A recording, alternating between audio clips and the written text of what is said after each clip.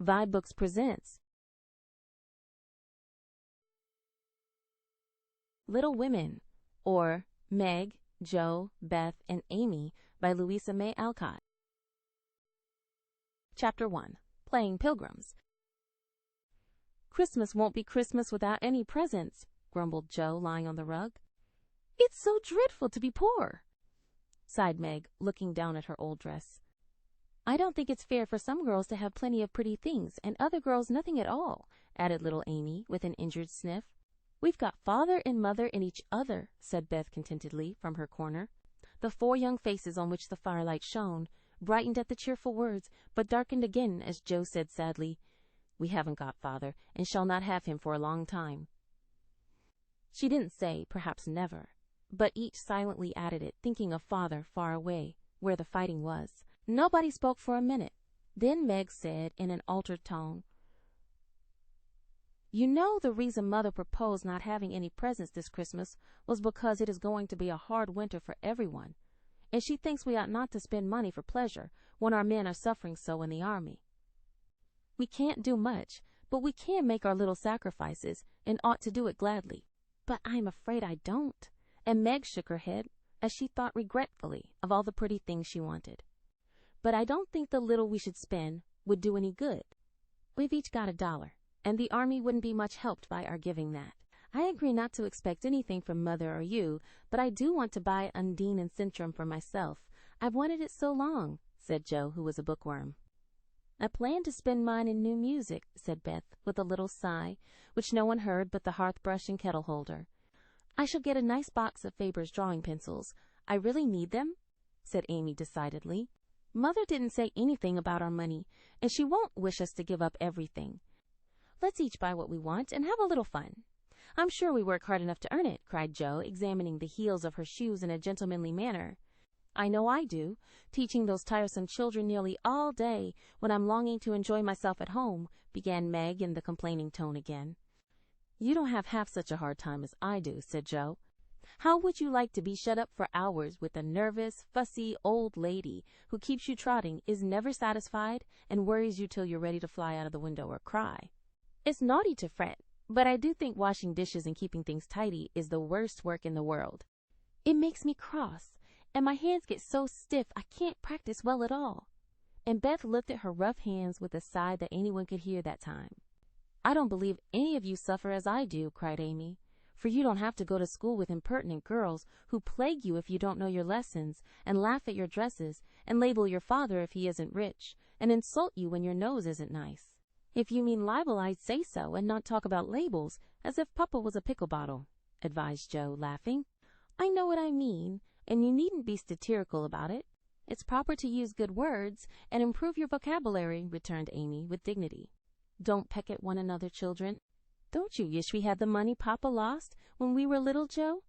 Dear me, how happy and good we'd be if we had no worries," said Meg, who could remember better times. "You said the other day you thought we were a deal happier than the King children, for they were fighting and fretting all the time, in spite of their money." "So I did, Beth. Well, I think we are, for though we do have to work, we make fun for ourselves, and are a pretty jolly set, as Jo would say."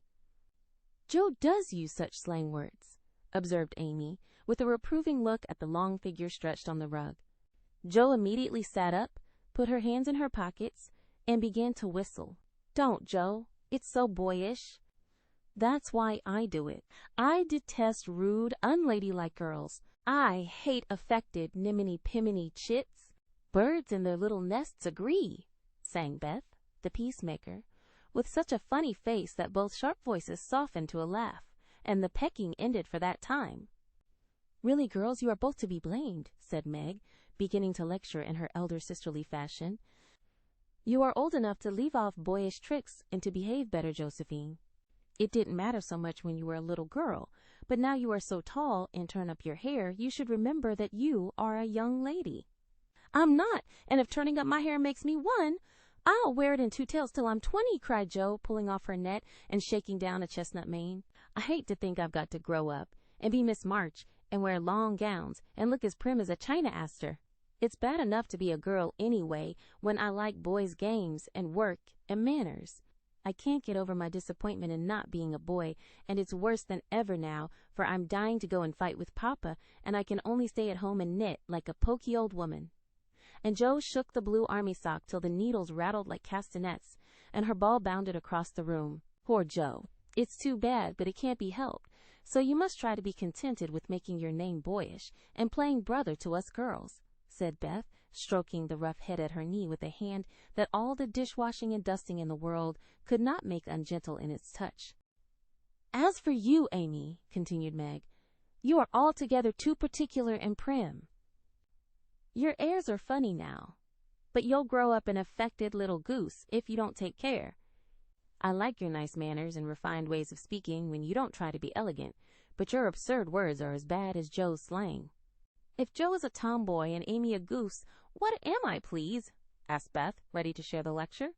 "You're a dear, and nothing else," answered Meg warmly, and no one contradicted her, for the mouse was the pet of the family.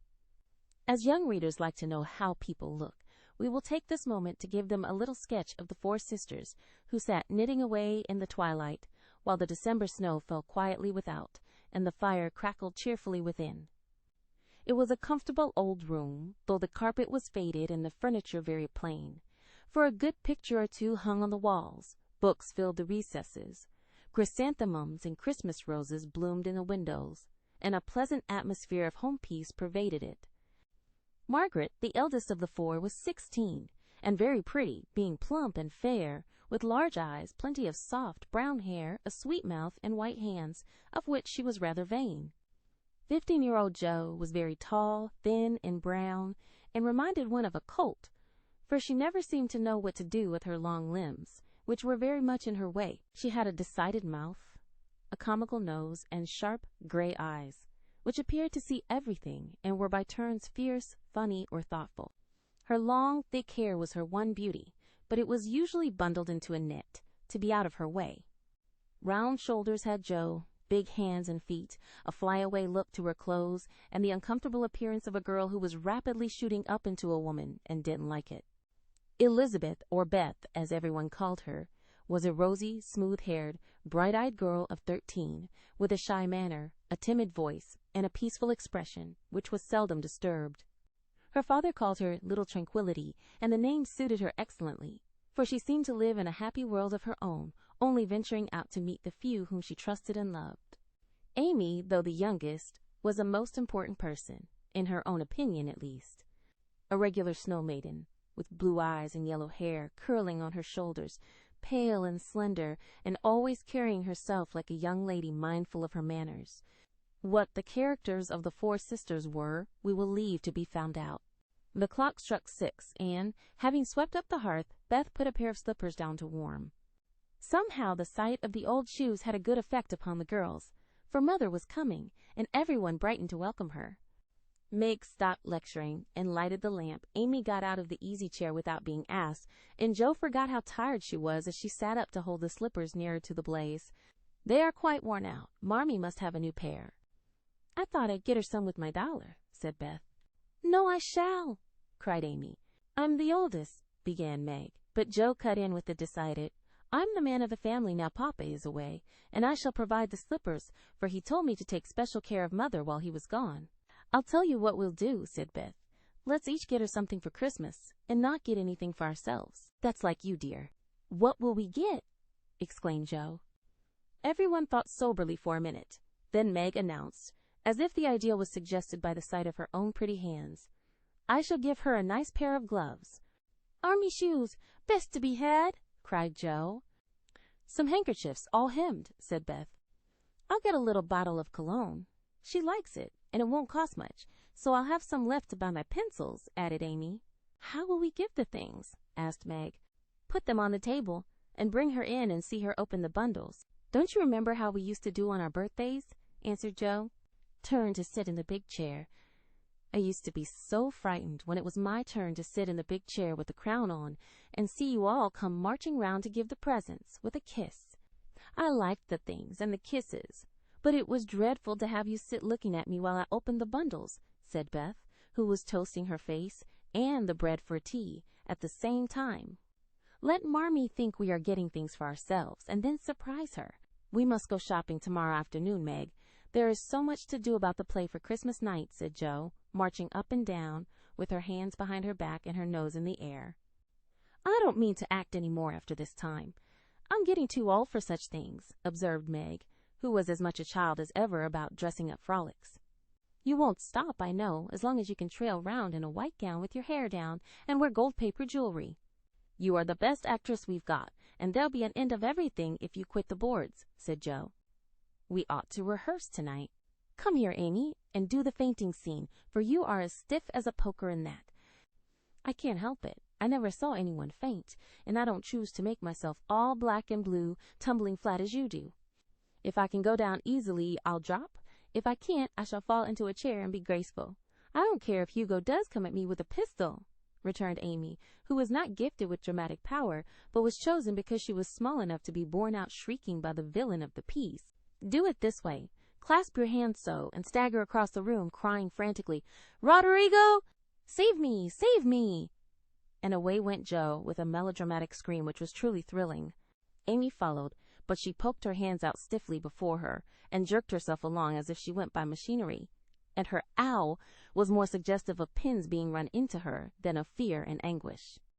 Jill gave a despairing groan, and Meg laughed outright, while Beth let her bread burn as she watched the fun, with interest. It's no use. Do the best you can when the time comes, and if the audience laugh, don't blame me. Come on, Meg.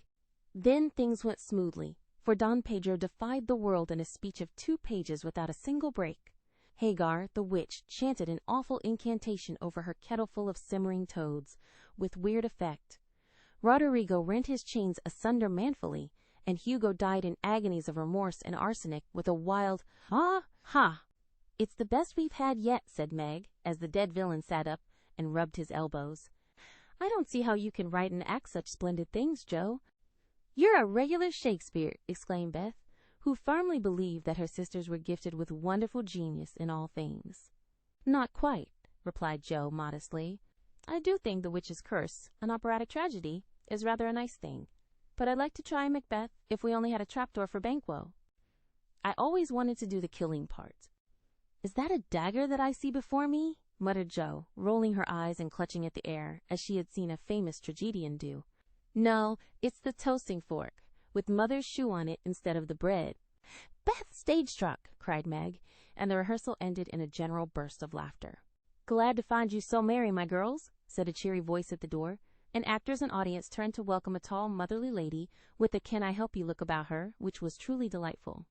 She was not elegantly dressed, but a noble-looking woman, and the girls thought the gray cloak and unfashionable bonnet covered the most splendid mother in the world.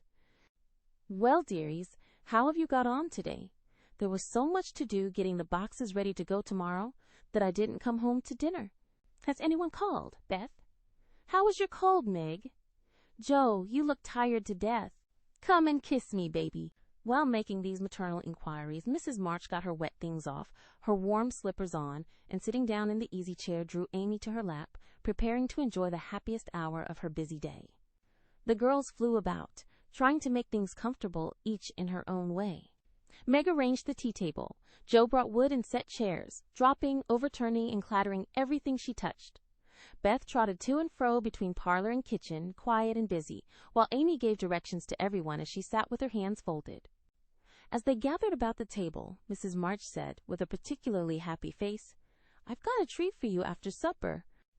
A quick, bright smile went round like a streak of sunshine. Beth clapped her hands, regardless of the biscuit she held, and Jo tossed up her napkin, crying, a letter, 3 cheers for Father.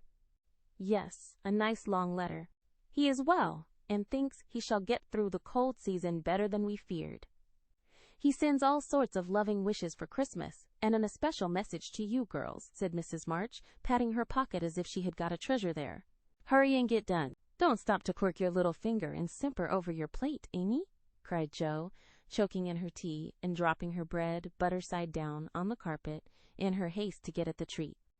Beth ate no more, but crept away to sit in her shadowy corner and brood over the delight to come, till the others were ready. I think it was so splendid in Father to go as a chaplain when he was too old to be drafted, and not strong enough for a soldier, said Meg warmly. Don't I wish I could go as a drummer, a vivan. What's its name? Or a nurse, so I could be near him and help him, exclaimed Joe with a groan. It must be very disagreeable to sleep in a tent and eat all sorts of bad-tasting things and drink out of a tin mug, sighed Amy. When will he come home, Marmee? Asked Beth with a little quiver in her voice. Not for many months, dear, unless he is sick. He will stay and do his work faithfully as long as he can, and we won't ask for him back a minute sooner than he can be spared. Now come and hear the letter.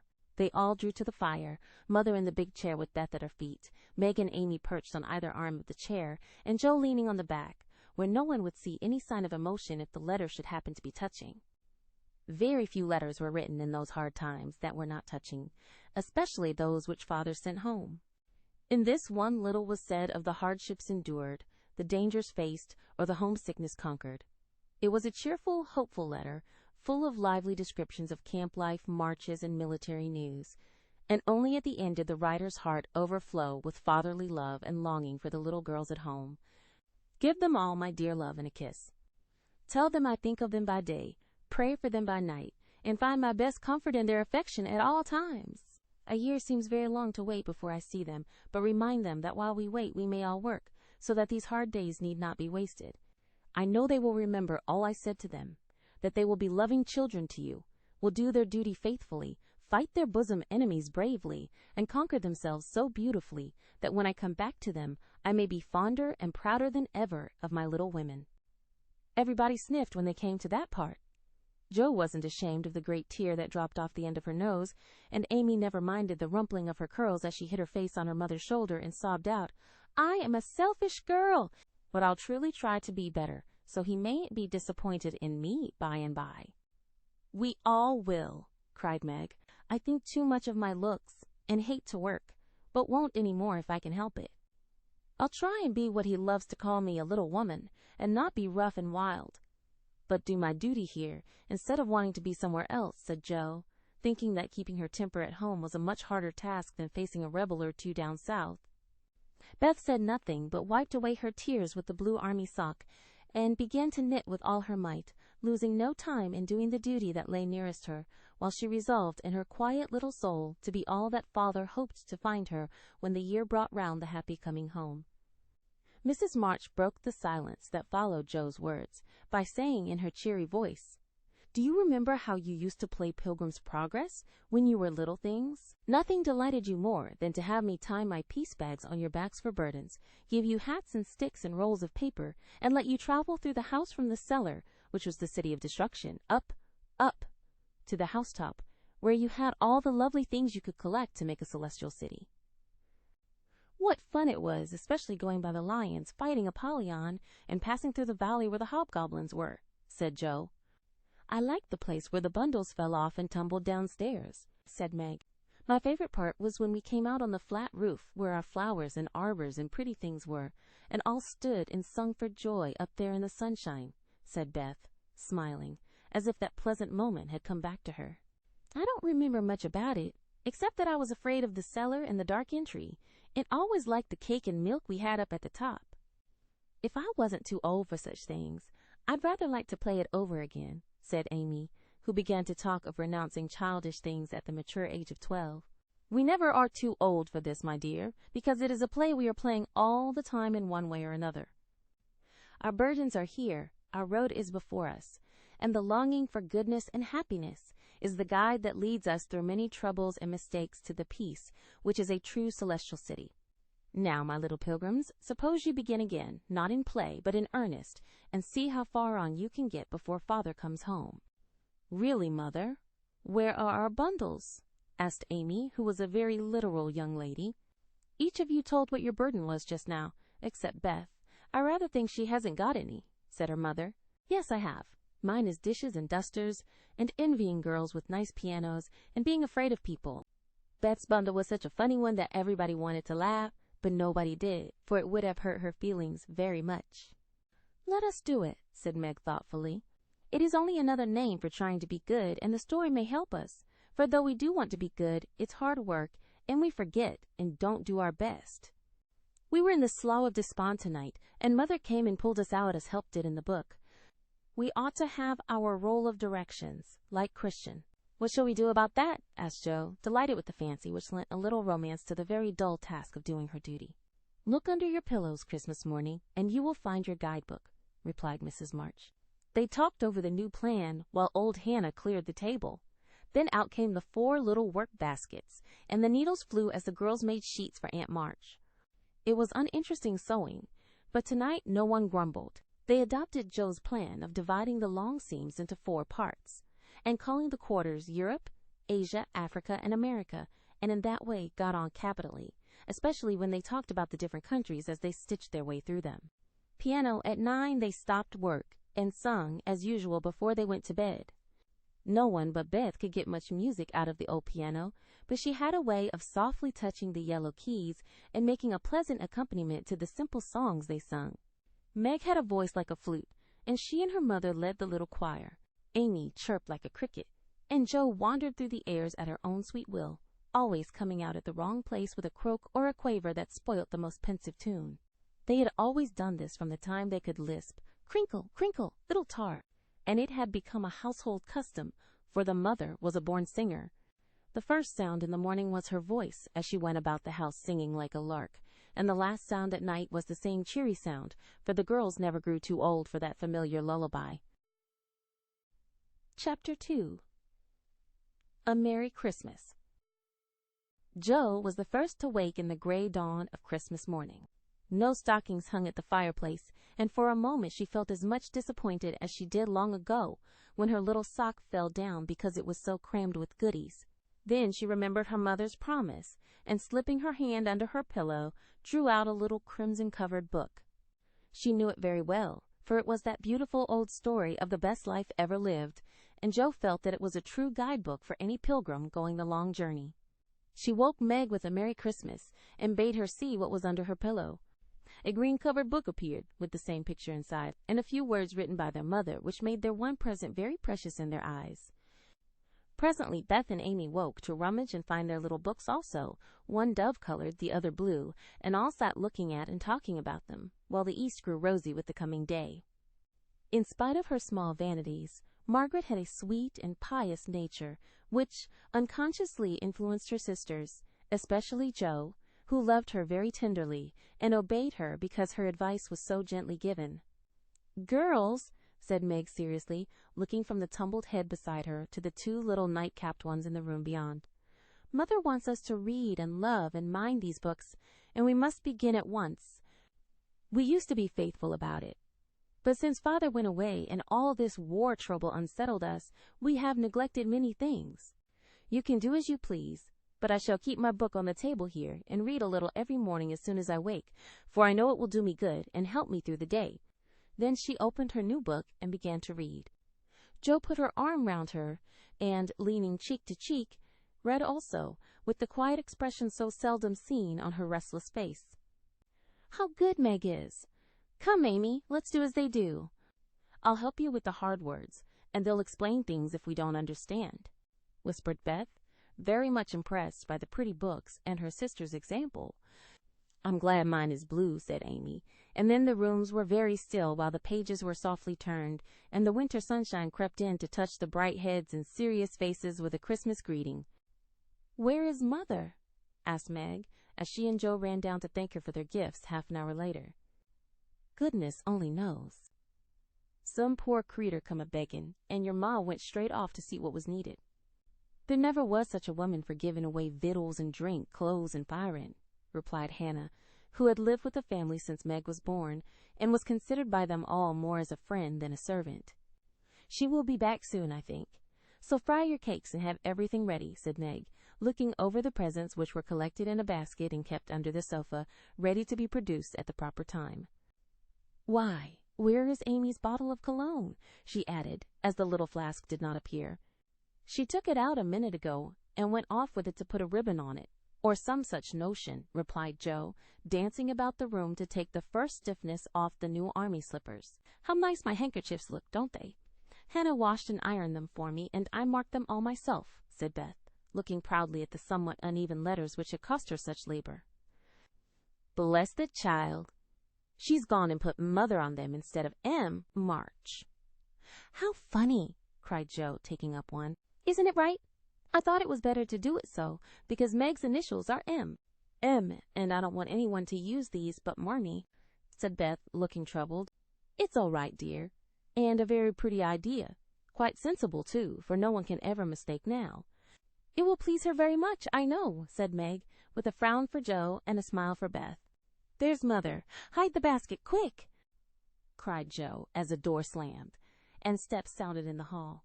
Amy came in hastily, and looked rather abashed when she saw her sisters all waiting for her. "Where have you been, and what are you hiding behind you?" asked Meg, surprised to see, by her hood and cloak, that lazy Amy had been out so early. "Don't laugh at me, Joe. I didn't mean anyone should know till the time came. I only meant to change the little bottle for a big one, and I gave all my money to get it, and I'm truly trying not to be selfish any more." As she spoke, Amy showed the handsome flask which replaced the cheap one, and looked so earnest and humble in her little effort to forget herself that Meg hugged her on the spot, and Joe pronounced her a trump, while Beth ran to the window and picked her finest rose to ornament the stately bottle. "You see, I felt ashamed of my present after reading and talking about being good this morning, so I ran round the corner and changed it the minute I was up, and I'm so glad, for mine is the handsomest now." Another bang of the street door sent the basket under the sofa, and the girls to the table, eager for breakfast. "Merry Christmas, Marmee. Many of them. Thank you for our books. We read some and mean to every day," they cried in chorus. "Merry Christmas, little daughters. I'm glad you began at once and hope you will keep on. But I want to say one word before we sit down. Not far away from here lies a poor woman with a little newborn baby. 6 children are huddled into one bed to keep from freezing, for they have no fire. There is nothing to eat over there, and the oldest boy came to tell me they were suffering hunger and cold. My girls, will you give them your breakfast as a Christmas present?" They were all unusually hungry, having waited nearly an hour, and for a minute no one spoke. Only a minute, for Joe exclaimed impetuously, "I'm so glad you came before we began." "May I go and help carry the things to the poor little children?" asked Beth eagerly. "I shall take the cream and the muffins," added Amy, heroically giving up the articles she most liked. Meg was already covering the buckwheats and piling the bread into one big plate. "I thought you'd do it," said Mrs. March, smiling as if satisfied. "You shall all go and help me, and when we come back we will have bread and milk for breakfast, and make it up at dinner time." They were soon ready, and the procession set out. Fortunately, it was early, and they went through back streets so few people saw them, and no one laughed at the queer party. A poor, bare, miserable room it was, with broken windows, no fire, ragged bedclothes, a sick mother, wailing baby, and a group of pale, hungry children cuddled under one old quilt, trying to keep warm. How the big eyes stared and the blue lips smiled as the girls went in. "Ach, mein Gott, it is good angels come to us," said the poor woman, crying for joy. "Funny angels in hoods and mittens," said Joe, and set them laughing. In a few minutes it really did seem as if kind spirits had been at work there. Hannah, who had carried wood, made a fire, and sopped up the broken panes with old hats and her own cloak. Mrs. March gave the mother tea and gruel, and comforted her with promises of help, while she dressed the little baby as tenderly as if it had been her own. The girls, meantime, spread the table, set the children round the fire, and fed them like so many hungry birds, laughing, talking, and trying to understand the funny broken English. "Das ist gut, die Engelkinder," cried the poor things as they ate, and warmed their purple hands at the comfortable blaze. The girls had never been called angel children before, and thought it very agreeable, especially Joe, who had been considered a Sancho ever since she was born. That was a very happy breakfast, though they didn't get any of it, and when they went away, leaving comfort behind, I think there were not in all the city 4 merrier people than the hungry little girls who gave away their breakfasts and contented themselves with bread and milk on Christmas morning. "That's loving our neighbor better than ourselves, and I like it," said Meg as they set out their presents, while their mother was upstairs collecting clothes for the poor Hummels. Not a very splendid show, but there was a great deal of love done up in the few little bundles, and the tall vase of red roses, white chrysanthemums, and trailing vines, which stood in the middle, gave quite an elegant air to the table. "She's comin'. Strike up, Beth. Open the door, Amy." "3 cheers for Marmee," cried Joe, prancing about, while Meg went to conduct Mother to the seat of honor. Beth played her gayest march, Amy threw open the door, and Meg enacted escort with great dignity. Mrs. March was both surprised and touched, and smiled with her eyes full as she examined her presents and read the little notes which accompanied them. The slippers went on at once. A new handkerchief was slipped into her pocket, well scented with Amy's cologne, the rose was fastened in her bosom, and the nice gloves were pronounced a perfect fit. There was a good deal of laughing and kissing and explaining, in the simple, loving fashion which makes these home festivals so pleasant at the time, so sweet to remember long afterward, and then all fell to work. The morning charities and ceremonies took so much time that the rest of the day was devoted to preparations for the evening festivities. Being still too young to go often to the theater and not rich enough to afford any great outlay for private performances, the girls put their wits to work, and, necessity being the mother of invention, made whatever they needed. Very clever were some of their productions: pasteboard guitars, antique lamps made of old-fashioned butter boats covered with silver paper, gorgeous robes of old cotton, glittering with tin spangles from a pickle factory, and armor covered with the same useful diamond-shaped bits left in sheets when the lids of tin preserve pots were cut out. The furniture was used to being turned topsy-turvy, and the big chamber was the scene of many innocent revels. No gentlemen were admitted, so Jo played male parts to her heart's content, and took immense satisfaction in a pair of russet leather boots given her by a friend who knew a lady who knew an actor. These boots, an old foil and a slashed doublet once used by an artist for some picture, were Jo's chief treasures, and appeared on all occasions.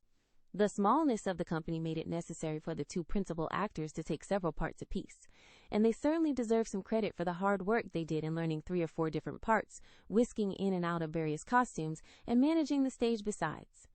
It was excellent drill for their memories, a harmless amusement, and employed many hours which otherwise would have been idle, lonely, or spent in less profitable society.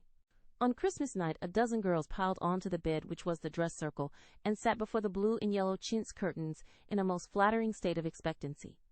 There was a good deal of rustling and whispering behind the curtain, a trifle of lamp smoke, and an occasional giggle from Amy, who was apt to get hysterical in the excitement of the moment. Presently a bell sounded, the curtains flew apart, and the operatic tragedy began. A gloomy wood, according to the one playbill, was represented by a few shrubs in pots, green baize on the floor, and a cave in the distance. This cave was made with a clothes horse for a roof, bureaus for walls, and in it was a small furnace in full blast, with a black pot on it and an old witch bending over it. This stage was dark, and the glow of the furnace had a fine effect, especially as real steam issued from the kettle when the witch took off the cover. A moment was allowed for the first thrill to subside. Then Hugo, the villain, stalked in with a clanking sword at his side, a slouched hat, black beard, mysterious cloak, and the boots.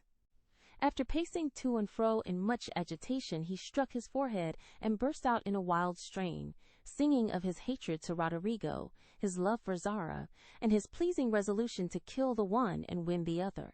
The gruff tones of Hugo's voice, with an occasional shout when his feelings overcame him, were very impressive, and the audience applauded the moment he paused for breath. Bowing with the air of one accustomed to public praise, he stole to the cavern and ordered Hagar to come forth with a commanding, "What ho, minion! I need thee!" Out came Meg, with gray horsehair hanging about her face, a red and black robe, a staff, and cabalistic signs upon her cloak. Hugo demanded a potion to make Zara adore him, and one to destroy Roderigo. Hagar, in a fine dramatic melody, promised both, and proceeded to call up the spirit who would bring the love philtre. "Hither, hither from thy home, airy sprite, I bid thee come. Born of roses, fed on dew, charms and potions, canst thou brew? Bring me here, with elfin speed, the fragrant philtre which I need. Make it sweet and swift and strong. Spirit, answer now my song." A soft strain of music sounded, and then at the back of the cave appeared a little figure in cloudy white, with glittering wings, golden hair, and a garland of roses on its head. Waving a wand, it sang, "Hither I come, from my airy home, afar in the silver moon. Take the magic spell and use it well, or its power will vanish soon." And, dropping a small gilded bottle at the witch's feet, the spirit vanished. Another chant from Hagar produced another apparition, not a lovely one, for, with a bang, an ugly black imp appeared, and having croaked a reply, tossed a dark bottle at Hugo, and disappeared with a mocking laugh. Having warbled his thanks and put the potions in his boots, Hugo departed, and Hagar informed the audience that, as he had killed a few of her friends in times past, she has cursed him and intends to thwart his plans and be revenged on him. Then the curtain fell, and the audience reposed and ate candy while discussing the merits of the play. A good deal of hammering went on before the curtain rose again, but when it became evident what a masterpiece of stage carpentering had been got up, no one murmured at the delay. It was truly superb. A tower rose to the ceiling.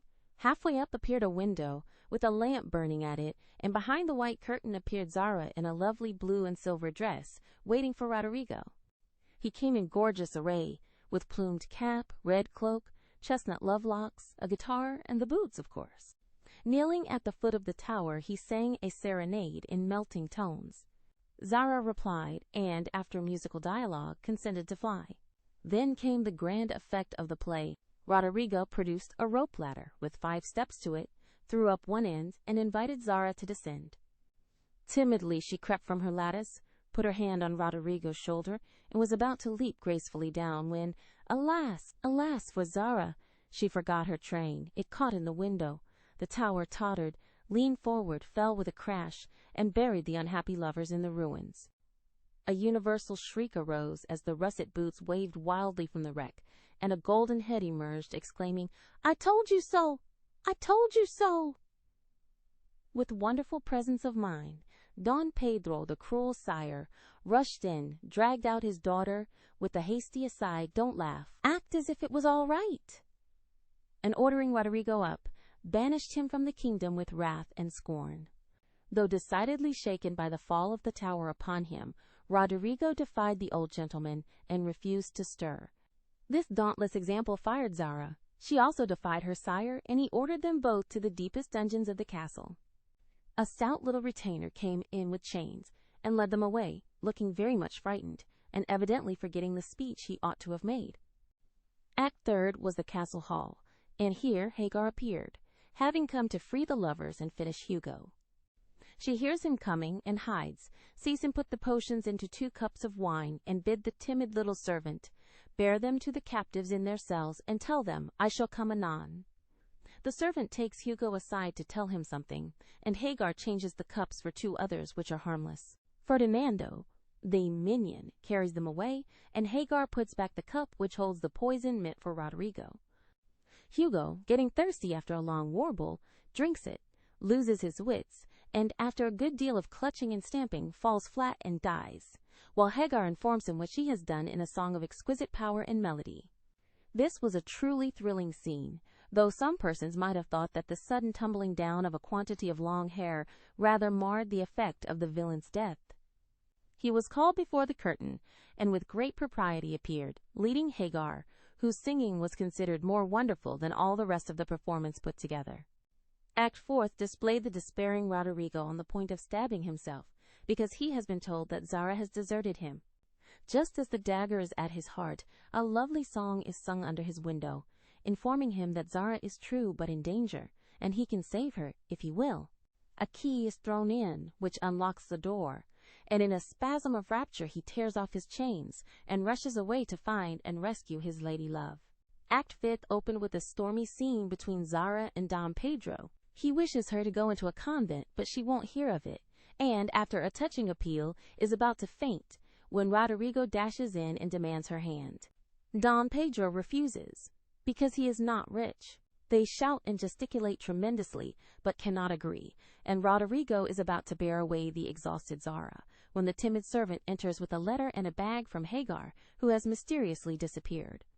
The latter informs the party that she bequeaths untold wealth to the young pair, and an awful doom to Don Pedro if he doesn't make them happy. The bag is opened, and several quarts of tin money shower down upon the stage, till it is quite glorified with the glitter. This entirely softens the stern sire. He consents without a murmur, all join in a joyful chorus, and the curtain falls upon the lovers kneeling to receive Don Pedro's blessing in attitudes of the most romantic grace. Tumultuous applause followed, but received an unexpected check, for the cot bed on which the dress circle was built suddenly shut up and extinguished the enthusiastic audience. Rodrigo and Don Pedro flew to the rescue, and all were taken out unhurt, though many were speechless with laughter. The excitement had hardly subsided when Hannah appeared, with Mrs. March's compliments, and would the ladies walk down to supper. This was a surprise, even to the actors, and when they saw the table, they looked at one another in rapturous amazement. It was like Marmee to get up a little treat for them, but anything so fine as this was unheard of since the departed days of plenty. There was ice cream, actually 2 dishes of it, pink and white, and cake and fruit and distracting French bonbons, and in the middle of the table 4 great bouquets of hothouse flowers. It quite took their breath away, and they stared first at the table and then at their mother, who looked as if she enjoyed it immensely. "Is it fairies?" asked Amy. "It's Santa Claus," said Beth. Mother did it, and Meg smiled her sweetest, in spite of her gray beard and white eyebrows. "Aunt March had a good fit and sent the supper," cried Joe, with a sudden inspiration. "All wrong. Old Mr. Laurence sent it," replied Mrs. March. "The Laurence boy's grandfather. What in the world put such a thing into his head? We don't know him," exclaimed Meg. "Hannah told one of his servants about your breakfast party. He is an odd old gentleman, but that pleased him. He knew my father years ago, and he sent me a polite note this afternoon, saying he hoped I would allow him to express his friendly feeling toward my children by sending them a few trifles in honor of the day. I could not refuse, and so you have a little feast at night to make up for the bread and milk breakfast." "That boy put it into his head. I know he did. He's a capital fellow, and I wish we could get acquainted. He looks as if he'd like to know us, but he's bashful, and Meg is so prim she won't let me speak to him when we pass," said Joe as the plates went round, and the ice began to melt out of sight with ohs and ahs of satisfaction. "You mean the people who live in the big house next door, don't you?" asked one of the girls. "My mother knows old Mr. Laurence, but says he's very proud and doesn't like to mix with his neighbors. He keeps his grandson shut up when he isn't riding or walking with his tutor, and makes him study very hard. We invited him to our party, but he didn't come. Mother says he's very nice, though he never speaks to us girls. Our cat ran away once, and he brought her back, and we talked over the fence, and were getting on capitally, all about cricket and so on, when he saw Meg coming and walked off. I mean to know him some day, for he needs fun, I'm sure he does," said Joe decidedly. "I like his manners, and he looks like a little gentleman, so I've no objection to your knowing him if a proper opportunity comes. He brought the flowers himself, and I should have asked him in if I had been sure what was going on upstairs. He looked so wistful as he went away, hearing the frolic, and evidently having none of his own." "It's a mercy you didn't, Mother," laughed Joe, looking at her boots. "But we'll have another play, some time, that he can see. Perhaps he'll help act. Wouldn't that be jolly? I never had such a fine bouquet before. How pretty it is," and Meg examined her flowers with great interest. "They are lovely, but Beth's roses are sweeter to me," said Mrs. March, smelling the half-dead posy in her belt. Beth nestled up to her and whispered softly, "I wish I could send my bunch to Father. I'm afraid he isn't having such a Merry Christmas as we are." Chapter 3. The Laurence Boy. "Joe, where are you?" cried Meg at the foot of the garret stairs. "Here," answered a husky voice from above, and running up, Meg found her sister eating apples and crying over the air of Redcliffe. Wrapped up in a comforter, on an old 3-legged sofa by the sunny window. This was Joe's favorite refuge, and here she loved to retire, with 6 russets and a nice book, to enjoy the quiet and the society of a pet rat who lived nearby and didn't mind her a particle. As Meg appeared, Scrabble whisked into his hole. Joe shook the tears off her cheeks and waited to hear the news. "Such fun! Only see! A regular note of invitation from Mrs. Gardner for tomorrow night," cried Meg, waving the precious paper, and then proceeding to read it with girlish delight. "Mrs. Gardner would be happy to see Miss March and Miss Josephine at a little dance on New Year's Eve. Marmee is willing we should go. Now what shall we wear?" "What's the use of asking that, when you know we shall wear our poplins, because we haven't got anything else," answered Joe, with her mouth full. "If I only had a silk," sighed Meg. "Mother says I may when I'm 18, perhaps, but 2 years is an everlasting time to wait. I'm sure our pops look like silk, and they are nice enough for us. Yours is as good as new, but I forgot the burn and the tear in mine. Whatever shall I do? The burn shows badly, and I can't take any out." You must sit still all you can and keep your back out of sight. The front is all right. I shall have a new ribbon for my hair, and Marmee will lend me her little pearl pin, and my new slippers are lovely, and my gloves will do, though they aren't as nice as I'd like. Mine are spoilt with lemonade, and I can't get any new ones, so I shall have to go without, said Jo, who never troubled herself much about dress. You must have gloves, or I won't go, cried Meg decidedly. Gloves are more important than anything else. You can't dance without them, and if you don't, I should be so mortified. Then I'll stay still. I don't care much for company dancing. It's no fun to go sailing round. I like to fly about and cut capers. You can't ask Mother for new ones. They are so expensive, and you are so careless. She said when you spoilt the others that she shouldn't get you any more this winter. Can't you make them do? Asked Meg anxiously. I can hold them crumpled up in my hand, so no one will know how stained they are. That's all I can do. No, I'll tell you how we can manage. Each wear one good one and carry a bad one. Don't you see? Your hands are bigger than mine, and you will stretch my glove dreadfully, began Meg, whose gloves were a tender point with her. Then I'll go without. I don't care what people say, cried Jo, taking up her book. You may have it. You may. Only don't stain it. And do behave nicely. Don't put your hands behind you, or stare, or say Christopher Columbus, will you? Don't worry about me. I'll be as prim as I can and not get into any scrapes, if I can help it. Now go and answer your note, and let me finish this splendid story. So Meg went away to accept with thanks, look over her dress, and sing blithely as she did up her one real lace frill, while Jo finished her story, her 4 apples, and had a game of romps with Scrabble.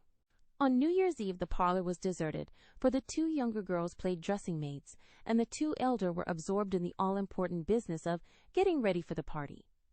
Simple as the toilets were, there was a great deal of running up and down, laughing and talking, and at one time a strong smell of burnt hair pervaded the house.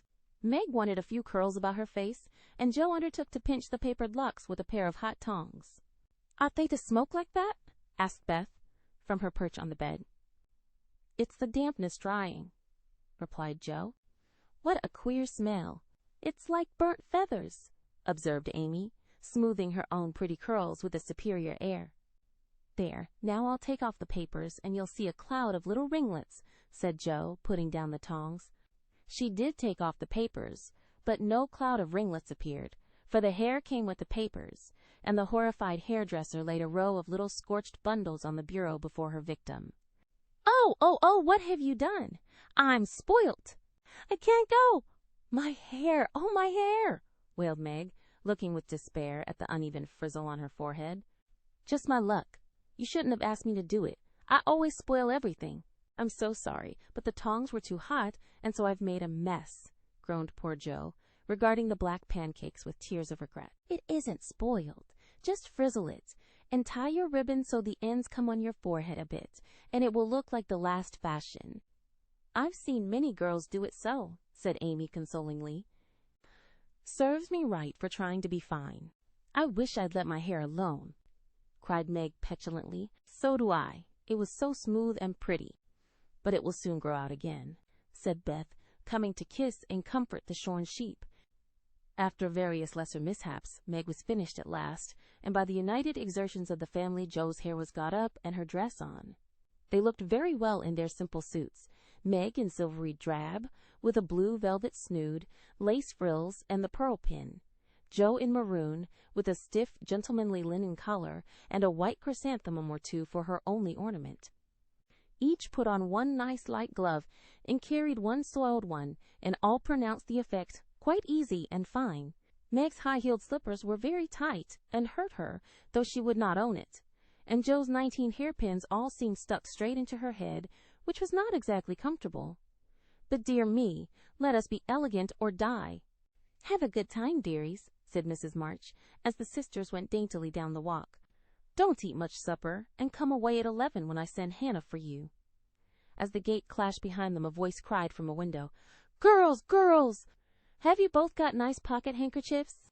Yes, spandy nice, and Meg has cologne on hers, cried Jo, adding with a laugh as they went on, I do believe Marmee would ask that if we were all running away from an earthquake.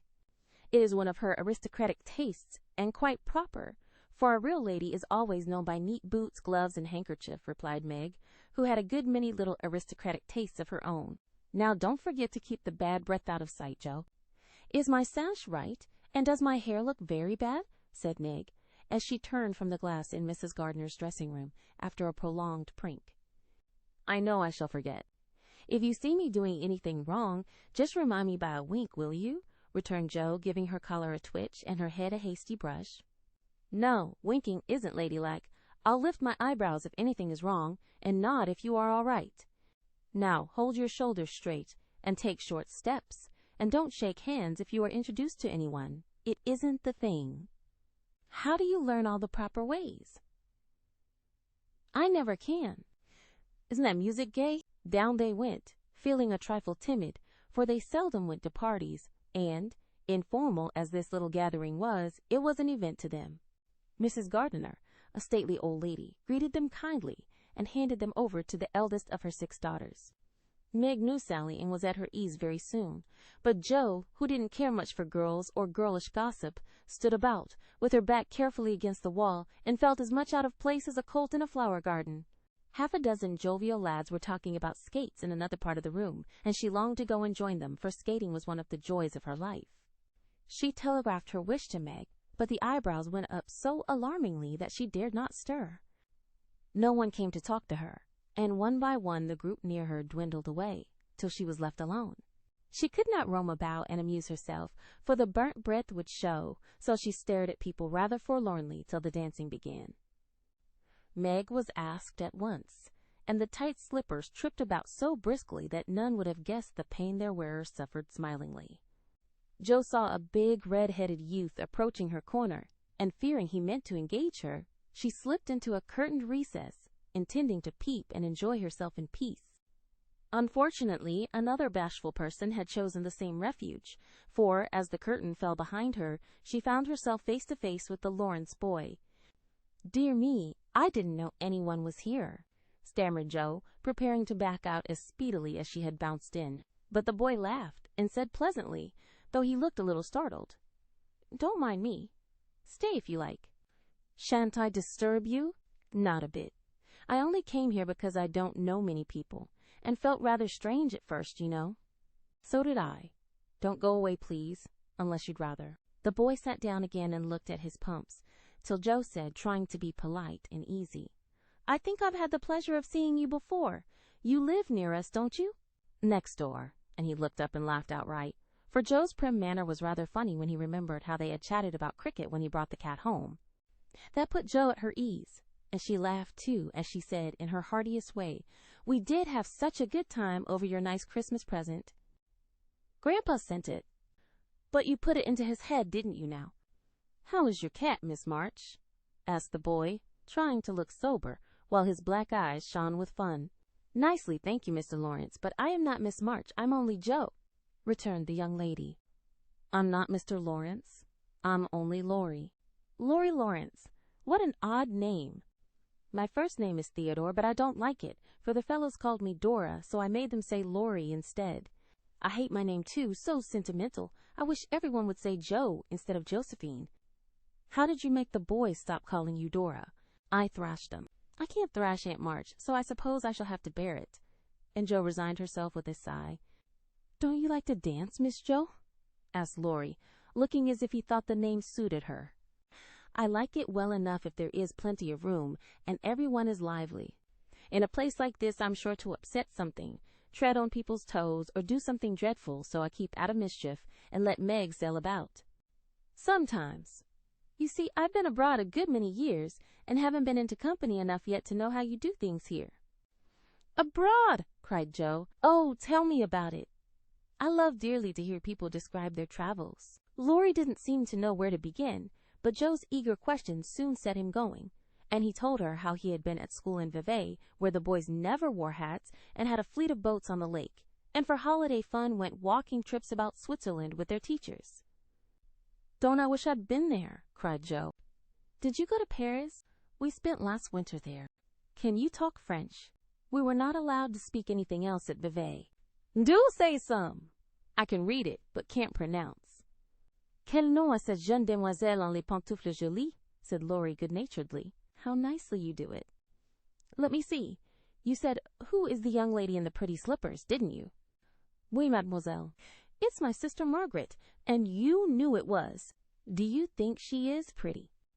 Yes, she makes me think of the German girls. She looks so fresh and quiet, and dances like a lady.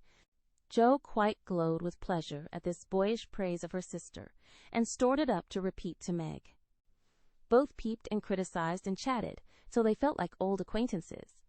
Laurie's bashfulness soon wore off, for Jo's gentlemanly demeanor amused and set him at his ease, and Jo was her merry self again, because her dress was forgotten, and nobody lifted their eyebrows at her.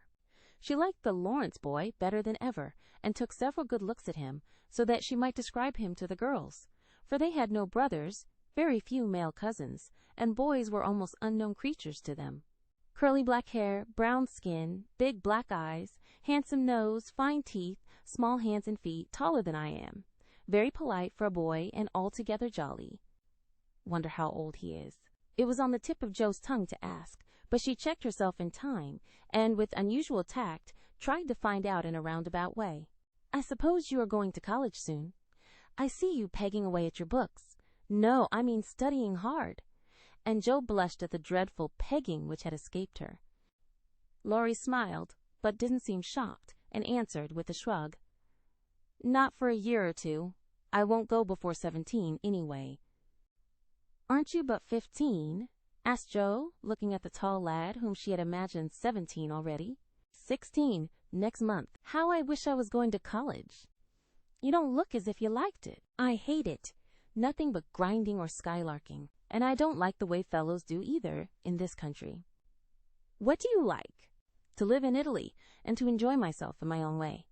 Jo wanted very much to ask what his own way was, but his black brows looked rather threatening as he knit them, so she changed the subject by saying, as her foot kept time, That's a splendid polka. Why don't you go and try it? If you will come too, he answered, with a gallant little bow. I can't, for I told Meg I wouldn't because... There Jo stopped, and looked undecided whether to tell or to laugh. Because what? Asked Laurie curiously. You won't tell? Never.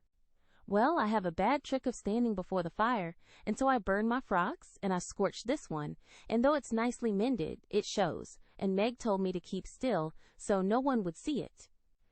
You may laugh if you want to. It is funny, I know. But Laurie didn't laugh. He only looked down a minute, and the expression of his face puzzled Jo when he said very gently, Never mind that. I'll tell you how we can manage. There's a long hall out there, and we can dance grandly, and no one will see us. Please come. Jo thanked him and gladly went, wishing she had 2 neat gloves, when she saw the nice, pearl-colored ones her partner wore. The hall was empty, and they had a grand polka, for Laurie danced well and taught her the German step, which delighted Jo, being full of swing and spring. When the music stopped, they sat down on the stairs to get their breath, and Laurie was in the midst of an account of a students' festival at Heidelberg, when Meg appeared in search of her sister. She beckoned, and Jo reluctantly followed her into a side room, where she found her on a sofa, holding her foot and looking pale. I've sprained my ankle. That stupid high heel turned and gave me a sad wrench. It aches so I can hardly stand, and I don't know how I'm ever going to get home, she said, rocking to and fro in pain. I knew you'd hurt your feet with those silly shoes. I'm sorry, but I don't see what you can do except get a carriage or stay here all night, answered Jo, softly rubbing the poor ankle as she spoke. I can't have a carriage without its costing ever so much. I dare say I can't get one at all, for most people come in their own, and it's a long way to the stable, and no one to send. I'll go. No, indeed, it's past 9, and dark as Egypt. I can't stop here, for the house is full. Sally has some girls staying with her. I'll rest till Hannah comes, and then do the best I can. I'll ask Laurie. He will go, said Jo, looking relieved as the idea occurred to her. Mercy, no, don't ask or tell anyone. Get me my rubbers, and put these slippers with our things. I can't dance any more, but as soon as supper is over, watch for Hannah, and tell me the minute she comes. They are going out to supper now. I'll stay with you, I'd rather. No, dear, run along, and bring me some coffee. I'm so tired I can't stir. So Meg reclined, with rubbers well hidden, and Jo went blundering away to the dining room, which she found after going into a china closet and opening the door of a room where old Mr. Gardner was taking a little private refreshment.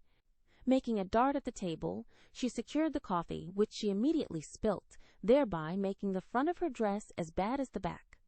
"Oh dear, what a blunderbuss I am!" exclaimed Jo, finishing Meg's glove by scrubbing her gown with it. "Can I help you?" said a friendly voice, and there was Laurie, with a full cup in one hand and a plate of ice in the other. "I was trying to get something for Meg, who is very tired, and someone shook me, and here I am, in a nice state," answered Jo, glancing dismally from the stained skirt to the coffee-colored glove. "Too bad! I was looking for someone to give this to.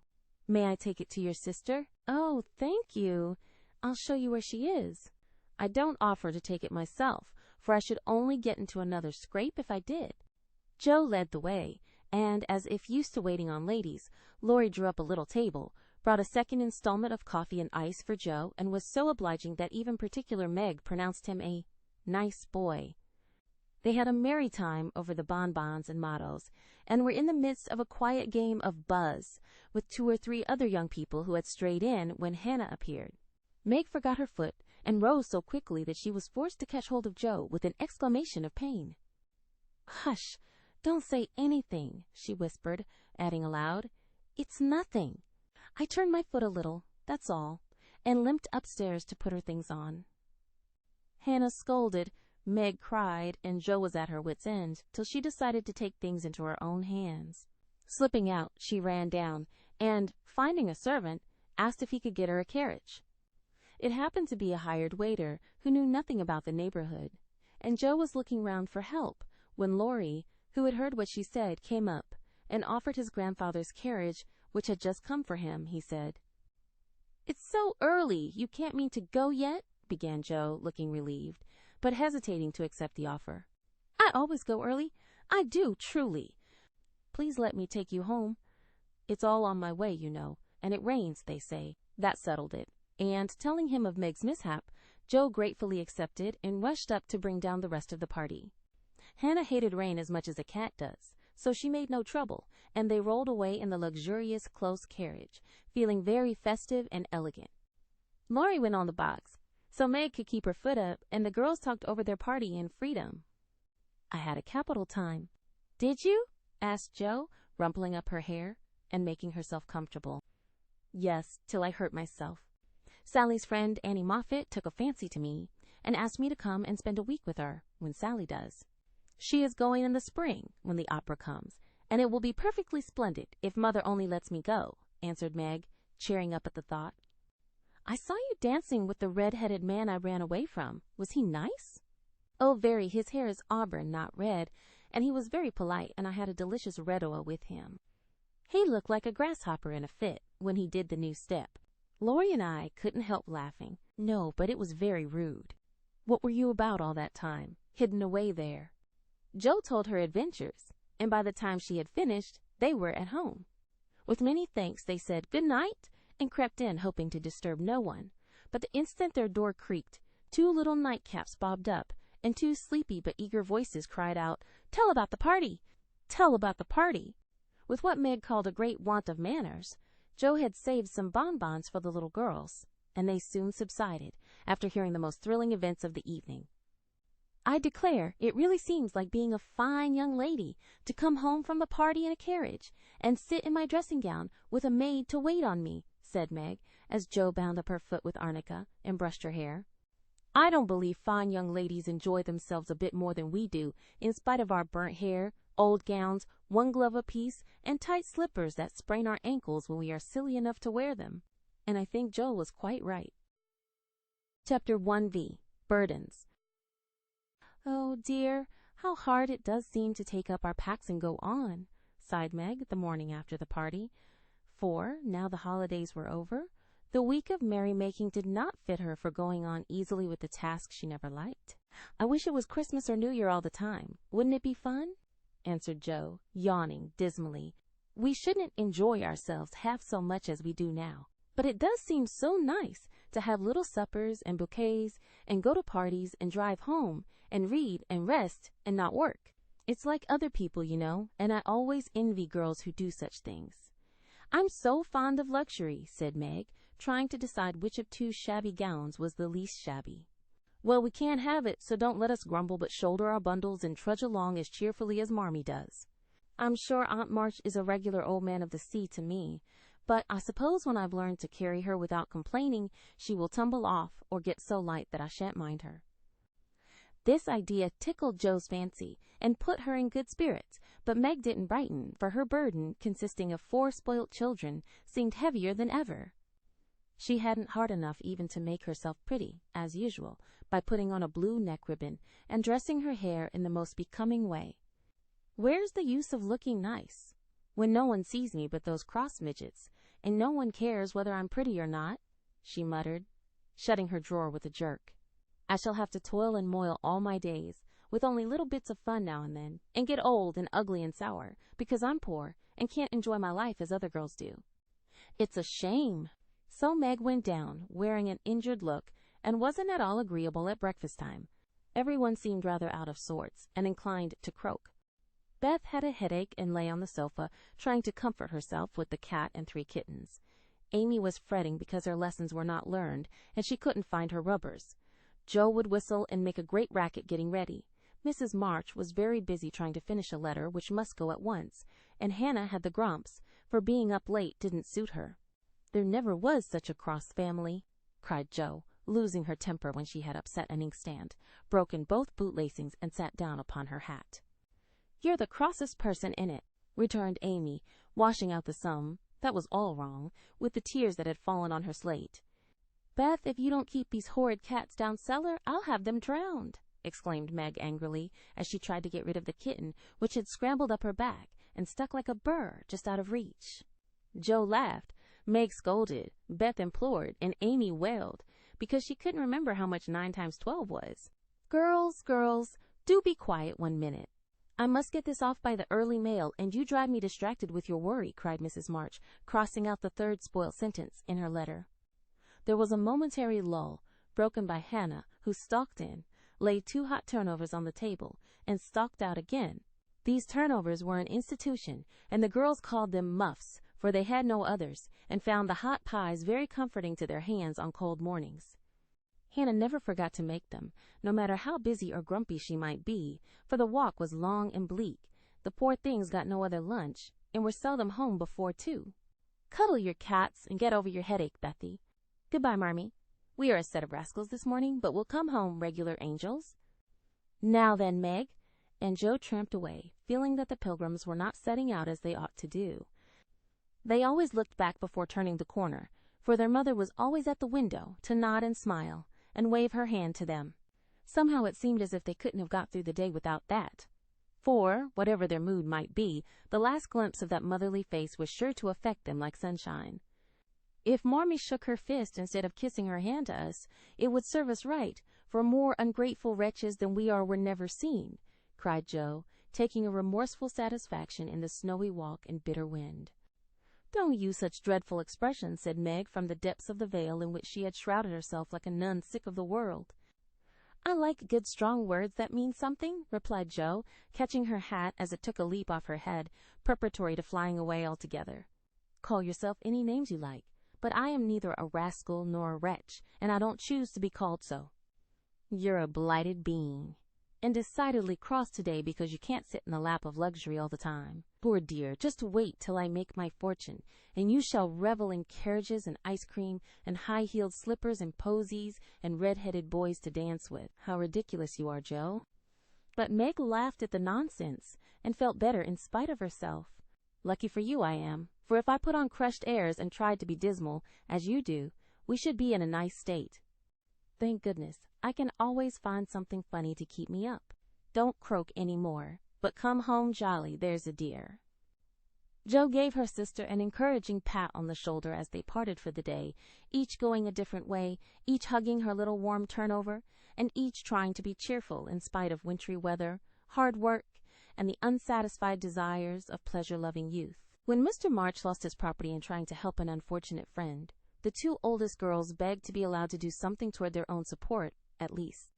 Believing that they could not begin too early to cultivate energy, industry, and independence, their parents consented, and both fell to work with the hearty goodwill which, in spite of all obstacles, is sure to succeed at last. Margaret found a place as nursery governess, and felt rich with her small salary. As she said, she was fond of luxury, and her chief trouble was poverty. She found it harder to bear than the others, because she could remember a time when home was beautiful, life full of ease and pleasure, and want of any kind unknown. She tried not to be envious or discontented, but it was very natural that the young girl should long for pretty things, gay friends, accomplishments, and a happy life. At the King's she daily saw all she wanted, for the children's older sisters were just out, and Meg caught frequent glimpses of dainty ball dresses and bouquets, heard lively gossip about theaters, concerts, sleighing parties, and merrymakings of all kinds, and saw money lavished on trifles, which would have been so precious to her. Poor Meg seldom complained, but a sense of injustice made her feel bitter toward everyone sometimes, for she had not yet learned to know how rich she was in the blessings which alone can make life happy. Jo happened to suit Aunt March, who was lame, and needed an active person to wait upon her. The childless old lady had offered to adopt one of the girls when the troubles came, and was much offended because her offer was declined. Other friends told the Marches that they had lost all chance of being remembered in the rich old lady's will, but the unworldly Marches only said, "We can't give up our girls for a dozen fortunes. Rich or poor, we will keep together and be happy in one another."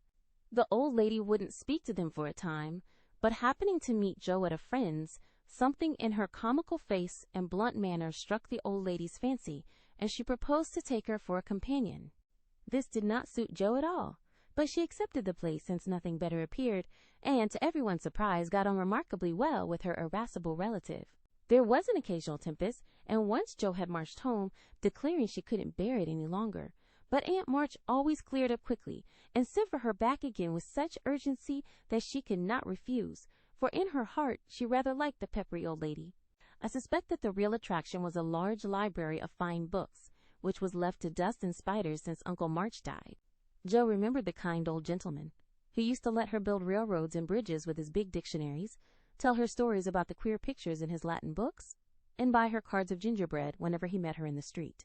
The dim, dusty room, with the busts staring down from the tall bookcases, the cozy chairs, the globes, and best of all, the wilderness of books, in which she could wander where she liked, made the library a region of bliss to her. The moment Aunt March took her nap, or was busy with company, Jo hurried to this quiet place, and curling herself up in the easy-chair, devoured poetry, romance, history, travels, and pictures, like a regular bookworm. But, like all happiness, it did not last long, for as sure as she had just reached the heart of the story, the sweetest verse of the song, or the most perilous adventure of her traveler, a shrill voice called, "Josephine! Josephine!" and she had to leave her paradise to wind yarn, wash the poodle, or read Belcham's essays by the hour together. Jo's ambition was to do something very splendid. What it was she had no idea as yet, but left it for time to tell her, and meanwhile found her greatest affliction in the fact that she couldn't read, run, and ride as much as she liked. A quick temper, sharp tongue, and restless spirit were always getting her into scrapes, and her life was a series of ups and downs, which were both comic and pathetic. But the training she received at Aunt March's was just what she needed, and the thought that she was doing something to support herself made her happy, in spite of the perpetual Josephine. Beth was too bashful to go to school. It had been tried, but she suffered so much that it was given up, and she did her lessons at home with her father. Even when he went away, and her mother was called to devote her skill and energy to soldiers' aid societies, Beth went faithfully on by herself, and did the best she could. She was a housewifely little creature, and helped Hannah keep home neat and comfortable for the workers, never thinking of any reward but to be loved. Long, quiet days she spent, not lonely nor idle, for her little world was peopled with imaginary friends, and she was by nature a busy bee. There were 6 dolls to be taken up and dressed every morning, for Beth was a child still, and loved her pets as well as ever. Not one whole or handsome one among them. All were outcasts till Beth took them in, for when her sisters outgrew these idols, they passed to her, because Amy would have nothing old or ugly. Beth cherished them all the more tenderly for that very reason, and set up a hospital for infirm dolls. No pins were ever stuck into their cotton vitals, no harsh words or blows were ever given them, no neglect ever saddened the heart of the most repulsive. but all were fed and clothed, nursed and caressed, with an affection which never failed. One forlorn fragment of Delaney had belonged to Jo, and, having led a tempestuous life, was left a wreck in the rag bag, from which dreary poorhouse it was rescued by Beth and taken to her refuge.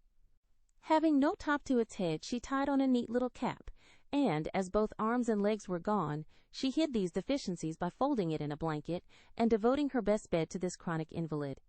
If anyone had known the care lavished on that dolly, I think it would have touched their hearts, even while they laughed. She brought it bits of bouquets. She read to it, took it out to breathe the air, hidden under her coat. She sung it lullabies, and never went to bed without kissing its dirty face and whispering tenderly, "I hope you'll have a good night, my poor dear." Beth had her troubles as well as the others, and not being an angel but a very human little girl, she often wept a little weep, as Jo said, because she couldn't take music lessons and have a fine piano. She loved music so dearly, tried so hard to learn, and practiced away so patiently at the jingling old instrument, that it did seem as if someone, not to hint Aunt March, ought to help her. Nobody did, however, and nobody saw Beth wipe the tears off the yellow keys. That wouldn't keep in tune when she was all alone. She sang like a little lark about her work, never was too tired to play for Marmee and the girls, and day after day said hopefully to herself, "I know I'll get my music sometime, if I'm good." There are many Beths in the world, shy and quiet, sitting in corners till needed, and living for others so cheerfully that no one sees the sacrifices, till the little cricket on the hearth stops chirping, and the sweet, sunshiny presence vanishes, leaving silence and shadow behind. If anybody had asked Amy what the greatest trial of her life was, she would have answered at once, "My nose." When she was a baby, Jo had accidentally dropped her into the coal hod, and Amy insisted that the fall had ruined her nose forever. It was not big, nor red, like poor Petrea's. It was only rather flat, and all the pinching in the world could not give it an aristocratic point. No one minded it but herself, and it was doing its best to grow. But Amy felt deeply the want of a Grecian nose, and drew whole sheets of handsome ones to console herself. Little Raphael, as her sisters called her, had a decided talent for drawing, and was never so happy as when copying flowers, designing fairies, or illustrating stories with queer specimens of art. Her teachers complained that, instead of doing her sums, she covered her slate with animals. The blank pages of her atlas were used to copy maps on, and caricatures of the most ludicrous description came fluttering out of all her books at unlucky moments. She got through her lessons as well as she could, and managed to escape reprimands by being a model of deportment. She was a great favorite with her mates, being good-tempered, and possessing the happy art of pleasing without effort. Her little airs and graces were much admired, so were her accomplishments, for beside her drawing she could play 12 tunes, crochet, and read French without mispronouncing more than 2/3 of the words. She had a plaintive way of saying, "When Papa was rich we did so-and-so," which was very touching, and her long words were considered perfectly elegant by the girls. Amy was in a fair way to be spoiled, for everyone petted her, and her small vanities and selfishnesses were growing nicely. One thing, however, rather quenched the vanities. She had to wear her cousin's clothes. Now Florence's mamma hadn't a particle of taste, and Amy suffered deeply at having to wear a red instead of a blue bonnet, unbecoming gowns, and fussy aprons that did not fit. Everything was good, well made, and little worn, but Amy's artistic eyes were much afflicted, especially this winter, when her school dress was a dull purple with yellow dots and no trimming. "My only comfort," she said to Meg, with tears in her eyes, "is that Mother don't take tucks in my dresses whenever I'm naughty, as Maria Park's mother does. My dear, it's really dreadful. For sometimes she is so bad her frock is up to her knees, and she can't come to school. When I think of this degradation, I feel that I can bear even my flat nose and purple gown with yellow skyrockets on it." Meg was Amy's confidant and monitor, and by some strange attraction of opposites, Jo was gentle Beth's. To Jo alone did the shy child tell her thoughts, and over her big, harum-scarum sister, Beth unconsciously exercised more influence than anyone in the family. The two older girls were a great deal to one another, but each took one of the younger into her keeping and watched over her in her own way. Playing mother, they called it, and put their sisters in the places of discarded dolls, with the maternal instinct of little women. Has anybody got anything to tell? "It's been such a dismal day. I'm really dying for some amusement," said Meg, as they sat sewing together that evening. "I had a queer time with Aunt today, and as I got the best of it, I'll tell you about it," began Jo, who dearly loved to tell stories. "I was reading that everlasting Belsham, and droning away as I always do, for Aunt soon drops off, and then I take out some nice book and read like fury till she wakes up. I actually made myself sleepy, and before she began to nod, I gave such a gape that she asked me what I meant by opening my mouth wide enough to take the whole book in at once. 'I wish I could, and be done with it,' said I, trying not to be saucy. Then she gave me a long lecture on my sins, and told me to sit and think them over while she just lost herself for a moment.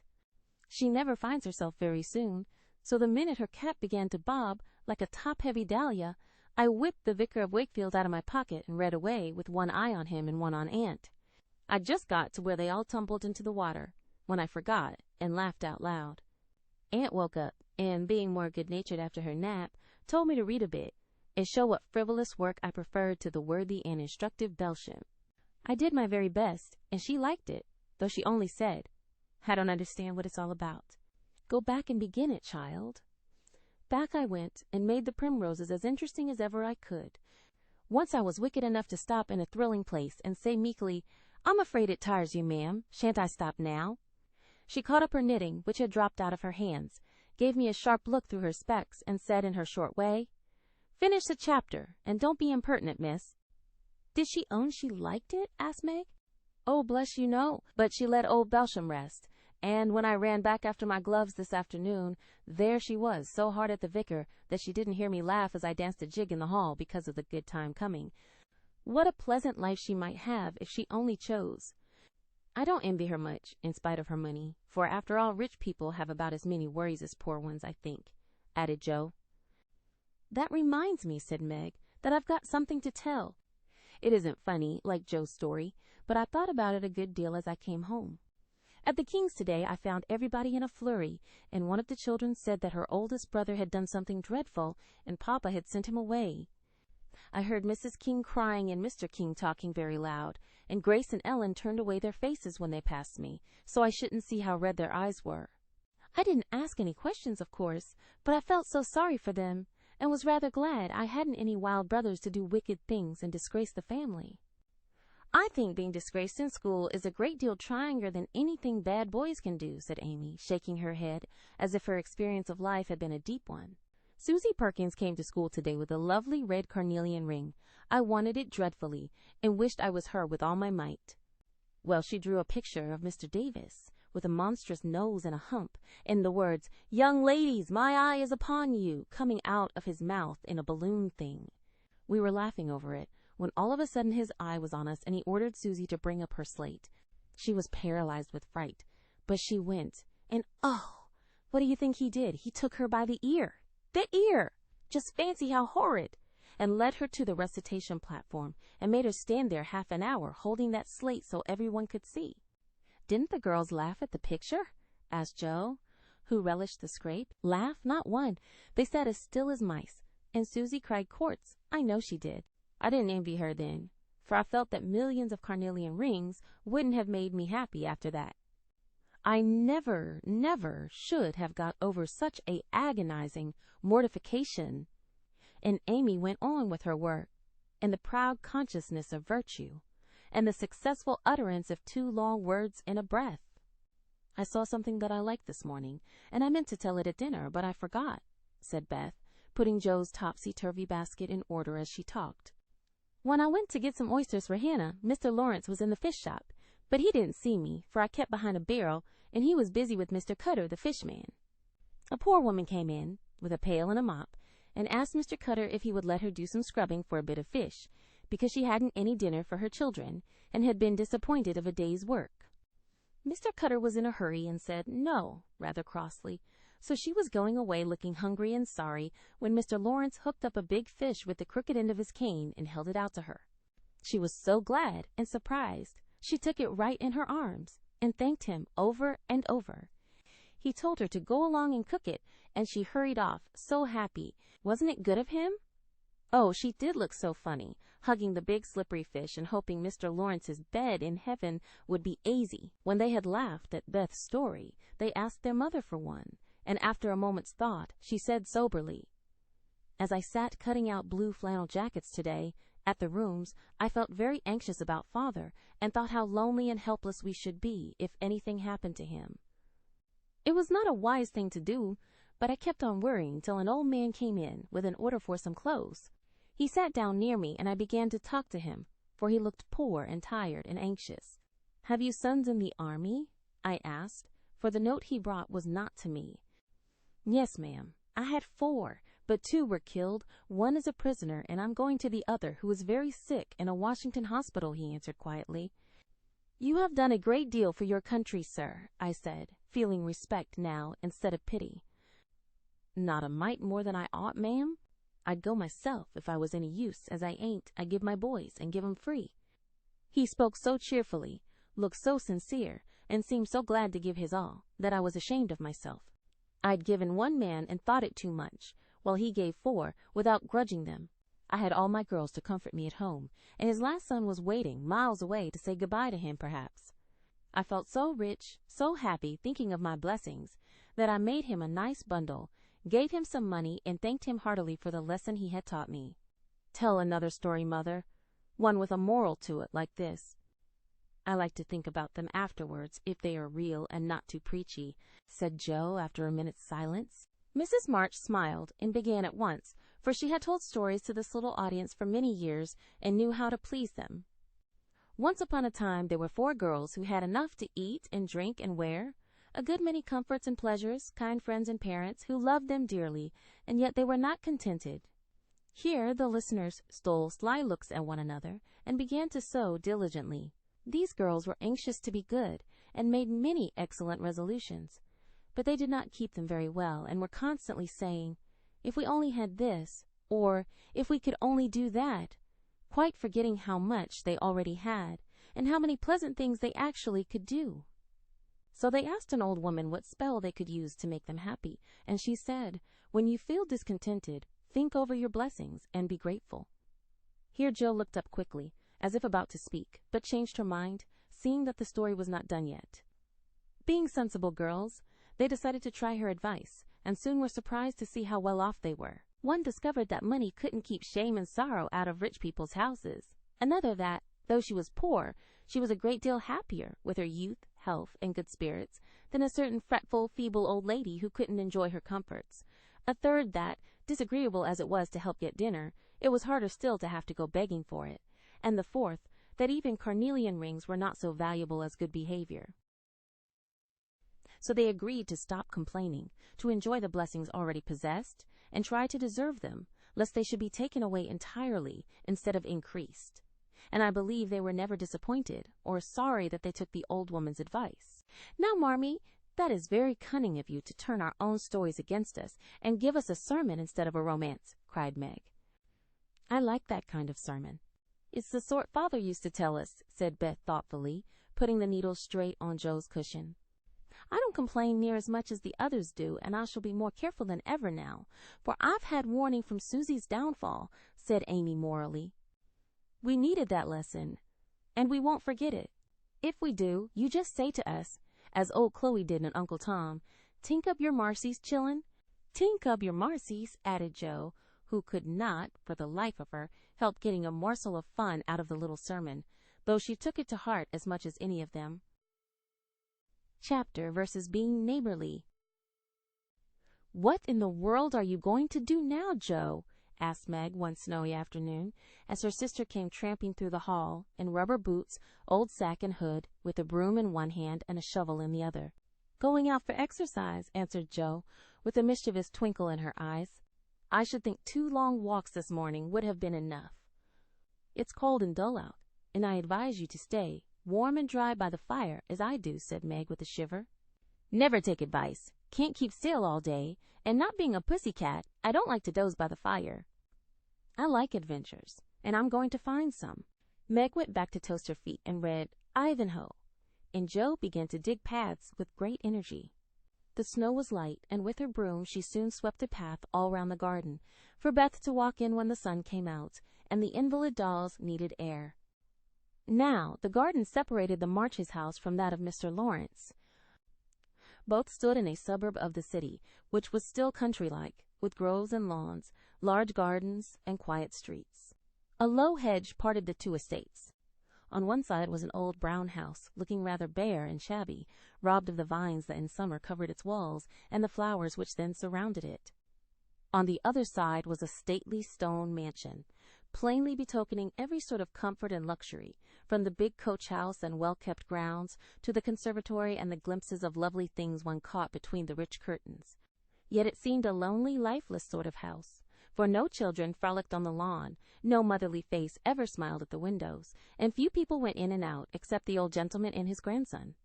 To Joe's lively fancy, this fine house seemed a kind of enchanted palace, full of splendors and delights, which no one enjoyed. She had long wanted to behold these hidden glories, and to know the Laurence boy, who looked as if he would like to be known, if he only knew how to begin. Since the party, she had been more eager than ever, and had planned many ways of making friends with him. But he had not been seen lately, and Joe began to think he had gone away, when she one day spied a brown face at an upper window, looking wistfully down into their garden, where Beth and Amy were snowballing one another. "That boy is suffering for society and fun," she said to herself. "His grandpa does not know what's good for him and keeps him shut up all alone. He needs a party of jolly boys to play with, or somebody young and lively. I've a great mind to go over and tell the old gentleman so." The idea amused Joe, who liked to do daring things, and was always scandalizing Meg by her queer performances. The plan of going over was not forgotten, and when the snowy afternoon came, Joe resolved to try what could be done. She saw Mr. Laurence drive off, and then sallied out to dig her way down to the hedge, where she paused and took a survey. All quiet, curtains down at the lower windows, servants out of sight, and nothing human visible but a curly black head leaning on a thin hand at the upper window. "There he is," thought Joe, "poor boy, all alone and sick this dismal day. It's a shame. I'll toss up a snowball and make him look out, and then say a kind word to him." Up went a handful of soft snow, and the head turned at once, showing a face which lost its listless look in a minute, as the big eyes brightened and the mouth began to smile. Joe nodded and laughed, and flourished her broom as she called out, "How do you do? Are you sick?" Laurie opened the window, and croaked out as hoarsely as a raven, "Better, thank you. I've had a bad cold, and been shut up a week." "I'm sorry, what do you amuse yourself with?" "Nothing. It's as dull as tombs up here." "Don't you read?" "Not much. They won't let me." "Can't somebody read to you?" "Grandpa does sometimes, but my books don't interest him, and I hate to ask Brooke all the time." "Have someone come and see you, then." "There isn't anyone I'd like to see. Boys make such a row, and my head is weak." "Isn't there some nice girl who'd read and amuse you?" "Girls are quiet, and like to play nurse." "Don't know any." "You know us," began Joe, then laughed and stopped. "So I do. Will you come, please?" cried Laurie. "I'm not quiet and nice, but I'll come if Mother will let me." "I'll go ask her. Shut that window, like a good boy, and wait till I come." With that, Joe shouldered her broom and marched into the house, wondering what they would all say to her. Laurie was in a flutter of excitement at the idea of having company, and flew about to get ready, for, as Mrs. March said, he was a little gentleman, and did honor to the coming guest by brushing his curly pates, putting on a fresh collar, and trying to tidy up the room, which, in spite of half a dozen servants, was anything but neat. Presently there came a loud ring, then a decided voice, asking for Mr. Laurie, and a surprised-looking servant came running up to announce a young lady.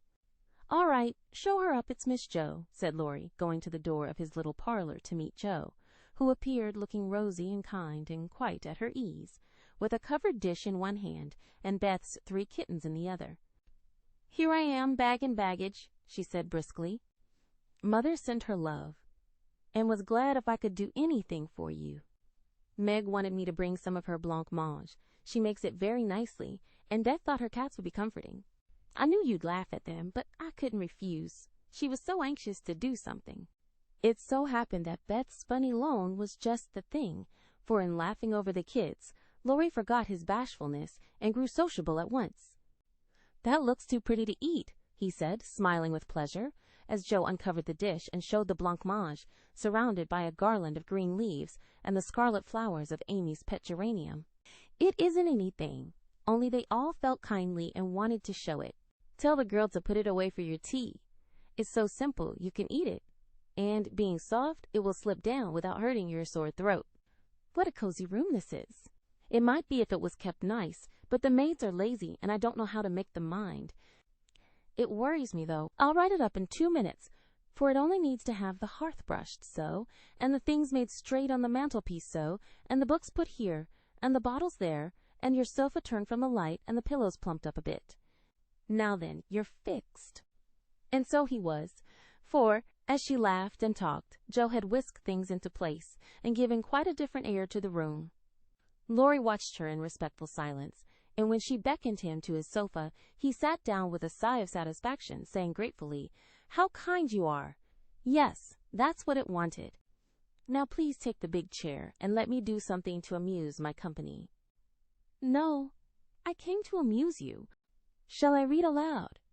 And Joe looked affectionately toward some inviting books nearby. "Thank you. I've read all those, and if you don't mind, I'd rather talk," answered Laurie. "Not a bit.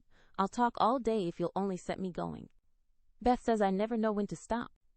"Is Beth the rosy one, who stays at home a good deal and sometimes goes out with a little basket?" asked Laurie with interest. "Yes, that's Beth. She's my girl, and a regular good one she is, too. The pretty one is Meg, and the curly-haired one is Amy, I believe." "How did you find that out?" Laurie colored up, but answered frankly, "Why, you see, I often hear you calling to one another, and when I'm alone up here, I can't help looking over at your house. You always seem to be having such good times. I beg your pardon for being so rude, but sometimes you forget to put down the curtain at the window where the flowers are, and when the lamps are lighted, it's like looking at a picture to see the fire, and you all round the table with your mother. Her face is right opposite, and it looks so sweet behind the flowers I can't help watching it. I haven't got any mother, you know." And Laurie poked the fire to hide a little twitching of the lips that he could not control. The solitary, hungry look in his eyes went straight to Joe's warm heart. She had been so simply taught that there was no nonsense in her head, and at 15 she was as innocent and frank as any child. Laurie was sick and lonely, and feeling how rich she was in home love and happiness, she gladly tried to share it with him. Her face was very friendly and her sharp voice unusually gentle as she said, "We'll never draw that curtain any more, and I give you leave to look as much as you like. I just wish, though, instead of peeping, you'd come over and see us. Mother is so splendid. She'd do you heaps of good, and Beth would sing to you if I begged her to, and Amy would dance. Meg and I would make you laugh over our funny stage properties, and we'd have jolly times. Wouldn't your grandpa let you?" "I think he would, if your mother asked him. He's very kind, though he does not look so, and he lets me do what I like, pretty much. Only he's afraid I might be a bother to strangers," began Laurie, brightening more and more. "We are not strangers. We are neighbors, and you needn't think you'd be a bother. We want to know you, and I've been trying to do it this ever so long. We haven't been here a great while, you know, but we have got acquainted with all our neighbors but you. You see, Grandpa lives among his books, and doesn't mind much what happens outside. Mr. Brooke, my tutor, doesn't stay here, you know, and I have no one to go about with me, so I just stop at home and get on as I can." "That's bad. You ought to make an effort and go visiting everywhere you are asked. Then you'll have plenty of friends and pleasant places to go to. Never mind being bashful. It won't last long if you keep going." Laurie turned red again, but wasn't offended at being accused of bashfulness, for there was so much goodwill in Joe, it was impossible not to take her blunt speeches as kindly as they were meant. "Do you like your school?" asked the boy, changing the subject, after a little pause, during which he stared at the fire, and Joe looked about her, well pleased. "Don't go to school. I'm a businessman. Girl, I mean. I go to wait on my great-aunt, and a dear, cross old soul she is, too," answered Joe. Laurie opened his mouth to ask another question, but remembering just in time that it wasn't manners to make too many inquiries into people's affairs, he shut it again and looked uncomfortable. Joe liked his good breeding and didn't mind having a laugh at Aunt March, so she gave him a lively description of the fidgety old lady, her fat poodle, the parrot that talked Spanish, and the library where she reveled. Laurie enjoyed that immensely, and when she told about the prim old gentleman who came once to woo Aunt March, and in the middle of a fine speech, how Paul had tweaked his wig off to his great dismay, the boy lay back and laughed till the tears ran down his cheeks, and a maid popped her head in to see what was the matter. "Oh, that does me no end of good. Tell on, please," he said, taking his face out of the sofa cushion, red and shining with merriment.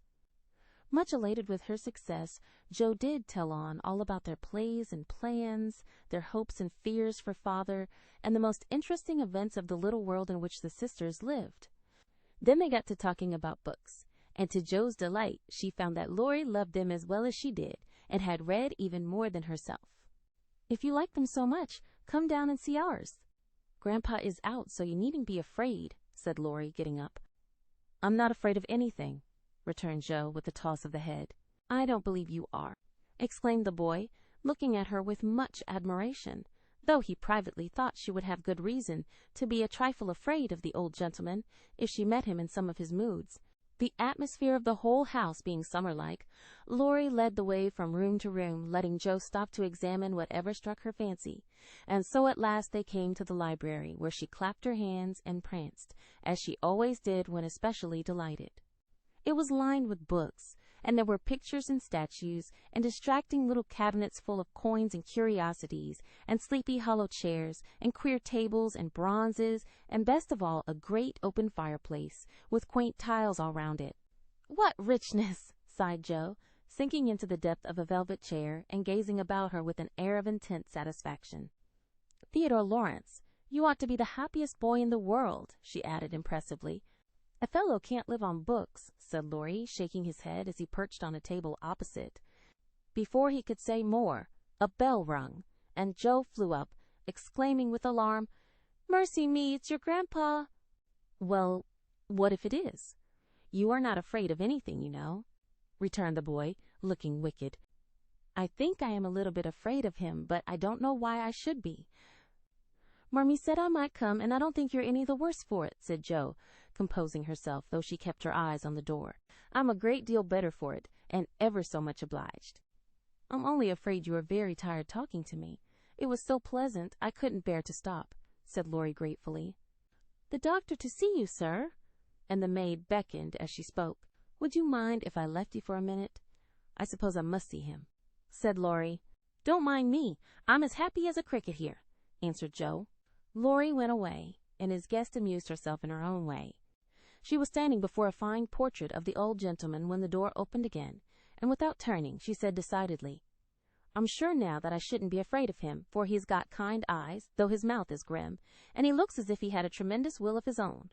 He isn't as handsome as my grandfather, but I like him." "Thank you, ma'am," said a gruff voice behind her, and there, to her great dismay, stood old Mr. Laurence. Poor Joe blushed till she couldn't blush any redder, and her heart began to beat uncomfortably fast as she thought what she had said. For a minute a wild desire to run away possessed her, but that was cowardly, and the girls would laugh at her. So she resolved to stay and get out of the scrape as she could. A second look showed her that the living eyes, under the bushy gray eyebrows, were kinder even than the painted ones, and there was a sly twinkle in them which lessened her fear a good deal. The gruff voice was gruffer than ever, as the old gentleman said abruptly, after that dreadful pause, "So you're not afraid of me, hey?" "Not much, sir." "And you don't think me as handsome as your grandfather?" "Not quite, sir." "And I've got a tremendous will, have I?" "I only said I thought so." "But you like me, in spite of it?" "Yes, I do, sir." That answer pleased the old gentleman. He gave a short laugh, shook hands with her, and putting his finger under her chin, turned up her face, examined it gravely, and let it go, saying with a nod, "You've got your grandfather's spirit, if you haven't his face. He was a fine man, my dear, but what is better, he was a brave and an honest one, and I was proud to be his friend." "Thank you, sir." And Joe was quite comfortable after that, for it suited her exactly. "What have you been doing to this boy of mine, hey?" was the next question, sharply put. "Only trying to be neighborly, sir," and Joe told how her visit came about. "You think he needs cheering up a bit, do you?" "Yes, sir.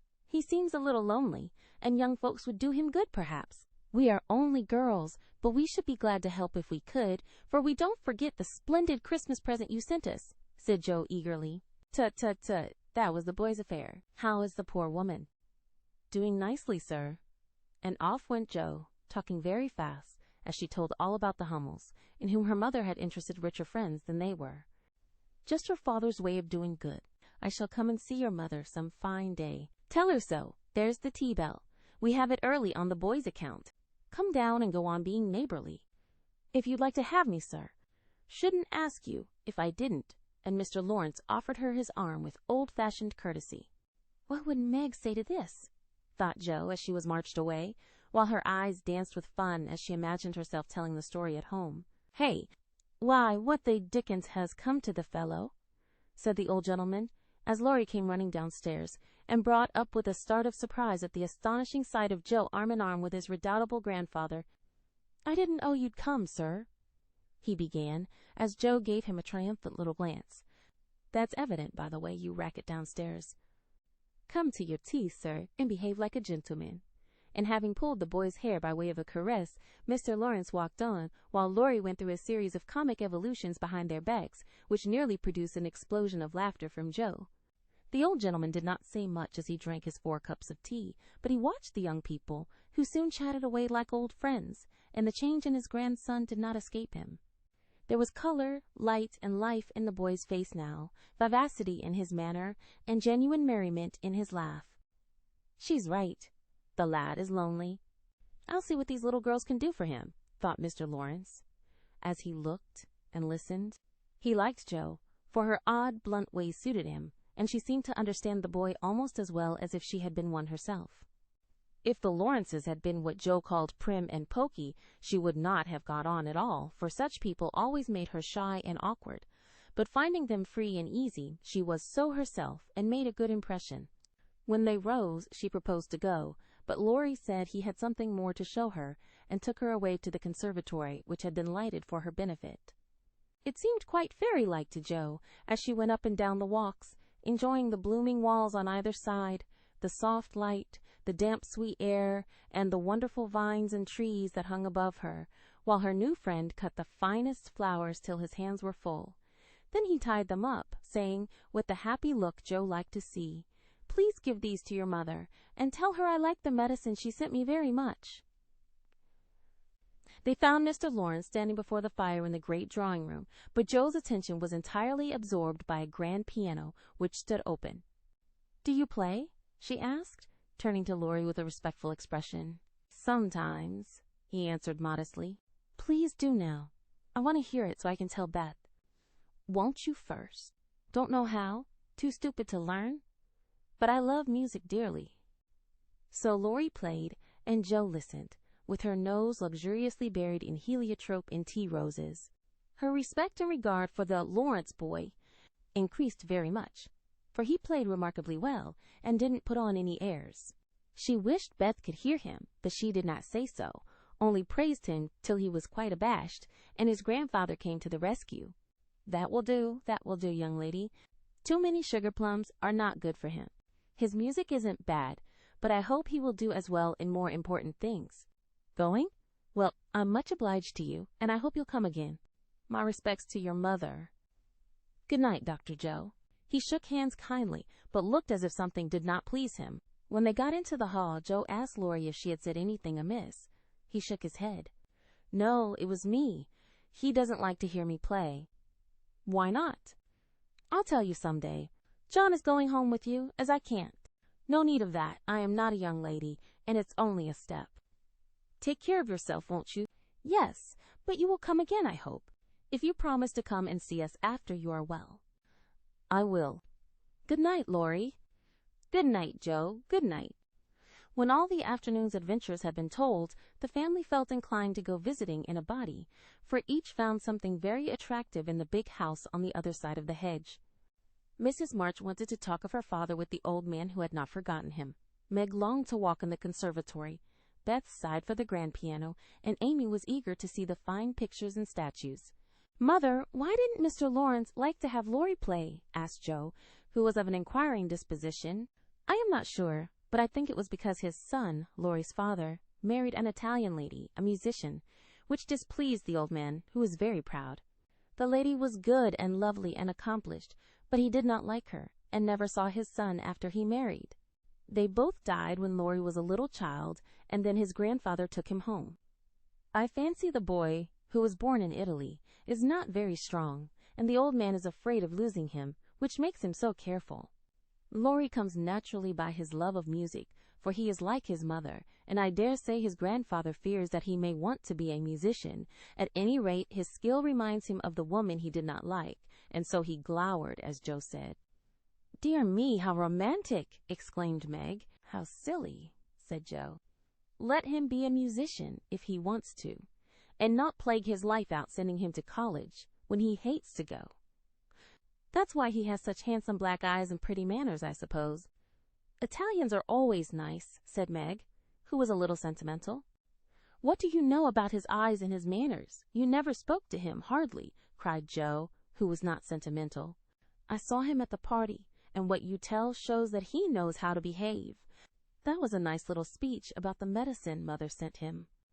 "He meant the blancmange, I suppose." "How stupid you are, child. He meant you, of course." "Did he?" And Joe opened her eyes, as if it had never occurred to her before. "I never saw such a girl. You don't know a compliment when you get it," said Meg, with the air of a young lady who knew all about the matter. "I think they are great nonsense, and I'll thank you not to be silly and spoil my fun. Laurie's a nice boy, and I like him, and I won't have any sentimental stuff about compliments and such rubbish. We'll all be good to him, because he hasn't got any mother, and he may come over and see us, mayn't he, Marmee?" "Yes, Joe, your little friend is very welcome, and I hope Meg will remember that children should be children as long as they can." "I don't call myself a child, and I'm not in my teens yet," observed Amy. "What do you say, Beth?" "I was thinking about our Pilgrim's Progress," answered Beth, who had not heard a word. "How we got out of the slough and through the wicket gate by resolving to be good, and up the steep hill by trying, and that maybe the house over there, full of splendid things, is going to be our Palace Beautiful." "We have got to get by the lions first," said Joe, as if she rather liked the prospect. Chapter 6. Beth Finds the Palace Beautiful. The big house did prove a palace beautiful, though it took some time for all to get in, and Beth found it very hard to pass the lions. Old Mr. Laurence was the biggest one, but after he had called, said something funny or kind to each one of the girls, and talked over old times with their mother, nobody felt much afraid of him, except timid Beth. The other lion was the fact that they were poor, and Laurie rich, for this made them shy of accepting favors which they could not return. But after a while they found that he considered them the benefactors, and could not do enough to show how grateful he was for Mrs. March's motherly welcome, their cheerful society, and the comfort he took in that humble home of theirs. So they soon forgot their pride, and interchanged kindnesses without stopping to think which was the greater. All sorts of pleasant things happened about that time, for the new friendship flourished like grass in spring. Everyone liked Laurie, and he privately informed his tutor that the Marches were regularly splendid girls. With the delightful enthusiasm of youth, they took the solitary boy into their midst and made much of him, and he found something very charming in the innocent companionship of these simple-hearted girls. Never having known mother or sisters, he was quick to feel the influences they brought about him, and their busy, lively ways made him ashamed of the indolent life he led. He was tired of books, and found people so interesting now that Mr. Brooke was obliged to make very unsatisfactory reports, for Laurie was always playing truant and running over to the Marches. "Never mind, let him take a holiday and make it up afterwards," said the old gentleman. "The good lady next door says he is studying too hard, and needs young society, amusement, and exercise. I suspect she is right, and that I've been coddling the fellow as if I'd been his grandmother. Let him do what he likes, as long as he is happy. He can't get into mischief in that little nunnery over there, and Mrs. March is doing more for him than we can." What good times they had, to be sure. Such plays and tableaux, such sleigh rides and skating frolics, such pleasant evenings in the old parlor, and now and then such gay little parties at the great house. Meg could walk in the conservatory whenever she liked, and revel in bouquets. Joe browsed over the new library voraciously, and convulsed the old gentleman with her criticisms. Amy copied pictures and enjoyed beauty to her heart's content, and Laurie played Lord of the Manor in the most delightful style. But Beth, though yearning for the grand piano, could not pluck up courage to go to the mansion of bliss, as Meg called it. She went once with Joe, but the old gentleman, not being aware of her infirmity, stared at her so hard from under his heavy eyebrows, and said, "Hey!" so loud that he frightened her so much. Her feet chattered on the floor, she told her mother, and she ran away, declaring she would never go there any more, not even for the dear piano. No persuasions or enticements could overcome her fear, till, the fact coming to Mr. Lawrence's ear in some mysterious way, he set about mending matters. During one of the brief calls he made, he artfully led the conversation to music, and talked away about great singers whom he had seen, fine organs he had heard, and told such charming anecdotes that Beth found it impossible to stay in her distant corner, but crept nearer and nearer as if fascinated. At the back of his chair she stopped and stood listening, with her great eyes wide open, and her cheeks red with the excitement of this unusual performance. Taking no more notice of her than if she had been a fly, Mr. Laurence talked on about Laurie's lessons and teachers, and presently, as if the idea had just occurred to him, he said to Mrs. March, "The boy neglects his music now, and I'm glad of it, for he was getting too fond of it. But the piano suffers for want of use. Wouldn't some of your girls like to run over and practice on it now and then, just to keep it in tune, you know, ma'am?" Beth took a step forward and pressed her hands tightly together to keep from clapping them, for this was an irresistible temptation, and the thought of practicing on that splendid instrument quite took her breath away.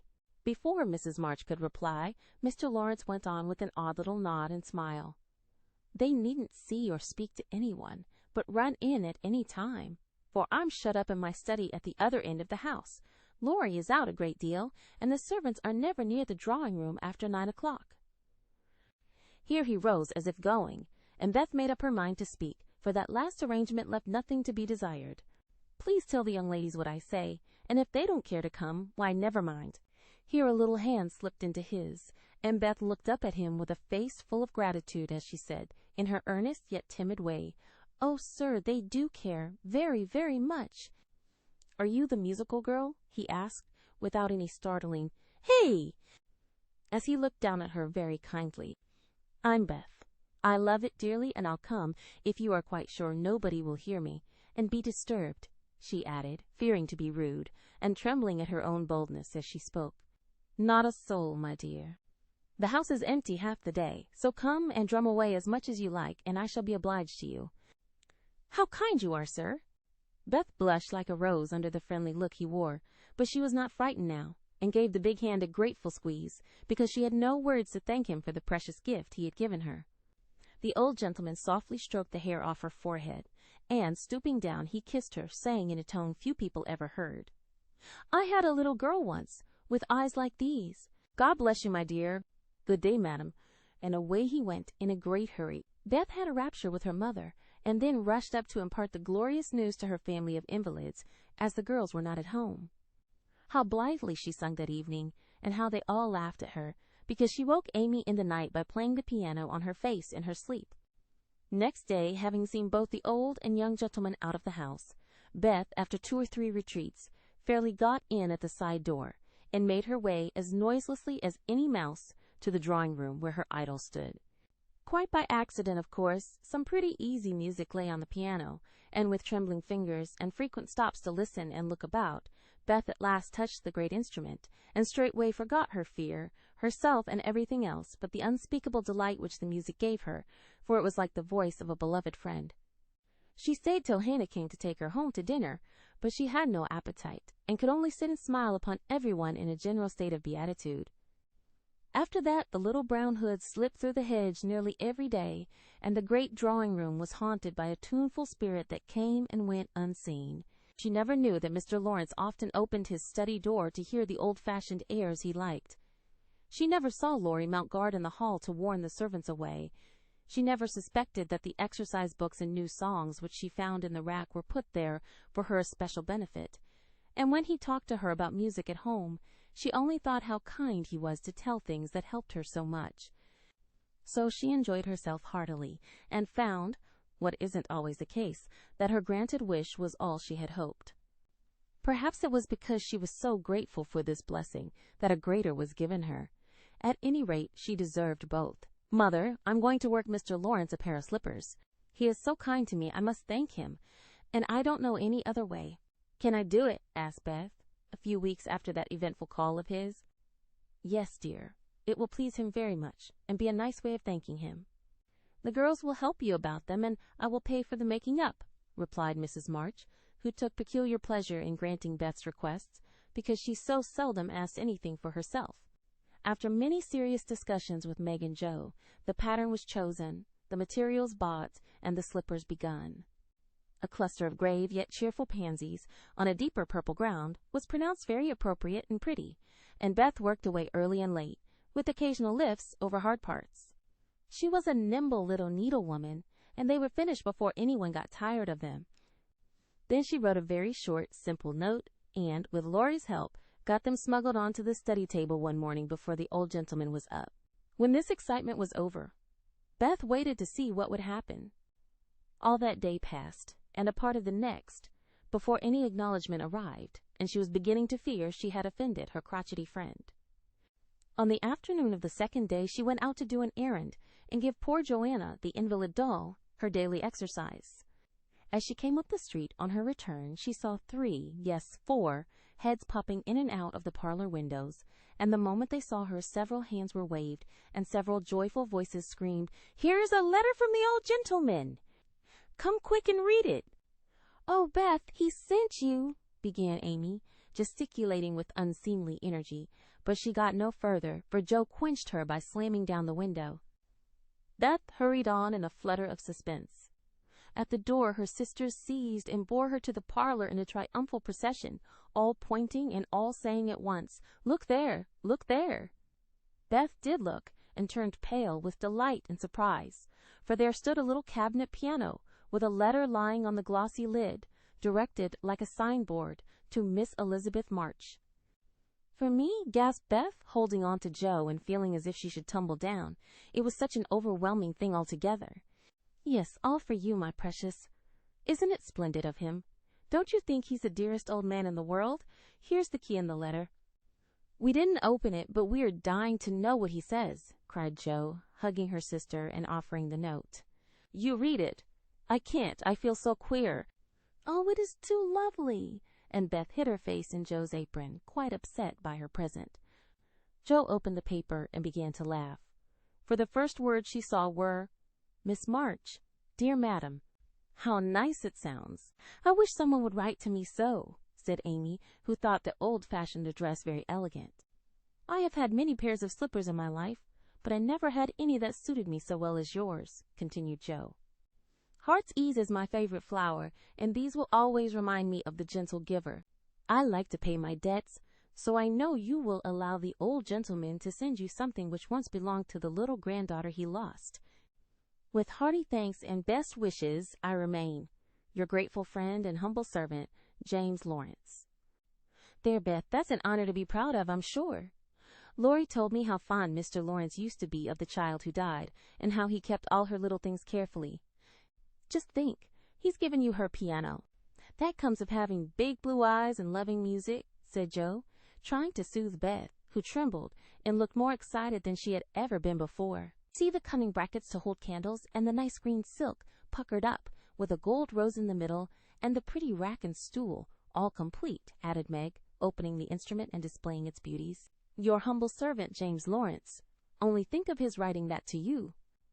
"I'll tell the girls. They'll think it splendid," said Amy, much impressed by the note. "Try it, honey. Let's hear the sound of the baby piano," said Hannah, who always took a share in the family joys and sorrows. So Beth tried it, and everyone pronounced it the most remarkable piano ever heard. It had evidently been newly tuned and put in apple pie order, but perfect as it was, I think the real charm of it lay in the happiest of all happy faces which leaned over it, as Beth lovingly touched the beautiful black and white keys and pressed the bright pedals. "You'll have to go and thank him," said Joe by way of a joke, for the idea of the child's really going never entered her head. "Yes, I mean to. I guess I'll go now, before I get frightened thinking about it." And, to the utter amazement of the assembled family, Beth walked deliberately down the garden, through the hedge, and in at the Laurence's door. "Well, I wish I may die if it ain't the queerest thing I ever see. The peony has turned her head. She'd never have gone in her right mind," cried Hannah, staring after her, while the girls were rendered quite speechless by the miracle. They would have been still more amazed if they had seen what Beth did afterward. If you will believe me, she went and knocked at the study door before she gave herself time to think, and when a gruff voice called out, "Come in!" she did go in, right up to Mr. Laurence, who looked quite taken aback, and held out her hand, saying with only a small quaver in her voice, "I came to thank you, sir, for—" But she didn't finish, for he looked so friendly that she forgot her speech, and only remembering that he had lost the little girl he loved, she put both arms round his neck and kissed him. If the roof of the house had suddenly flown off, the old gentleman wouldn't have been more astonished. But he liked it. Oh dear, yes, he liked it amazingly, and was so touched and pleased by that confiding little kiss that all his crustiness vanished. And he just set her on his knee and laid his wrinkled cheek against her rosy one, feeling as if he had got his own little granddaughter back again. Beth ceased to fear him from that moment, and sat there talking to him as cozily as if she had known him all her life. For love casts out fear, and gratitude can conquer pride.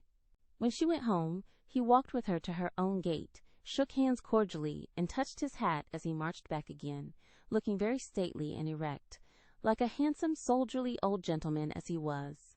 When the girls saw that performance, Jo began to dance a jig by way of expressing her satisfaction. Amy nearly fell out of the window in her surprise, and Meg exclaimed with uplifted hands, "Well, I do believe the world is coming to an end." Chapter 7. Amy's Valley of Humiliation. "That boy is a perfect cyclops, isn't he?" said Amy one day as Laurie clattered by on horseback with a flourish of his whip as he passed.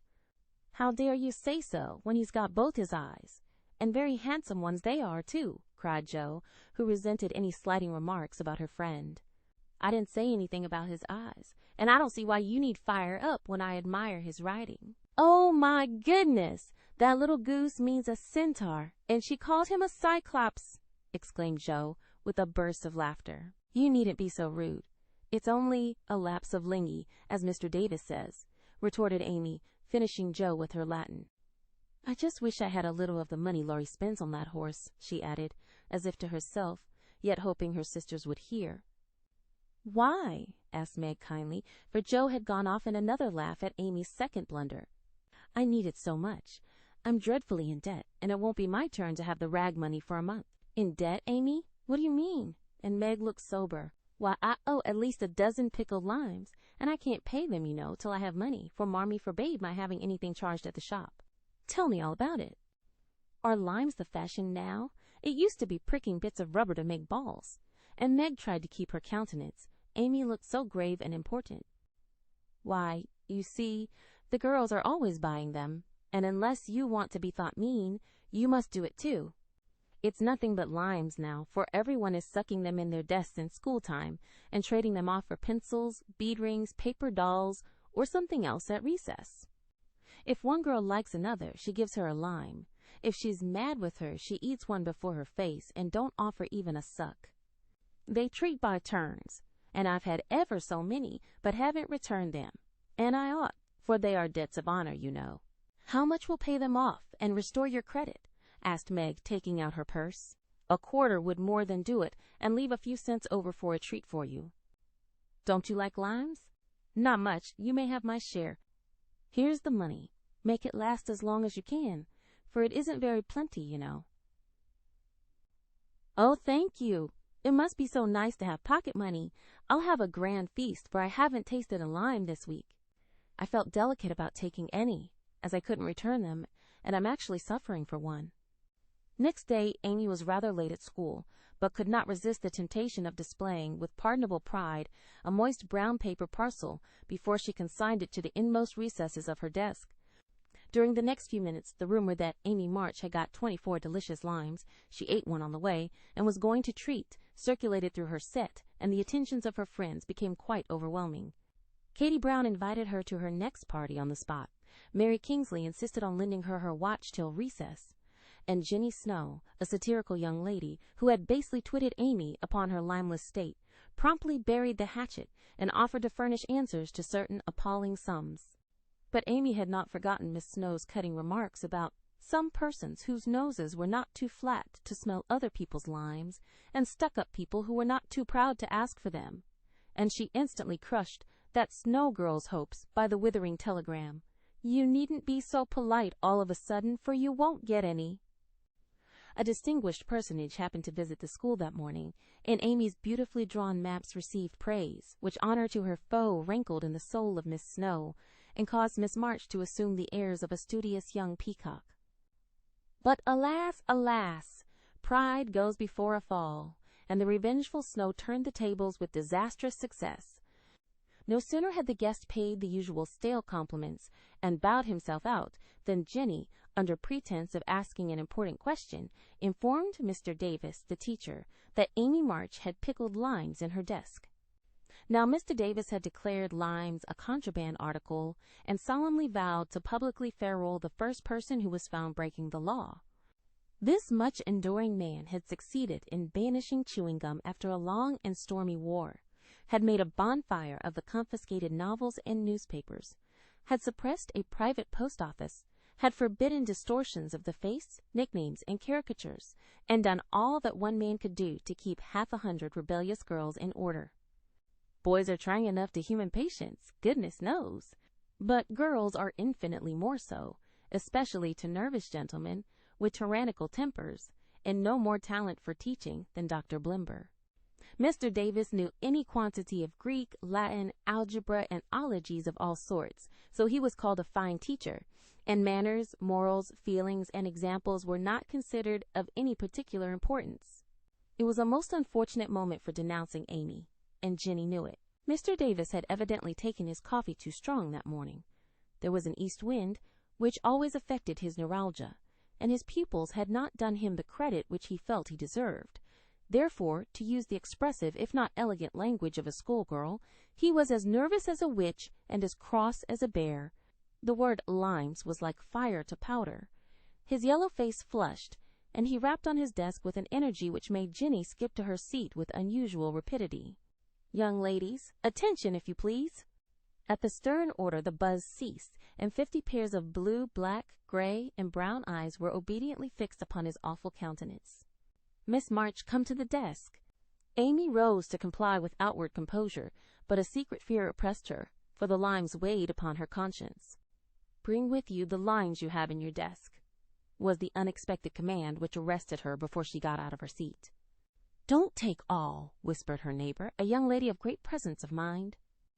Amy hastily shook out 6 and laid the rest down before Mr. Davis, feeling that any man possessing a human heart would relent when that delicious perfume met his nose. Unfortunately, Mr. Davis particularly detested the odor of the fashionable pickle, and disgust added to his wrath. "Is that all?" "Not quite," stammered Amy. "Bring the rest immediately." With a despairing glance at her set, she obeyed. "You are sure there are no more?" "I never lie, sir." "So I see. Now take these disgusting things 2 by 2 and throw them out of the window." There was a simultaneous sigh, which created quite a little gust, as the last hope fled and the treat was ravished from their longing lips. Scarlet with shame and anger, Amy went to and fro 6 dreadful times, and as each doomed couple, looking, oh, so plump and juicy, fell from her reluctant hands, a shout from the street completed the anguish of the girls, for it told them that their feast was being exulted over by the little Irish children, who were their sworn foes. This was too much. All flashed indignant or appealing glances at the inexorable Davis, and one passionate lime lover burst into tears. As Amy returned from her last trip, Mr. Davis gave a portentous "Hem!" and said, in his most impressive manner, "Young ladies, you remember what I said to you a week ago. I am sorry this has happened, but I never allow my rules to be infringed, and I never break my word. Miss March, hold out your hand." Amy started and put both hands behind her, turning on him an imploring look which pleaded for her better than the words she could not utter. She was rather a favorite with old Davis, as of course he was called, and it's my private belief that he would have broken his word if the indignation of one irrepressible young lady had not found vent in a hiss. That hiss faint as it was, irritated the irascible gentleman and sealed the culprit's fate. "Your hand, Miss March," was the only answer her mute appeal received, and too proud to cry or beseech, Amy set her teeth, threw back her head defiantly, and bore without flinching several tingling blows on her little palm. They were neither many nor heavy, but that made no difference to her. For the first time in her life she had been struck, and the disgrace in her eyes was as deep as if he had knocked her down. "You will now stand on the platform till recess," said Mr. Davis, resolved to do the thing thoroughly, since he had begun. That was dreadful. It would have been bad enough to go to her seat and see the pitying faces of her friends or the satisfied ones of her few enemies. But to face the whole school with that shame fresh upon her seemed impossible, and for a second she felt as if she could only drop down where she stood and break her heart with crying. A bitter sense of wrong and the thought of Jenny Snow helped her to bear it, and taking the ignominious place, she fixed her eyes on the stove funnel above what now seemed a sea of faces, and stood there, so motionless and white that the girls found it very hard to study, with that pathetic figure before them. During the 15 minutes that followed, the proud and sensitive little girl suffered a shame and pain which she never forgot. To others it might seem a ludicrous or trivial affair, but to her it was a hard experience, for during the 12 years of her life she had been governed by love alone, and a blow of that sort had never touched her before. The smart of her hand and the ache of her heart were forgotten in the sting of the thought. "I shall have to tell at home, and they will be so disappointed in me." The 15 minutes seemed an hour, but they came to an end at last, and the word recess had never seemed so welcome to her before. "You can go, Miss March," said Mr. Davis, looking, as he felt, uncomfortable. He did not soon forget the reproachful glance Amy gave him as she went, without a word to anyone, straight into the anteroom, snatched her things, and left the place forever, as she passionately declared to herself. She was in a sad state when she got home, and when the older girls arrived, some time later, an indignation meeting was held at once. Mrs. March did not say much, but looked disturbed, and comforted her afflicted little daughter in her tenderest manner. Meg bathed the insulted hand with glycerin and tears. Beth felt that even her beloved kittens would fail as a balm for griefs like this. Joe wrathfully proposed that Mr. Davis be arrested without delay, and Hannah shook her fist at the villain, and pounded potatoes for dinner as if she had him under her pestle. No notice was taken of Amy's flight, except by her mates, but the sharp-eyed demoiselle discovered that Mr. Davis was quite benignant in the afternoon, also unusually nervous. Just before school closed, Jo appeared, wearing a grim expression as she stalked up to the desk and delivered a letter from her mother, then collected Amy's property and departed, carefully scraping the mud from her boots on the doormat, as if she shook the dust of the place off her feet. "Yes, you can have a vacation from school, but I want you to study a little every day with Beth," said Mrs. March that evening. "I don't approve of corporal punishment, especially for girls. I dislike Mr. Davis's manner of teaching, and don't think the girls you associate with are doing you any good, so I shall ask your father's advice before I send you anywhere else." "That's good. I wish all the girls would leave, and spoil his old school." "It's perfectly maddening to think of those lovely limes," sighed Amy, with the air of a martyr. "I am not sorry you lost them, for you broke the rules and deserved some punishment for disobedience," was the severe reply, which rather disappointed the young lady, who expected nothing but sympathy. "Do you mean you are glad I was disgraced before the whole school?" cried Amy. "I should not have chosen that way of mending a fault," replied her mother, "but I'm not sure that it won't do you more good than a milder method. You are getting to be rather conceited, my dear, and it is quite time you set about correcting it. You have a good many little gifts and virtues, but there is no need of parading them, for conceit spoils the finest genius. There is not much danger that real talent or goodness will be overlooked long.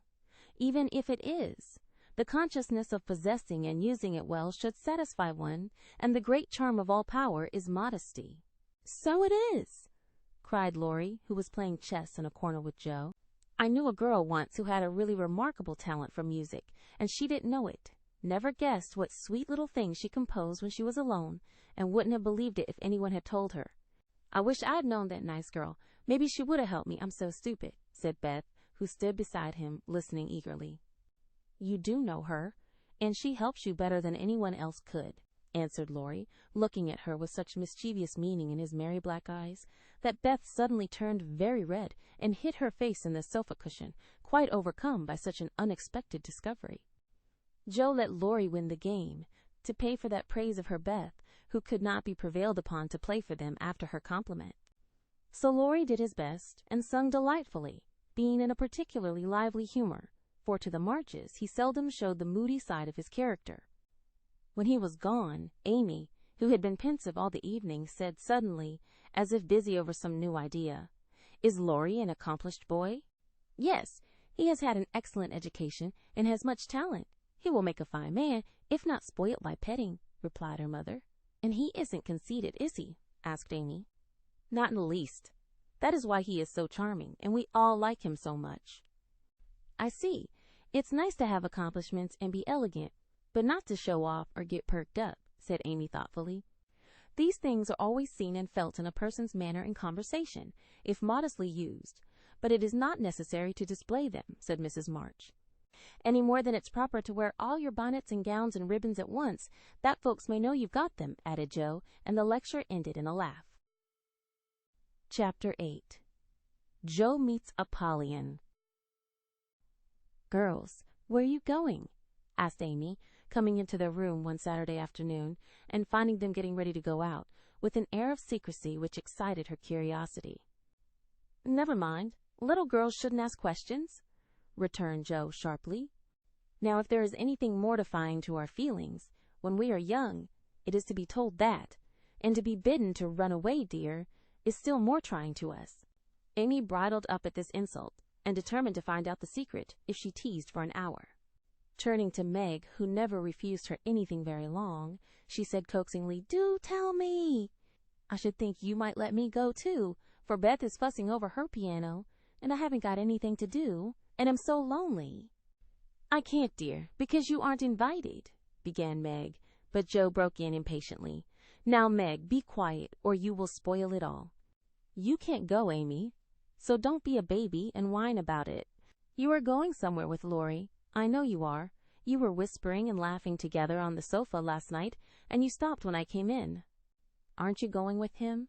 "Yes, we are. Now do be still and stop bothering." Amy held her tongue, but used her eyes, and saw Meg slip a fan into her pocket. I know! You're going to the theater to see the 7 Castles," she cried, adding resolutely, "and I shall go, for Mother said I might see it, and I've got my rag money, and it was mean not to tell me in time." "Just listen to me a minute, and be a good child," said Meg soothingly. "Mother doesn't wish you to go this week, because your eyes are not well enough yet to bear the light of this fairy piece. Next week you can go with Beth and Hannah, and have a nice time. I don't like that half as well as going with you and Laurie. Please let me. I've been sick with this cold so long, and shut up, I'm dying for some fun." "Do, Meg, I'll be ever so good," pleaded Amy, looking as pathetic as she could. "Suppose we take her."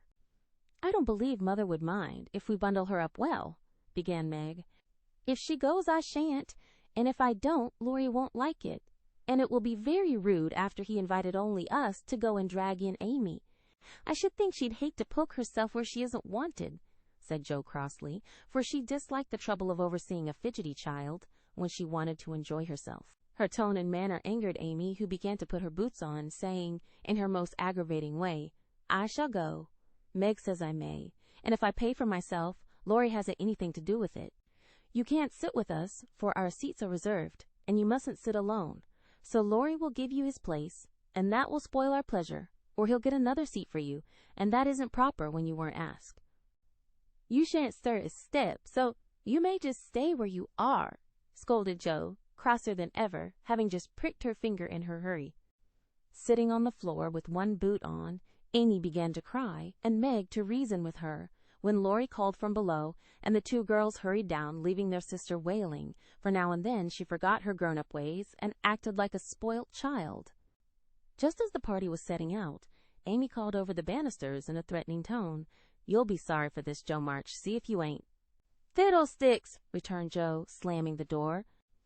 They had a charming time, for the 7 Castles of the Diamond Lake were as brilliant and wonderful as heart could wish. But in spite of the comical red imps, sparkling elves, and gorgeous princes and princesses, Jo's pleasure had a drop of bitterness in it.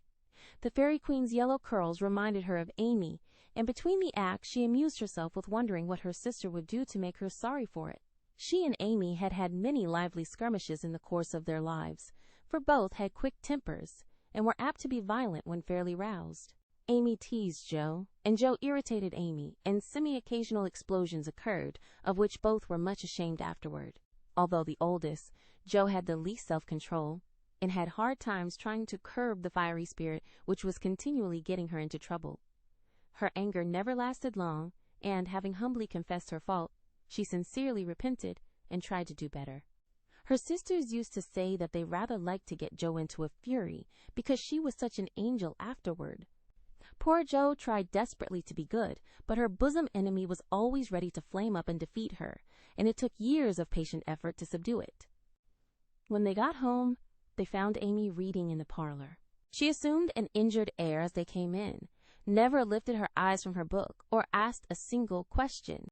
Perhaps curiosity might have conquered resentment, if Beth had not been there to inquire, and receive a glowing description of the play. On going up to put away her best hat, Jo's first look was toward the bureau, for in their last quarrel, Amy had soothed her feelings by turning Jo's top drawer upside down on the floor.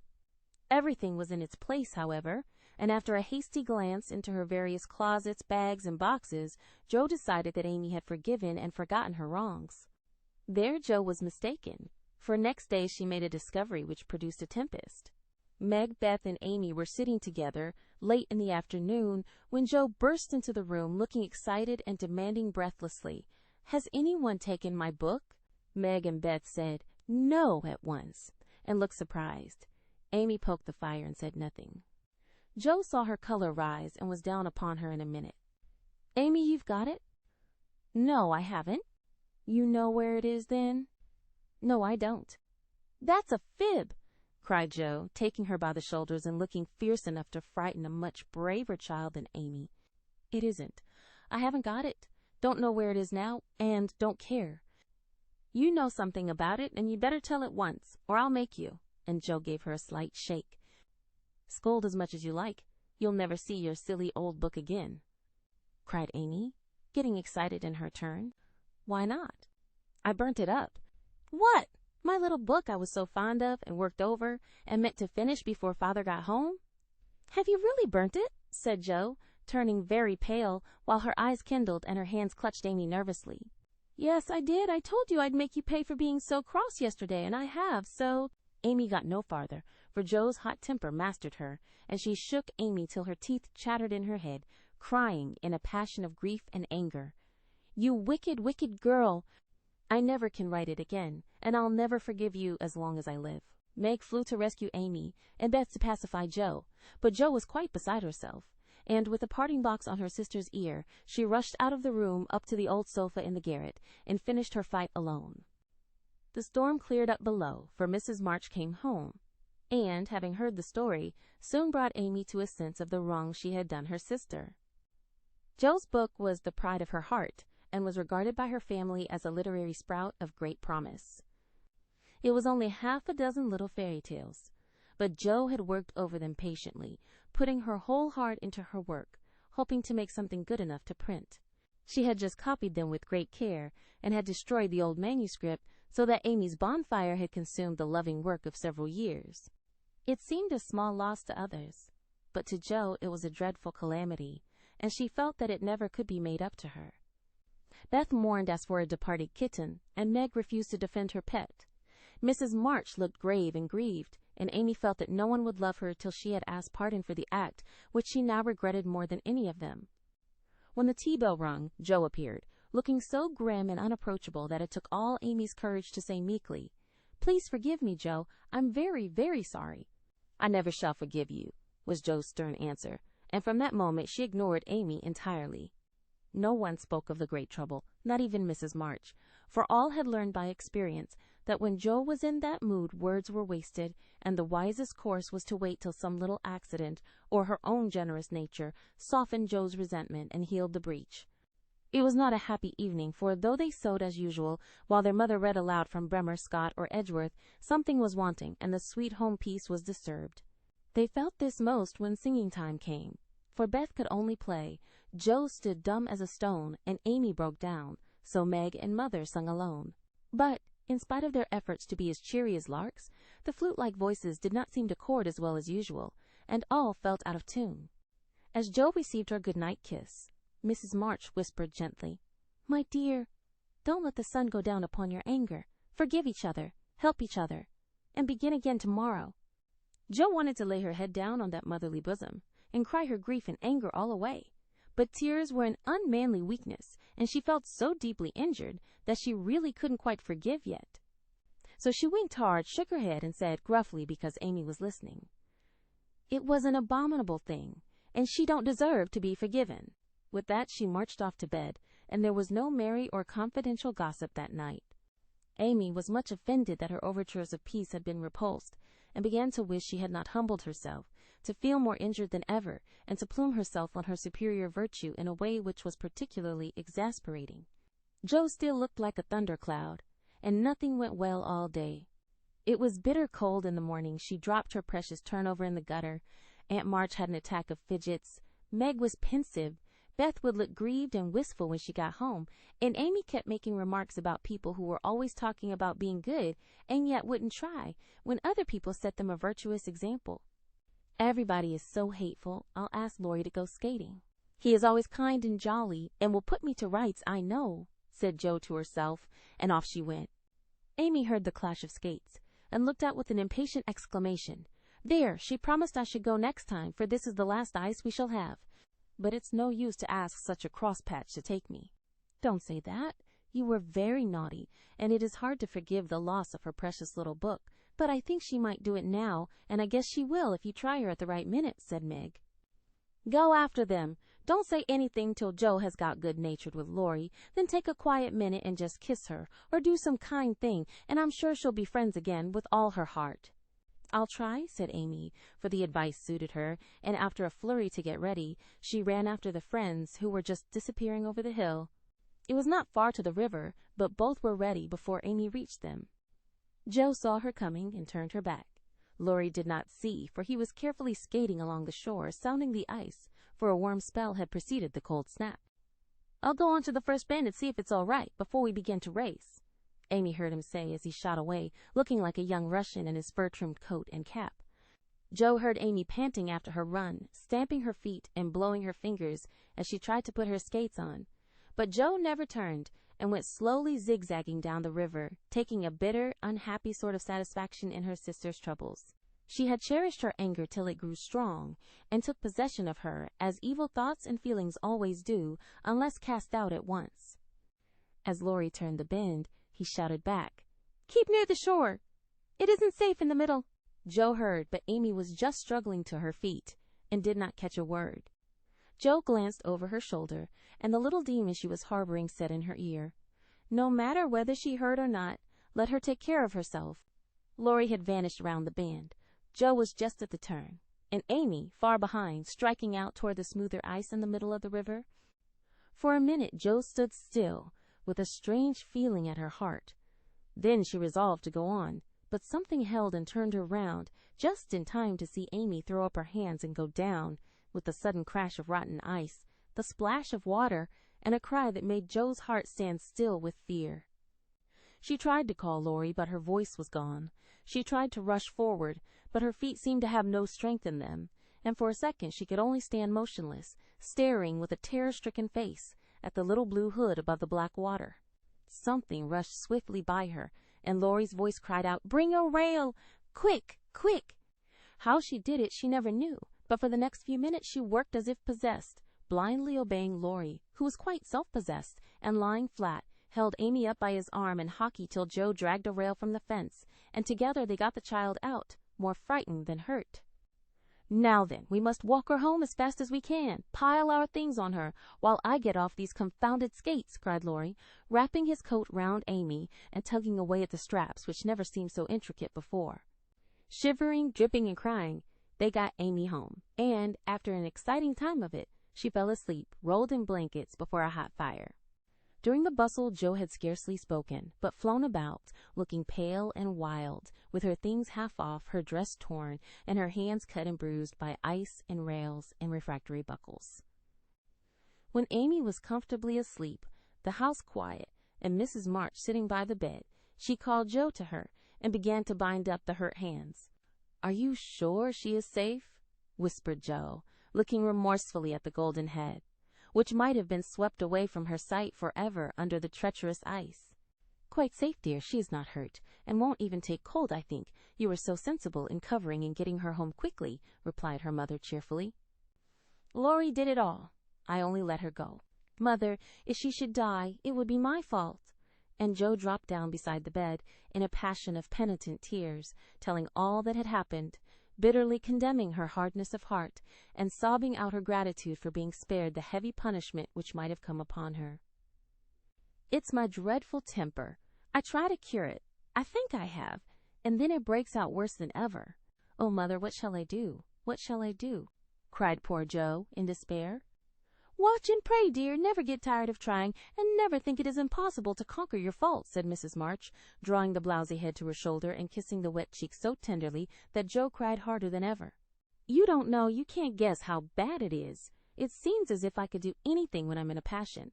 I get so savage I could hurt anyone and enjoy it. I'm afraid I shall do something dreadful some day and spoil my life and make everybody hate me. Oh, Mother, help me, do help me." "I will, my child, I will. Don't cry so bitterly, but remember this day, and resolve with all your soul that you will never know another like it. Jo, dear, we all have our temptations, some far greater than yours, and it often takes us all our lives to conquer them. You think your temper is the worst in the world, but mine used to be just like it." "Yours, Mother? Why, you are never angry." And, for the moment, Jo forgot remorse and surprise.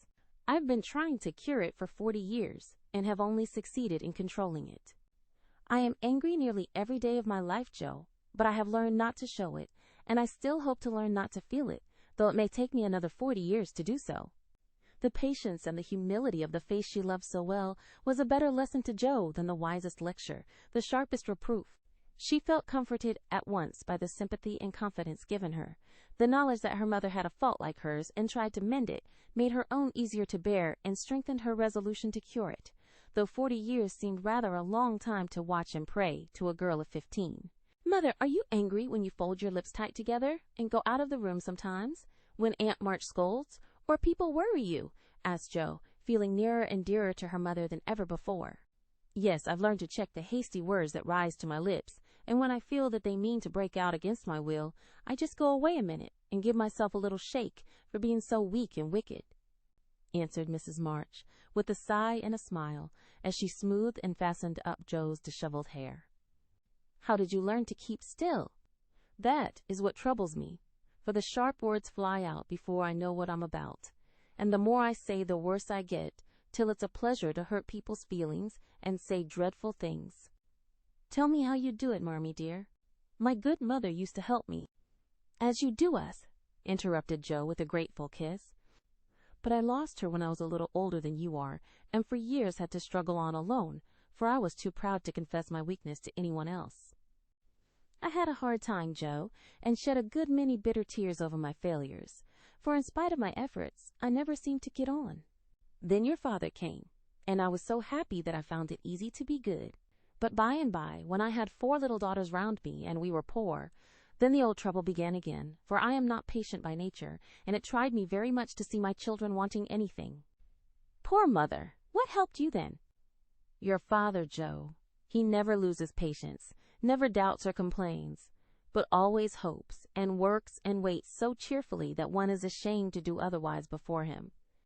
He helped and comforted me, and showed me that I must try to practice all the virtues I would have my little girls possess, for I was their example. It was easier to try for your sakes than for my own. A startled or surprised look from one of you, when I spoke sharply, rebuked me more than any words could have done. And the love, respect, and confidence of my children was the sweetest reward I could receive for my efforts to be the woman I would have them copy." "Oh, Mother, if I'm ever half as good as you, I shall be satisfied," cried Jo, much touched. "I hope you will be a great deal better, dear." But you must keep watch over your bosom enemy, as father calls it, or it may sadden, if not spoil your life. You have had a warning. Remember it, and try with heart and soul to master this quick temper before it brings you greater sorrow and regret than you have known today. I will try, mother. I truly will. But you must help me, remind me, and keep me from flying out. I used to see father sometimes put his finger on his lips and look at you with a very kind but sober face, and you always folded your lips tight or went away. Was he reminding you then? Asked Joe softly. Yes, I asked him to help me so, and he never forgot it, but saved me from many a sharp word by that little gesture and kind look.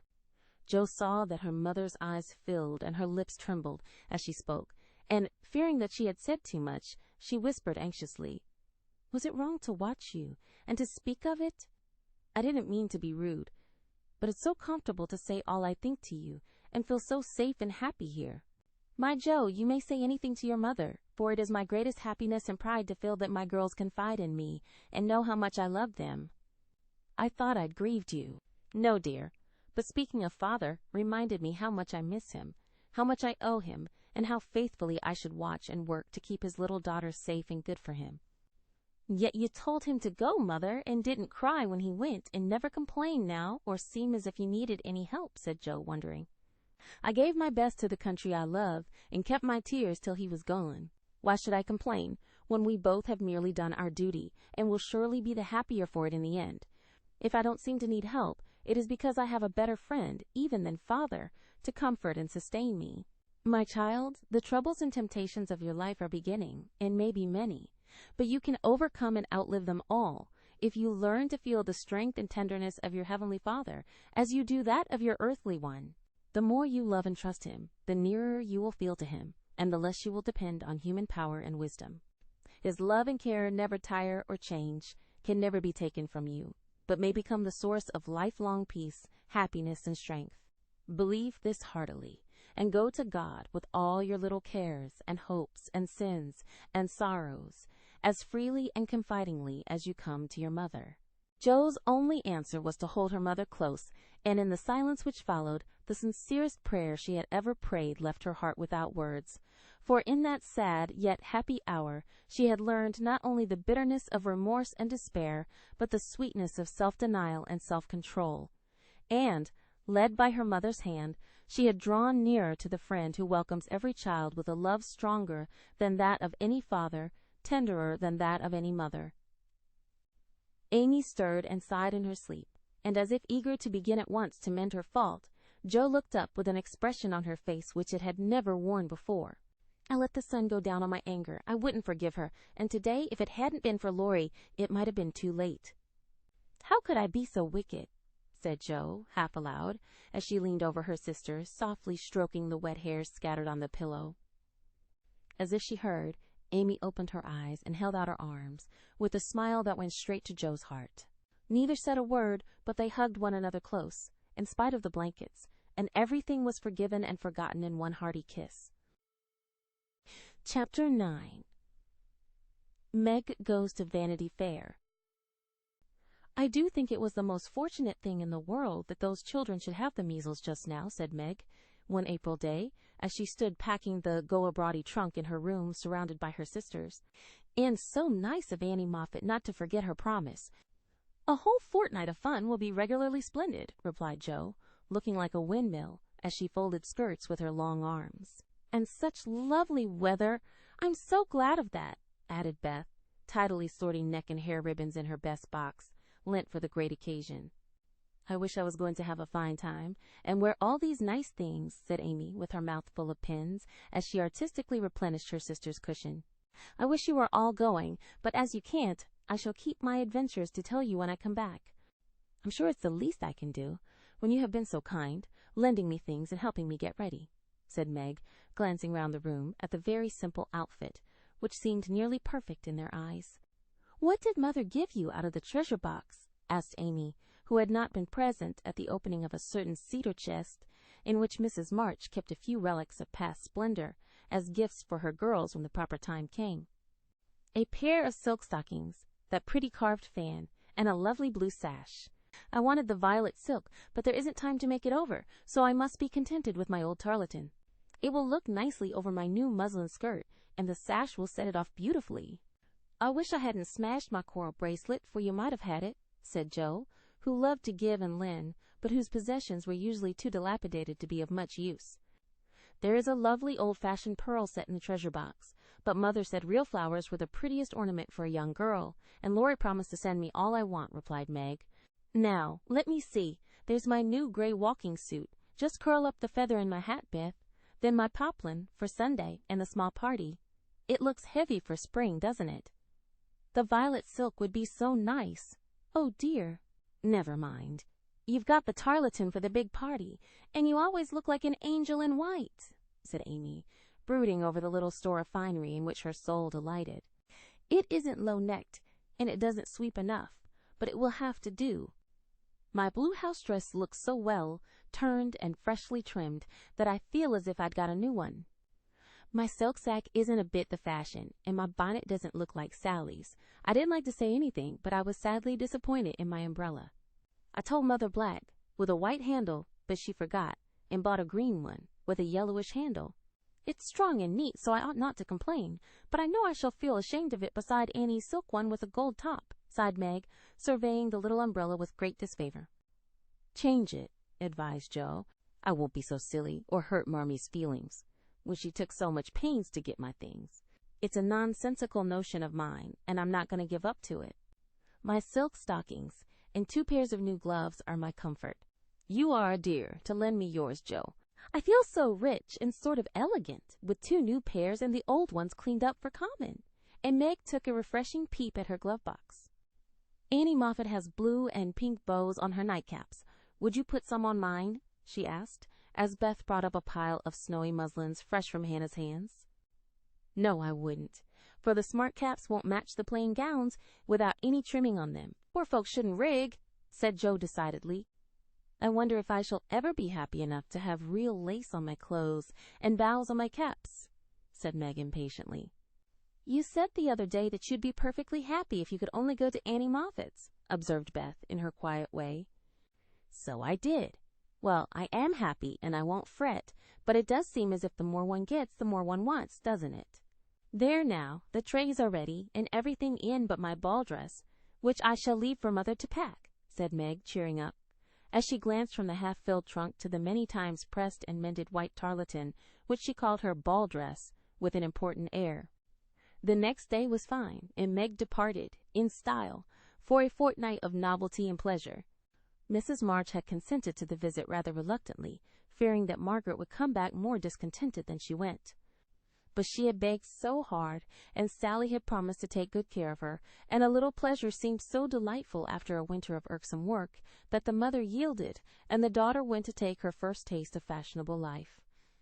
The Moffats were very fashionable, and simple Meg was rather daunted, at first, by the splendor of the house and the elegance of its occupants. But they were kindly people, in spite of the frivolous life they led, and soon put their guest at her ease. Perhaps Meg felt, without understanding why, that they were not particularly cultivated or intelligent people, and that all their gilding could not quite conceal the ordinary material of which they were made.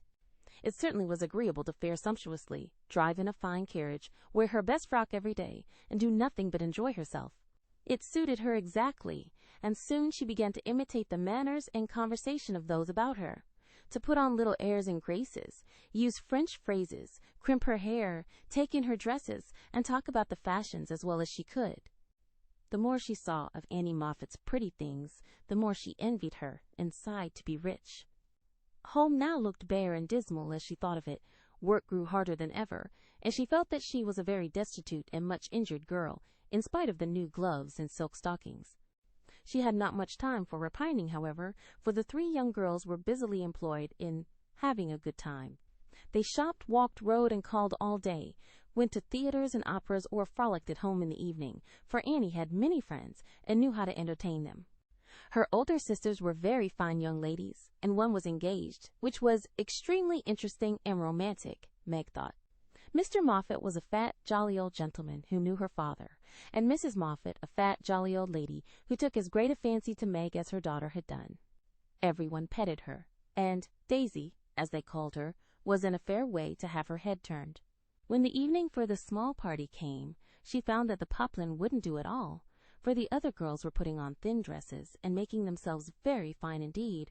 So out came the tarletan, looking older, limper, and shabbier than ever beside Sally's crisp new one. Meg saw the girls glance at it, and then at one another, and her cheeks began to burn, for, with all her gentleness, she was very proud. No one said a word about it, but Sally offered to dress her hair, and Annie to tie her sash, and Belle, the engaged sister, praised her white arms. But in their kindness, Meg saw only pity for her poverty, and her heart felt very heavy as she stood by herself, while the others laughed, chattered, and flew about like gauzy butterflies. The hard, bitter feeling was getting pretty bad when the maid brought in a box of flowers.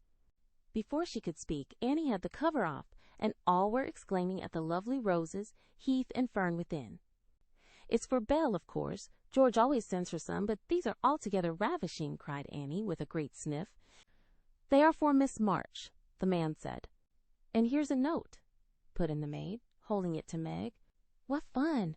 Who are they from? Didn't know you had a lover," cried the girls, fluttering about Meg in a high state of curiosity and surprise. "The note is from Mother, and the flowers from Laurie," said Meg simply, yet much gratified that he had not forgotten her. "Oh, indeed," said Annie, with a funny look, as Meg slipped the note into her pocket, as a sort of talisman against envy, vanity, and false pride, for the few loving words had done her good, and the flowers cheered her up by their beauty.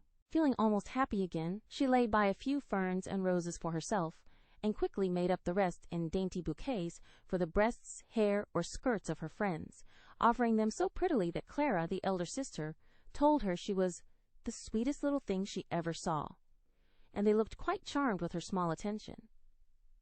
Somehow the kind act finished her despondency, and when all the rest went to show themselves to Mrs. Moffat, she saw a happy, bright-eyed face in the mirror, as she laid her ferns against her rippling hair, and fastened the roses in the dress that didn't strike her as so very shabby now. She enjoyed herself very much that evening, for she danced to her heart's content. Everyone was very kind, and she had 3 compliments. Annie made her sing, and someone said she had a remarkably fine voice. Major Lincoln asked who the fresh little girl with the beautiful eyes was, and Mr. Moffat insisted on dancing with her because she didn't dawdle, but had some spring in her, as he gracefully expressed it. So altogether she had a very nice time, till she overheard a bit of a conversation, which disturbed her extremely. She was sitting just inside the conservatory, waiting for her partner to bring her an ice, when she heard a voice ask, on the other side of the flowery wall, "How old is he?" 16 or 17, I should say," replied another voice. "It would be a grand thing for one of those girls, wouldn't it? Sally says they are very intimate now, and the old man quite dotes on them. Mrs. M. has made her plans, I dare say, and will play her cards well, early as it is. The girl evidently doesn't think of it yet," said Mrs. Moffat. "She told that fib about her mamma, as if she did know, and colored up when the flowers came, quite prettily. Poor thing! She'd be so nice if she was only got up in style." "Do you think she'd be offended if we offered to lend her a dress for Thursday?" asked another voice. "She's proud, but I don't believe she'd mind, for that dowdy tarletan is all she has got. She may tear it tonight, and that will be a good excuse for offering a decent one. We'll see. I shall ask young Laurence as a compliment to her, and we'll have fun about it afterward." Here Meg's partner appeared, to find her looking much flushed and rather agitated. She was proud, and her pride was useful just then, for it helped her hide her mortification, anger, and disgust at what she had just heard, for, innocent and unsuspicious as she was, she could not help understanding the gossip of her friends. She tried to forget it, but could not, and kept repeating to herself, "Mrs. M. has made her plans, that fib about her mamma, and dowdy tarletan," till she was ready to cry, and rush home to tell her troubles and ask for advice. As that was impossible, she did her best to seem gay, and being rather excited, she succeeded so well that no one dreamed what an effort she was making. She was very glad when it was all over, and she was quiet in her bed, where she could think and wonder and fume till her head ached and her hot cheeks were cooled by a few natural tears. Those foolish yet well-meant words had opened a new world to Meg, and much disturbed the peace of the old one, in which till now she had lived as happily as a child. Her innocent friendship with Laurie was spoilt by the silly speeches she had overheard, Her faith in her mother was a little shaken by the worldly plans attributed to her by Mrs. Moffat, who judged others by herself, and the sensible resolution to be contented with the simple wardrobe which suited a poor man's daughter was weakened by the unnecessary pity of girls who thought a shabby dress one of the greatest calamities under heaven. Poor Meg had a restless night, and got up heavy-eyed, unhappy, half resentful toward her friends, and half ashamed of herself for not speaking out frankly and setting everything right. Everybody dawdled that morning, and it was noon before the girls found energy enough even to take up their worsted work. Something in the manner of her friends struck Meg at once. They treated her with more respect, she thought, took quite a tender interest in what she said, and looked at her with eyes that plainly betrayed curiosity. All this surprised and flattered her, though she did not understand it till Miss Bell looked up from her writing and said with a sentimental air, "Daisy, dear, I've sent an invitation to your friend Mr. Laurence for Thursday. We should like to know him, and it's only a proper compliment to you." Meg colored, but a mischievous fancy to tease the girls made her reply demurely, "You are very kind, but I'm afraid he won't come." "Why not, Cherie?" asked Miss Bell. "He's too old." "My child, what do you mean? What is his age, I beg to know?" cried Miss Clara. "Nearly 70, I believe," answered Meg, counting stitches to hide the merriment in her eyes. "You sly creature! Of course we meant the young man," exclaimed Miss Bell, laughing. "There isn't any. Laurie is only a little boy." And Meg laughed also at the queer look which the sisters exchanged as she thus described her supposed lover. "About your age," Nan said. "Nearer my sister Jo's. I am 17 in August," returned Meg, tossing her head. "It's very nice of him to send you flowers, isn't it?" said Annie, looking wise about nothing. "Yes, he often does, to all of us, but their house is full, and we are so fond of them. My mother and old Mr. Laurence are friends, you know, so it is quite natural that we children should play together," and Meg hoped they would say no more. "It's evident Daisy isn't out yet," said Miss Clara to Belle, with a nod. "Quite a pastoral state of innocence all round," returned Miss Bell with a shrug. "I'm going out to get some little matters for my girls. Can I do anything for you, young ladies?" asked Mrs. Moffat, lumbering in like an elephant in silk and lace. "No, thank you, ma'am," replied Sally. "I've got my new pink silk for Thursday, and don't want a thing." "Nor I," began Meg, but stopped because it occurred to her that she did want several things and could not have them. "What shall you wear?" asked Sally. "My old white one again, if I can mend it fit to be seen. It got sadly torn last night," said Meg, trying to speak quite easily, but feeling very uncomfortable. "Why don't you send home for another?" said Sally, who was not an observing young lady. "I haven't got any other." It cost Meg an effort to say that, but Sally did not see it, and exclaimed in amiable surprise, "Only that? How funny!" She did not finish her speech, for Belle shook her head at her and broke in, saying kindly, "Not at all. Where's the use of having a lot of dresses when she isn't out?" "There's no need of sending home, Daisy, even if you had a dozen, for I've got a sweet blue silk laid away, which I've outgrown, and you shall wear it to please me, won't you, dear?" "You're very kind, but I don't mind my old dress if you don't. It does well enough for a little girl like me," said Meg. "Now do let me please myself by dressing you up in style. I admire to do it, and you'd be a regular little beauty, with a touch here and there. I shan't let anyone see you till you are done, and then we'll burst upon them like Cinderella and her godmother going to the ball," said Belle in her persuasive tone. Meg couldn't refuse the offer so kindly made, for a desire to see if she would be a little beauty after touching up caused her to accept and forget all her former uncomfortable feelings towards the Moffats. On the Thursday evening, Belle shut herself up with her maid, and, between them, they turned Meg into a fine lady. They crimped and curled her hair, they polished her neck and arms with some fragrant powder, touched her lips with coralline salve to make them redder, and Hortense would have added a soupçon of rouge if Meg had not rebelled. They laced her into a sky-blue dress, which was so tight she could hardly breathe, and so low in the neck that modest Meg blushed at herself in the mirror. A set of silver filigree was added, bracelets, necklace, brooch, and even earrings, for Hortense tied them on, with a bit of pink silk, which did not show. A cluster of tea rosebuds at the bosom, and a ruche, reconciled Meg to the display of her pretty white shoulders, and a pair of high-heeled blue silk boots satisfied the last wish of her heart. A laced handkerchief, a plumy fan, and a bouquet in a silver holder finished her off, and Miss Belle surveyed her with the satisfaction of a little girl with a newly dressed doll. "Mademoiselle is charmante, très jolie, is she not?" cried Hortense, clasping her hands in an affected rapture. "Come and show yourself," said Miss Belle, leading the way to the room where the others were waiting. As Meg went rustling after, with her long skirts trailing, her earrings tinkling, her curls waving, and her heart beating, she felt as if her fun had really begun at last, for the mirror had plainly told her that she was a little beauty. Her friends repeated the pleasing phrase enthusiastically, and for several minutes she stood, like the jackdaw in the fable, enjoying her borrowed plumes, while the rest chattered like a party of magpies. "While I dress, do you drill her Nan in the management of her skirt and those French heels, or she will trip herself up. Take your silver butterfly and catch up that long curl on the left side of her head, Clara, and don't any of you disturb the charming work of my hands," said Belle as she hurried away, looking well pleased with her success. "I'm afraid to go down, I feel so queer and stiff and half-dressed," said Meg to Sally as the bell rang, and Mrs. Moffat sent to ask the young ladies to appear at once. "You don't look a bit like yourself, but you are very nice. I'm nowhere beside you, for Belle has heaps of taste, and you're quite French, I assure you." "Let your flowers hang. Don't be so careful of them, and be sure you don't trip," returned Sally, trying not to care that Meg was prettier than herself. Keeping that warning carefully in mind, Margaret got safely downstairs and sailed into the drawing rooms, where the Moffats and a few early guests were assembled.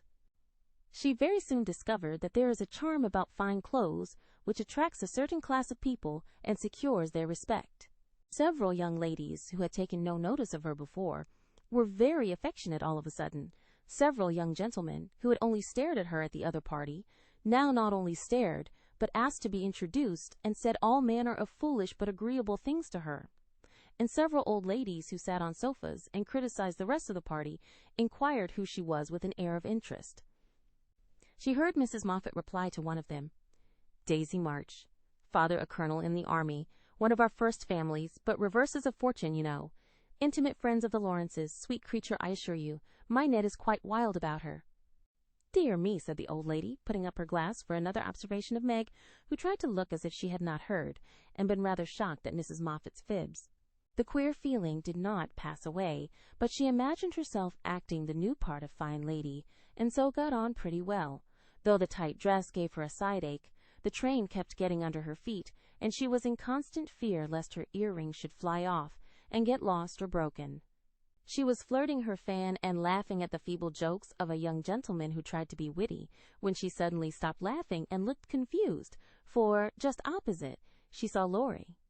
He was staring at her with undisguised surprise, and disapproval also, she thought, for though he bowed and smiled, yet something in his honest eyes made her blush and wish she had her old dress on. To complete her confusion, she saw Belle nudge Annie, and both glanced from her to Laurie, who, she was happy to see, looked unusually boyish and shy. "Silly creatures, to put such thoughts into my head. I won't care for it or let it change me a bit," thought Meg, and rustled across the room to shake hands with her friend. "I'm glad you came. I was afraid you wouldn't," she said, with her most grown-up air.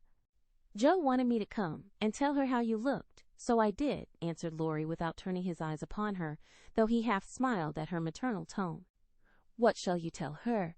asked Meg, full of curiosity to know his opinion of her, yet feeling ill at ease with him for the first time. "I shall say I didn't know you, for you look so grown-up and unlike yourself I'm quite afraid of you," he said, fumbling at his glove button. "How absurd of you! The girls dressed me up for fun, and I rather like it." "Wouldn't Joe stare if she saw me?" said Meg, bent on making him say whether he thought her improved or not. "Yes, I think she would," returned Laurie gravely. "Don't you like me so?" asked Meg. "No, I don't," was the blunt reply. "Why not?" in an anxious tone. He glanced at her frizzled head, bare shoulders, and fantastically trimmed dress, with an expression that abashed her more than his answer, which had not a particle of his usual politeness about it. "I don't like fuss and feathers." That was altogether too much from a lad younger than herself, and Meg walked away, saying petulantly, "You are the rudest boy I ever saw." Feeling very much ruffled, she went and stood at a quiet window to cool her cheeks, for the tight dress gave her an uncomfortably brilliant color. As she stood there, Major Lincoln passed by, and a minute after she heard him saying to his mother, They are making a fool of that little girl. I wanted you to see her, but they have spoiled her entirely. She's nothing but a doll tonight." "Oh, dear," sighed Meg. "I wish I'd been sensible and worn my own things. Then I should not have disgusted other people or felt so uncomfortable and ashamed myself." She leaned her forehead on the cool pane and stood half hidden by the curtains, never minding that her favorite waltz had begun, till someone touched her, and turning she saw Laurie, looking penitent, as he said, with his very best bow and his hand out, "Please forgive my rudeness and come and dance with me." "I'm afraid it will be too disagreeable to you," said Meg, trying to look offended and failing entirely. "Not a bit of it. I'm dying to do it. Come, I'll be good. I don't like your gown, but I do think you are just splendid." And he waved his hands as if words failed to express his admiration. Meg smiled and relented and whispered as they stood waiting to catch the time, "Take care my skirt don't trip you up. It's the plague of my life, and I was a goose to wear it." "Pin it round your neck, and then it will be useful," said Laurie, looking down at the little blue boots, which he evidently approved of.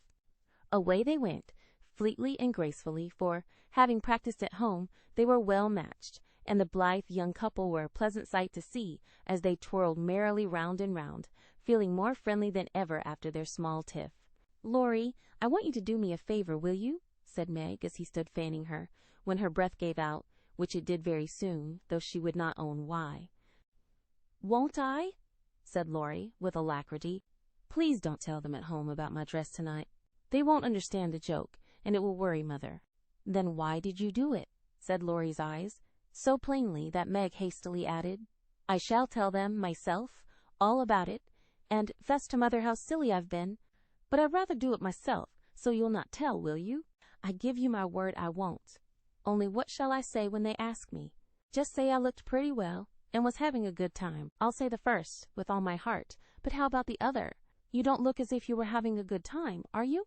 And Laurie looked at her with an expression which made her answer, in a whisper, "No, not just now. Don't think I'm horrid. I only wanted a little fun. But this sort doesn't pay, I find, and I'm getting tired of it."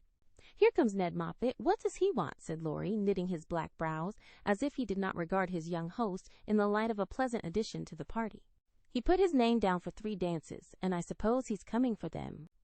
"What a bore," said Meg, assuming a languid air, which amused Laurie immensely.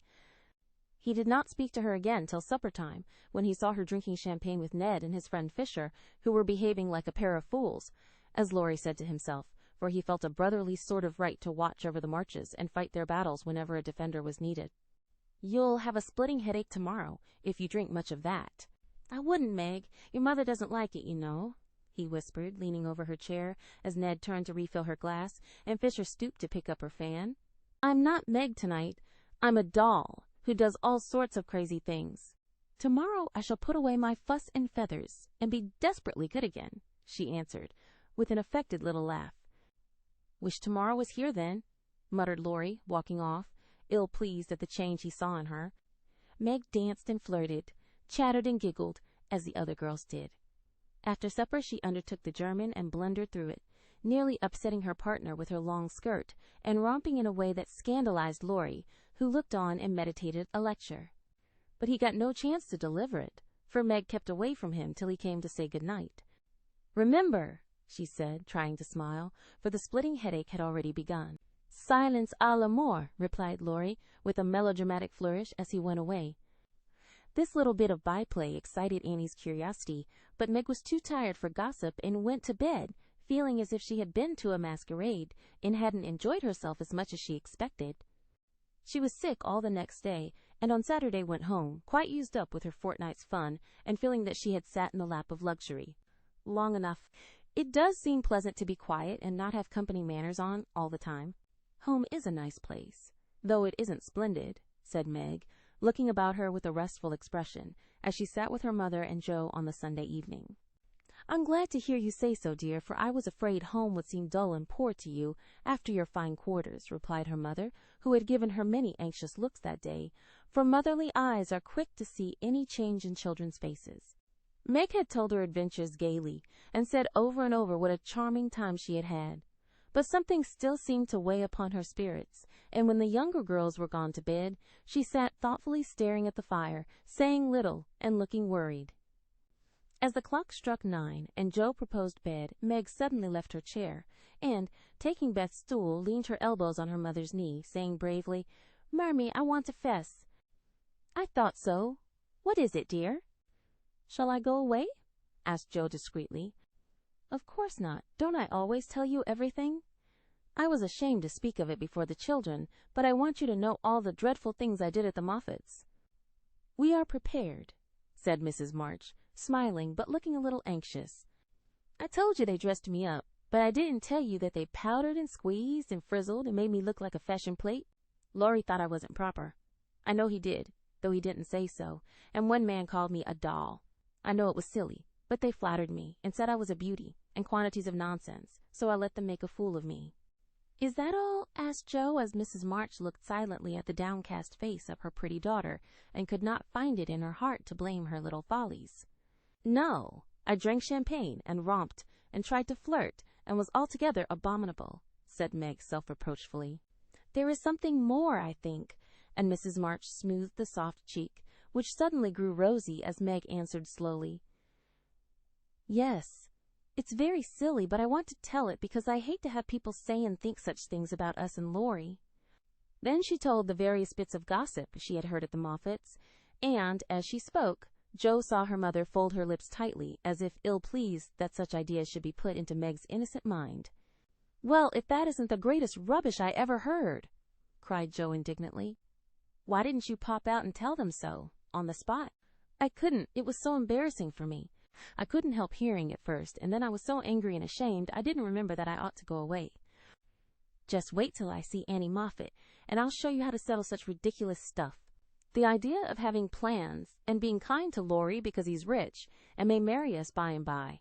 Won't he shout when I tell him what those silly things say about us poor children?" And Joe laughed, as if on second thoughts the thing struck her as a good joke. "If you tell Laurie, I'll never forgive you." "She mustn't, must she, Mother?" said Meg, looking distressed. "No, never repeat that foolish gossip, and forget it as soon as you can," said Mrs. March gravely. "I was very unwise to let you go among people of whom I know so little, kind, I dare say, but worldly, ill-bred, and full of these vulgar ideas about young people. I am more sorry than I can express for the mischief this visit may have done you, Meg. Don't be sorry. I won't let it hurt me. I'll forget all the bad, and remember only the good, for I did enjoy a great deal, and thank you very much for letting me go. I'll not be sentimental or dissatisfied, Mother. I know I'm a silly little girl, and I'll stay with you till I'm fit to take care of myself. But it is nice to be praised and admired, and I can't help saying I like it," said Meg, looking half ashamed of the confession. "That is perfectly natural and quite harmless, if the liking does not become a passion, and lead one to do foolish or unmaidenly things. Learn to know and value the praise which is worth having, and to excite the admiration of excellent people by being modest as well as pretty, Meg." Margaret sat thinking a moment, while Joe stood with her hands behind her, looking both interested and a little perplexed, for it was a new thing to see Meg blushing and talking about admiration, lovers, and things of that sort, and Joe felt as if, during that fortnight, her sister had grown up amazingly, and was drifting away from her into a world where she could not follow. "Mother, do you have plans, as Mrs. Moffat said?" asked Meg bashfully. "Yes, my dear, I have a great many. All mothers do, but mine differs somewhat from Mrs. Moffat's, I suspect. I will tell you some of them, for the time has come when a word may set this romantic little head and heart of yours right, on a very serious subject. You are young, Meg, but not too young to understand me, and mother's lips are the fittest to speak of such things to girls like you. Joe, your turn will come in time, perhaps, so listen to my plans and help me carry them out if they are good." Joe went and sat on one arm of the chair, looking as if she thought they were about to join in some very solemn affair. Holding a hand of each, and watching the two young faces wistfully, Mrs. March said, in her serious yet cheery way, "I want my daughters to be beautiful, accomplished, and good, to be admired, loved, and respected, to have a happy youth, to be well and wisely married, and to lead useful, pleasant lives, with as little care and sorrow to try them as God sees fit to send. To be loved and chosen by a good man is the best and sweetest thing which can happen to a woman, and I sincerely hope my girls may know this beautiful experience. It is natural to think of it, Meg, right to hope and wait for it, and wise to prepare for it, so that, When the happy time comes, you may feel ready for the duties and worthy of the joy.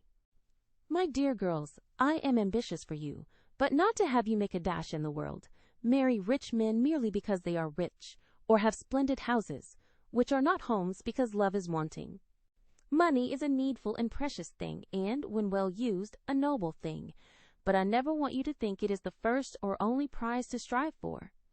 I'd rather see you poor men's wives, if you were happy, beloved, contented, than queens on thrones without self-respect and peace. Poor girls don't stand any chance, Belle says, unless they put themselves forward, sighed Meg. Then we'll be old maids, said Joe stoutly. Right, Joe. Better be happy old maids than unhappy wives, or unmaidenly girls running about to find husbands, said Mrs. March decidedly. Don't be troubled, Meg. Poverty seldom daunts a sincere lover. Some of the best and most honored women I know were poor girls, but so love-worthy that they were not allowed to be old maids. Leave these things to time. Make this home happy, so that you may be fit for homes of your own if they are offered you, and contented here if they are not. One thing remember, my girls. Mother is always ready to be your confidant, father to be your friend, and both of us trust and hope that our daughters, whether married or single, will be the pride and comfort of our lives. We will, Marmee, we will, cried both with all their hearts as she bade them good night. Chapter N. The P.C. and P.O. As spring came on, a new set of amusements became the fashion, and the lengthening days gave long afternoons for work and play of all sorts. The garden had to be put in order, and each sister had a quarter of the little plot to do what she liked with. Hannah used to say, I'd know which each of them gardens belonged to if I see 'em in Chinny, and so she might, for the girls' tastes differed as much as their characters. Meg's had roses and heliotrope, myrtle, and a little orange tree in it. Joe's bed was never alike 2 seasons, for she was always trying experiments. This year it was to be a plantation of sunflowers, the seeds of which cheerful and aspiring plant were to feed Aunt Cockletop and her family of chicks. Beth had old-fashioned fragrant flowers in her garden, sweet peas and mignonette, larkspur, pinks, pansies, and southernwood, with chickweed for the bird and catnip for the pussies. Amy had a bower in hers, rather small and earwiggy, but very pretty to look at, with honeysuckles and morning glories hanging their colored horns and bells in graceful wreaths all over it, tall white lilies, delicate ferns, and as many brilliant picturesque plants as would consent to blossom there. Gardening, walks, rows on the river, and flower hunts employed the fine days, and for rainy ones they had house diversions, some old, some new, all more or less original. One of these was the P.C., for as secret societies were the fashion, it was thought proper to have one, and as all of the girls admired Dickens, they called themselves the Pickwick Club. With a few interruptions, they had kept this up for a year, and met every Saturday evening in the big garret, on which occasions the ceremonies were as follows.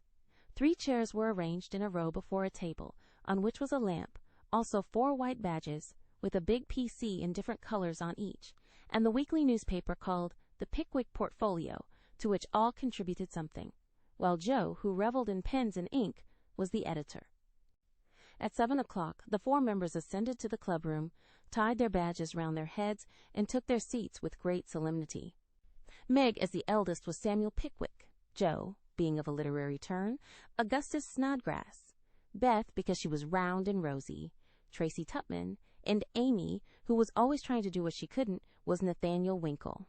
Pickwick, the president, read the paper, which was filled with original tales, poetry, local news, funny advertisements, and hints, in which they good-naturedly reminded each other of their faults and shortcomings. On one occasion, Mr. Pickwick put on a pair of spectacles without any glasses, rapped upon the table, hemmed, and having stared hard at Mr. Snodgrass, who was tilting back in his chair, till he arranged himself properly, began to read the Pickwick Portfolio.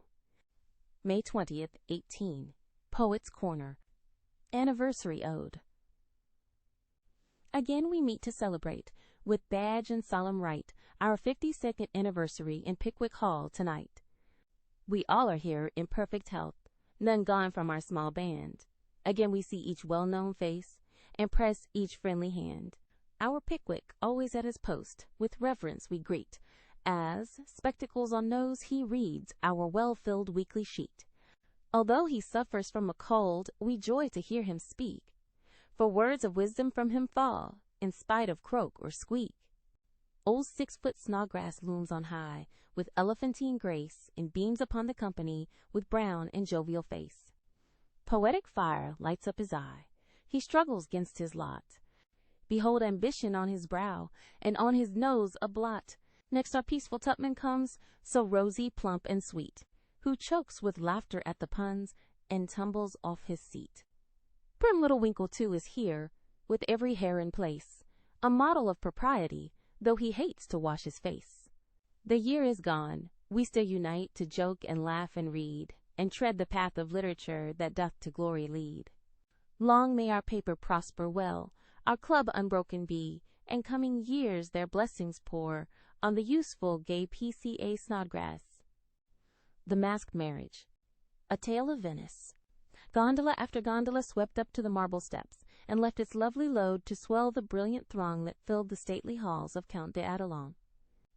Knights and ladies, elves and pages, monks and flower girls all mingled gaily in the dance. Sweet voices and rich melody filled the air, and so with mirth and music the masquerade went on. "Has your Highness seen the Lady Viola tonight?" asked a gallant troubadour of the fairy queen who floated down the hall upon his arm. "Yes, is she not lovely, though so sad? Her dress is well chosen, too, for in a week she weds Count Antonio, whom she passionately hates. By my faith, I envy him. Yonder he comes, arrayed like a bridegroom, except the black mask. When that is off, we shall see how he regards the fair maid whose heart he cannot win, though her stern father bestows her hand," returned the troubadour. "'Tis whispered that she loves the young English artist who haunts her steps, and is spurned by the old count," said the lady as they joined the dance. The revel was at its height when a priest appeared, and, withdrawing the young pair to an alcove hung with purple velvet, he motioned them to kneel. Instant silence fell upon the gay throng, and not a sound but the dash of fountains or the rustle of orange groves sleeping in the moonlight broke the hush as Count d'Adelon spoke thus: "My lords and ladies, pardon the ruse by which I have gathered you here to witness the marriage of my daughter. Father, we wait your services." All eyes turned toward the bridal party, and a low murmur of amazement went through the throng, for neither bride nor groom removed their masks. Curiosity and wonder possessed all hearts, but respect restrained all tongues till the holy rite was over. Then the eager spectators gathered round the count, demanding an explanation. Gladly would I give it if I could, but I only know that it was the whim of my timid Viola, and I yielded to it. Now, my children, let the play end. Unmask and receive my blessing." But neither bent the knee, for the young bridegroom replied, in a tone that startled all listeners as the mask fell, disclosing the noble face of Ferdinand Devereux, the artist lover, and leaning on the breast where now flashed the star of an English earl was the lovely Viola, radiant with joy and beauty. "My lord, you scornfully bade me claim your daughter when I could boast as high a name and vast a fortune as the Count Antonio. I can do more, for even your ambitious soul cannot refuse the Earl of Devereux and de Vere when he gives his ancient name and boundless wealth in return for the beloved hand of this fair lady, now my wife." The Count stood like one changed to stone, and turning to the bewildered crowd, Ferdinand added with a gay smile of triumph, "To you, my gallant friends, I can only wish that your wooing may prosper as mine has done, and that you may all win as fair a bride as I have by this masked marriage." S. Pickwick. Why is the PC like the Tower of Babel? It is full of unruly members. The history of a squash. Once upon a time, a farmer planted a little seed in his garden, and after a while it sprouted and became a vine, and bore many squashes. One day in October, when they were ripe, he picked one and took it to market. A grocer man bought and put it in his shop. That same morning, a little girl in a brown hat and blue dress, with a round face and snub nose, went and bought it for her mother. She lugged it home, cut it up, and boiled it in the big pot, mashed some of it with salt and butter for dinner, and to the rest she added a pint of milk, 2 eggs, 4 spoons of sugar, nutmeg, and some crackers, put it in a deep dish, and baked it till it was brown and nice, and next day it was eaten by a family named March. T. Tupman. Mr. Pickwick, sir, I address you upon the subject of sin. The sinner, I mean, is a man named Winkle who makes trouble in his club by laughing, and sometimes won't write his piece in this fine paper. I hope you will pardon his badness and let him send a French fable because he can't write out of his head, as he has so many lessons to do and no brains in future. I will try to take time by the fetlock and prepare some work which will be all comme il faut. That means all right. I am in haste, as it is nearly school time. Yours respectably, Neurwinkle. The above is a manly and handsome acknowledgment of past misdemeanors. If our young friends studied punctuation, it would be well. A sad accident. On Friday last, we were startled by a violent shock in our basement, followed by cries of distress. On rushing in a body to the cellar, we discovered our beloved president prostrate upon the floor, having tripped and fallen while getting wood for domestic purposes. A perfect scene of ruin met our eyes, for in his fall Mr. Pickwick had plunged his head and shoulders into a tub of water, upset a keg of soft soap upon his manly form, and torn his garments badly. On being removed from this perilous situation, it was discovered that he had suffered no injury but several bruises, and, we are happy to add, is now doing well. Eddie. The public bereavement. It is our painful duty to record the sudden and mysterious disappearance of our cherished friend, Mrs. Snowball Patpaw. This lovely and beloved cat was the pet of a large circle of warm and admiring friends, for her beauty attracted all eyes, her graces and virtues endeared her to all hearts, and her loss is deeply felt by the whole community. When last seen, she was sitting at the gate, watching the butcher's cart, and it is feared that some villain, tempted by her charms, basely stole her. Weeks have passed, but no trace of her has been discovered, and we relinquish all hope, tie a black ribbon to her basket, set aside her dish, and weep for her as one lost to us forever. A sympathizing friend sends the following gem: a lament for S.B. Patpaw. We mourn the loss of our little pet, and sigh o'er her hapless fate. For nevermore by the fire she'll sit, nor play by the old green gate. The little grave where her infant sleeps is 'neath the chestnut tree, but o'er her grave we may not weep, we know not where it may be. Her empty bed, her idle ball, will never see her more. No gentle tap, no loving purr is heard at the parlor door. Another cat comes after her mice, a cat with a dirty face, but she does not hunt as our darling did, nor play with her airy grace. Her stealthy paws tread the very hall where Snowball used to play, but she only spits at the dogs our pets so gallantly drove away. She is useful and mild, and does her best, but she is not fair to see, and we cannot give her your place, dear, nor worship her as we worship thee. A.S. Advertisements.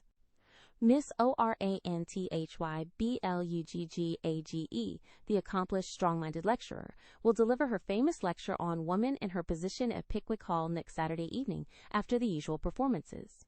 A weekly meeting will be held at Kitchen Place to teach young ladies how to cook. Hannah Brown will preside, and all are invited to attend. The Dustpan Society will meet on Wednesday next and parade in the upper story of the clubhouse. All members to appear in uniform and shoulder their brooms at 9 precisely. Mrs. Beth Bouncer will open her new assortment of dolls' millinery next week. The latest Paris fashions have arrived, and orders are respectfully solicited. A new play will appear at the Barnville Theater in the course of a few weeks, which will surpass anything ever seen on the American stage. The Greek Slave, or Constantine the Avenger, is the name of this thrilling drama. Hence, if SP didn't use so much soap on his hands, he wouldn't always be late at breakfast. AS is requested not to whistle in the street. TT, please don't forget Amy's napkin. Must not fret because his dress has not 9 tucks. Weekly report. Meg, Joe, bad. Beth, very good. Amy, middling. As the president finished reading the paper, which I beg leave to assure my readers is a bona fide copy of one written by bona fide girls once upon a time, a round of applause followed, and then Mr. Snodgrass rose to make a proposition. Mr. President and gentlemen, he began, assuming a parliamentary attitude and tone, I wish to propose the admission of a new member, one who highly deserves the honor, would be deeply grateful for it, and would add immensely to the spirit of the club, the literary value of the paper, and be no end jolly and nice. I propose Mr. Theodore Laurence as an honorary member of the PC. Come now, do have him. Joe's sudden change of tone made the girls laugh, but all looked rather anxious, and no one said a word, as Snodgrass took his seat. We'll put it to vote, said the president. All in favor of this motion, please to manifest it by saying aye. A loud response from Snodgrass followed, to everybody's surprise, by a timid one from Beth. Contrary-minded say no. Meg and Amy were contrary-minded, and Mr. Winkle rose to say, with great elegance, "We don't wish any boys. They only joke and bounce about.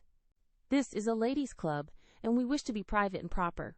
I'm afraid he'll laugh at our paper and make fun of us afterward," observed Pickwick, pulling the little curl on her forehead, as she always did when doubtful. Up rose Snodgrass, very much in earnest. "Sir, I give you my word, as a gentleman, Laurie won't do anything of the sort. He likes to write, and he'll give a tone to our contributions and keep us from being sentimental, don't you see? We can do so little for him, and he does so much for us. I think the least we can do is to offer him a place here and make him welcome if he comes." This artful allusion to benefits conferred brought Tupman to his feet, looking as if he had quite made up his mind. "Yes, we ought to do it, even if we are afraid. I say he may come, and his grandpa too, if he likes." This spirited burst from Beth electrified the club, and Jo left her seat to shake hands approvingly. "Now then, vote again." "Everybody remember it's our Laurie, and say aye," cried Snodgrass excitedly. "Aye, aye," replied 3 voices at once. "Good! Bless you! Now, as there's nothing like taking time by the fetlock, as Winkle characteristically observes, allow me to present the new member." And, to the dismay of the rest of the club, Jo threw open the door of the closet and displayed Laurie sitting on a rag bag, flushed and twinkling with suppressed laughter. "You rogue! You traitor!" "Jo, how could you?" cried the 3 girls, as Snodgrass led her friend triumphantly forth, and, producing both a chair and a badge, installed him in a jiffy. "The coolness of you 2 rascals is amazing," began Mr. Pickwick, trying to get up an awful frown, and only succeeding in producing an amiable smile. But the new member was equal to the occasion, and rising, with a grateful salutation to the chair, said in the most engaging manner, "Mr. President and ladies, I beg pardon, gentlemen, allow me to introduce myself as Sam Weller, the very humble servant of the club." "Good! Good!" cried Jo, pounding with the handle of the old warming pan on which she leaned. "My faithful friend and noble patron," continued Laurie, with a wave of the hand, "who has so flatteringly presented me, is not to be blamed for the base stratagem of tonight. I planned it, and she only gave in after lots of teasing." "Come now, don't lay it all on yourself. You know I proposed the cupboard," broke in Snodgrass, who was enjoying the joke amazingly. "Never you mind what she says. I'm the wretch that did it, sir," said the new member, with a Weller-esque nod to Mr. Pickwick. "But on my honor I never will do so again, and henceforth devote myself to the interests of this immortal club." "Hear, hear!" cried Jo, clashing the lid of the warming pan like a cymbal. Go on," added Winkle and Tupman, while the president bowed benignly. "I merely wish to say that as a slight token of my gratitude for the honor done me, and as a means of promoting friendly relations between adjoining nations, I have set up a post office in the hedge in the lower corner of the garden, a fine spacious building with padlocks on the doors and every convenience for the males, also the females, if I may be allowed the expression. It's the old Martin house, but I've stopped up the door and made the roof open, so it will hold all sorts of things and save our valuable time. Letters, manuscripts, books, and bundles can be passed in there, and as each nation has a key, it will be uncommonly nice, I fancy. Allow me to present the club key, and with many thanks for your favor, take my seat." Great applause as Mr. Weller deposited a little key on the table and subsided. The warming pan clashed and waved wildly, and it was some time before order could be restored. A long discussion followed, and everyone came out surprising, for everyone did her best. So it was an unusually lively meeting, and did not adjourn till a late hour, when it broke up with 3 shrill cheers for the new member. No one ever regretted the admittance of Sam Weller, for a more devoted, well-behaved, and jovial member no club could have. He certainly did add spirit to the meetings, and a tone to the paper, for his orations convulsed his hearers, and his contributions were excellent, being patriotic, classical, comical, or dramatic, but never sentimental. Jo regarded them as worthy of Bacon, Milton, or Shakespeare, and remodeled her own works with good effect, she thought. The P.O. was a capital little institution, and flourished wonderfully, for nearly as many queer things passed through it as through the real office. Tragedies and cravats, poetry and pickles, garden seeds and long letters, music and gingerbread, rubbers, invitations, scoldings, and puppies. The old gentleman liked the fun, and amused himself by sending odd bundles, mysterious messages, and funny telegrams, and his gardener, who was smitten with Hannah's charms, actually sent a love letter to Joe's care.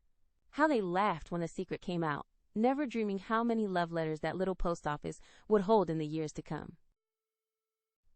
Chapter 11. Experiments. The 1st of June. The Kings are off to the seashore tomorrow, and I'm free. 3 months' vacation. How I shall enjoy it!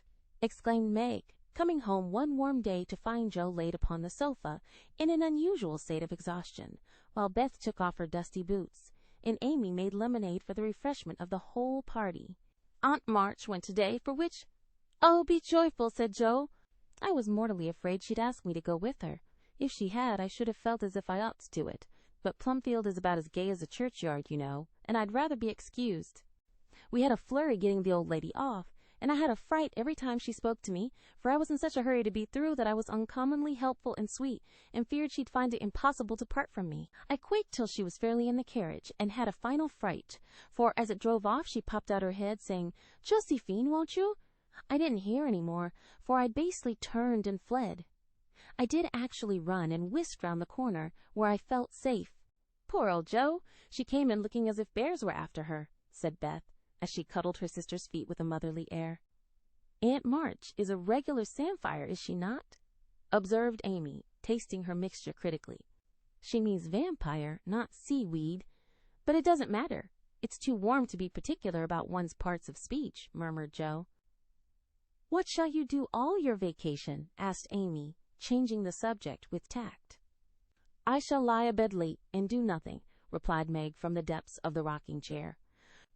"I've been routed up early all winter and had to spend my days working for other people, so now I'm going to rest and revel to my heart's content." "No," said Joe, "that dozy way wouldn't suit me.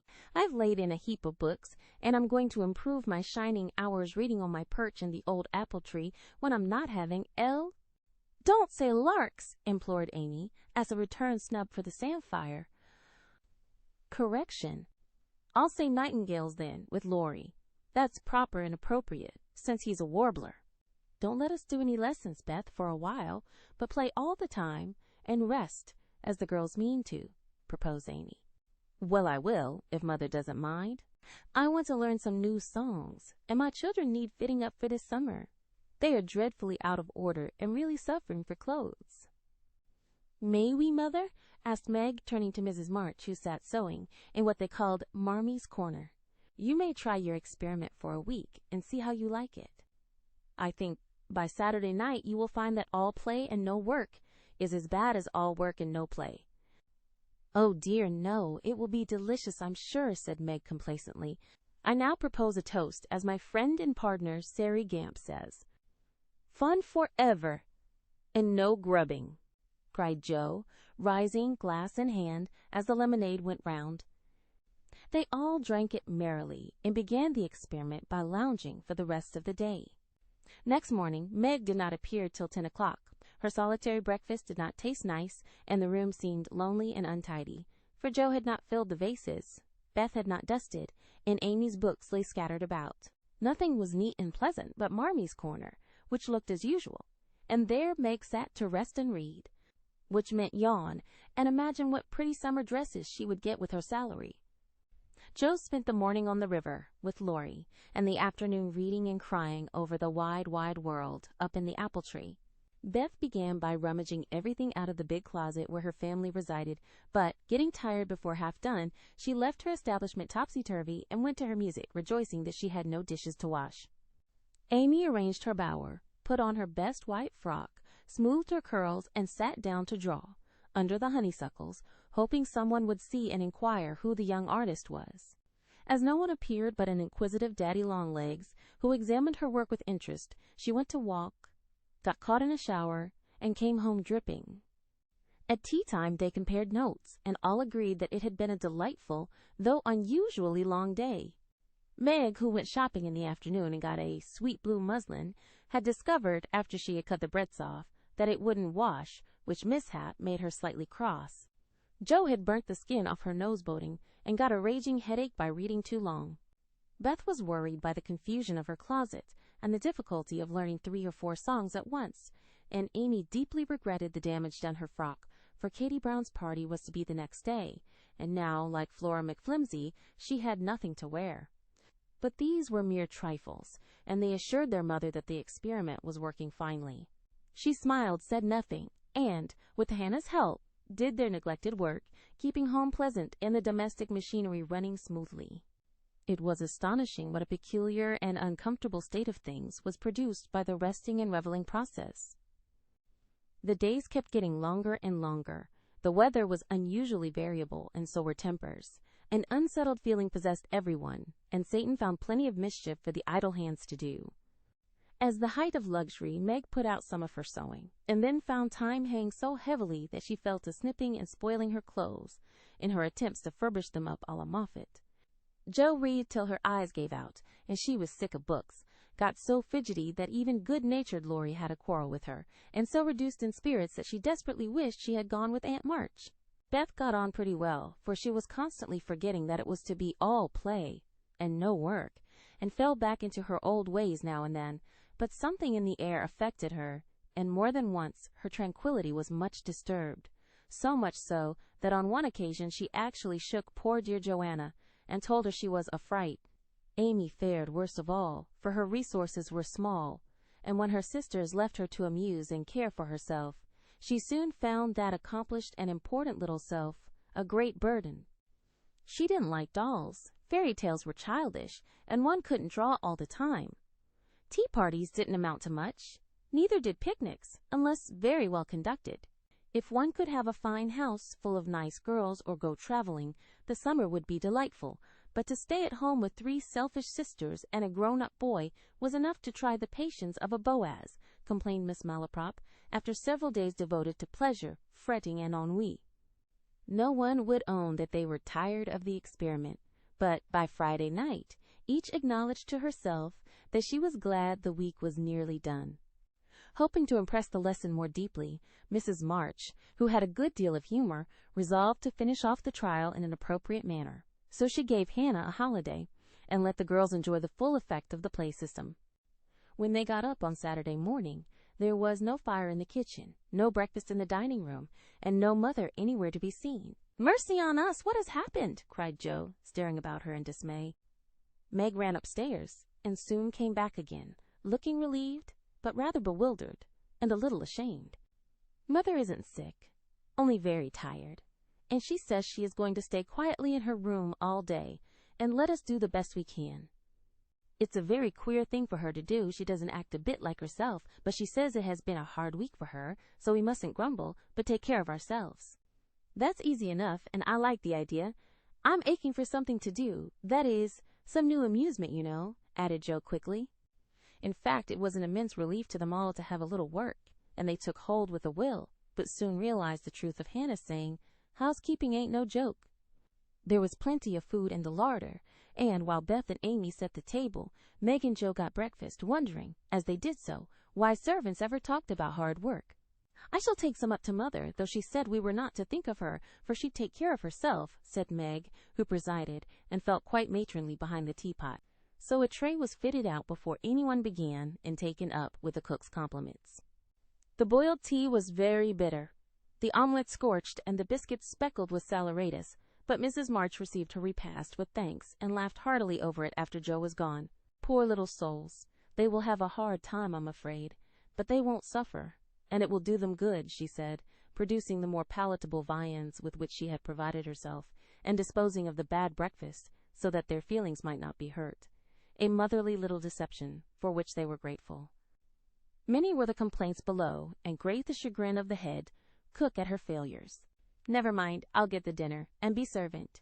You be mistress, keep your hands nice, see company, and give orders," said Jo, who knew still less than Meg about culinary affairs. This obliging offer was gladly accepted, and Margaret retired to the parlor, which she hastily put in order by whisking the litter under the sofa and shutting the blinds, to save the trouble of dusting. Jo, with perfect faith in her own powers and a friendly desire to make up the quarrel, immediately put a note in the office, inviting Laurie to dinner. "You'd better see what you have got before you think of having company," said Meg, when informed of the hospitable but rash act. Oh, there's corned beef and plenty of potatoes, and I shall get some asparagus and a lobster for a relish, as Hannah says. We'll have lettuce and make a salad. I don't know how, but the book tells. I'll have blancmange and strawberries for dessert, and coffee too, if you want to be elegant. Don't try too many messes, Joe, for you can't make anything but gingerbread and molasses candy fit to eat. I'll wash my hands of the dinner party, and since you have asked Laurie on your own responsibility, you may just take care of him. I don't want you to do anything but be civil to him and help to the pudding. You'll give me your advice if I get in a muddle, won't you? Asked Joe, rather hurt. Yes, but I don't know much, except about bread and a few trifles. You had better ask Mother's leave before you order anything, returned Meg prudently. Of course I shall. I'm not a fool, and Joe went off in a huff at the doubts expressed of her powers. Get what you like, and don't disturb me. I'm going out to dinner, and can't worry about things at home, said Mrs. March when Joe spoke to her. I never enjoyed housekeeping, and I'm going to take a vacation today, and read, write, go visiting, and amuse myself. The unusual spectacle of her busy mother, rocking comfortably, and reading, early in the morning, made Joe feel as if some natural phenomenon had occurred. For an eclipse, an earthquake, or a volcanic eruption would hardly have seemed stranger.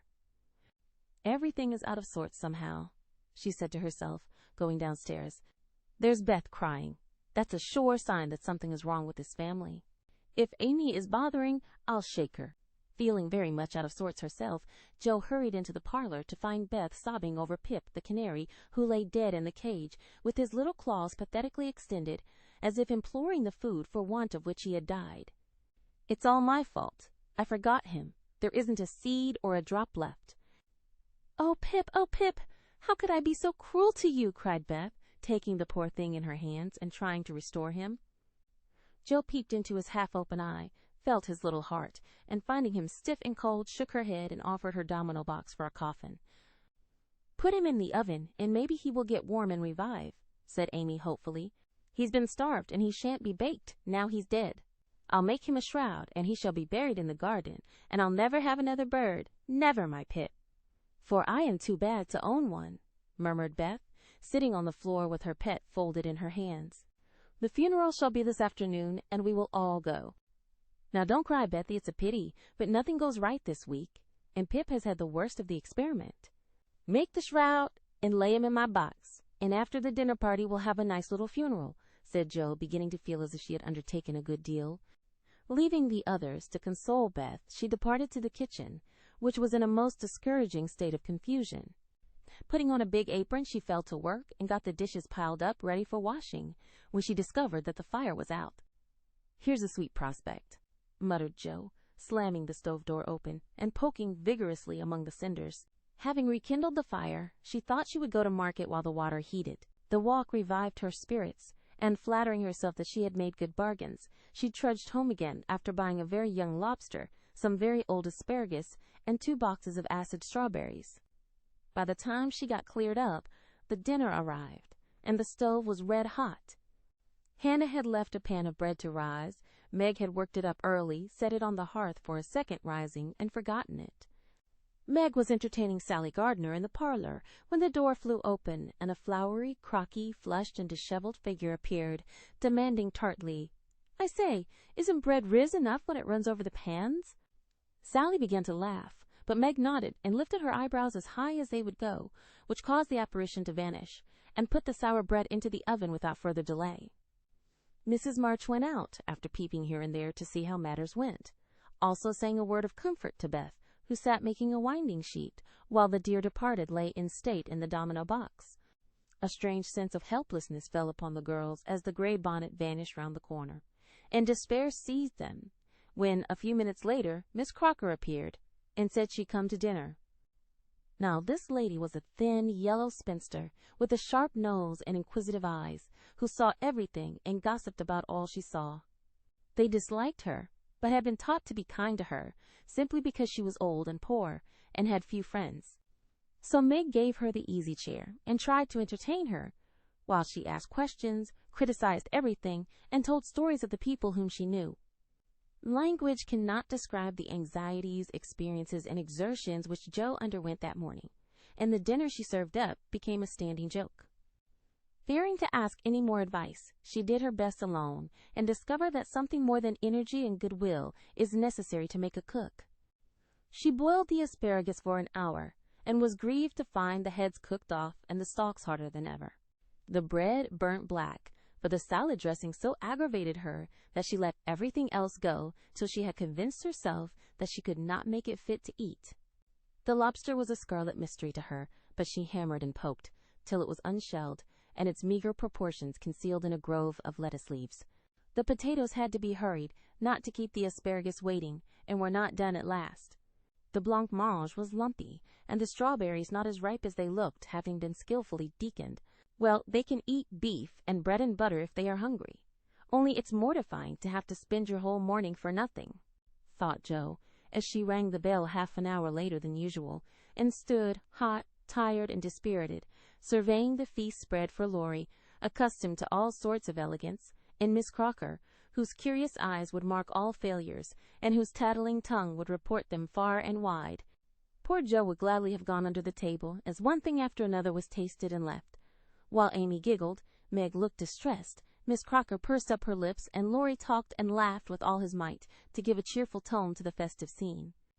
Jo's one strong point was the fruit, for she had sugared it well and had a pitcher of rich cream to eat with it.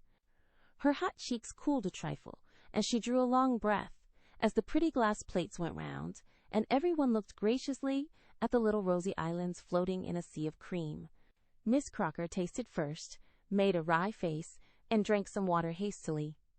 Jo, who had refused, thinking there might not be enough, for they dwindled sadly after the picking over, glanced at Laurie.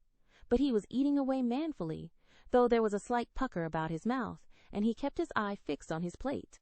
Amy, who was fond of delicate fare, took a heaping spoonful, choked, hid her face in her napkin, and left the table precipitately. "Oh, what is it?" exclaimed Jo, trembling. "Salt instead of sugar, and the cream is sour," replied Meg with a tragic gesture. Jo uttered a groan and fell back in her chair, remembering that she had given a last hasty powdering to the berries out of one of the 2 boxes on the kitchen table, and had neglected to put the milk in the refrigerator. She turned scarlet and was on the verge of crying when she met Laurie's eyes, which would look merry in spite of his heroic efforts.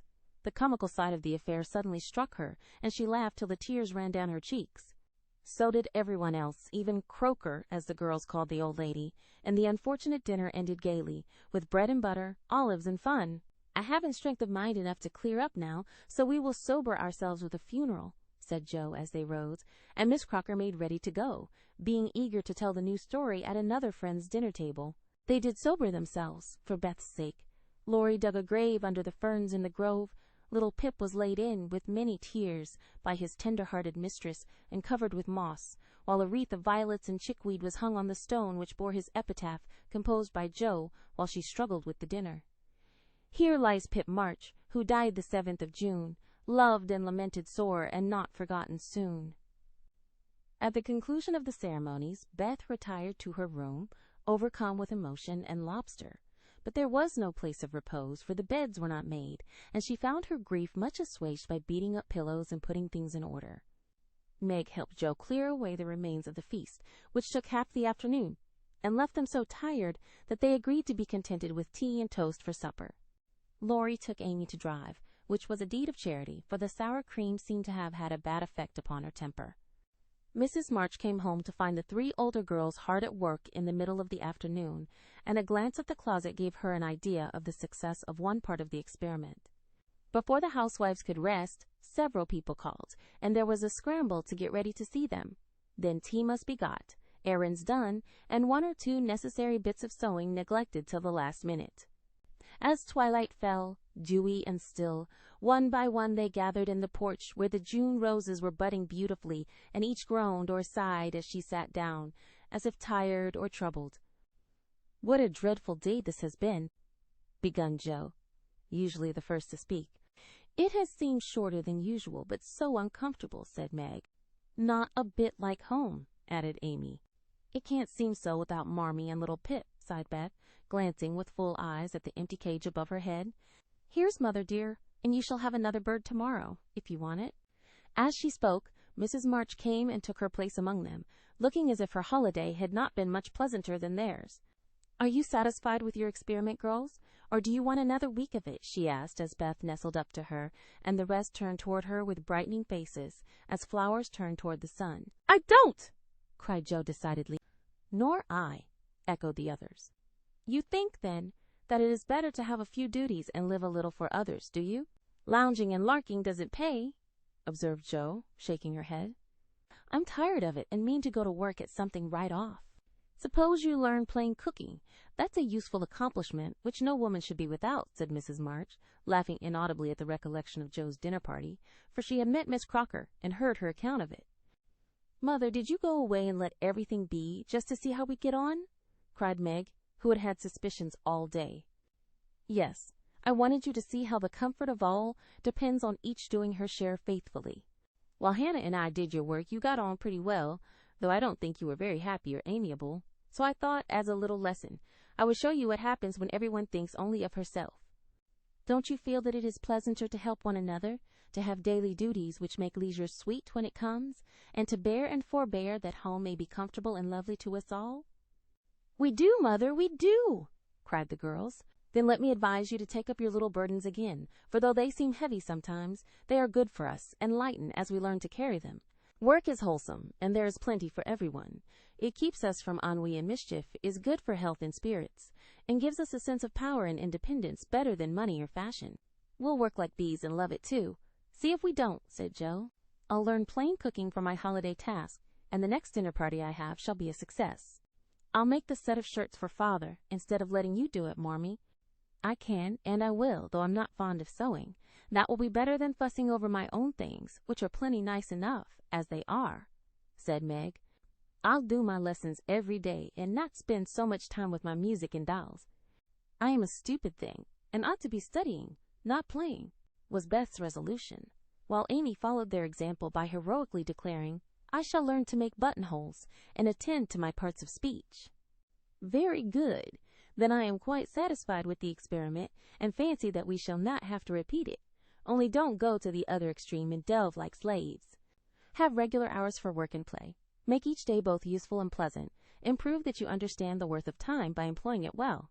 Then youth will be delightful, old age will bring few regrets, and life become a beautiful success in spite of poverty." "We'll remember, Mother," and they did. Chapter 12. Camp Laurence. Beth was postmistress, for, being most at home, she could attend to it regularly, and dearly liked the daily task of unlocking the little door and distributing the mail. One July day she came in with her hands full, and went about the house leaving letters and parcels, like the penny post. "Here's your posy, Mother. Laurie never forgets that," she said, putting the fresh nosegay in the vase that stood in Marmee's corner, and was kept supplied by the affectionate boy. "Miss Meg March. One letter and a glove," continued Beth, delivering the articles to her sister, who sat near her mother, stitching wristbands. "Why, I left a pair over there, and here is only one," said Meg, looking at the gray cotton glove. "Didn't you drop the other in the garden?" "No, I'm sure I didn't, for there was only one in the office. I hate to have odd gloves. Never mind, the other may be found. My letter is only a translation of the German song I wanted. I think Mr. Brooke did it, for this isn't Laurie's writing." Mrs. March glanced at Meg, who was looking very pretty in her gingham morning gown, with the little curls blowing about her forehead, and very womanly as she sat sewing at her little work table, full of tidy white rolls. So unconscious of the thought in her mother's mind as she sewed and sung, while her fingers flew, and her thoughts were busied with girlish fancies as innocent and fresh as the pansies in her belt, that Mrs. March smiled and was satisfied. 2 letters for Dr. Joe, a book, and a funny old hat, which covered the whole post office, stuck outside," said Beth, laughing as she went into the study, where Joe sat writing. "What a sly fellow Laurie is. I said I wished bigger hats were the fashion, because I burn my face every hot day. He said, 'Why mind the fashion? Wear a big hat and be comfortable.' I said I would if I had one, and he has sent me this, to try me. I'll wear it for fun, and show him I don't care for the fashion." And, hanging the antique broad brim on a bust of Plato, Jo read her letters. One from her mother made her cheeks glow and her eyes fill, for it said to her, "My dear, I write a little word to tell you with how much satisfaction I watch your efforts to control your temper. You say nothing about your trials, failures, or successes, and think perhaps that no one sees them but the friend whose help you daily ask, if I may trust the well-worn cover of your guidebook. I, too, have seen them all, and heartily believe in the sincerity of your resolution, since it begins to bear fruit. Go on, dear, patiently and bravely, and always believe that no one sympathizes more tenderly with you than your loving mother. That does me good. That's worth millions of money and pecks of praise. Oh, Marmee, I do try. I will keep on trying and not get tired, since I have you to help me. Laying her head on her arms, Jo wet her little romance with a few happy tears, for she had thought that no one saw and appreciated her efforts to be good. And this assurance was doubly precious, doubly encouraging, because unexpected, and from the person whose commendation she most valued. Feeling stronger than ever to meet and subdue her Apollyon, she pinned the note inside her frock as a shield and a reminder, lest she be taken unaware, and proceeded to open her other letter, quite ready for either good or bad news. In a big, dashing hand, Laurie wrote, "Dear Jo, what ho! Some English girls and boys are coming to see me tomorrow, and I want to have a jolly time. If it's fine, I'm going to pitch my tent in Longmeadow, and row up the whole crew to lunch and croquet, have a fire, make messes, gypsy fashion, and all sorts of larks. They are nice people, and like such things. Brooke will go, to keep us boys steady, and Kate Vaughn will play propriety for the girls. I want you all to come. Can't let Beth off at any price, and nobody shall worry her. Don't bother about rations. I'll see to that and everything else. Only do come, there's a good fellow. In a tearing hurry, yours ever, Laurie." "Here's richness!" cried Jo, flying in to tell the news to Meg. "Of course we can go, Mother. It will be such a help to Laurie, for I can row, and Meg see to the lunch, and the children be useful in some way. I hope the Vaughns are not fine grown-up people." "Do you know anything about them, Jo?" asked Meg. "Only that there are 4 of them. Kate is older than you, Fred and Frank, twins, about my age, and a little girl, Grace, who is 9 or 10. Laurie knew them abroad and liked the boys.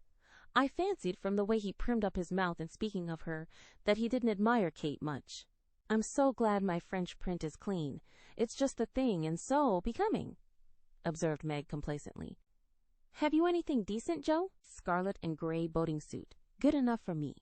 I shall row and tramp about, so I don't want any starch to think of. You'll come, Bethy? If you won't let any of the boys talk to me." "Not a boy. I like to please Laurie, and I'm not afraid of Mr. Brooke. He is so kind. But I don't want to play or sing or say anything. I'll work hard and not trouble anyone, and you'll take care of me, Jo, so I'll go. That's my good girl.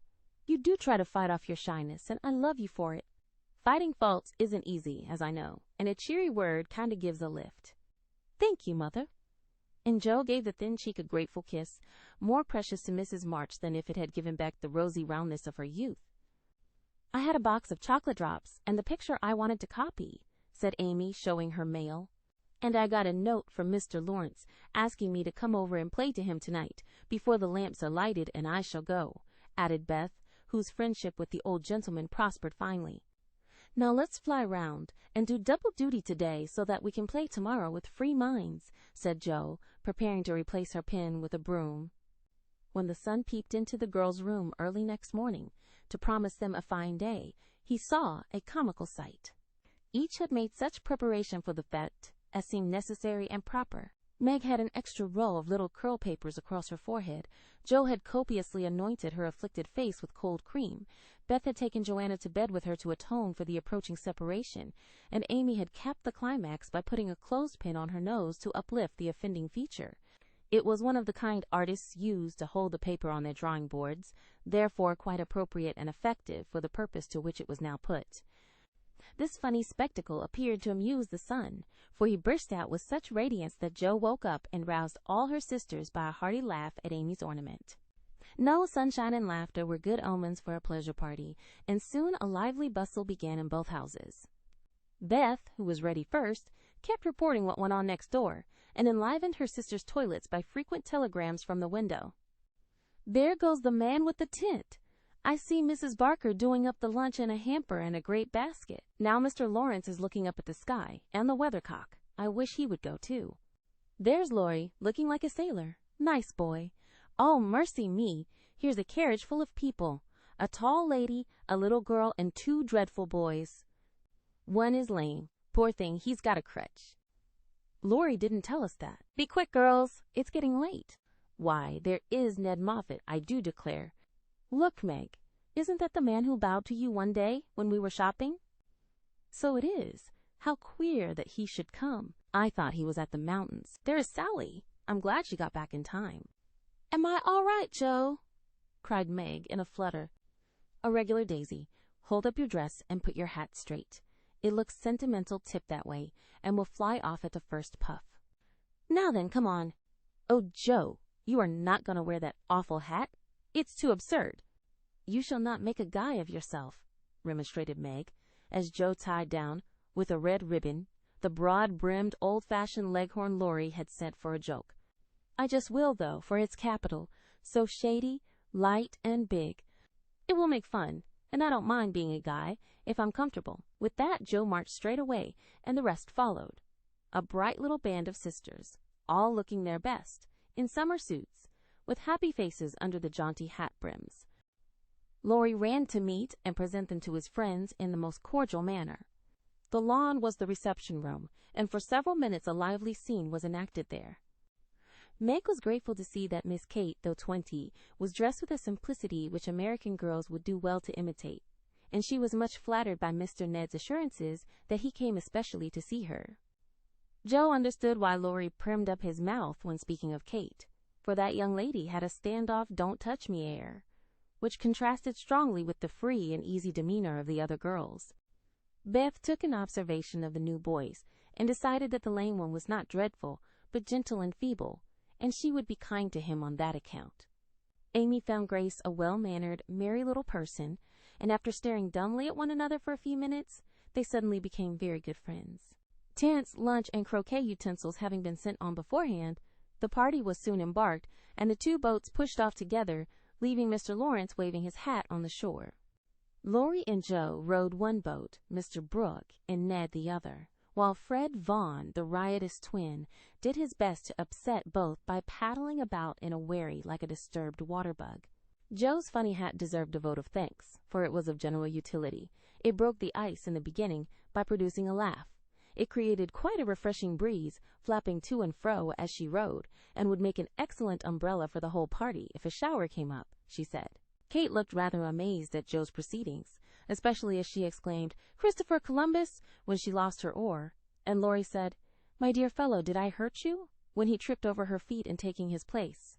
But after putting up her glass to examine the queer girl several times, Miss Kate decided that she was odd, but rather clever, and smiled upon her from afar.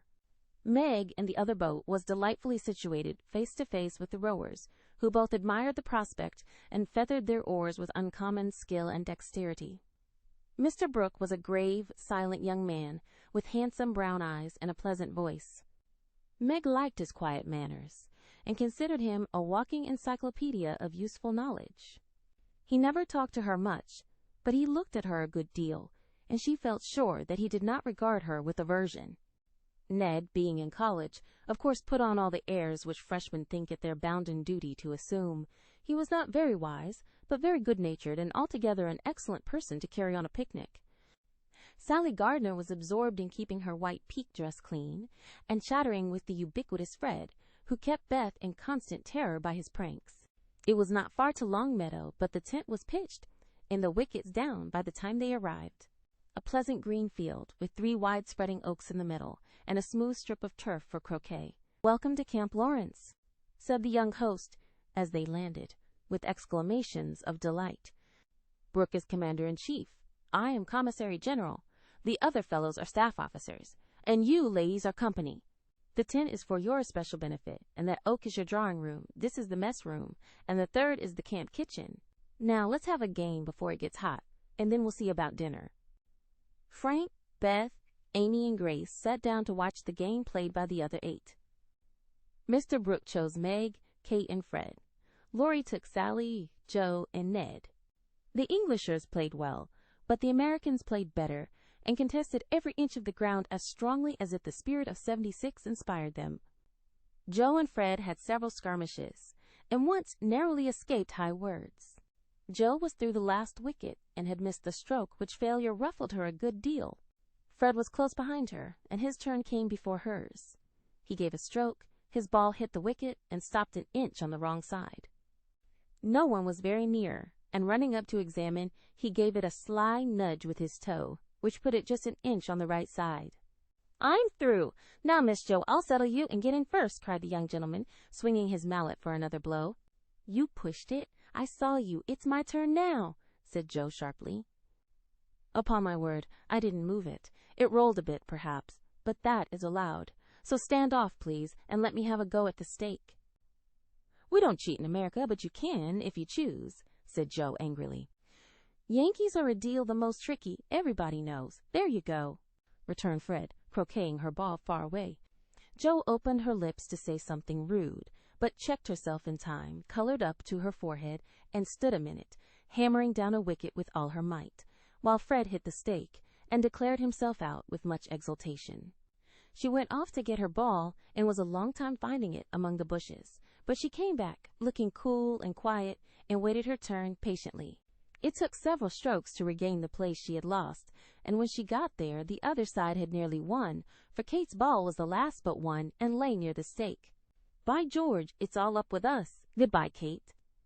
"Miss Joe owes me one, so you are finished," cried Fred excitedly, as they all drew near to see the finish. "Yankees have a trick of being generous to their enemies," said Joe, with a look that made the lad redden.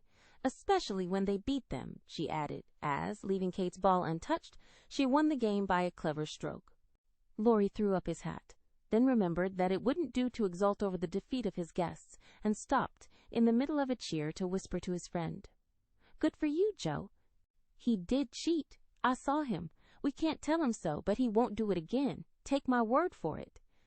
Meg drew her aside under pretense of pinning up a loose braid, and said approvingly, "It was dreadfully provoking, but you kept your temper, and I'm so glad, Joe." "Don't praise me, Meg, for I could box his ears this minute. I should certainly have boiled over if I hadn't stayed among the nettles till I got my rage under enough to hold my tongue. It's simmering now, so I hope he'll keep out of my way," returned Joe, biting her lips as she glowered at Fred from under her big hat. "Time for lunch," said Mr. Brooke, looking at his watch. "Commissary General, will you make the fire and get water while Miss March, Miss Sally, and I spread the table? Who can make good coffee?" "Joe can," said Meg, glad to recommend her sister. So Joe, feeling that her late lessons in cookery were to do her honor, went to preside over the coffee pot, while the children collected dry sticks, and the boys made a fire and got water from a spring nearby. Miss Kate sketched, and Frank talked to Beth, who was making little mats of braided rushes to serve as plates. The commander-in-chief and his aides soon spread the tablecloth with an inviting array of eatables and drinkables, prettily decorated with green leaves. Joe announced that the coffee was ready, and everyone settled themselves to a hearty meal, for youth is seldom dyspeptic, and exercise develops wholesome appetites. A very merry lunch it was, for everything seemed fresh and funny, and frequent peals of laughter startled a venerable horse who fed nearby. There was a pleasing inequality in the table, which produced many mishaps to cups and plates. Acorns dropped into the milk, little black ants partook of the refreshments without being invited, and fuzzy caterpillars swung down from the tree to see what was going on. 3 white-headed children peeped over the fence, and an objectionable dog barked at them from the other side of the river with all his might and main. "There's salt here, if you prefer it," said Laurie, as he handed Joe a saucer of berries. "Thank you, I prefer spiders," she replied, fishing up 2 unwary little ones who had gone to a creamy death. "How dare you remind me of that horrid dinner party when yours is so nice in every way," added Joe, as they both laughed, and ate out of one plate, the china having run short. "I had an uncommonly good time that day and haven't got over it yet. This is no credit to me, you know. I don't do anything. It's you and Meg and Brooke who make it go, and I'm no end obliged to you." "What shall we do when we can't eat any more?" asked Laurie, feeling that his trump card had been played when lunch was over. "Have games till it's cooler. I brought authors, and I dare say Miss Kate knows something new and nice. Go and ask her. She's company, and you ought to stay with her more." "Aren't you company, too?" "I thought she'd suit Brooke, but he keeps talking to Meg, and Kate just stares at them through that ridiculous glass of hers. I'm going, so you needn't try to preach propriety, for you can't do it, Joe." Miss Kate did know several new games, and as the girls would not, and the boys could not, eat any more, they all adjourned to the drawing-room to play rigmarole. One person begins a story, any nonsense you like, and tells as long as he pleases, only taking care to stop short at some exciting point, when the next takes it up and does the same. It's very funny when well done, and makes a perfect jumble of tragical-comical stuff to laugh over. "Please start it, Mr. Brooke," said Kate with a commanding air, which surprised Meg, who treated the tutor with as much respect as any other gentleman. Lying on the grass at the feet of the two young ladies, Mr. Brooke obediently began the story, with the handsome brown eyes steadily fixed upon the sunshiny river. Once on a time, a knight went out into the world to seek his fortune, for he had nothing but his sword and his shield. He traveled a long while, nearly 28 years, and had a hard time of it, till he came to the palace of a good old king, who had offered a reward to any one who would tame and train a fine but unbroken colt, of which he was very fond. The knight agreed to try, and got on slowly but surely, for the colt was a gallant fellow, and soon learned to love his new master, though he was freakish and wild. Every day when he gave his lessons to this pet of the king's, the knight rode him through the city, and as he rode he looked everywhere for a certain beautiful face, which he had seen many times in his dreams but never found. One day as he went prancing down a quiet street, he saw at the window of a ruinous castle the lovely face. He was delighted, inquired who lived in this old castle, and was told that several captive princesses were kept there by a spell, and spun all day to lay up money to buy their liberty. The knight wished intensely that he could free them, but he was poor, and could only go by each day, watching for the sweet face, and longing to see it out in the sunshine. At last he resolved to get into the castle and ask how he could help them. He went and knocked. The great door flew open, and he beheld a ravishingly lovely lady, who exclaimed with a cry of rapture, "At last, at last," continued Kate, who had read French novels and admired the style. "'Tis she!" cried Count Gustave, and fell at her feet in an ecstasy of joy. "Oh, rise," she said, extending a hand of marble fairness. "Never, till you tell me how I may rescue you," swore the knight, still kneeling. "Alas, my cruel fate condemns me to remain here till my tyrant is destroyed. Where is the villain in the mauve salon? Go, brave heart, and save me from despair. I obey, and return victorious or dead." With these thrilling words he rushed away, and flinging open the door of the mauve salon, was about to enter, when he received a stunning blow from the big Greek lexicon, which an old fellow in a black gown fired at him, said Ned. Instantly Sir What's-his-name recovered himself, pitched the tyrant out of the window, and turned to join the lady, victorious but with a bump on his brow. Found the door locked, tore up the curtains, made a rope ladder, got halfway down when the ladder broke, and he went head first into the moat 60 feet below. Could swim like a duck, paddled round the castle till he came to a little door guarded by 2 stout fellows. Knocked their heads together till they cracked like a couple of nuts.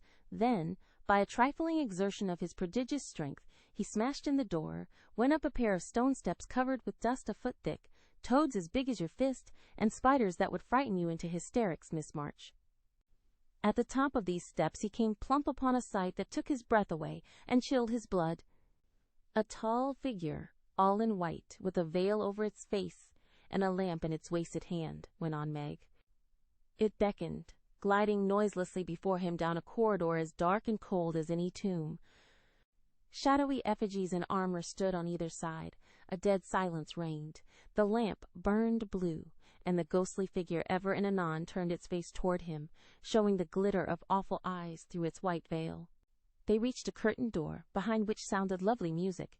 He sprang forward to enter, but the spectre plucked him back and waved threateningly before him. "A snuff-box," said Joe, in a sepulchral tone which convulsed the audience. "Thank'ee," said the knight politely, as he took a pinch, and sneezed 7 times so violently that his head fell off. "Ha ha!" laughed the ghost, and having peeped through the keyhole at the princess's spinning away for dear life, the evil spirit picked up her victim and put him in a large tin box, where there were 11 other knights packed together without their heads, like sardines, who all rose and began to "Dance a hornpipe," cut in Fred, as Joe paused for breath, and, as they danced, the rubbishy old castle turned to a man-of-war in full sail. "Up with the jib, reef the topsail halyards, helm hard a lee, and man the guns!" roared the captain as a Portuguese pirate hove in sight, with a flag black as ink flying from her foremast. "Go in and win, my hearties," says the captain, and a tremendous fight begun. Of course the British beat. They always do. "No, they don't," cried Joe aside. Having taken the pirate captain prisoner, sailed slap over the schooner, whose decks were piled with dead, and whose lee scuppers ran blood, for the order had been cutlasses and die hard. "Bosun's mate, take a bite of the flying jib sheet, and start this villain if he don't confess his sins double quick," said the British captain. The Portuguese held his tongue like a brick, and walked the plank, while the jolly tars cheered like mad. But the sly dog dived, came up under the man-of-war, scuttled her, and down she went, with all sails set, to the bottom of the sea, where— "Oh, gracious! What shall I say?" cried Sally, as Fred ended his rigmarole, in which he had jumbled together, pell-mell, nautical phrases and facts out of one of his favorite books. Well, they went to the bottom, and a nice mermaid welcomed them, but was much grieved on finding the box of headless knights, and kindly pickled them in brine, hoping to discover the mystery about them, for being a woman she was curious. By and by a diver came down, and the mermaid said, "I'll give you this box of pearls if you can take it up," for she wanted to restore the poor things to life, and couldn't raise the heavy load herself. So the diver hoisted it up, and was much disappointed on opening it to find no pearls. He left it in a great lonely field, where it was found by a little goose girl, who kept 100 fat geese in the field, said Amy, when Sally's invention gave out. The little girl was sorry for them, and asked an old woman what she should do to help them. "Your geese will tell you. They know everything," said the old woman. So she asked what she should use for new heads, since the old ones were lost, and all the geese opened their 100 mouths and screamed. "Cabbages," continued Laurie promptly. "Just the thing," said the girl, and ran to get 12 fine ones from her garden. She put them on. The knights revived at once, thanked her, and went on their way rejoicing, never knowing the difference, for there were so many other heads like them in the world that no one thought anything of it. The knight in whom I'm interested went back to find the pretty face, and learned that the princesses had spun themselves free, and all gone to be married but one. He was in a great state of mind at that, and mounting the colt who stood by him through thick and thin, rushed to the castle to see which was left.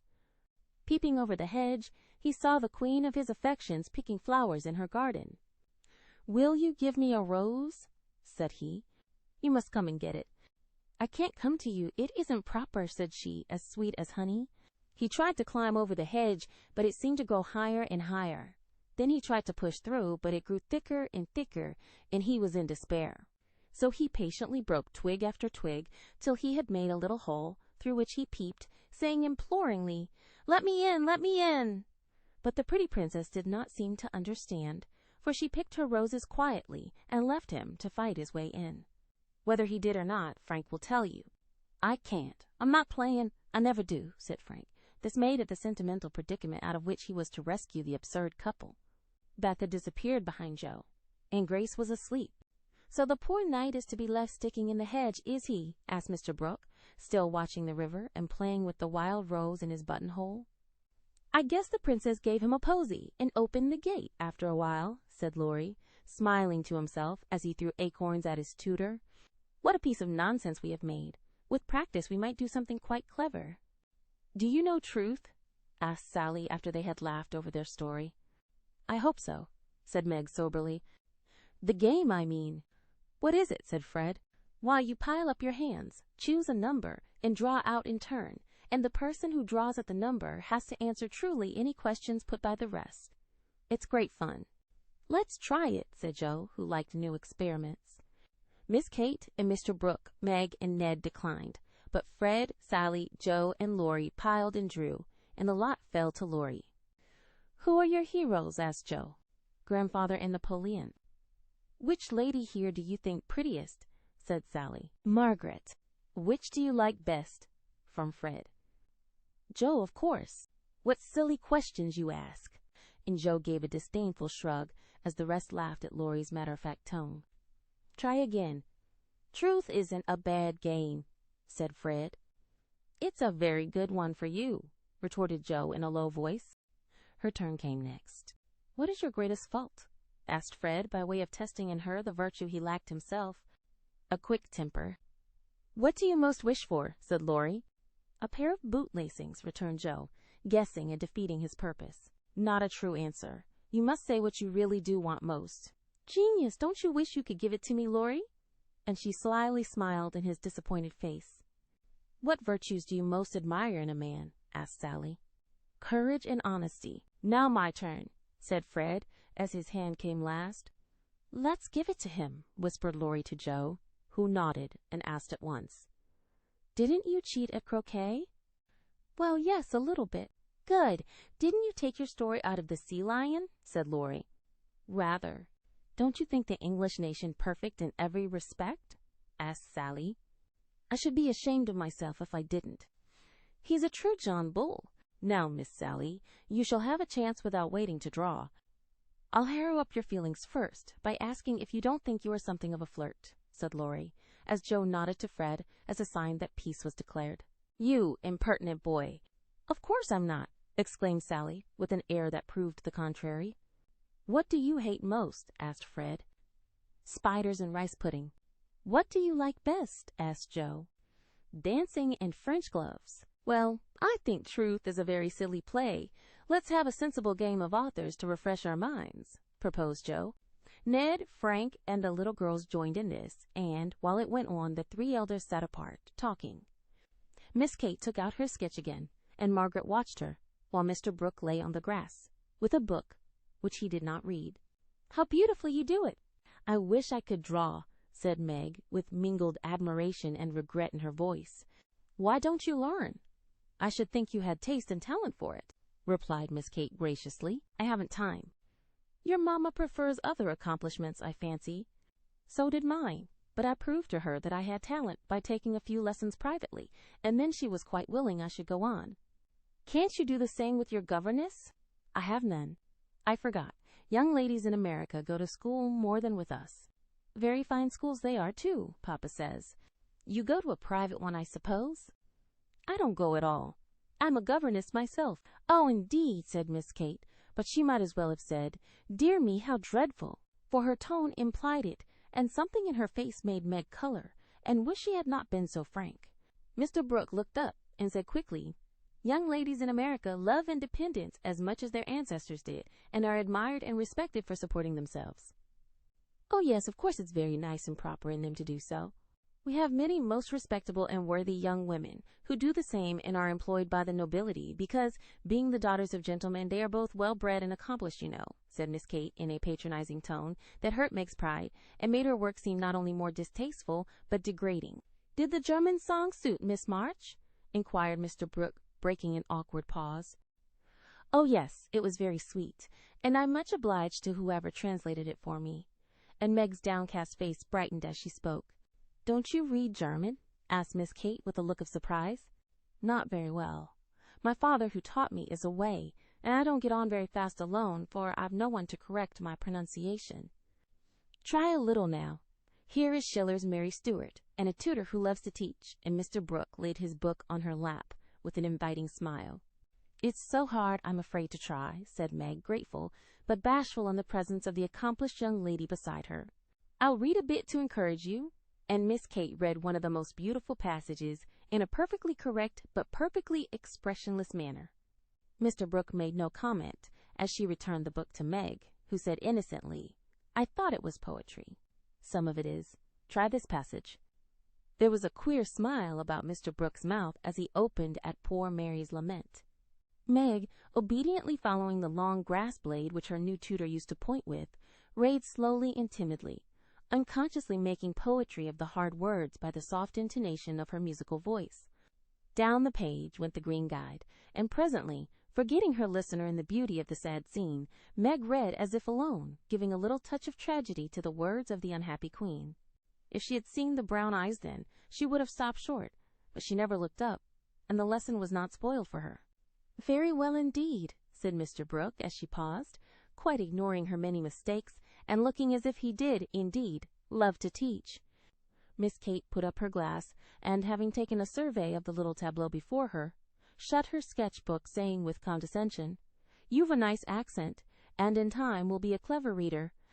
I advise you to learn, for German is a valuable accomplishment to teachers." I must look after Grace. She is romping. And Miss Kate strolled away, adding to herself with a shrug, I didn't come to chaperone a governess, though she is young and pretty. What odd people these Yankees are. I'm afraid Laurie will be quite spoilt among them. I forgot that English people rather turn up their noses at governesses, and don't treat them as we do, said Meg, looking after the retreating figure with an annoyed expression.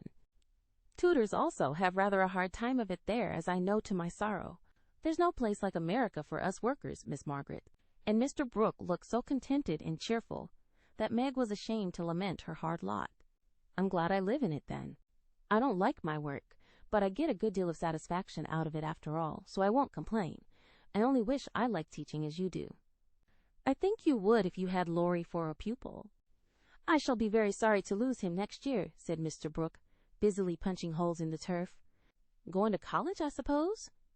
Meg's lips asked that question, but her eyes added, And what becomes of you? Yes, it's high time he went, for he is ready, and as soon as he is off I shall turn soldier. I am needed. I am glad of that, exclaimed Meg. I should think every young man would want to go, though it is hard for the mothers and sisters who stay at home, she added sorrowfully. I have neither, and very few friends, to care whether I live or die, said Mr. Brooke, rather bitterly, as he absently put the dead rose in the hole he had made, and covered it up, like a little grave. Laurie and his grandfather would care a great deal, and we should all be very sorry to have any harm happen to you, said Meg heartily. Thank you. That sounds pleasant, began Mr. Brooke, looking cheerful again. But before he could finish his speech, Ned, mounted on the old horse, came lumbering up to display his equestrian skill before the young ladies, and there was no more quiet that day. Don't you love to ride? Asked Grace of Amy as they stood resting, after a race round the field with the others, led by Ned. I dote upon it. My sister Meg used to ride when Papa was rich, but we don't keep any horses now except Ellentry, added Amy, laughing. Tell me about Ellentry. Is it a donkey? Asked Grace curiously. Why, you see, Joe is crazy about horses, and so am I, but we've only got an old side saddle and no horse. Out in our garden is an apple tree that has a nice low branch. So Joe put the saddle on it, fixed some reins on the part that turns up, and we bounce away on Ellentry whenever we like. How funny, laughed Grace. I have a pony at home, and ride nearly every day in the park with Fred and Kate. It's very nice, for my friends go too, and the row is full of ladies and gentlemen. Dear, how charming. I hope I shall go abroad some day, but I'd rather go to Rome than the row, said Amy, who had not the remotest idea what the row was, and wouldn't have asked for the world. Frank, sitting just behind the little girls, heard what they were saying and pushed his crutch away from him with an impatient gesture as he watched the active lads going through all sorts of comical gymnastics. Beth, who was collecting the scattered author cards, looked up and said, in her shy yet friendly way, I'm afraid you are tired. Can I do anything for you? Talk to me, please. It's dull sitting by myself, answered Frank, who had evidently been used to being made much of at home. If he had asked her to deliver a Latin oration, it would not have seemed a more impossible task to bashful Beth, but there was no place to run to, no Joe to hide behind now, and the poor boy looked so wistfully at her that she bravely resolved to try. What do you like to talk about? She asked, fumbling over the cards and dropping half as she tried to tie them up. Well, I like to hear about cricket and boating and hunting, said Frank, who had not yet learned to suit his amusements to his strength. My heart, what shall I do? I don't know anything about them, thought Beth, and forgetting the boy's misfortune in her flurry, she said, hoping to make him talk, I never saw any hunting, but I suppose you know all about it. I did once, but I can never hunt again, for I got hurt leaping a confounded 5-bar gate, so there are no more horses and hounds for me, said Frank with a sigh that made Beth hate herself for her innocent blunder. Your deer are much prettier than our ugly buffaloes, she said, turning to the prairies for help, and feeling glad that she had read one of the boys' books in which Joe delighted. Buffaloes proved soothing and satisfactory, and in her eagerness to amuse another, Beth forgot herself, and was quite unconscious of her sister's surprise and delight at the unusual spectacle of Beth talking away to one of the dreadful boys against whom she had begged protection. Bless her heart, she pities him, so she is good to him, said Joe, beaming at her from the croquet ground. I always said she was a little saint, added Meg, as if there could be no further doubt of it. I haven't heard Frank laugh so much for ever so long, said Grace to Amy, as they sat discussing dolls and making tea sets out of the acorn cups. "My sister Beth is a very fastidious girl, when she likes to be," said Amy, well pleased at Beth's success. She meant fascinating. But as Grace didn't know the exact meaning of either word, fastidious sounded well and made a good impression. An impromptu circus, fox and geese, and an amicable game of croquet finished the afternoon. At sunset the tent was struck, hampers packed, wickets pulled up, boats loaded, and the whole party floated down the river, singing at the tops of their voices. Ned, getting sentimental, warbled a serenade with the pensive refrain, "Alone, alone, ah, woe, alone," and at the lines, "We each are young, we each have a heart, oh, why should we stand thus coldly apart?" He looked at Meg with such a lackadaisical expression that she laughed outright and spoilt his song. "How can you be so cruel to me?" he whispered, under cover of a lively chorus. "You kept close to that starched-up Englishwoman all day, and now you snub me." "I didn't mean to, but you looked so funny I really couldn't help it," replied Meg, passing over the first part of his reproach, for it was quite true that she had shunned him, remembering the Moffat party and the talk after it. Ned was offended and turned to Sally for consolation, saying to her rather pettishly, "There isn't a bit of flirt in that girl, is there?" "Not a particle, but she's a dear," returned Sally, defending her friend even while confessing her shortcomings. "She's not a stricken dear anyway," said Ned, trying to be witty, and succeeding as well as very young gentlemen usually do. On the lawn, where it had gathered, the little party separated with cordial good nights and good byes, for the Vaughns were going to Canada. As the four sisters went home through the garden, Miss Kate looked after them, saying, without the patronizing tone in her voice, "In spite of their demonstrative manners, American girls are very nice when one knows them." "I quite agree with you," said Mr. Brooke. Chapter 13. Castles in the Air. Laurie lay luxuriously swinging to and fro in his hammock one warm September afternoon, wondering what his neighbors were about, but too lazy to go and find out. He was in one of his moods, for the day had been both unprofitable and unsatisfactory, and he was wishing he could live it over again.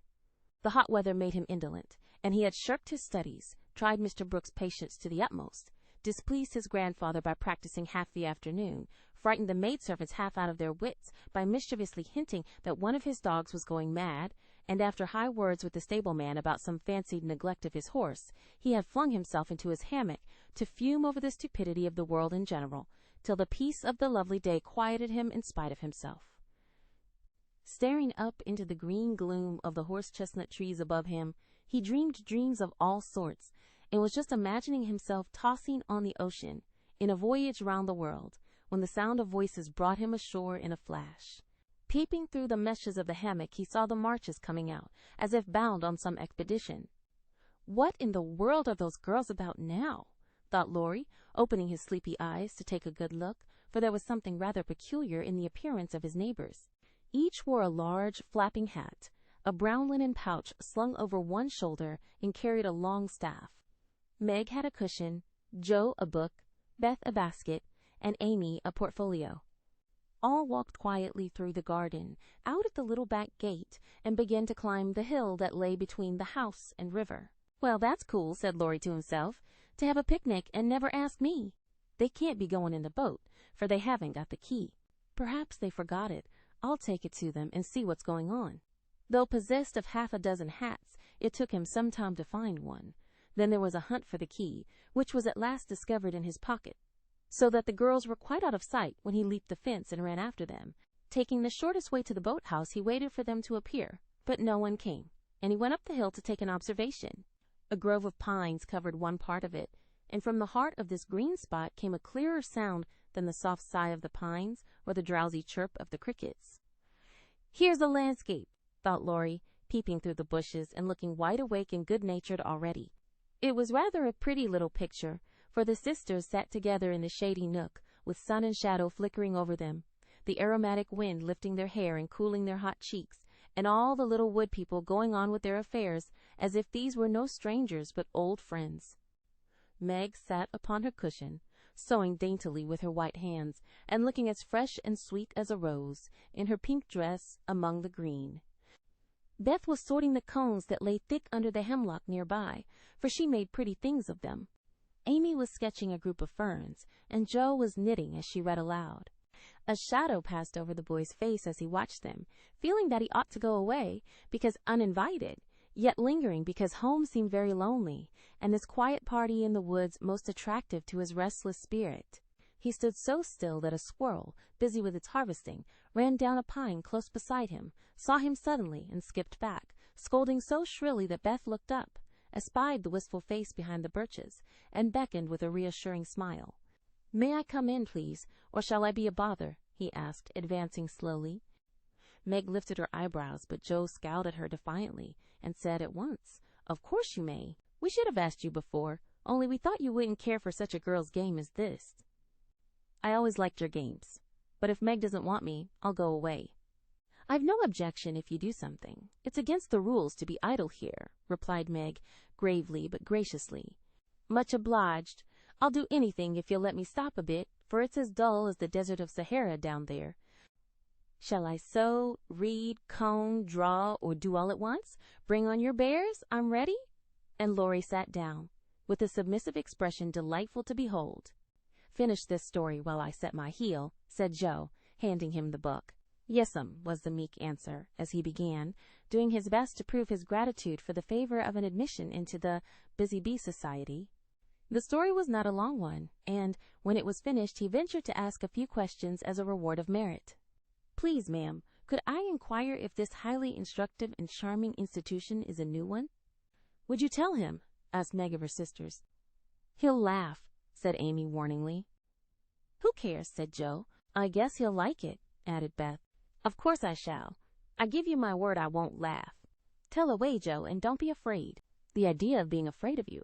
"Well, you see, we used to play Pilgrim's Progress, and we have been going on with it in earnest, all winter and summer."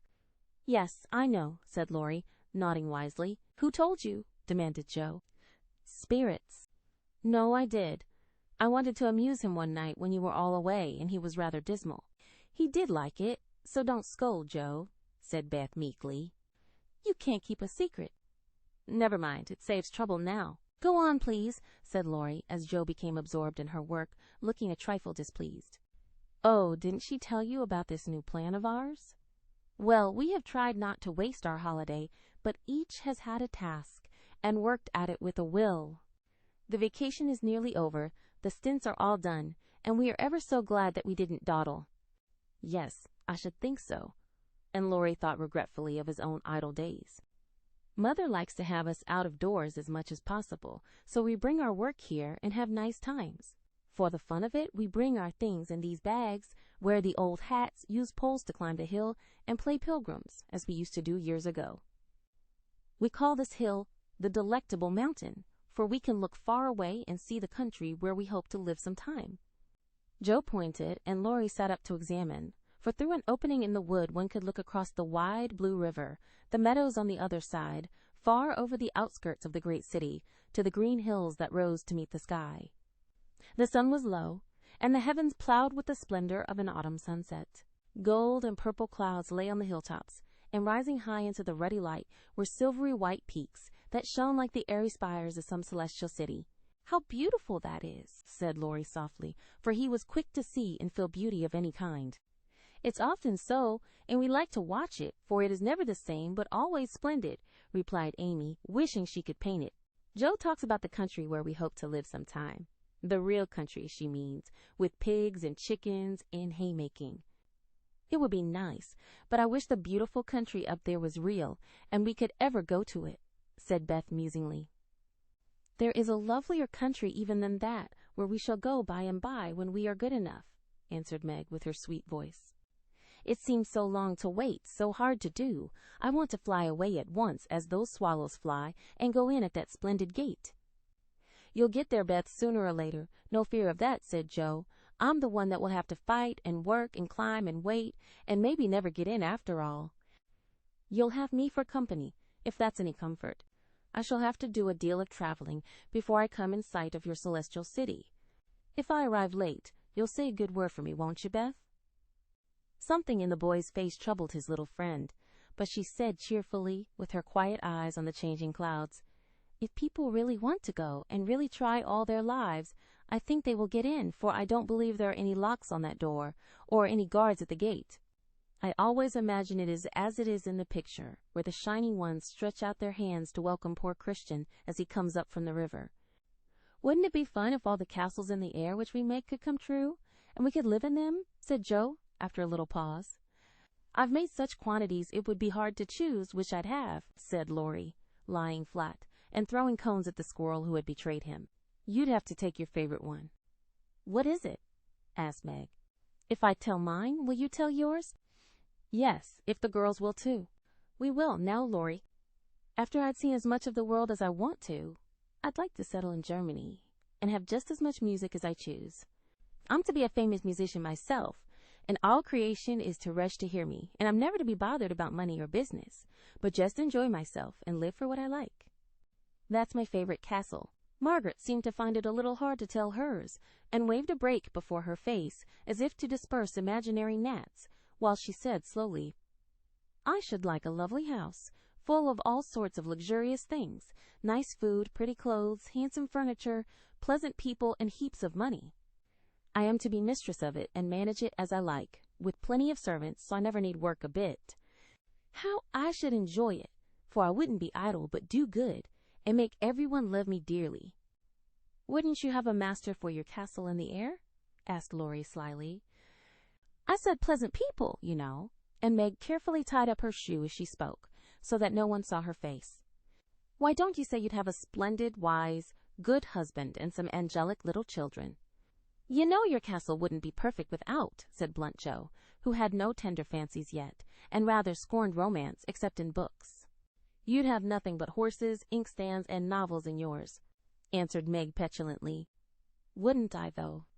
I'd have a stable full of Arabian steeds, rooms piled with books, and I'd write out of a magic inkstand, so that my work should be as famous as Laurie's music. I want to do something splendid before I go into my castle, something heroic or wonderful that won't be forgotten after I'm dead. I don't know what, but I'm on the watch for it, and mean to astonish you all some day. I think I shall write books and get rich and famous. That would suit me, so that is my favorite dream. Mine is to stay at home safe with father and mother, and help take care of the family, said Beth contentedly. Don't you wish for anything else? Asked Laurie. Since I had my little piano, I am perfectly satisfied. I only wish we may all keep well and be together. Nothing else. I have ever so many wishes, but the pet one is to be an artist and go to Rome and do fine pictures and be the best artist in the whole world, was Amy's modest desire. We're an ambitious set, aren't we? Every one of us, but Beth, wants to be rich and famous and gorgeous in every respect.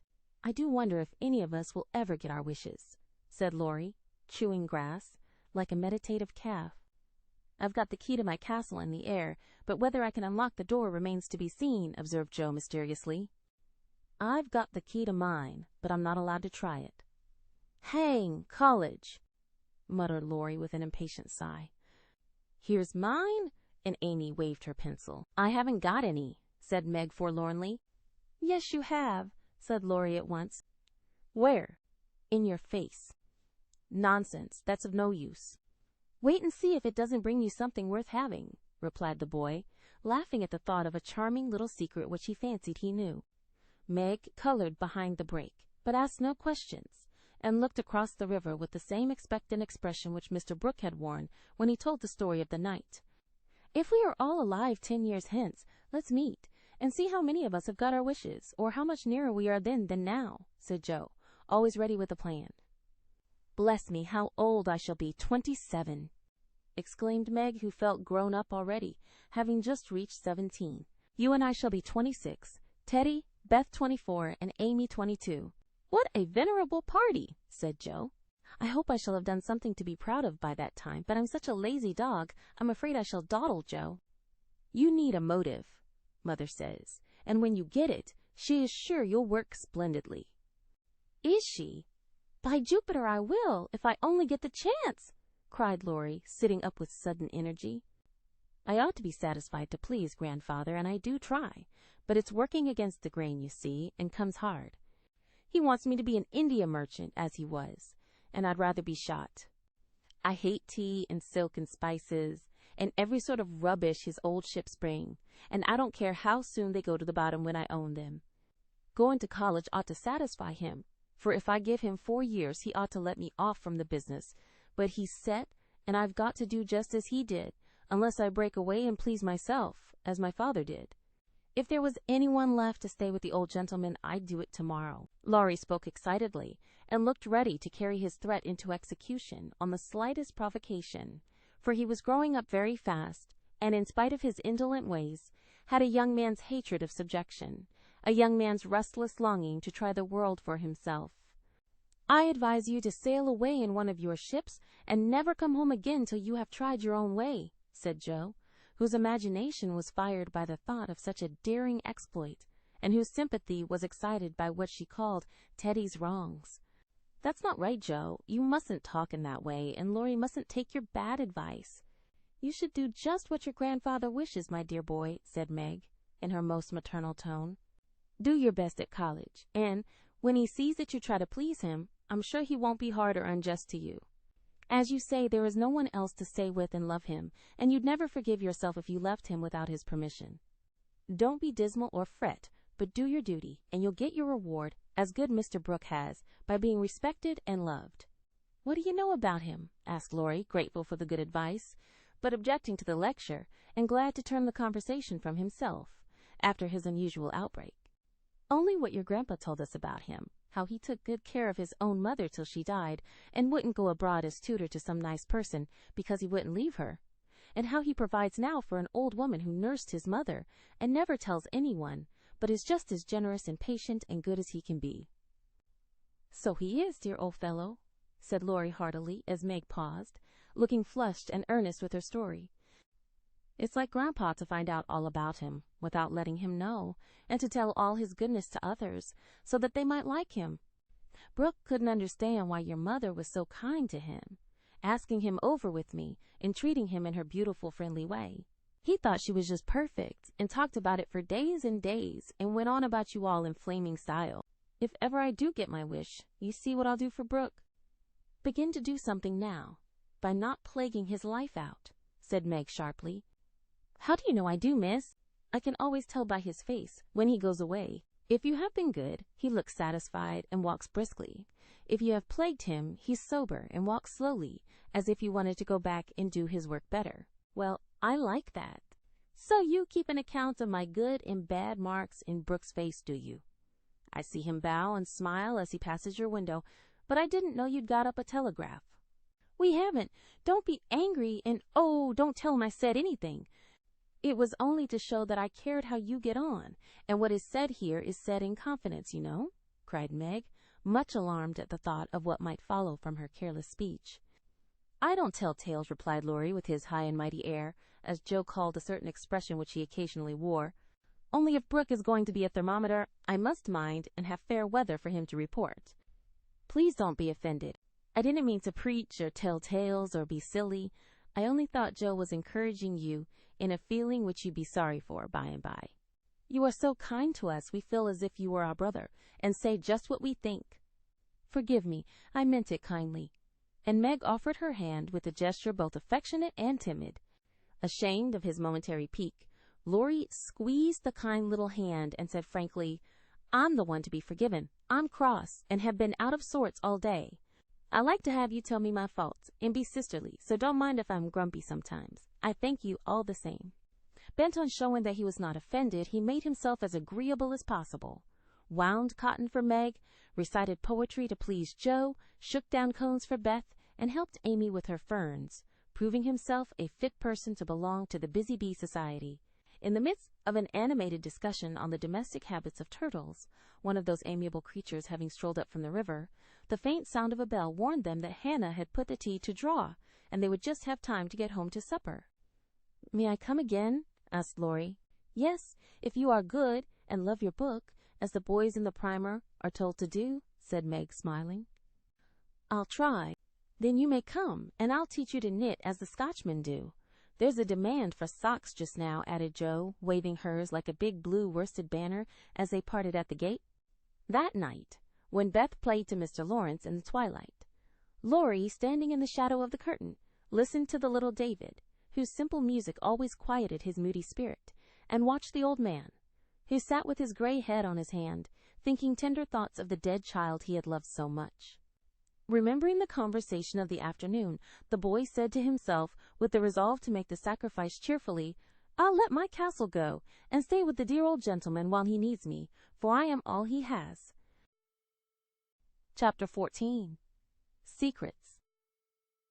Joe was very busy in the garret, for the October days began to grow chilly, and the afternoons were short. For 2 or 3 hours the sun lay warmly in the high window, showing Joe seated on the old sofa, writing busily, with her papers spread out upon a trunk before her, while Scrabble, the pet rat, promenaded the beams overhead, accompanied by his oldest son, a fine young fellow, who was evidently very proud of his whiskers. Quite absorbed in her work, Joe scribbled away till the last page was filled, when she signed her name with a flourish and threw down her pen, exclaiming, "There! I've done my best! If this won't suit, I shall have to wait till I can do better." Lying back on the sofa, she read the manuscript carefully through, making dashes here and there, and putting in many exclamation points, which looked like little balloons. Then she tied it up with a smart red ribbon, and sat a minute looking at it with a sober, wistful expression, which plainly showed how earnest her work had been. Joe's desk up here was an old tin kitchen, which hung against the wall. In it she kept her papers and a few books, safely shut away from Scrabble, who, being likewise of a literary turn, was fond of making a circulating library of such books as were left in his way by eating the leaves. From this tin receptacle Joe produced another manuscript, and, putting both in her pocket, crept quietly downstairs, leaving her friends to nibble her pens and taste her ink. She put on her hat and jacket as noiselessly as possible, and, going to the back entry window, got out upon the roof of a low porch, swung herself down to the grassy bank, and took a roundabout way to the road. Once there, she composed herself, hailed a passing omnibus, and rolled away to town, looking very merry and mysterious. If anyone had been watching her, he would have thought her movements decidedly peculiar, for on alighting, she went off at a great pace till she reached a certain number in a certain busy street. Having found the place with some difficulty, she went into the doorway, looked up the dirty stairs, and, after standing stock still a minute, suddenly dived into the street, and walked away as rapidly as she came. This maneuver she repeated several times, to the great amusement of a black-eyed young gentleman lounging in the window of a building opposite. On returning for the third time, Joe gave herself a shake, pulled her hat over her eyes, and walked up the stairs, looking as if she were going to have all her teeth out. There was a dentist's sign among others which adorned the entrance, and, after staring a moment at the pair of artificial jaws which slowly opened and shut to draw attention to a fine set of teeth, the young gentleman put on his coat, took his hat, and went down to post himself in the opposite doorway, saying, with a smile and a shiver, "It's like her to come alone, but if she has a bad time she'll need someone to help her home." In 10 minutes Joe came running downstairs with a very red face and the general appearance of a person who had just passed through a trying ordeal of some sort. When she saw the young gentleman, she looked anything but pleased, and passed him with a nod, but he followed, asking with an air of sympathy, "Did you have a bad time?" "Not very." "You got through quickly." "Yes, thank goodness." "Why did you go alone?" "Didn't want anyone to know." "You're the oddest fellow I ever saw. How many did you have out?" Joe looked at her friend as if she did not understand him, then began to laugh, as if mightily amused at something. "There are 2 which I want to have come out, but I must wait a week." "What are you laughing at? You are up to some mischief, Joe," said Laurie, looking mystified. "So are you. What were you doing, sir, up in that billiard saloon?" "Begging your pardon, ma'am, it wasn't a billiard saloon, but a gymnasium, and I was taking a lesson in fencing." "I'm glad of that." "Why? You can teach me, and then when we play Hamlet you can be Laertes, and we'll make a fine thing of the fencing scene." Laurie burst out with a hearty boy's laugh, which made several passers-by smile in spite of themselves. "I'll teach you whether we play Hamlet or not. It's grand fun, and will straighten you up capitally." "But I don't believe that was your only reason for saying 'I'm glad' in that decided way. Was it now?" "No, I was glad that you were not in the saloon, because I hope you never go to such places." "Do you?" "Not often." "I wish you wouldn't." "It's no harm, Joe. I have billiards at home, but it's no fun unless you have good players. So as I'm fond of it, I come sometimes and have a game with Ned Moffat or some of the other fellows. Oh dear, I'm so sorry, for you'll get to liking it better and better, and will waste time and money and grow like those dreadful boys. I did hope you'd stay respectable and be a satisfaction to your friends, said Jo, shaking her head. Can't a fellow take a little innocent amusement now and then without losing his respectability? Asked Laurie, looking nettled. That depends upon how and where he takes it. I don't like Ned and his set, and wish you'd keep out of it. Mother won't let us have him at our house, though he wants to come, and if you grow like him, she won't be willing to have us frolic together as we do now. Won't she? Asked Laurie anxiously. No, she can't bear fashionable young men, and she'd shut us all up in bandboxes rather than have us associate with them. Well, she needn't get out her bandboxes yet. I'm not a fashionable party, and don't mean to be, but I do like harmless larks now and then, don't you? Yes, nobody minds them, so lark away, but don't get wild, will you? Or there will be an end of all our good times. I'll be a double-distilled saint. I can't bear saints. Just be a simple, honest, respectable boy, and will never desert you. I don't know what I should do if you acted like Mr. King's son. He had plenty of money, but didn't know how to spend it, and got tipsy and gambled and ran away and forged his father's name, I believe, and was altogether horrid. You think I'm likely to do the same? Much obliged. No, I don't. Oh, dear, no. But I hear people talking about money being such a temptation, and I sometimes wish you were poor. I shouldn't worry then. Do you worry about me, Jo? A little, when you look moody or discontented, as you sometimes do, for you got such a strong will. If you once get started wrong, I'm afraid it would be hard to stop you. Laurie walked in silence a few minutes, and Jo watched him, wishing she had held her tongue, for his eyes looked angry, though his lips still smiled as if at her warnings. Are you going to deliver lectures all the way home? He asked presently. Of course not. Why? Because if you are, I'll take a bus. If you are not, I'd like to walk with you and tell you something very interesting. I won't preach any more, and I'd like to hear the news immensely. Very well, then. Come on. It's a secret, and if I tell you, you must tell me yours. I haven't got any, began Jo, but stopped suddenly, remembering that she had. You know you have. You can't hide anything, so up and fess, or I won't tell, cried Laurie. Is your secret a nice one? Oh, isn't it? All about people you know, and such fun. You ought to hear it, and I've been aching to tell it this long time. Come, you begin. You'll not say anything about it at home, will you? Not a word. And you won't tease me in private? I never tease. Yes, you do. You get everything you want out of people. I don't know how you do it, but you are a born wheedler. Thank you. Fire away. Well, I've left 2 stories with the newspaper man, and he's to give his answer next week, whispered Jo in her confidant's ear. Hurrah for Miss March, the celebrated American authoress, cried Laurie, throwing up his hat and catching it again, to the great delight of 2 ducks, 4 cats, 5 hens, and half a dozen Irish children, for they were out of the city now. Hush! It won't come to anything, I dare say, but I couldn't rest till I had tried, and I said nothing about it, because I didn't want anyone else to be disappointed. It won't fail. Why, Jo, your stories are works of Shakespeare, compared to half the rubbish that is published every day.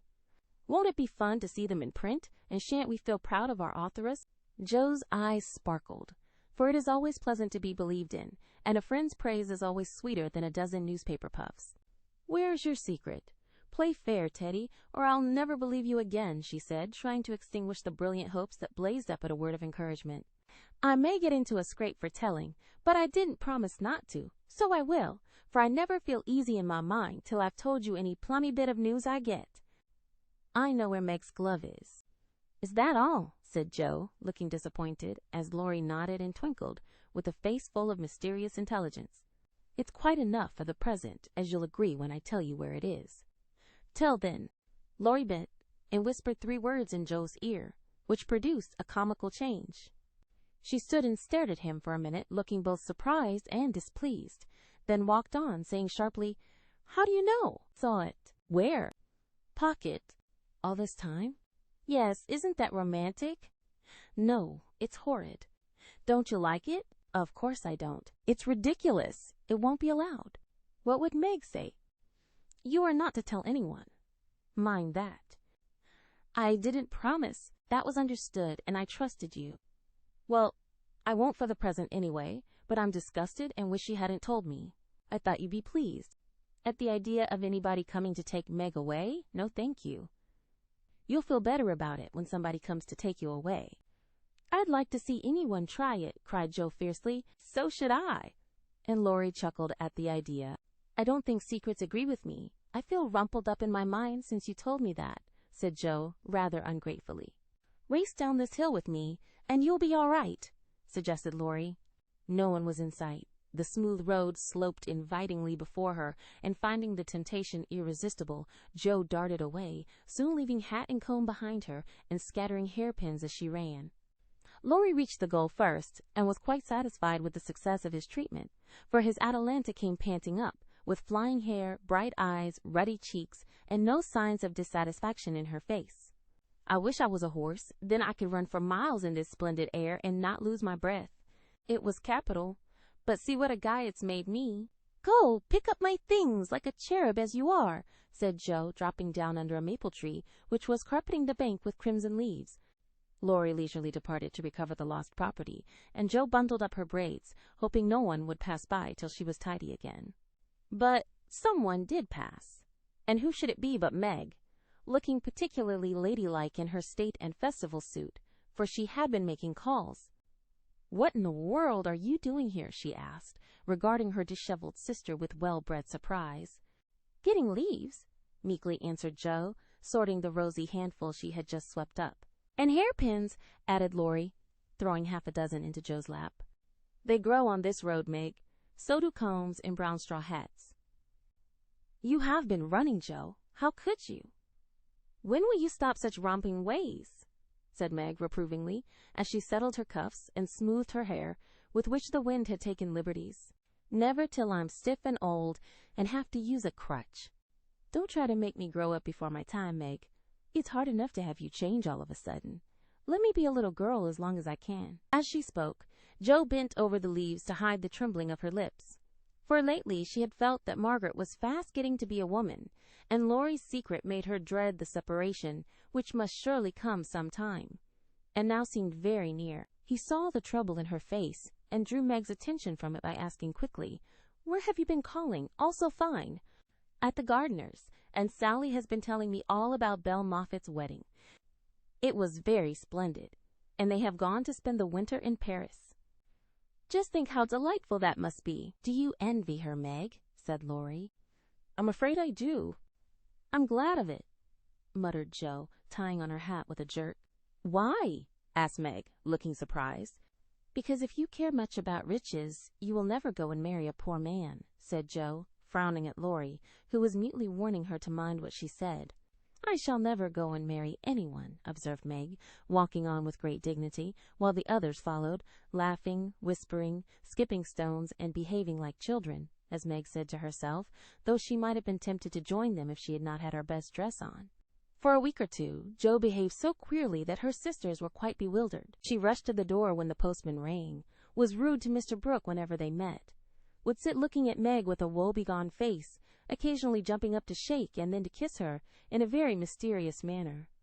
Laurie and she were always making signs to one another and talking about spread eagles, till the girls declared they had both lost their wits.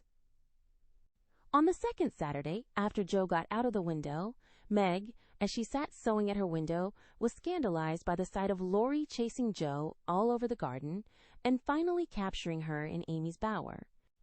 What went on there, Meg could not see, but shrieks of laughter were heard, followed by the murmur of voices and a great flapping of newspapers. What shall we do with that girl?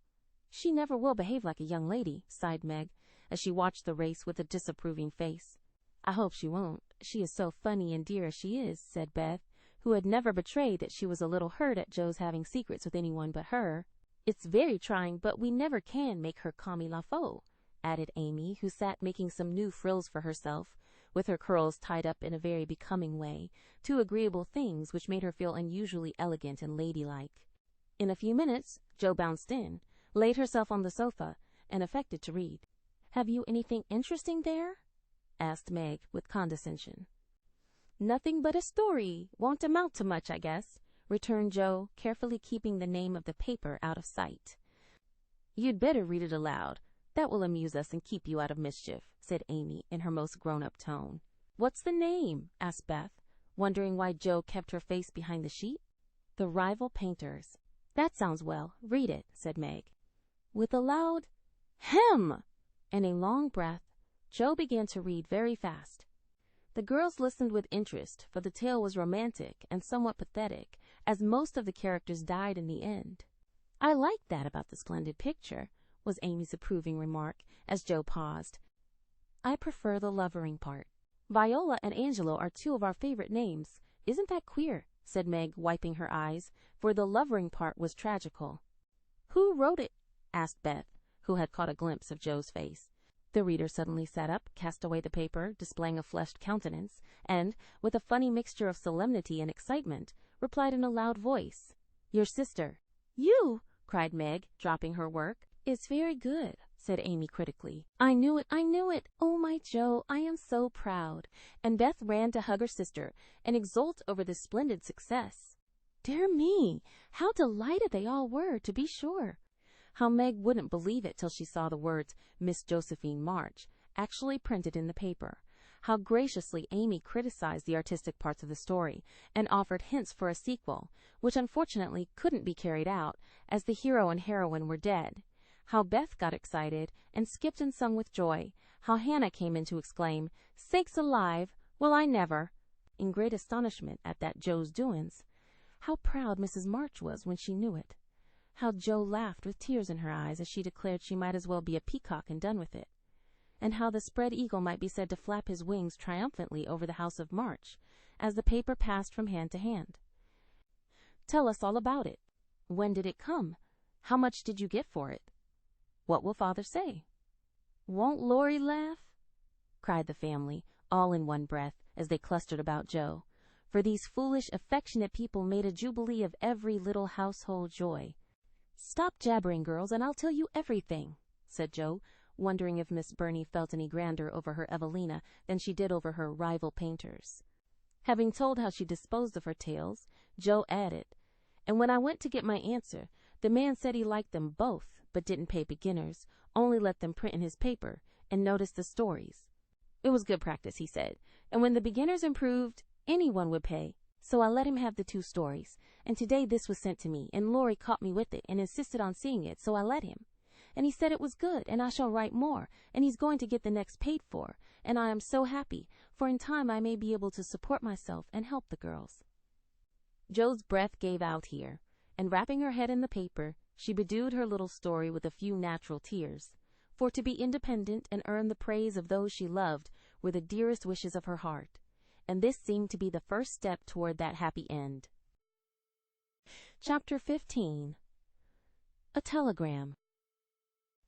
November is the most disagreeable month in the whole year, said Margaret, standing at the window one dull afternoon, looking out at the frostbitten garden. That's the reason I was born in it, observed Jo pensively, quite unconscious of the blot on her nose. If something very pleasant should happen now, we should think it a delightful month, said Beth, who took a hopeful view of everything, even November. I dare say, but nothing pleasant ever does happen in this family, said Meg, who was out of sorts.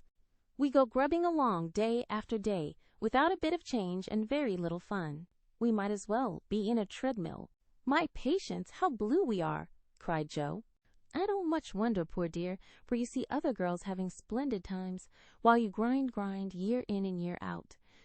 Oh, don't I wish I could manage things for you, as I do for my heroines. You're pretty enough and good enough already, so I'd have some rich relation leave you a fortune unexpectedly.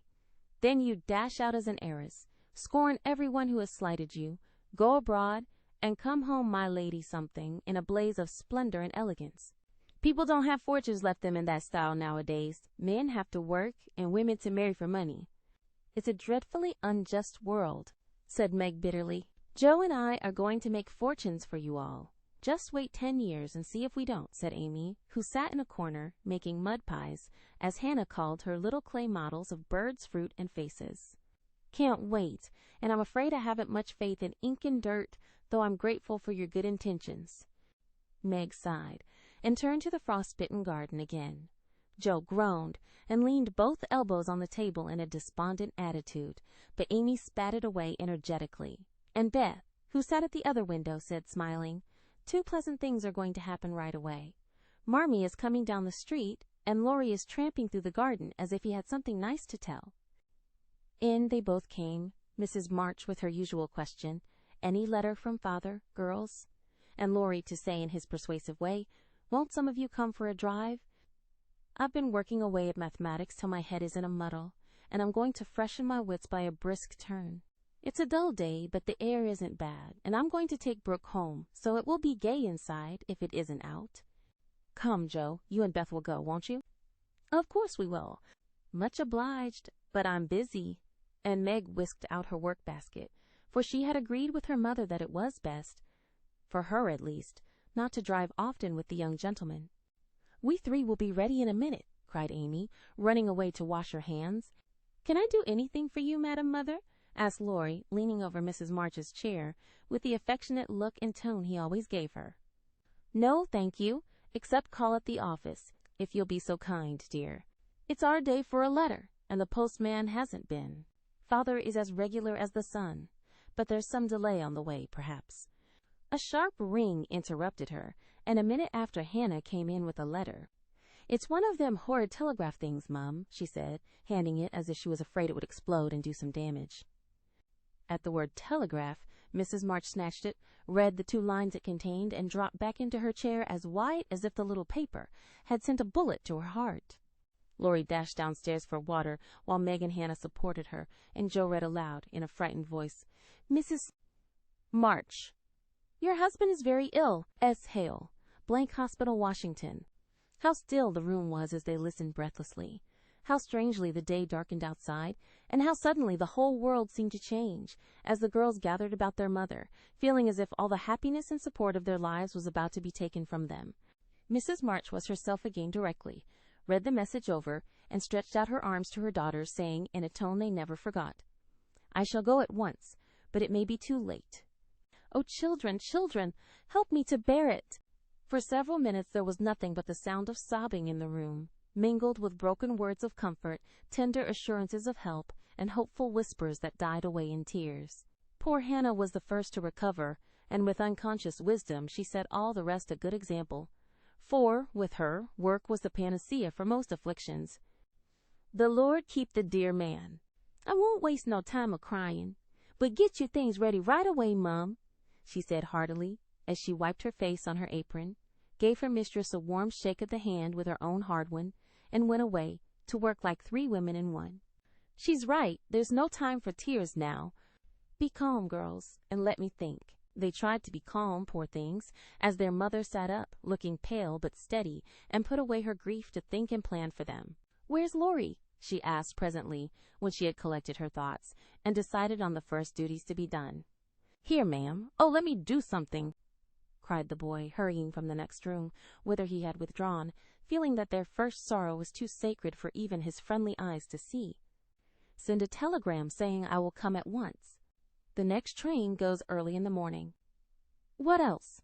"The horses are ready. I can go anywhere, do anything," he said, looking ready to fly to the ends of the earth. "Leave a note at Aunt March's. Joe, give me that pen and paper." Tearing off the blank side of one of her newly copied pages, Joe drew the table before her mother, well knowing that money for the long, sad journey must be borrowed, and feeling as if she could do anything to add a little to the sum for her father. "Now go, dear. But don't kill yourself driving at a desperate pace. There is no need of that." Mrs. March's warning was evidently thrown away, for 5 minutes later Laurie tore by the window on his own fleet horse, riding as if for his life. "Joe, run to the rooms and tell Mrs. King that I can't come. On the way get these things. I'll put them down. They'll be needed, and I must go prepared for nursing. Hospital stores are not always good. Beth, go and ask Mr. Laurence for a couple of bottles of old wine. I'm not too proud to beg for father. He shall have the best of everything. Amy, tell Hannah to get down the black trunk. And Meg, come and help me find my things, for I'm half bewildered." Writing, thinking, and directing all at once might well bewilder the poor lady, and Meg begged her to sit quietly in her room for a little while and let them work. Everyone scattered like leaves before a gust of wind, and the quiet, happy household was broken up as suddenly as if the paper had been an evil spell. Mr. Laurence came hurrying back with Beth, bringing every comfort the kind old gentleman could think of for the invalid, and friendliest promises of protection for the girls during the mother's absence, which comforted her very much. There was nothing he didn't offer, from his own dressing gown to himself as escort. But that last was impossible. Mrs. March would not hear of the old gentleman's undertaking the long journey, yet an expression of relief was visible when he spoke of it, for anxiety ill-fits one for traveling. He saw the look, knit his heavy eyebrows, rubbed his hands, and marched abruptly away, saying he'd be back directly. No one had time to think of him again till, as Meg ran through the entry, with a pair of rubbers in one hand and a cup of tea in the other, she came suddenly upon Mr. Brooke. "I'm very sorry to hear of this, Miss March," he said, in the kind, quiet tone which sounded very pleasantly to her perturbed spirit. "I came to offer myself as escort to your mother. Mr. Laurence has commissions for me in Washington, and it will give me real satisfaction to be of service to her there." Down dropped the rubbers, and the tea was very near following as Meg put out her hand, with a face so full of gratitude that Mr. Brooke would have felt repaid for a much greater sacrifice than the trifling one of time and comfort which he was about to make. "How kind you all are! Mother will accept, I'm sure, and it will be such a relief to know that she has someone to take care of her." "Thank you very, very much." Meg spoke earnestly, and forgot herself entirely, till something in the brown eyes looking down at her made her remember the cooling tea, and lead the way into the parlor, saying she would call her mother.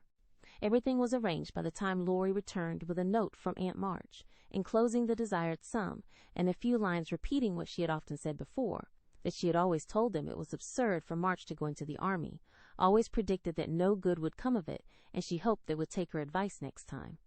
Mrs. March put the note in the fire, the money in her purse, and went on with her preparations, with her lips folded tightly, in a way which Jo would have understood if she had been there.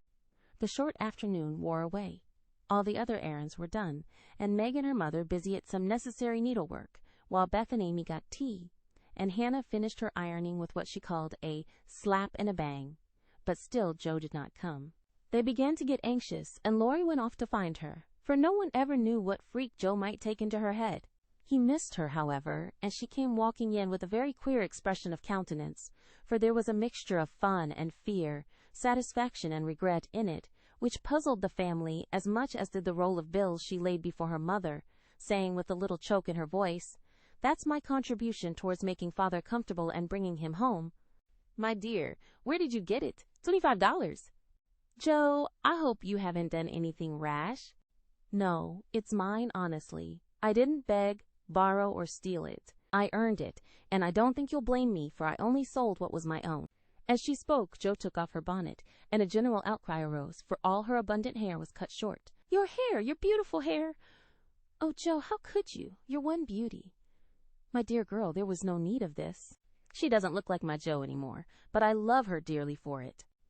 As everyone exclaimed, and Beth hugged the cropped head tenderly, Jo assumed an indifferent air, which did not deceive anyone a particle, and said, rumpling up the brown bush, and trying to look as if she liked it, "It doesn't affect the fate of the nation, so don't wail, Beth. It will be good for my vanity. I was getting too proud of my wig. It will do my brains good to have that mop taken off. My head feels deliciously light and cool, and the barber said I could soon have a curly crop, which will be boyish, becoming, and easy to keep in order. I'm satisfied, so please take the money and let's have supper. Tell me all about it, Jo. I am not quite satisfied, but I can't blame you, for I know how willingly you sacrificed your vanity, as you call it, to your love." "But, my dear, it was not necessary, and I'm afraid you will regret it one of these days," said Mrs. March. "No, I won't," returned Jo stoutly, feeling much relieved that her prank was not entirely condemned. "What made you do it?" asked Amy, who would as soon have thought of cutting off her head as her pretty hair. "Well, I was wild to do something for father," replied Jo, as they gathered about the table, for healthy young people can eat even in the midst of trouble. "I hate to borrow as much as mother does, and I knew Aunt March would croak. She always does if you ask for 9 pence. Meg gave all her quarterly salary toward the rent, and I only got some clothes with mine, so I felt wicked and was bound to have some money if I sold the nose off my face to get it." "You needn't feel wicked, my child. You had no winter things, and got the simplest with your own hard earnings," said Mrs. March, with a look that warmed Jo's heart. I hadn't the least idea of selling my hair at first, but as I went along, I kept thinking what I could do, and feeling as if I'd like to dive into some of the rich stores and help myself. In a barber's window, I saw tails of hair with the prices marked, and one black tail, not so thick as mine, was $40. It came over me all of a sudden that I had one thing to make money out of, and without stopping to think, I walked in, asked if they bought hair and what they would give for mine. "I don't see how you dared to do it," said Beth, in a tone of awe. Oh, he was a little man who looked as if he merely lived to oil his hair. He rather stared, at first, as if he wasn't used to having girls bounce into his shop and ask him to buy their hair. He said he didn't care about mine. It wasn't the fashionable color, and he never paid much for it in the first place. The work put into it made it dear, and so on. It was getting late, and I was afraid if it wasn't done right away that I shouldn't have it done at all. And you know when I start to do a thing, I hate to give it up. So I begged him to take it, and told him why I was in such a hurry. It was silly, I dare say, but it changed his mind, for I got rather excited, and told the story in my topsy-turvy way, and his wife heard and said so kindly, "Take it, Thomas, and oblige the young lady. I'd do as much for our Jimmy any day if I had a spire of hair worth selling." "Who was Jimmy?" asked Amy, who liked to have things explained as they went along. "Her son," she said, "who was in the army." How friendly such things make strangers feel, don't they? She talked away all the time the man clipped, and diverted my mind nicely. "Didn't you feel dreadfully when the first cut came?" asked Meg with a shiver. I took a last look at my hair while the man got his things, and that was the end of it. I never snivel over trifles like that. I will confess, though, I felt queer when I saw the dear old hair laid out on the table, and felt only the short, rough ends on my head. It almost seemed as if I'd an arm or a leg off. The woman saw me look at it, and picked out a long lock for me to keep. "I'll give it to you, Marmee, just to remember past glories by, for a crop is so comfortable I don't think I shall ever have a mane again." Mrs. March folded the wavy chestnut lock and laid it away with a short gray one in her desk. She only said, "Thank you, dearie," but something in her face made the girls change the subject and talk as cheerfully as they could about Mr. Brooks' kindness, the prospect of a fine day tomorrow, and the happy times they would have when father came home to be nursed. No one wanted to go to bed when at 10 o'clock Mrs. March put by the last finished job and said, "Come, girls." Beth went to the piano and played the father's favorite hymn. All began bravely, but broke down one by one, till Beth was left alone, singing with all her heart, for to her music was always a sweet consoler. "Go to bed and don't talk, for we must be up early, and shall need all the sleep we can get. Good night, my darlings," said Mrs. March, as the hymn ended, for no one cared to try another. They kissed her quietly and went to bed as silently as if the dear invalid lay in the next room. Beth and Amy soon fell asleep in spite of the great trouble, but Meg lay awake, thinking the most serious thoughts she had ever known in her short life. Jo lay motionless, and her sister fancied that she was asleep, till a stifled sob made her exclaim as she touched a wet cheek, "Jo, dear, what is it? Are you crying about father?" "No, not now." "What then?" My hair," burst out poor Jo, trying vainly to smother her emotion in the pillow. It did not sound at all comical to Meg, who kissed and caressed the afflicted heroine in the tenderest manner. "I'm not sorry," protested Jo with a choke. "I'd do it again tomorrow if I could. It's only the vain, selfish part of me that goes and cries in this silly way. Don't tell anyone it's all over now.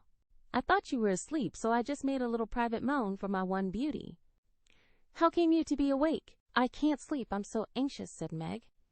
"Think about something pleasant, and you'll soon drop off." I tried it, but felt wider awake than ever. "What did you think of?" "Handsome faces, eyes particularly," answered Meg, smiling to herself in the dark. "What color do you like best?" "Brown, that is, sometimes. Blue are lovely."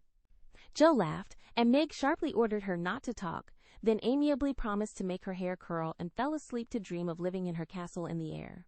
The clocks were striking midnight, and the rooms were very still as a figure glided quietly from bed to bed, smoothing a coverlid here, settling a pillow there, and pausing to look long and tenderly at each unconscious face, to kiss each with lips that mutely blessed, and to pray the fervent prayers which only mothers utter. As she lifted the curtain to look out into the dreary night, the moon broke suddenly from behind the clouds, and shone upon her like a bright, benignant face, which seemed to whisper in the silence, Be comforted, dear soul. There is always light behind the clouds. Chapter 16. Letters. In the cold, gray dawn, the sisters lit their lamp and read their chapter with an earnestness never felt before. For now the shadow of a real trouble had come. The little books were full of help and comfort, and as they dressed, they agreed to say goodbye cheerfully and hopefully, and send their mother on her anxious journey, unsaddened by tears or complaints from them. Everything seemed very strange when they went down, so dim and still outside, so full of light and bustle within. Breakfast at that early hour seemed odd, and even Hannah's familiar face looked unnatural as she flew about her kitchen with her nightcap on. The big trunk stood ready in the hall, Mother's cloak and bonnet lay on the sofa, and Mother herself sat trying to eat, but looking so pale and worn with sleeplessness and anxiety that the girls found it very hard to keep their resolution. Meg's eyes kept filling in spite of herself. Jo was obliged to hide her face in the kitchen roller more than once, and the little girls wore a grave, troubled expression, as if sorrow was a new experience to them. Nobody talked much, but as the time drew very near, and they sat waiting for the carriage, Mrs. March said to the girls, who were all busied about her, one folding her shawl, another smoothing out the strings of her bonnet, a third putting on her overshoes, and a fourth fastening up her traveling bag, "Children, I leave you to Hannah's care and Mr. Lawrence's protection. Hannah is faithfulness itself, and our good neighbor will guard you as if you were his own. I have no fears for you, yet I am anxious that you should take this trouble rightly. Don't grieve and fret when I am gone, or think that you can comfort yourselves by being idle and trying to forget. Go on with your work as usual, for work is a blessed solace. Hope and keep busy, and whatever happens, remember that you never can be fatherless." "Yes, Mother." "Meg, dear, be prudent. Watch over your sisters, consult Hannah, and, in any perplexity, go to Mr. Lawrence. Be patient, Jo. Don't get despondent or do rash things. Write to me often, and be my brave girl, ready to help and cheer us all. Beth, comfort yourself with your music, and be faithful to the little home duties. And you, Amy, help all you can, be obedient, and keep Happy safe at home." "We will, Mother, we will." The rattle of an approaching carriage made them all start and listen. That was the hard minute, but the girls stood it well. No one cried, no one ran away or uttered a lamentation, though their hearts were very heavy as they sent loving messages to Father, remembering as they spoke that it might be too late to deliver them. They kissed their mother quietly, clung about her tenderly, and tried to wave their hands cheerfully when she drove away. Laurie and his grandfather came over to see her off, and Mr. Brooke looked so strong and sensible and kind that the girls christened him Mr. Greatheart on the spot. "Goodbye, my darlings." "God bless and keep us all," whispered Mrs. March, as she kissed one dear little face after the other and hurried into the carriage. As she rolled away, the sun came out, and, looking back, she saw it shining on the group at the gate like a good omen. They saw it also, and smiled and waved their hands, and the last thing she beheld, as she turned the corner, was the 4 bright faces, and behind them, like a bodyguard, old Mr. Lawrence, faithful Hannah, and devoted Laurie. "How kind everyone is to us," she said, turning to find fresh proof of it in the respectful sympathy of the young man's face. "I don't see how they can help it," returned Mr. Brooke, laughing so infectiously that Mrs. March could not help smiling. And so the long journey began with the good omens of sunshine, smiles, and cheerful words. "I feel as if there had been an earthquake," said Jo, as their neighbors went home to breakfast, leaving them to rest and refresh themselves. "It seems as if half the house was gone," added Meg forlornly. Beth opened her lips to say something, but could only point to the pile of nicely mended hose which lay on Mother's table, showing that even in her last hurried moments she had thought and worked for them. It was a little thing, but it went straight to their hearts, and in spite of their brave resolutions they all broke down and cried bitterly. Hannah wisely allowed them to relieve their feelings, and when the shower showed signs of clearing up, she came to the rescue armed with a coffee pot. "Now, my dear young ladies, remember what your ma said, and don't fret. Come and have a cup of coffee all round, and then let's fall to work and be a credit to the family." Coffee was a treat, and Hannah showed great tact in making it that morning. No one could resist her persuasive nods, or the fragrant invitation issuing from the nose of the coffee pot. They drew up to the table, exchanged their handkerchiefs for napkins, and in 10 minutes were all right again. Hope and keep busy. That's the motto for us, so let's see who will remember it best. I shall go to Aunt March, as usual. Oh, won't she lecture, though, said Jo, as she sipped with returning spirit. I shall go to my King's, though I'd much rather stay at home and attend to things here, said Meg, wishing she hadn't made her eyes so red. No need of that. Beth and I can keep house perfectly well, put in Amy, with an important air. Hannah will tell us what to do, and we'll have everything nice when you come home, added Beth, getting out her mop and dish tub without delay. I think anxiety is very interesting, observed Amy, eating sugar pensively. The girls couldn't help laughing, and felt better for it, though Meg shook her head at the young lady who could find consolation in a sugar bowl. The sight of the turnovers made Jo sober again, and when the two went out to their daily tasks, they looked sorrowfully back at the window where they were accustomed to see their mother's face. It was gone, but Beth had remembered the little household ceremony, and there she was, nodding away at them like a rosy-faced mandarin. That's so like my Beth, said Jo, waving her hat with a grateful face. Goodbye, Maggie. I hope the Kings won't train today. Don't fret about Father, dear, she added as they parted. And I hope Aunt March won't croak. Your hair is becoming, and it looks very boyish and nice, returned Meg, trying not to smile at the curly head, which looked comically small on her tall sister's shoulders. That's my only comfort. And, touching her hat a la Laurie, away went Jo, feeling like a shorn sheep on a wintry day. News from their father comforted the girls very much, for, though dangerously ill, the presence of the best and tenderest of nurses had already done him good. Mr. Brooks sent a bulletin every day, and, as the head of the family, Meg insisted on reading the dispatches, which grew more and more cheering as the week passed. At first, everyone was eager to write, and plump envelopes were carefully poked into the letterbox by one or other of the sisters, who felt rather important with their Washington correspondence. As one of these packets contained characteristic notes from the party, we will rob an imaginary mail and read them. My dearest mother, it is impossible to tell you how happy your last letter made us, for the news was so good we couldn't help laughing and crying over it. How very kind Mr. Brooke is, and how fortunate that Mr. Lawrence's business detains him near you so long, since he is so useful to you and Father. The girls are all as good as gold. Jo helps me with the sewing and insists on doing all sorts of hard jobs. I should be afraid she might overdo, if I didn't know that her moral fit wouldn't last long. Beth is as regular about her tasks as a clock, and never forgets what you told her. She grieves about Father, and looks sober except when she is at her little piano. Amy minds me nicely, and I take great care of her. She does her own hair, and I am teaching her to make buttonholes and mend her stockings. She tries very hard, and I know you will be pleased with her improvement when you come. Mr. Laurence watches over us like a motherly old hen, as Jo says, and Laurie is very kind and neighborly. He and Jo keep us merry, for we get pretty blue sometimes and feel like orphans with you so far away. Hannah is a perfect saint.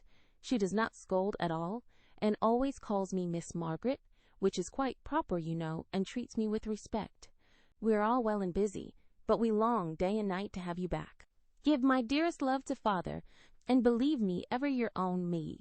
This note, prettily written on scented paper, was a great contrast to the next, which was scribbled on a big sheet of thin foreign paper, ornamented with blots and all manner of flourishes and curly-tailed letters.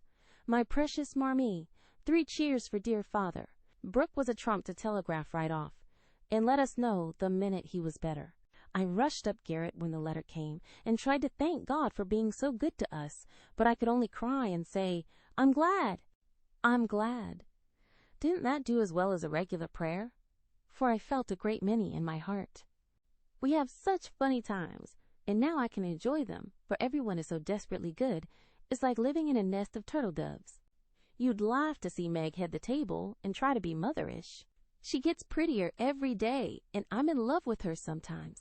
The children are regular archangels, and I'm Jo, and never shall be anything else. Oh, I must tell you that I came near having a quarrel with Laurie. I freed my mind about a silly little thing, and he was offended. I was right, but didn't speak as I ought, and he marched home, saying he wouldn't come again till I begged pardon. I declared I wouldn't, and got mad. It lasted all day.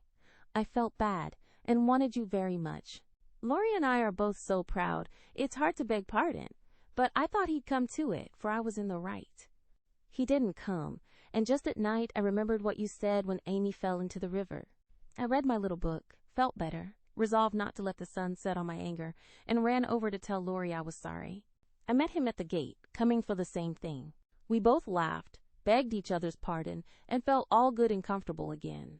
I made a poem yesterday when I was helping Hannah wash, and as father likes my silly little things, I put it in to amuse him.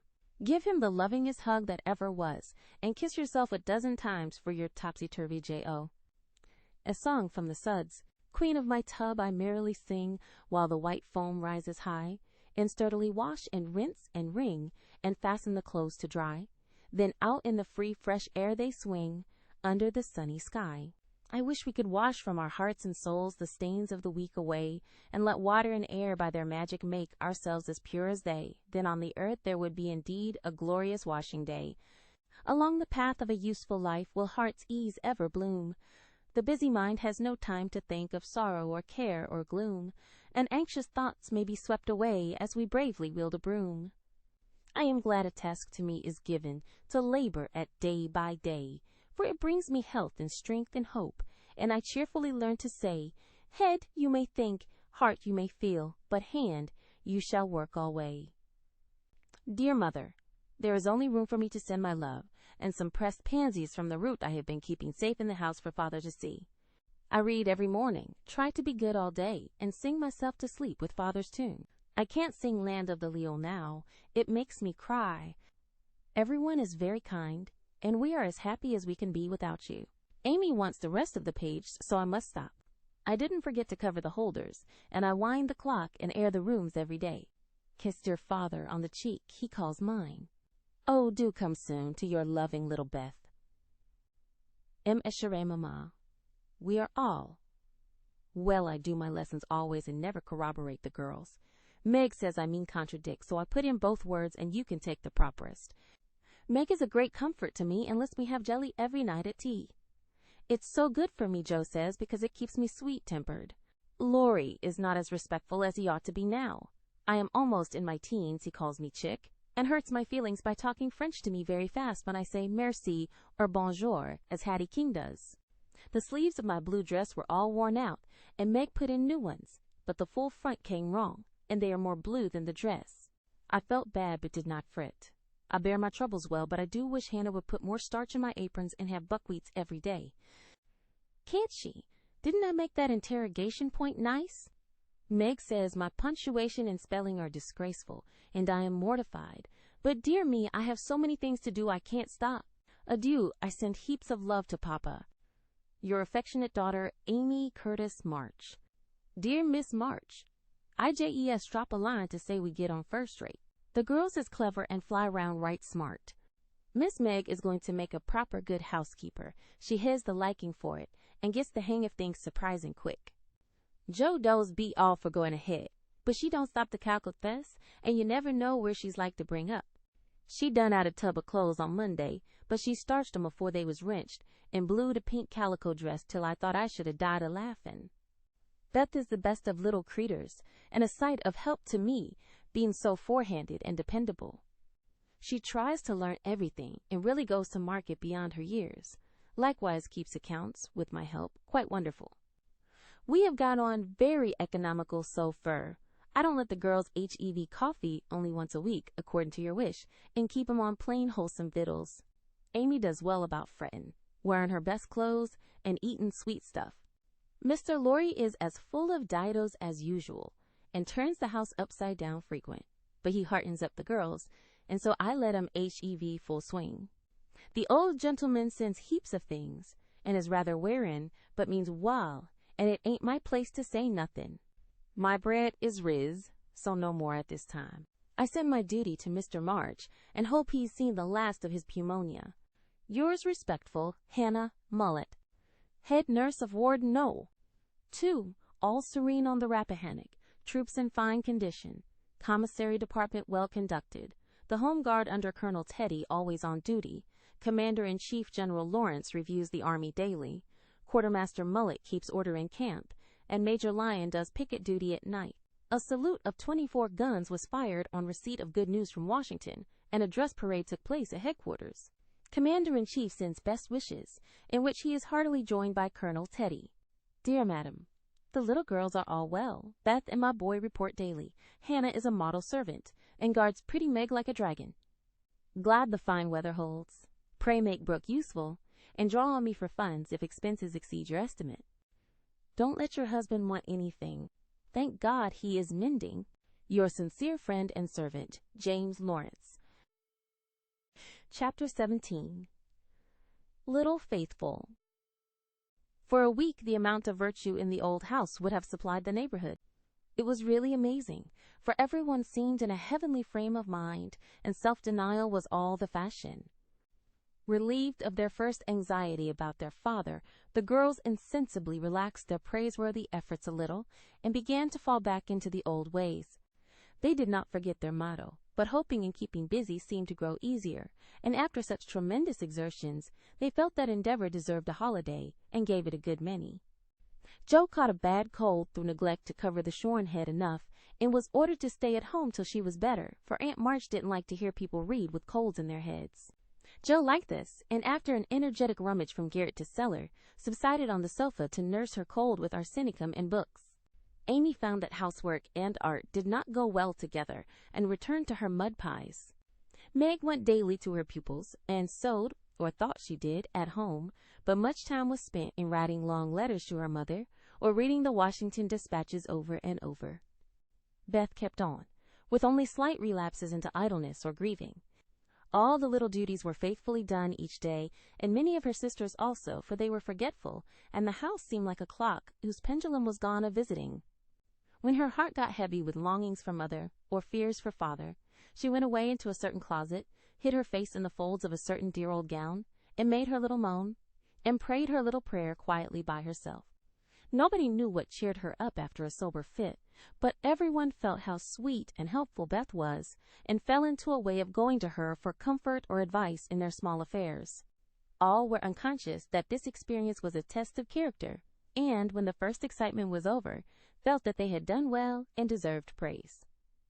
So they did, but their mistake was in ceasing to do well, and they learned this lesson through much anxiety and regret. Meg, I wish you'd go and see the Hummels. You know Mother told us not to forget them, said Beth, 10 days after Mrs. March's departure. I'm too tired to go this afternoon, replied Meg, rocking comfortably as she sewed. Can't you, Jo? asked Beth. Too stormy for me with my cold. I thought it was almost well. It's well enough for me to go out with Laurie, but not well enough to go to the Hummels, said Jo, laughing, but looking a little ashamed of her inconsistency. Why don't you go yourself? asked Meg. I have been every day, but the baby is sick, and I don't know what to do for it. Mrs. Hummel goes away to work, and Lottchen takes care of it, but it gets sicker and sicker, and I think you or Hannah ought to go. Beth spoke earnestly, and Meg promised she would go tomorrow. Ask Hannah for some nice little mess, and take it round, Beth. The air will do you good, said Jo, adding apologetically, I'd go, but I want to finish my writing. My head aches, and I'm tired, so I thought maybe some of you would go, said Beth. Amy will be in presently, and she will run down for us, suggested Meg. Well, I'll rest a little and wait for her. So Beth lay down on the sofa, the others returned to their work, and the Hummels were forgotten. An hour passed. Amy did not come. Meg went to her room to try on a new dress. Jo was absorbed in her story, and Hannah was sound asleep before the kitchen fire, when Beth quietly put on her hood, filled her basket with odds and ends for the poor children, and went out into the chilly air with a heavy head and a grieved look in her patient eyes. It was late when she came back, and no one saw her creep upstairs and shut herself into her mother's room. Half an hour after Jo went to Mother's closet for something, and there found Beth sitting on the medicine chest, looking very grave, with red eyes and a camphor bottle in her hand. Christopher Columbus! What's the matter? cried Jo, as Beth put out her hand as if to warn her off, and asked quickly, You've had the scarlet fever, haven't you? Years ago, when Meg did. Why? Then I'll tell you. Oh, Jo, the baby's dead.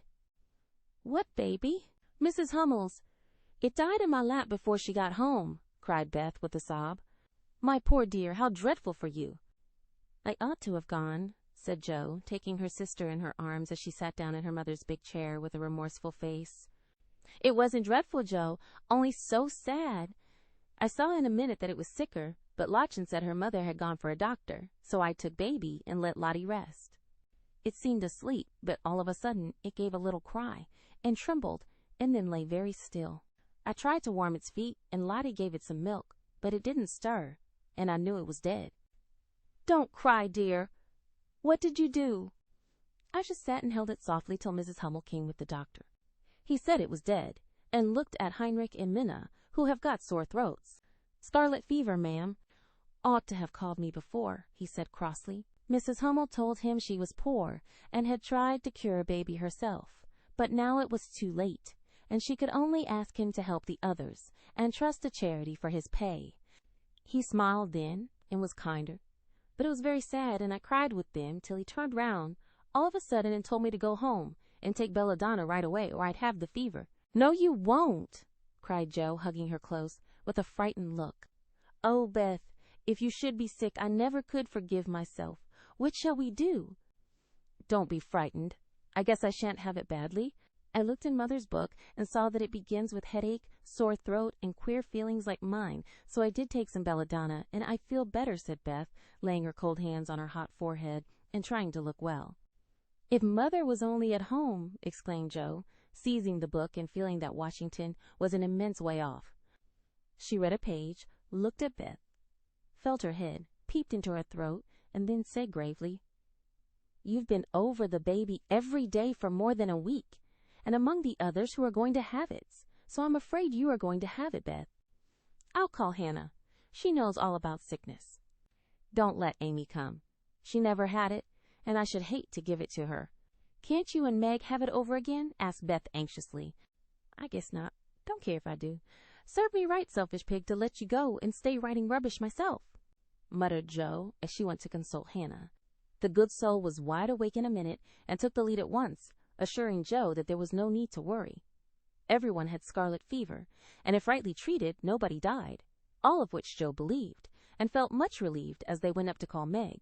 Now I'll tell you what we'll do, said Hannah, when she had examined and questioned Beth. We will have Dr. Bangs, just to take a look at you, dear, and see that we start right. Then we'll send Amy off to Aunt March's for a spell, to keep her out of harm's way, and one of you girls can stay at home and amuse Beth for a day or two. I shall stay, of course. I'm oldest, began Meg, looking anxious and self-reproachful. I shall, because it's my fault she is sick. I told Mother I'd do the errands, and I haven't, said Joe decidedly. Which will you have, Beth? There ain't no need of but one, said Hannah. Joe, please, and Beth leaned her head against her sister with a contented look, which effectually settled that point. I'll go and tell Amy, said Meg, feeling a little hurt, yet rather relieved on the whole, for she did not like nursing, and Joe did. Amy rebelled outright, and passionately declared that she had rather have the fever than go to Aunt March. Meg reasoned, pleaded, and commanded, all in vain. Amy protested that she would not go, and Meg left her in despair to ask Hannah what should be done. Before she came back, Laurie walked into the parlor to find Amy sobbing, with her head in the sofa cushions. She told her story, expecting to be consoled, but Laurie only put his hands in his pockets and walked about the room, whistling softly as he knit his brows in deep thought. Presently he sat down beside her and said, in his most wheedlesome tone, Now be a sensible little woman and do as they say. No, don't cry, but hear what a jolly plan I've got. You go to Aunt March's, and I'll come and take you out every day, driving or walking, and we'll have capital times. Won't that be better than moping here? I don't wish to be sent off as if I was in the way, began Amy, in an injured voice. Bless your heart, child, it's to keep you well. You don't want to be sick, do you? No, I'm sure I don't, but I dare say I shall be, for I've been with Beth all the time. That's the very reason you ought to go away at once, so that you may escape it. Change of air and care will keep you well, I dare say, or, if it does not entirely, you will have the fever more lightly. I advise you to be off as soon as you can, for scarlet fever is no joke, miss. But it's dull at Aunt March's, and she is so cross, said Amy, looking rather frightened. It won't be dull with me popping in every day to tell you how Beth is, and take you out gallivanting. The old lady likes me, and I'll be as sweet as possible to her, so she won't peck at us, whatever we do. Will you take me out in the trotting wagon with Puck? On my honor as a gentleman. And come every single day? See if I don't. And bring me back the minute Beth as well? The identical minute. And go to the theater, truly? 12 theaters, if we may. Well, I guess I will, said Amy slowly. Good girl. Call Meg and tell her you'll give in, said Laurie, with an approving pat, which annoyed Amy more than the giving in.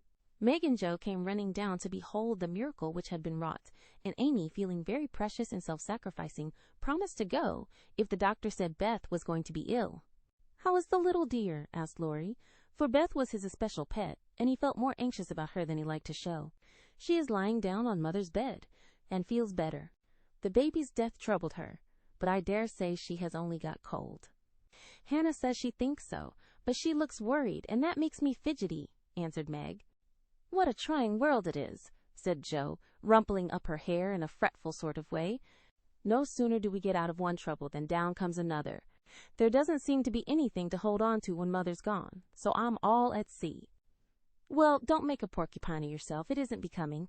Settle your wig, Joe, and tell me if I shall telegraph to your mother, or do anything, asked Laurie, who never had been reconciled to the loss of his friend's one beauty. That is what troubles me, said Meg. I think we ought to tell her if Beth is really ill, but Hannah says we mustn't. For Mother can't leave Father, and it will only make them anxious. Beth won't be sick long, and Hannah knows just what to do, and Mother said we were to mind her, so I suppose we must, but it doesn't seem quite right to me. Well, I can't say. Suppose you ask Grandfather after the doctor has been. We will. Joe, go and get Dr. Bangs at once, commanded Meg. We can't decide anything till he has been. Stay where you are, Joe. I'm errand boy to this establishment, said Laurie, taking up his cap. I'm afraid you are busy, began Meg. No, I've done my lessons for the day. Do you study in vacation time? Asked Joe. I follow the good example my neighbors set me, was Laurie's answer, as he swung himself out of the room. I have great hopes of my boy, observed Joe, watching him fly over the fence with an approving smile. He does very well for a boy, was Meg's somewhat ungracious answer, for the subject did not interest her. Dr. Bangs came, said Beth had symptoms of the fever, but thought she would have it lightly, though he looked sober over the Hummel story. Amy was ordered off at once, and provided with something to ward off danger, she departed in great state, with Joe and Laurie as escort. Aunt March received them with her usual hospitality. What do you want now? She asked, looking sharply over her spectacles, while the parrot, sitting on the back of her chair, called out, Go away. No boys allowed here. Laurie retired to the window, and Joe told her story. No more than I expected, if you were allowed to go poking about among poor folks. Amy can stay and make herself useful if she isn't sick, which I've no doubt she will be. Looks like it now. Don't cry, child. It worries me to hear people sniff. Amy was on the point of crying, but Laurie slyly pulled the parrot's tail, which caused Polly to utter an astonished croak and call out, Bless my boots, in such a funny way that she laughed instead. What do you hear from your mother? Asked the old lady gruffly.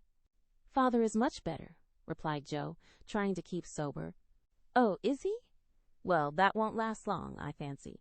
March never had any stamina, was the cheerful reply. Ha ha, never say die, take a pinch of snuff, goodbye, goodbye, squalled Polly, dancing on her perch and clawing at the old lady's cap as Laurie tweaked him in the rear. Hold your tongue, you disrespectful old bird.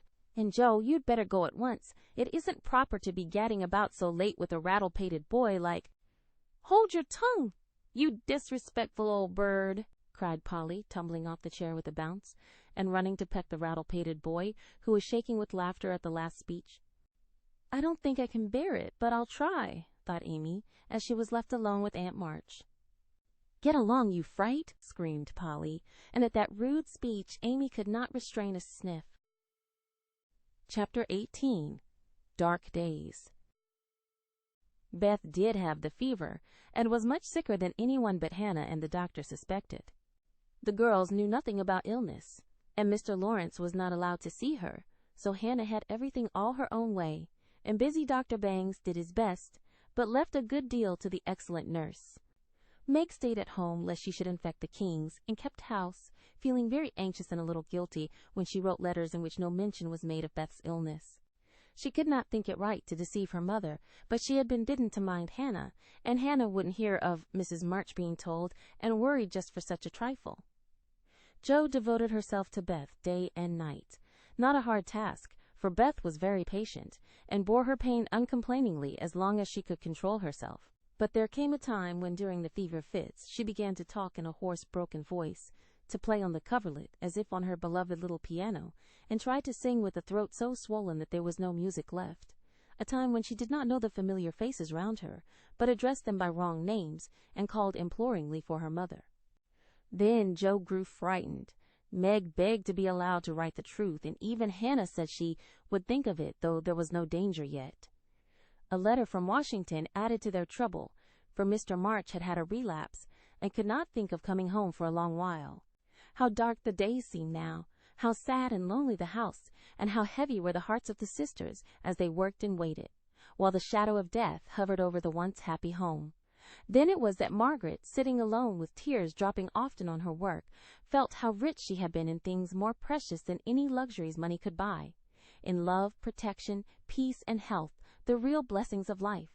Then it was that Jo, living in the darkened room, with that suffering little sister always before her eyes, and that pathetic voice sounding in her ears, learned to see the beauty and the sweetness of Beth's nature, to feel how deep and tender a place she filled in all hearts, and to acknowledge the worth of Beth's unselfish ambition, to live for others, and make home happy by the exercise of those simple virtues which all may possess, and which all should love and value more than talent, wealth, or beauty.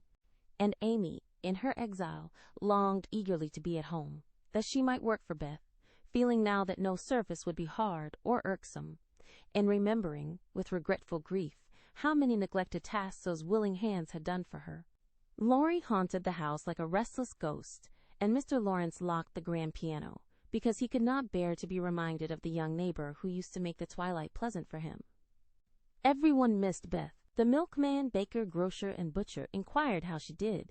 Poor Mrs. Hummel came to beg pardon for her thoughtlessness, and to get a shroud for Minna. The neighbors sent all sorts of comforts and good wishes, and even those who knew her best were surprised to find how many friends shy little Beth had made. Meanwhile, she lay on her bed with old Joanna at her side, for even in her wanderings she did not forget her forlorn protégé. She longed for her cats, but would not have them brought, lest they should get sick. And, in her quiet hours, she was full of anxiety about Jo. She sent loving messages to Amy, bade them tell her mother that she would write soon, and often begged for pencil and paper to try to say a word, that father might not think she had neglected him.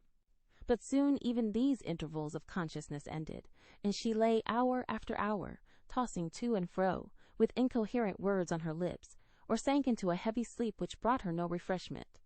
Dr. Bangs came twice a day. Hannah sat up at night. Meg kept a telegram in her desk all ready to send off at any minute, and Jo never stirred from Beth's side. The 1st of December was a wintry day indeed to them, for a bitter wind blew, snow fell fast, and the year seemed getting ready for its death. When Dr. Bangs came that morning, he looked long at Beth, held the hot hand in both his own a minute, and laid it gently down, saying in a low tone to Hannah, "If Mrs. March can leave her husband, she'd better be sent for." Hannah nodded without speaking, for her lips twitched nervously.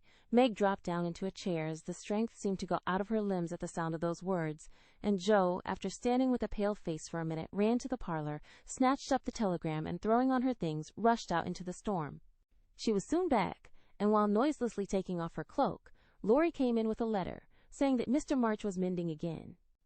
Jo read it thankfully, but the heavy weight did not seem lifted off her heart, and her face was so full of misery that Laurie asked quickly, "What is it? Is Beth worse?" "I've sent for Mother," said Jo, tugging at her rubber boots with a tragical expression. "Good for you, Jo. Did you do it on your own responsibility?" asked Laurie, as he seated her in the hall chair and took off the rebellious boots, seeing how her hands shook. "No, the doctor told us to." "Oh, Jo, it's not so bad as that," cried Laurie, with a startled face. "Yes, it is. She doesn't know us. She doesn't even talk about the flocks of green doves, as she calls the vine leaves on the wall. She doesn't look like my Beth, and there's nobody to help us bear it. Mother and Father both gone, and God seems so far away I can't find him." As the tears streamed fast down poor Jo's cheeks, she stretched out her hand in a helpless sort of way, as if groping in the dark, and Laurie took it in his, whispering as well as he could, with a lump in his throat. "I'm here. Hold on to me, Joe dear." She could not speak, but she did hold on, and the warm grasp of the friendly human hand comforted her sore heart, and seemed to lead her nearer to the divine arm which alone could uphold her in her trouble.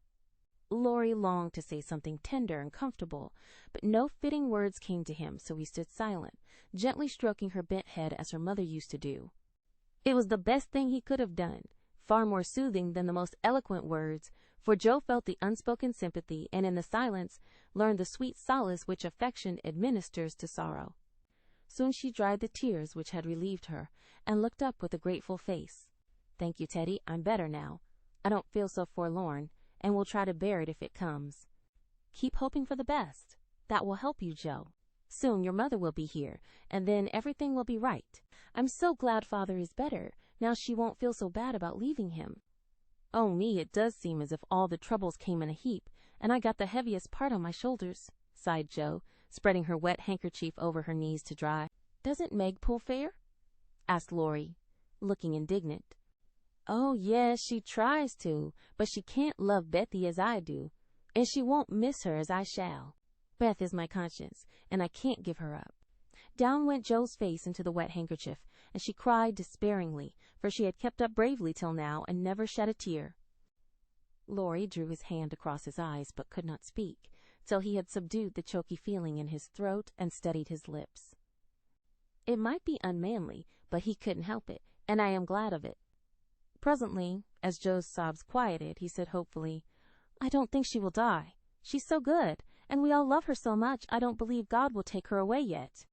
"The good and dear people always do die," groaned Joe, but she stopped crying, for her friend's words cheered her up, in spite of her own doubts and fears. "Poor girl, you're worn out. It isn't like you to be forlorn. Stop a bit, I'll hearten you up in a jiffy." Laurie went off 2 stairs at a time, and Joe laid her wearied head down on Beth's little brown hood, which no one had thought of moving from the table where she left it. It must have possessed some magic, for the submissive spirit of its gentle owner seemed to enter into Joe. And when Laurie came running down with a glass of wine, she took it with a smile and said bravely, "I drink. Health to my Beth. You are a good doctor, Teddy, and such a comfortable friend. How can I ever pay you?" she added, as the wine refreshed her body, as the kind words had done her troubled mind. "I'll send in my bill by and by, and tonight I'll give you something that will warm the cockles of your heart better than quarts of wine," said Laurie, beaming at her with a face of suppressed satisfaction at something. "What is it?" cried Joe, forgetting her woes for a minute, in her wonder. "I telegraphed to your mother yesterday, and Brooke answered she'd come at once, and she'll be here tonight, and everything will be all right. Aren't you glad I did it?" Laurie spoke very fast, and turned red and excited all in a minute, for he had kept his plot a secret, for fear of disappointing the girls or harming Beth. Joe grew quite white, flew out of her chair, and the moment he stopped speaking she electrified him by throwing her arms round his neck and crying out, with a joyful cry, "Oh, Laurie! Oh, Mother, I am so glad!" She did not weep again, but laughed hysterically and trembled and clung to her friend, as if she was a little bewildered by the sudden news.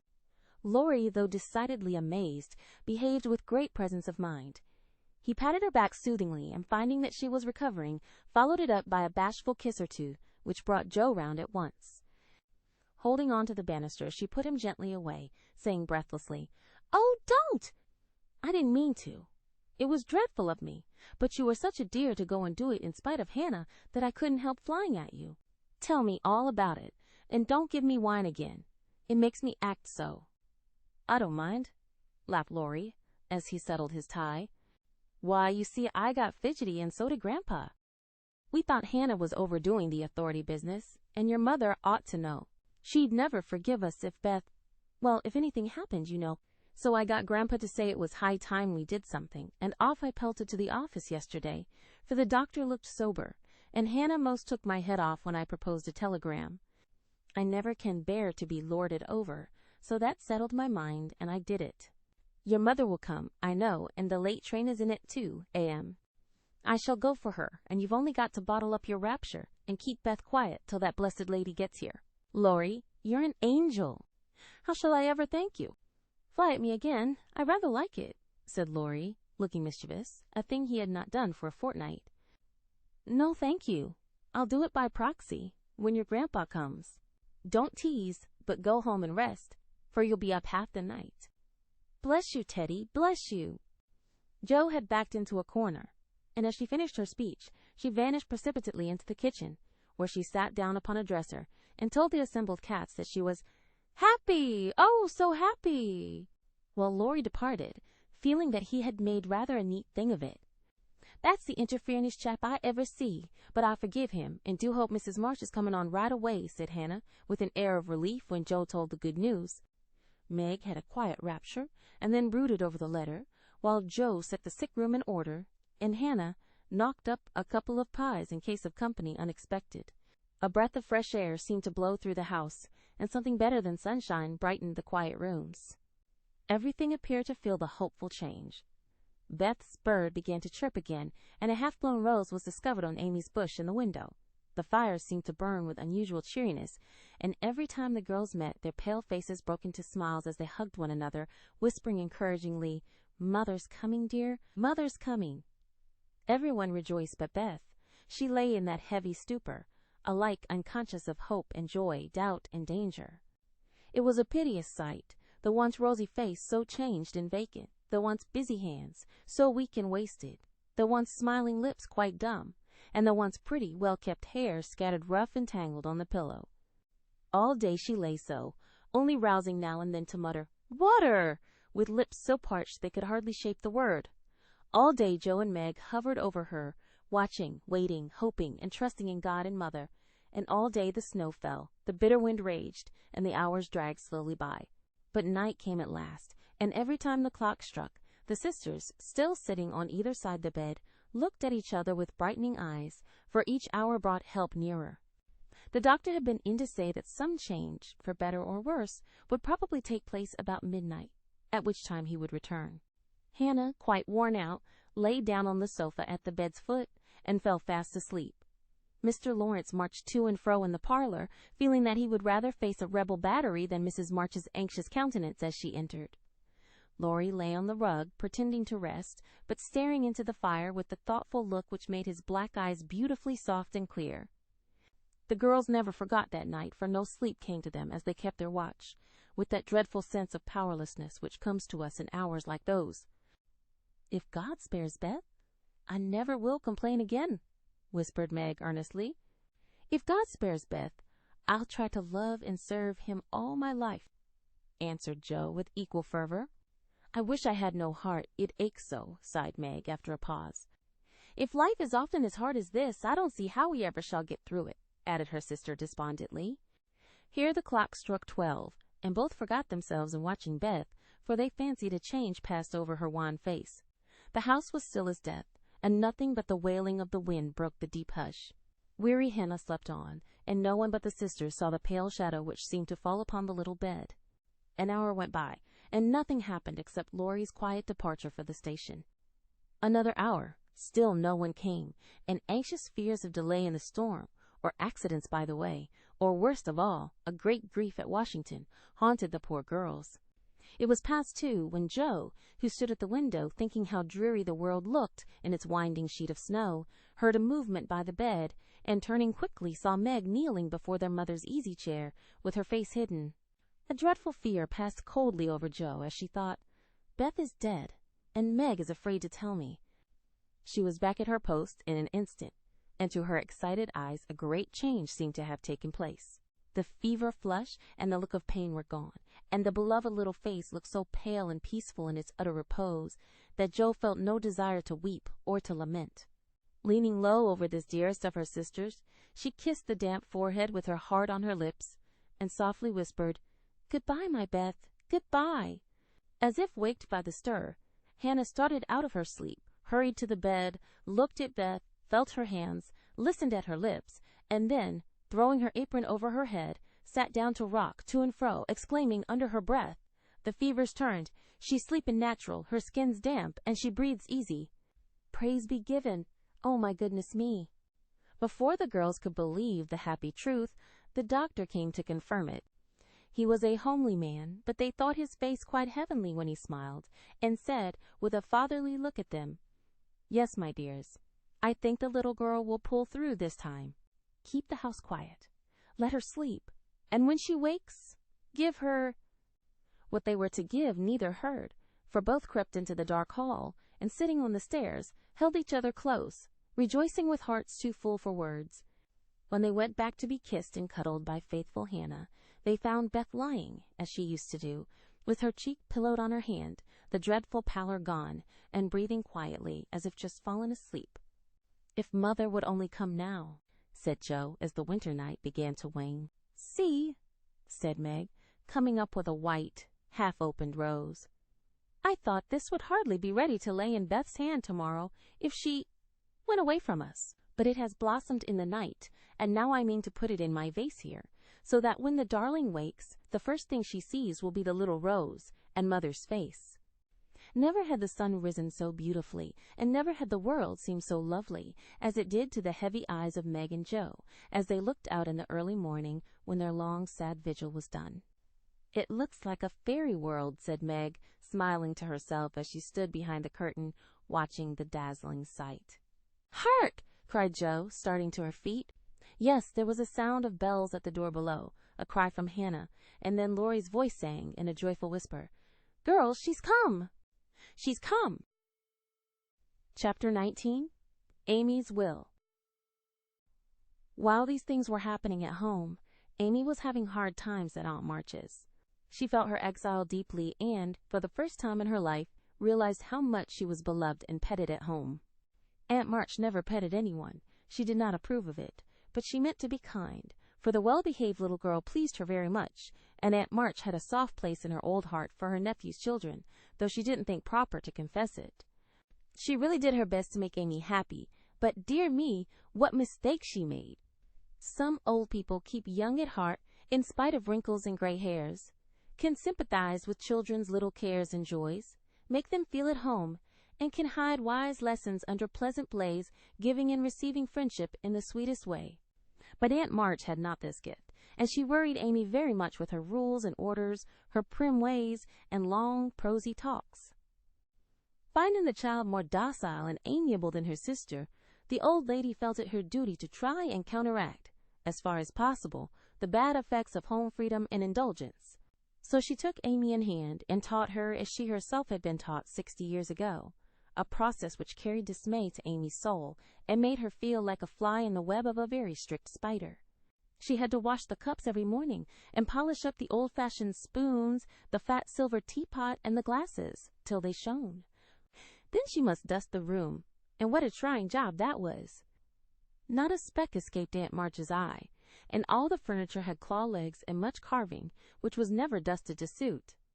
Then Polly must be fed, the lapdog combed, and a dozen trips upstairs and down, to get things, or deliver orders, for the old lady was very lame, and seldom left her big chair. After these tiresome labors, she must do her lessons, which was a daily trial of every virtue she possessed.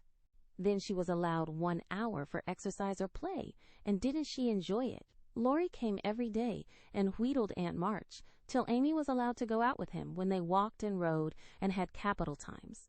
After dinner she had to read aloud and sit still while the old lady slept, which she usually did for an hour, as she dropped off over the first page. Then patchwork or towels appeared, and Amy sewed with outward meekness and inward rebellion till dusk, when she was allowed to amuse herself as she liked till tea-time.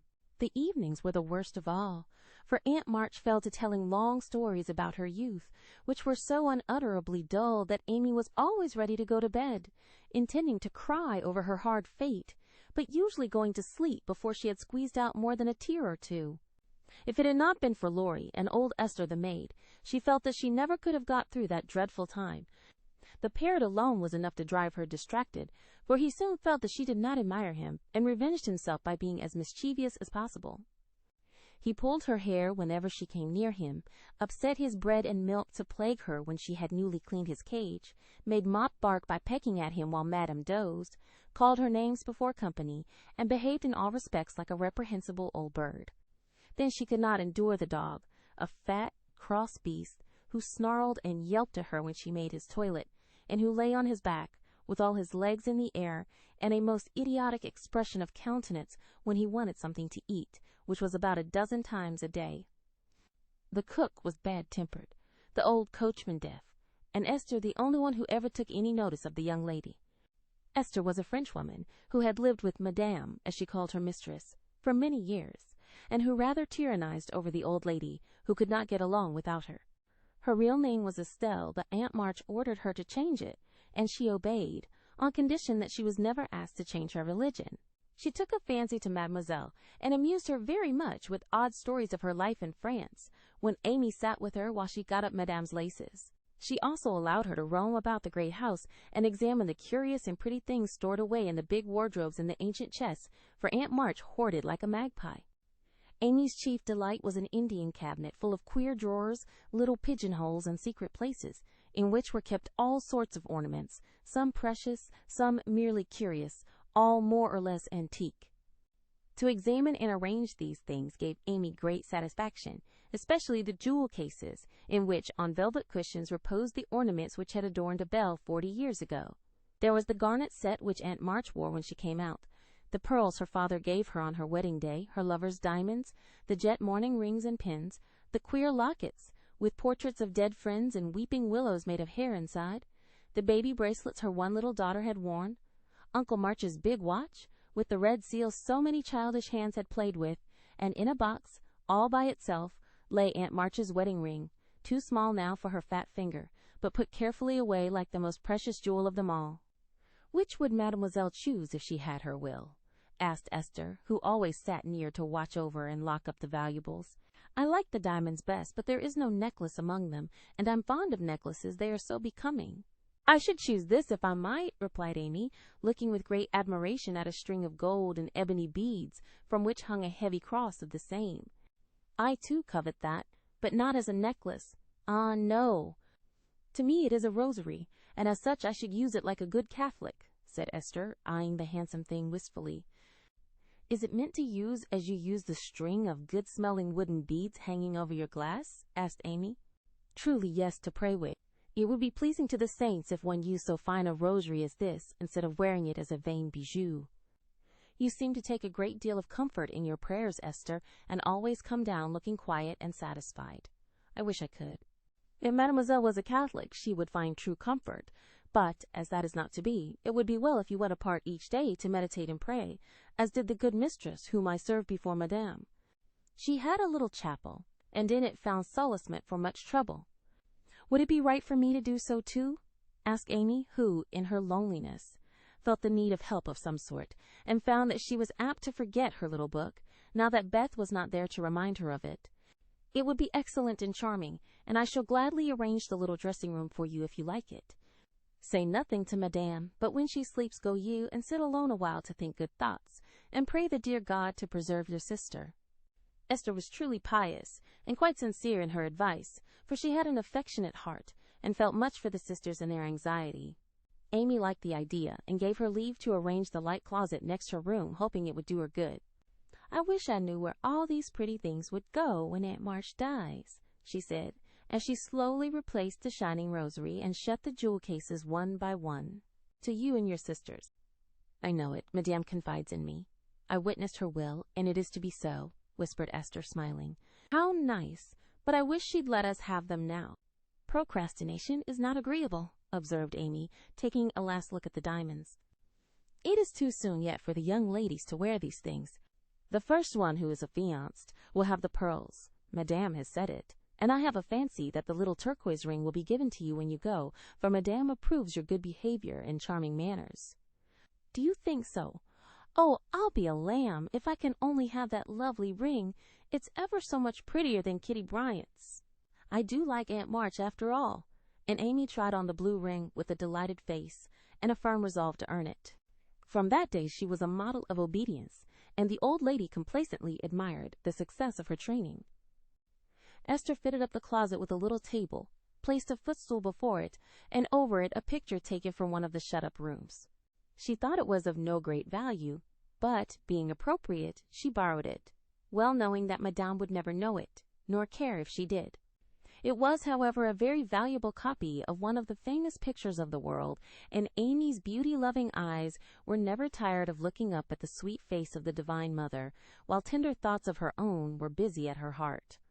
On the table she laid her little Testament and hymn book, kept a vase always full of the best flowers Laurie brought her, and came every day to sit alone thinking good thoughts and praying the dear God to preserve her sister. Esther had given her a rosary of black beads with a silver cross, but Amy hung it up and did not use it, feeling doubtful as to its fitness for Protestant prayers. The little girl was very sincere in all this, for, being left alone outside the safe home nest, she felt the need of some kind hand to hold by so sorely that she instinctively turned to the strong and tender friend whose fatherly love most closely surrounds his little children. She missed her mother's help to understand and rule herself, but having been taught where to look, she did her best to find the way and walk in it confidingly. But Amy was a young pilgrim, and just now her burden seemed very heavy. She tried to forget herself, to keep cheerful, and be satisfied with doing right, though no one saw or praised her for it. In her first effort at being very, very good, she decided to make her will, as Aunt March had done, so that if she did fall ill and die, her possessions might be justly and generously divided. It cost her a pang even to think of giving up the little treasures which in her eyes were as precious as the old lady's jewels. During one of her play hours she wrote out the important document as well as she could, with some help from Esther as to certain legal terms, and when the good-natured Frenchwoman had signed her name, Amy felt relieved and laid it by to show Laurie, whom she wanted as a second witness.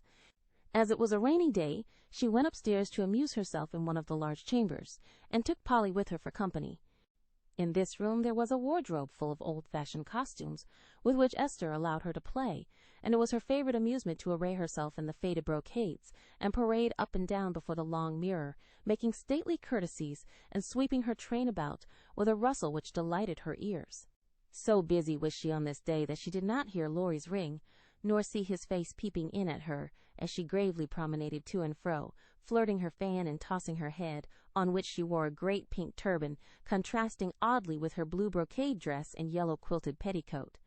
She was obliged to walk carefully, for she had on high-heeled shoes, and, as Laurie told Joe afterward, it was a comical sight to see her mince along in her gay suit, with Polly sidling and bridling just behind her, imitating her as well as he could, and occasionally stopping to laugh or exclaim, "Ain't we fine? Get along, you fright. Hold your tongue. Kiss me, dear. Ha! Ha! Ha!" having with difficulty restrained an explosion of merriment, lest it should offend her Majesty. Laurie tapped, and was graciously received.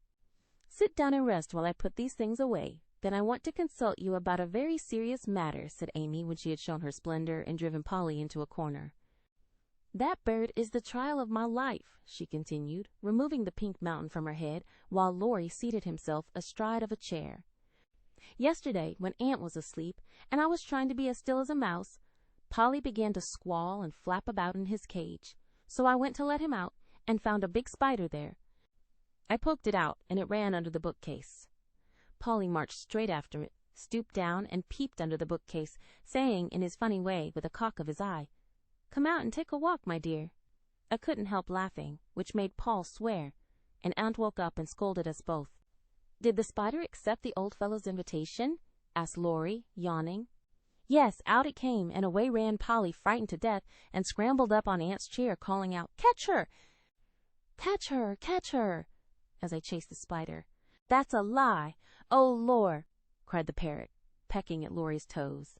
"I'd wring your neck if you were mine, you old torment!" cried Laurie, shaking his fist at the bird, who put his head on one side and gravely croaked, "Alleluia!" "Bless your buttons, dear. Now I'm ready," said Amy, shutting the wardrobe and taking a paper out of her pocket. "I want you to read that, please, and tell me if it is legal and right. I felt that I ought to do it, for life is uncertain, and I don't want any ill feeling over my tomb." Laurie bit his lips, and turning a little from the pensive speaker, read the following document, with praiseworthy gravity, considering the spelling.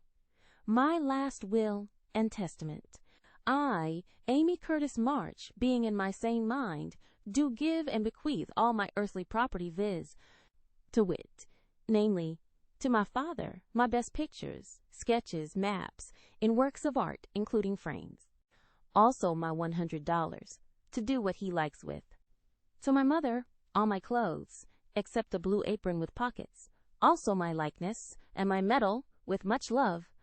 To my dear sister Margaret, I give my turquoise ring, if I get it, also my green box with the doves on it, also my piece of real lace for her neck, and my sketch of her as a memorial of her little girl.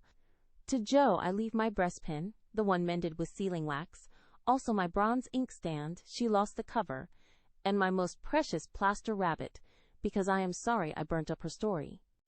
To Beth, if she lives after me, I give my dolls and the little bureau, my fan, my linen collars, and my new slippers, if she can wear them being thin when she gets well. And I herewith also leave her my regret that I ever made fun of old Joanna. To my friend and neighbor Theodore Laurence I bequeath my papier-mâché portfolio, my clay model of a horse, though he did say it hadn't any neck. Also, in return for his great kindness in the hour of affliction, any one of my artistic works he likes. Notre Dame is the best.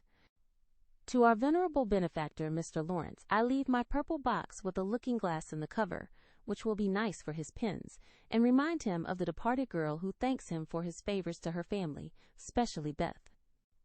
I wish my favorite playmate Kitty Bryant to have the blue silk apron and my gold bead ring with a kiss. To Hannah I give the bandbox she wanted and all the patchwork I leave, hoping she will remember me when you see. And now, having disposed of my most valuable property, I hope all will be satisfied and not blame the dead. I forgive everyone, and trust we may all meet when the trump shall sound. To this will and testament I set my hand and seal on this 20th day of November, Annie Domino, 1861. Amy Curtis March. Estelle, VALNOR. Witnesses: Theodore Laurence. The last name was written in pencil, and Amy explained that he was to rewrite it in ink and seal it up for her properly. What put it into your head? Did anyone tell you about Beth's giving away her things? Asked Laurie soberly, as Amy laid a bit of red tape, with sealing wax, a taper, and a sandish before him. She explained, and then asked anxiously, "What about Beth?" "I'm sorry I spoke, but as I did, I'll tell you. She felt so ill one day that she told Jo she wanted to give her piano to Meg, her cats to you, and the poor old doll to Jo, who would love it for her sake. She was sorry she had so little to give, and left locks of hair to the rest of us, and her best love to Grandpa. She never thought of a will." Laurie was signing and sealing as he spoke, and did not look up till a great tear dropped on the paper. Amy's face was full of trouble, but she only said, "Don't people put sort of postscripts to their wills sometimes?" "Yes, codicils they call them." "Put one in mine, then, that I wish all my curls cut off and given round to my friends. I forgot it, but I want it done, though it will spoil my looks." Laurie added it, smiling at Amy's last and greatest sacrifice. Then he amused her for an hour, and was much interested in all her trials. But when he came to go, Amy held him back to whisper, with trembling lips, "Is there really any danger about Beth?" "I'm afraid there is. But we must hope for the best, so don't cry, dear." And Laurie put his arm about her with a brotherly gesture which was very comforting. When he had gone, she went to her little chapel, and sitting in the twilight prayed for Beth, with streaming tears and an aching heart, feeling that a million turquoise rings would not console her for the loss of her gentle little sister. Chapter 10N. Confidential. I don't think I have any words in which to tell the meeting of the mother and daughters. Such hours are beautiful to live, but very hard to describe. So I will leave it to the imagination of my readers, merely saying that the house was full of genuine happiness, and that Meg's tender hope was realized. For when Beth woke from that long, healing sleep, the first objects on which her eyes fell were the little rose in Mother's face. Too weak to wonder at anything, she only smiled, and nestled close into the loving arms about her, feeling that the hungry longing was satisfied at last. Then she slept again, and the girls waited upon their mother, for she would not unclasp the thin hand which clung to hers even in sleep.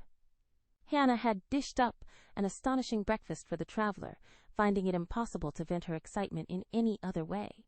And Meg and Jo fed their mother like dutiful young storks, while they listened to her whispered account of father's state, Mr. Brooks' promise to stay and nurse him, the delays which the storm occasioned on the homeward journey, and the unspeakable comfort Laurie's hopeful face had given her when she arrived, worn out with fatigue, anxiety, and cold.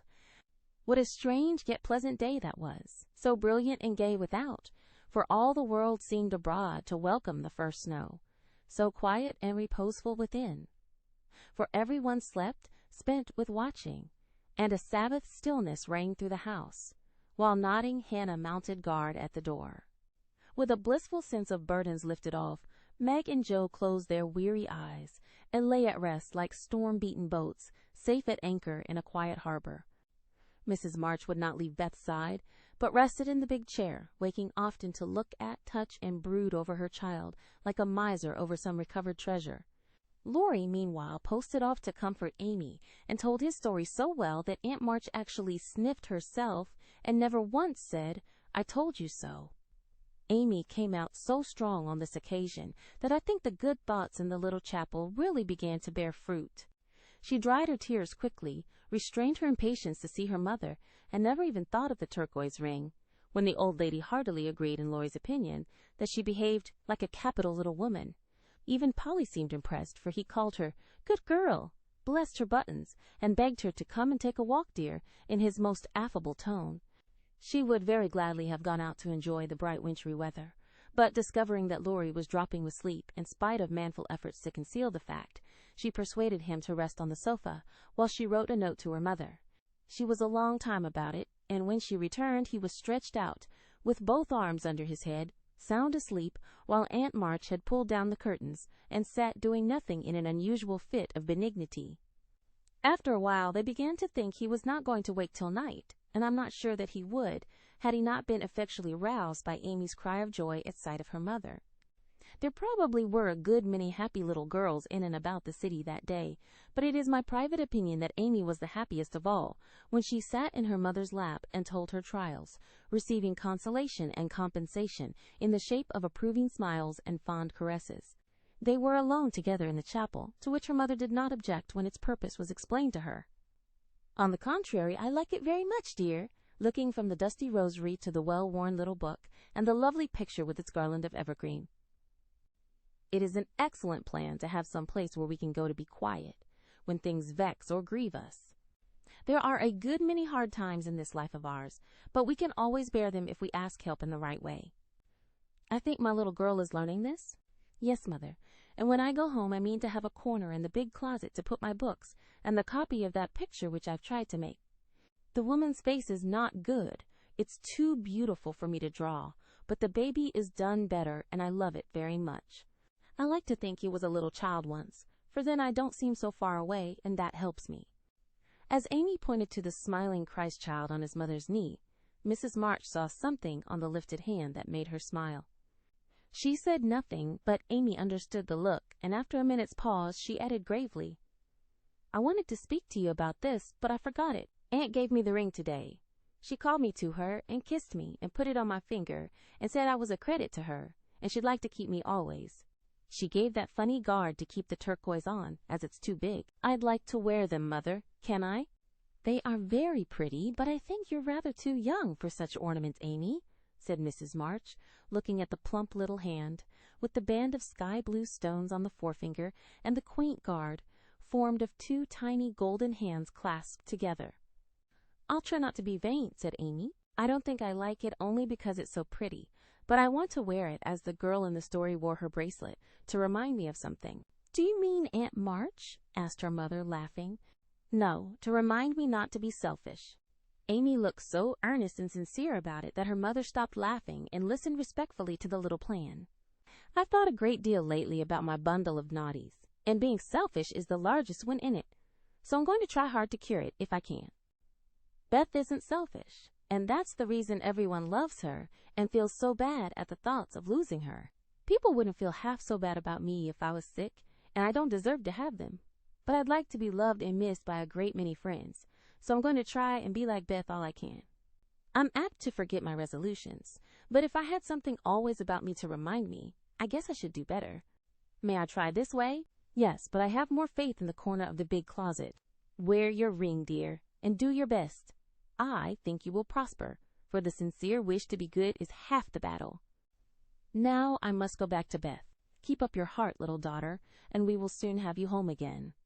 That evening, while Meg was writing to her father to report the traveler's safe arrival, Jo slipped upstairs into Beth's room and, finding her mother in her usual place, stood a minute twisting her fingers in her hair, with a worried gesture and an undecided look. "What is it, dearie?" asked Mrs. March, holding out her hand with a face which invited confidence. "I want to tell you something, Mother." "About Meg?" "How quickly you guessed. Yes, it's about her, and though it's a little thing, it fidgets me." "Beth is asleep. Speak low, and tell me all about it." "That Moffat hasn't been here, I hope?" asked Mrs. March rather sharply. "No, I should have shut the door in his face if he had," said Jo, settling herself on the floor at her mother's feet. "Last summer, Meg left a pair of gloves over at the Laurences, and only one was returned. We forgot all about it till Teddy told me that Mr. Brooke had it. He kept it in his waistcoat pocket, and once it fell out, and Teddy joked him about it, and Mr. Brooke owned that he liked Meg but didn't dare say so. She was so young, and he so poor. Now, isn't it a dreadful state of things? Do you think Meg cares for him?" asked Mrs. March, with an anxious look. "Mercy me! I don't know anything about love and such nonsense," cried Jo, with a funny mixture of interest and contempt. In novels, the girls show it by starting and blushing, fainting away, growing thin, and acting like fools. Now, Meg does not do anything of the sort. She eats and drinks and sleeps, like a sensible creature. She looks straight in my face when I talk about that man, and only blushes a little bit when Teddy jokes about lovers. I forbid him to do it, but he doesn't mind me as he ought. "Then you fancy that Meg is not interested in John?" "Who?" cried Jo, staring. "Mr. Brooke. I call him John now. We fell into the way of doing so at the hospital, and he likes it." "Oh, dear, I know you'll take his part. He's been good to father, and you won't send him away, but let Meg marry him if she wants to." "Mean thing! To go petting Papa and helping you, just to wheedle you into liking him." And Jo pulled her hair again with a wrathful tweak. "My dear, don't get angry about it, and I will tell you how it happened. John went with me at Mr. Laurence's request, and was so devoted to poor father that we couldn't help getting fond of him. He was perfectly open and honorable about Meg, for he told us he loved her, but would earn a comfortable home before he asked her to marry him. He only wanted our leave to love her and work for her, and the right to make her love him if he could. He is a truly excellent young man, and we could not refuse to listen to him, but I will not consent to Meg's engaging herself so young." "Of course not. It would be idiotic. I knew there was mischief brewing. I felt it, and now it's worse than I imagined. I just wish I could marry Meg myself and keep her safe in the family." This odd arrangement made Mrs. March smile, but she said gravely, "Jo, I confide in you and don't wish you to say anything to Meg yet. When John comes back and I see them together, I can judge better of her feelings toward him. She'll see his in those handsome eyes that she talks about, and then it will be all up with her. She's got such a soft heart. It will melt like butter in the sun if anyone looks sentimentally at her. She read the short reports he sent more than she did your letters, and pinched me when I spoke of it, and likes brown eyes, and doesn't think John an ugly name, and she'll go and fall in love, and there's an end of peace and fun and cozy times together. I see it all. They'll go lovering around the house, and we shall have to dodge. Meg will be absorbed and no good to me any more. Brooke will scratch up a fortune somehow, carry her off, and make a hole in the family, and I shall break my heart, and everything will be abominably uncomfortable." "Oh, dear me. Why weren't we all boys? Then there wouldn't be any bother." Jo leaned her chin on her knees in a disconsolate attitude and shook her fist at the reprehensible John. Mrs. March sighed, and Jo looked up with an air of relief. "You don't like it, Mother? I'm glad of it. Let's send him about his business, and not tell Meg a word of it, but all be happy together as we always have been." "I did wrong to sigh, Jo. It is natural and right you should all go to homes of your own in time, but I do want to keep my girls as long as I can, and I am sorry that this happened so soon, for Meg is only 17, and it will be some years before John can make a home for her. Your father and I have agreed that she shall not bind herself in any way, nor be married before 20. If she and John love one another, they can wait, and test the love by doing so. She is conscientious, and I have no fear of her treating him unkindly. My pretty, tender-hearted girl, I hope things will go happily with her." "Hadn't you rather have her marry a rich man?" asked Jo, as her mother's voice faltered a little over the last words. "Money is a good and useful thing, Jo, and I hope my girls will never feel the need of it too bitterly. nor be tempted by too much. I should like to know that John was firmly established in some good business, which gave him an income large enough to keep free from debt and make Meg comfortable. I'm not ambitious for a splendid fortune, a fashionable position, or a great name for my girls. If rank and money come with love and virtue also, I should accept them gratefully and enjoy your good fortune. But I know, by experience, how much genuine happiness can be had in a plain little house, where the daily bread is earned, and some privations give sweetness to the few pleasures. I am content to see Meg begin humbly, for, if I am not mistaken, she will be rich in the possession of a good man's heart, and that is better than a fortune. I understand, Mother, and quite agree, but I'm disappointed about Meg, for I'd planned to have her marry Teddy by and by and sit in the lap of luxury all her days. Wouldn't it be nice? Asked Joe, looking up with a brighter face. He is younger than she, you know, began Mrs. March, but Joe broke in. Only a little. He's old for his age and tall, and can be quite grown up in his manners if he likes. Then he's rich and generous and good and loves us all. And I say, it's a pity my plan is spoilt. I'm afraid Laurie is hardly grown up enough for Meg, and altogether too much of a weathercock just now, for anyone to depend on. Don't make plans, Joe, but let time and their own hearts mate your friends. We can't meddle safely in such matters, and had better not get romantic rubbish, as you call it, into our heads, lest it spoil our friendship. Well, I won't, but I hate to see things going all crisscross and getting snarled up, when a pull here and a snip there would straighten it out. I wish wearing flat irons on our heads would keep us from growing up. But buds will be roses, and kittens, cats, more's the pity. What's that about flat irons and cats? Asked Meg, as she crept into the room with the finished letter in her hand. Only one of my stupid speeches. I'm going to bed. Come, Peggy, said Jo, unfolding herself like an animated puzzle.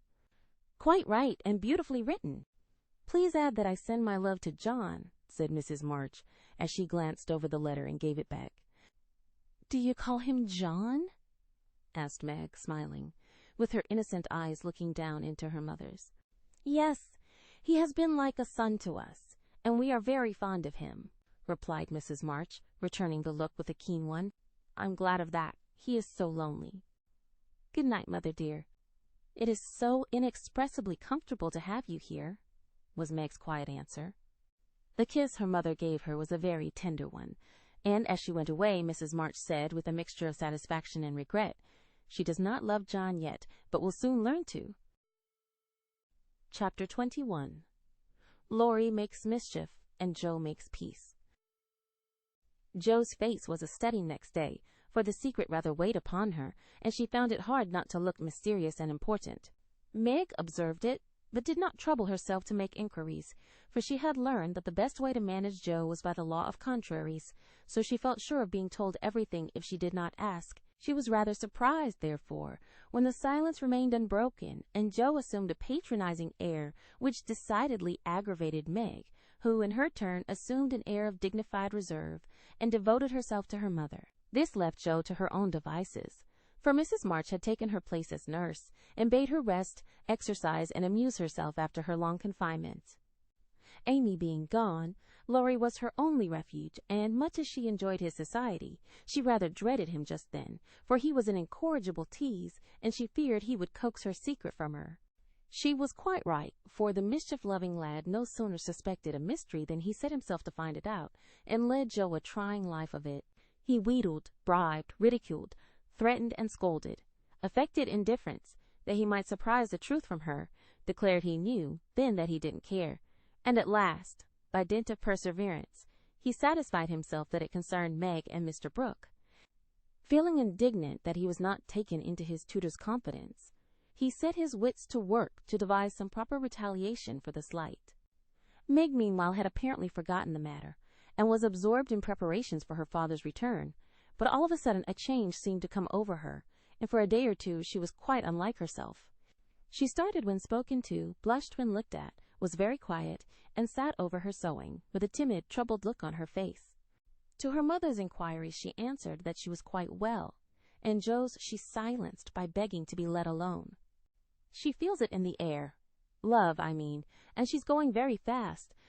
She's got most of the symptoms, is twittery and cross, doesn't eat, lies awake, and mopes in corners. I caught her singing that song he gave her, and when she said, "John, as you do," and then turned as red as a poppy. "Whatever shall we do?" said Joe, looking ready for any measures, however violent. "Nothing but wait. Let her alone, be kind and patient, and Father's coming will settle everything," replied her mother. "Here's a note to you, Meg, all sealed up." "How odd! Teddy never seals mine," said Joe next day as she distributed the contents of the little post office. Mrs. March and Joe were deep in their own affairs when a sound from Meg made them look up to see her staring at her note with a frightened face. "My child, what is it?" cried her mother, running to her while Joe tried to take the paper which had done the mischief. "It's all a mistake. He didn't send it." "Oh, Joe, how could you do it?" And Meg hid her face in her hands, crying as if her heart was quite broken. "Me? I've done nothing. What's she talking about?" cried Joe, bewildered. Meg's mild eyes kindled with anger as she pulled a crumpled note from her pocket and threw it at Joe, saying reproachfully, "You wrote it, and that bad boy helped you. How could you be so rude, so mean, and cruel to us both?" Joe hardly heard her, for she and her mother were reading the note, which was written in a peculiar hand. "My dearest Margaret, I can no longer restrain my passion, and must know my fate before I return. I dare not tell your parents yet, but I think they would consent if they knew that we adored one another. Mr. Laurence will help me to some good place, and then, my sweet girl, you will make me happy. I implore you to say nothing to your family yet, but to send one word of hope through Laurie to your devoted John." "Oh, the little villain! That's the way he meant to pay me for keeping my word to Mother." "I'll give him a hearty scolding and bring him over to beg pardon," cried Joe, burning to execute immediate justice. But her mother held her back, saying with a look she seldom wore, "Stop, Joe, you must clear yourself first. You have played so many pranks that I am afraid you have had a hand in this." "On my word, Mother, I haven't. I never saw that note before and don't know anything about it, as true as I live," said Joe, so earnestly that they believed her. "If I had taken a part in it, I'd have done it better than this, and have written a sensible note. I should think you'd have known Mr. Brooke wouldn't write such stuff as that," she added, scornfully tossing down the paper. "It's like his writing," faltered Meg, comparing it with the note in her hand. "Oh, Meg, you didn't answer it," cried Mrs. March quickly. "Yes, I did," and Meg hid her face again, overcome with shame. "Here's a scrape. Do let me bring that wicked boy over to explain and be lectured. I can't rest till I get hold of him." And Joe made for the door again. "Hush, let me manage this, for it is worse than I thought." "Margaret, tell me the whole story," commanded Mrs. March, sitting down by Meg, yet keeping hold of Joe lest she should fly off. "I received the first letter from Laurie, who didn't look as if he knew anything about it," began Meg, without looking up. "I was worried at first and meant to tell you. Then I remembered how you liked Mr. Brooke, so I thought you wouldn't mind if I kept my little secret for a few days. I'm so silly that I like to think no one knew, and while I was deciding what to say, I felt like the girls in books who have such things to do. Forgive me, Mother. I'm paid for my silliness now. I never can look him in the face again." "What did you say to him?" asked Mrs. March. "I only said I was too young to do anything about it yet, that I didn't wish to have secrets from you, and he must speak to Father. I was very grateful for his kindness, and would be his friend, but nothing more, for a long while." Mrs. March smiled, as if well pleased, and Joe clapped her hands, exclaiming with a laugh, "You are almost equal to Caroline Percy, who was a pattern of prudence. Tell on, Meg. What did he say to that?"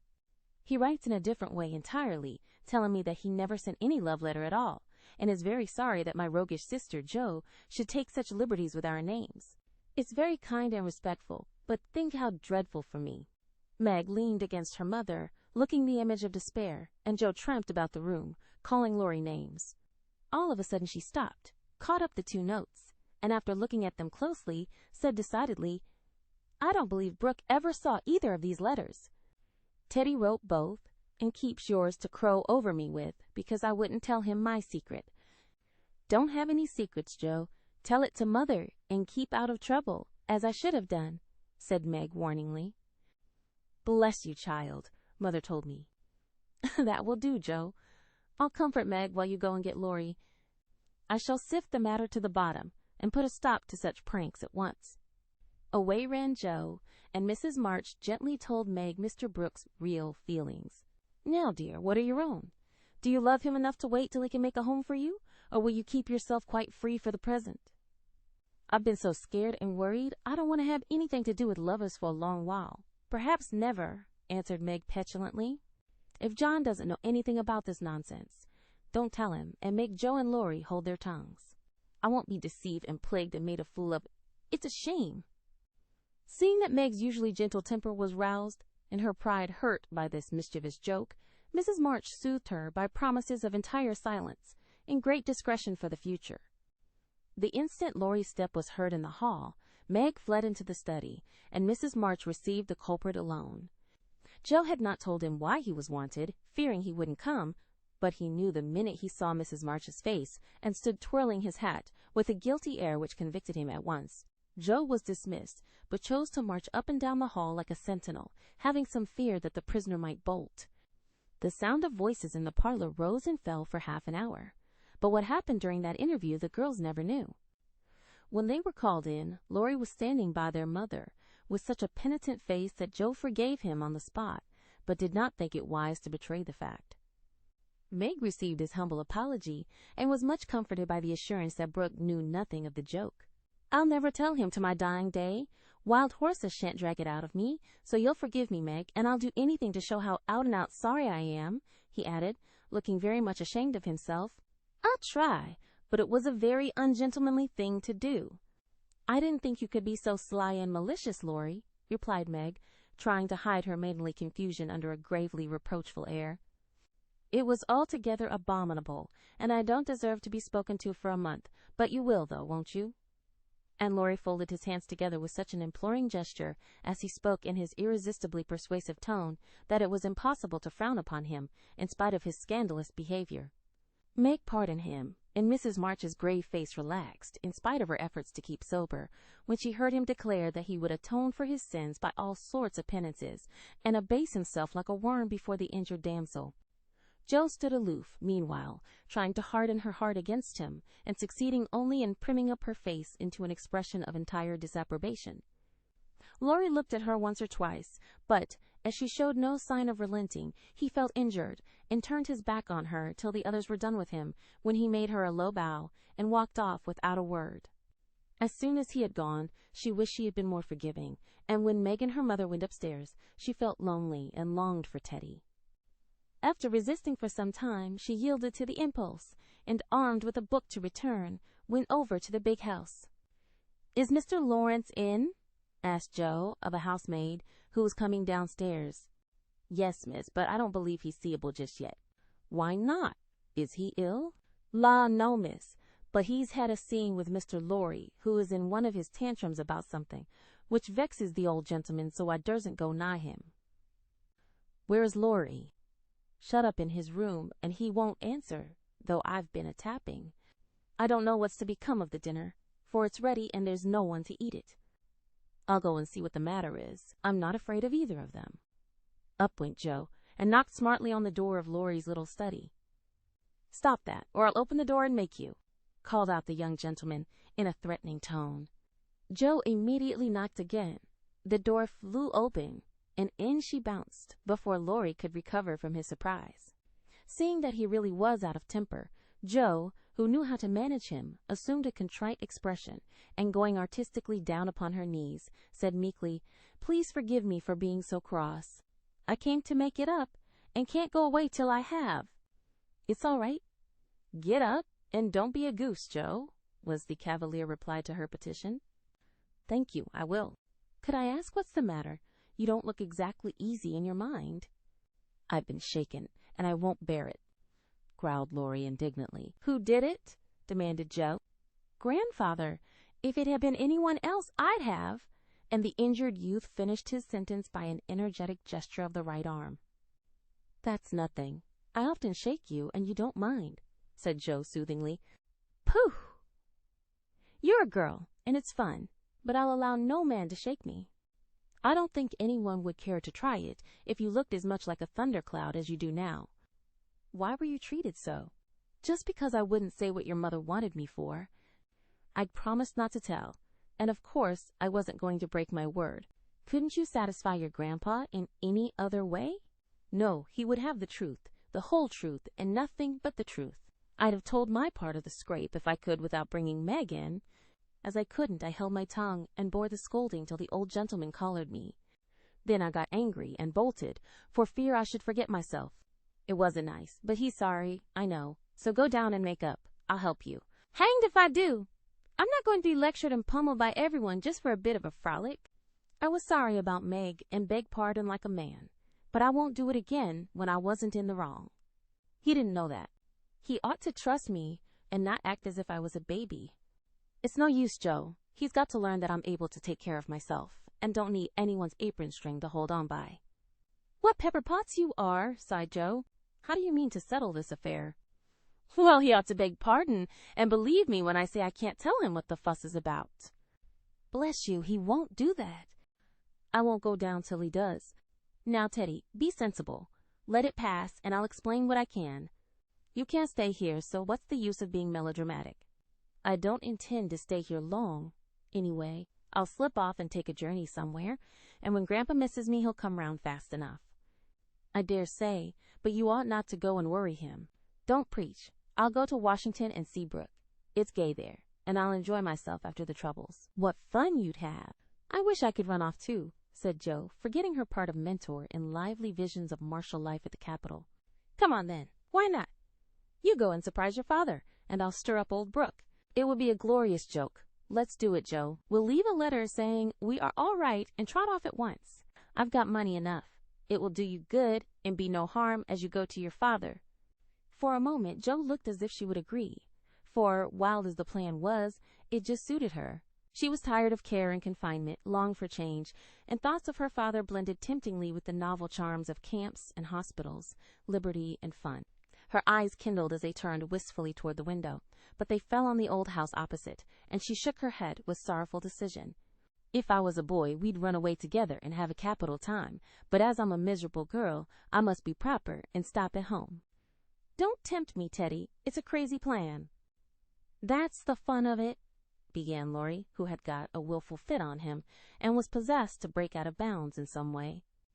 Hold your tongue, cried Joe, covering her ears. Prunes and prisms are my doom, and I may as well make up my mind to it. I came here to moralize, not to hear about things that make me skip to think of. I know Meg would wet blanket such a proposal, but I thought you had more spirit, began Laurie insinuatingly. Bad boy, be quiet. Sit down and think of your own sins. Don't go making me add to mine. If I get your grandpa to apologize for the shaking, will you give up running away? Asked Joe seriously. Yes, but you won't do it, answered Laurie, who wished to make up, but felt that his outraged dignity must be appeased first. If I can manage the young one, I can the old one, muttered Joe as she walked away, leaving Laurie bent over a railroad map with his head propped up on both hands. Come in!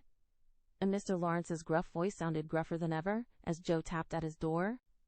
It's only me, sir, come to return a book, she said blandly as she entered. Want any more? Asked the old gentleman, looking grim and vexed, but trying not to show it. Yes, please. I like old Sam so well, I think I'll try the second volume, returned Joe, hoping to propitiate him by accepting a second dose of Boswell's Johnson, as he had recommended that lively work. The shaggy eyebrows unbent a little as he rolled the steps toward the shelf where the Johnsonian literature was placed. Joe skipped up and, sitting on the top step, affected to be searching for her book, but was really wondering how best to introduce the dangerous object of her visit. Mr. Lawrence seemed to suspect that something was brewing in her mind, for after taking several brisk turns about the room, he faced round on her, speaking so abruptly that Rosalys tumbled face downward on the floor. What has that boy been about? Don't try to shield him. I know he has been in mischief by the way he acted when he came home. I can't get a word from him, and when I threatened to shake the truth out of him, he bolted upstairs and locked himself into his room. He did do wrong, but we forgave him, and all promised not to say a word to anyone, began Joe reluctantly. That won't do. He shall not shelter himself behind a promise from you soft-hearted girls. If he's done anything amiss, he shall confess, beg pardon, and be punished. Out with it, Joe. I won't be kept in the dark. Mr. Lawrence looked so alarming and spoke so sharply that Joe would have gladly run away if she could, but she was perched aloft on the steps, and he stood at the foot, a lion in the path, so she had to stay and brave it out. Indeed, sir, I cannot tell. Mother forbade it. Laurie has confessed, asked pardon, and been punished quite enough. We don't keep silence to shield him, but someone else. And it will make more trouble if you interfere. Please don't. It was partly my fault, but it's all right now. So let's forget it and talk about the Rambler or something pleasant. Hang the Rambler! Come down and give me your word that this harum-scarum boy of mine hasn't done anything ungrateful or impertinent.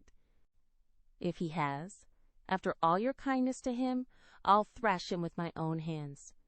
The threat sounded awful, but did not alarm Jo, for she knew the irascible old gentleman would never lift a finger against his grandson, whatever he might say to the contrary. She obediently descended, and made as light of the prank as she could without betraying Meg or forgetting the truth. Well, if the boy held his tongue because he promised, and not from obstinacy, I'll forgive him. He's a stubborn fellow and hard to manage, said Mr. Laurence, rubbing up his hair till it looked as if he had been out in a gale, and smoothing the frown from his brow with an air of relief. So am I. But a kind word will govern me when all the king's horses and all the king's men couldn't, said Jo, trying to say a kind word for her friend, who seemed to get out of one scrape only to fall into another. You think I'm not kind to him, hey? Was the sharp answer. Oh, dear, no, sir. You are rather too kind sometimes, and then just a trifle hasty when he tries your patience. Don't you think you are?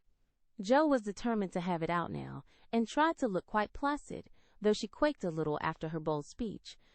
To her great relief and surprise, the old gentleman only threw his spectacles onto the table with a rattle, and exclaimed frankly, You're right, girl, I am. I love the boy, but he tries my patience past bearing, and I don't know how it will end if we go on so. I'll tell you, he'll run away. Jo was sorry for that speech the minute it was made. She meant to warn him that Laurie would not bear much restraint, and hoped he would be more forbearing with the lad. Mr. Lawrence's ruddy face changed suddenly, and he sat down, with a troubled glance at the picture of a handsome man which hung over his table. It was Laurie's father, who had run away in his youth and married against the imperious old man's will. Jo fancied he remembered and regretted the past, and she wished she had held her tongue. He won't do it unless he is very much worried, and only threatens it sometimes when he gets tired of studying. I often think I should like to, especially since my hair was cut, so if you ever miss us, you may advertise for 2 boys and look among the ships bound for India. She laughed as she spoke, and Mr. Laurence looked relieved, evidently taking the whole as a joke. You hussy! How dare you talk in that way? Where's your respect for me, and your proper bringing up? Bless the boys and girls! What torments they are! Yet we can't do without them, he said, pinching her cheeks good-humoredly. Go and bring that boy down to his dinner. Tell him it's all right, and advise him not to put on tragedy airs with his grandfather. He won't come, sir. He feels badly because you didn't believe him when he said he couldn't tell. I think the shaking hurt his feelings very much. Jo tried to look pathetic, but must have failed, for Mr. Laurence began to laugh, and she knew the day was won. I'm sorry for that, and ought to thank him for not shaking me, I suppose. What the dickens does the fellow expect? And the old gentleman looked a trifle ashamed of his own testiness. If I were you, I'd write him an apology, sir. He says he won't come down till he has one, and talks about Washington, and goes on in an absurd way. A formal apology will make him see how foolish he is, and bring him down quite amiable. Try it. He likes fun, and this way is better than talking. I'll carry it up and teach him his duty. Mr. Laurence gave her a sharp look, and put on his spectacles, saying slowly, You're a sly puss, but I don't mind being managed by you and Beth. Here, give me a bit of paper, and let us have done with this nonsense. The note was written in the terms which one gentleman would use to another after offering some deep insult. Jo dropped a kiss on the top of Mr. Lawrence's bald head, and ran up to slip the apology under Laurie's door, advising him through the keyhole to be submissive, decorous, and a few other agreeable impossibilities. Finding the door locked again, she left the note to do its work, and was going quietly away, when the young gentleman slid down the banisters and waited for her at the bottom, saying, with his most virtuous expression of countenance, What a good fellow you are, Jo! Did you get blown up? He added, laughing. No, he was pretty mild, on the whole. Ah, I got it all round. Even you cast me off over there, and I felt just ready to go to the deuce, he began apologetically. Don't talk in that way. Turn over a new leaf and begin again, Teddy, my son. I keep turning over new leaves and spoiling them as I used to spoil my copybooks, and I make so many beginnings there never will be an end, he said dolefully. Go and eat your dinner. You'll feel better after it. Men always croak when they are hungry, and Joe whisked out at the front door after that. That's a label on my sect, answered Laurie, quoting Amy as he went to partake of humble pie dutifully with his grandfather, who was quite saintly in temper and overwhelmingly respectful in manner all the rest of the day. Everyone thought the matter ended and the little cloud blown over. But the mischief was done, for, though others forgot it, Meg remembered. She never alluded to a certain person, but she thought of him a good deal, dreamed dreams more than ever, and once Joe, rummaging her sister's desk for stamps, found a bit of paper scribbled over with the words, Mrs. John Brooke, whereat she groaned tragically and cast it into the fire, feeling that Laurie's prank had hastened the evil day for her. Chapter 22. Pleasant Meadows. Like sunshine after storm were the peaceful weeks which followed. The invalids improved rapidly, and Mr. March began to talk of returning early in the new year. Beth was soon able to lie on the study sofa all day, amusing herself with the well-beloved cats, at first, and, in time, with dolls' sewing, which had fallen sadly behindhand. Her once active limbs were so stiff and feeble that Joe took her a daily airing about the house in her strong arms. Meg cheerfully blackened and burnt her white hands cooking delicate messes for the dear, while Amy, a loyal slave of the ring, celebrated her return by giving away as many of her treasures as she could prevail on her sisters to accept. As Christmas approached, the usual mysteries began to haunt the house, and Joe frequently convulsed the family by proposing utterly impossible or magnificently absurd ceremonies in honor of this unusually merry Christmas. Laurie was equally impracticable, and would have had bonfires, skyrockets, and triumphal arches if he had had his own way. After many skirmishes and snubbings, the ambitious pair were considered effectually quenched, and went about with forlorn faces, which were rather belied by explosions of laughter when the two got together. Several days of unusually mild weather fitly ushered in a splendid Christmas day. Hannah felt in her bones that it was going to be an unusually fine day, and she proved herself a true prophetess, for everybody and everything seemed bound to produce a grand success. To begin with, Mr. March wrote that he should soon be with them. Then Beth felt uncommonly well that morning, and, being dressed in her mother's gift, a soft crimson merino wrapper, was borne in triumph to the window to behold the offering of Joe and Laurie. The Unquenchables had done their best to be worthy of the name, for, like elves, they had worked by night and conjured up a comical surprise. Out in the garden stood a stately snow maiden, crowned with holly, bearing a basket of fruit and flowers in one hand, a great roll of new music in the other, a perfect rainbow of an afghan round her chilly shoulders, and a Christmas carol issuing from her lips on a pink paper streamer. The Jungfrau to Beth. God bless you, dear Queen Bess. May nothing you dismay, but health and peace and happiness be yours this Christmas day. Here's fruit to feed our busy bee, and flowers for her nose. Here's music for her peony, and afghan for her toes. A portrait of Joanna, see, by Raphael No. 2, who labored with great industry to make it fair and true. Accept the ribbon red, I beg, for Madame Purr's tail. And ice cream made by lovely Peg, a Mont Blanc in a pail. Their dearest love my makers laid within my breast of snow. Accept it and the Alpine maid, from Laurie and from Joe. How Beth laughed when she saw it, how Laurie ran up and down to bring in the gifts, and what ridiculous speeches Joe made as she presented them. I'm so full of happiness that if Father was only here, I couldn't hold one drop more, said Beth, quite sighing with contentment as Joe carried her off to the study to rest after the excitement, and to refresh herself with some of the delicious grapes the Jungfrau had sent her. So am I, added Joe, slapping the pocket wherein reposed the long-desired Undine and Centrum. I'm sure I am, echoed Amy, poring over the engraved copy of the Madonna and Child which her mother had given her in a pretty frame. Of course I am, cried Meg, smoothing the silvery folds of her first silk dress, for Mr. Laurence had insisted on giving it.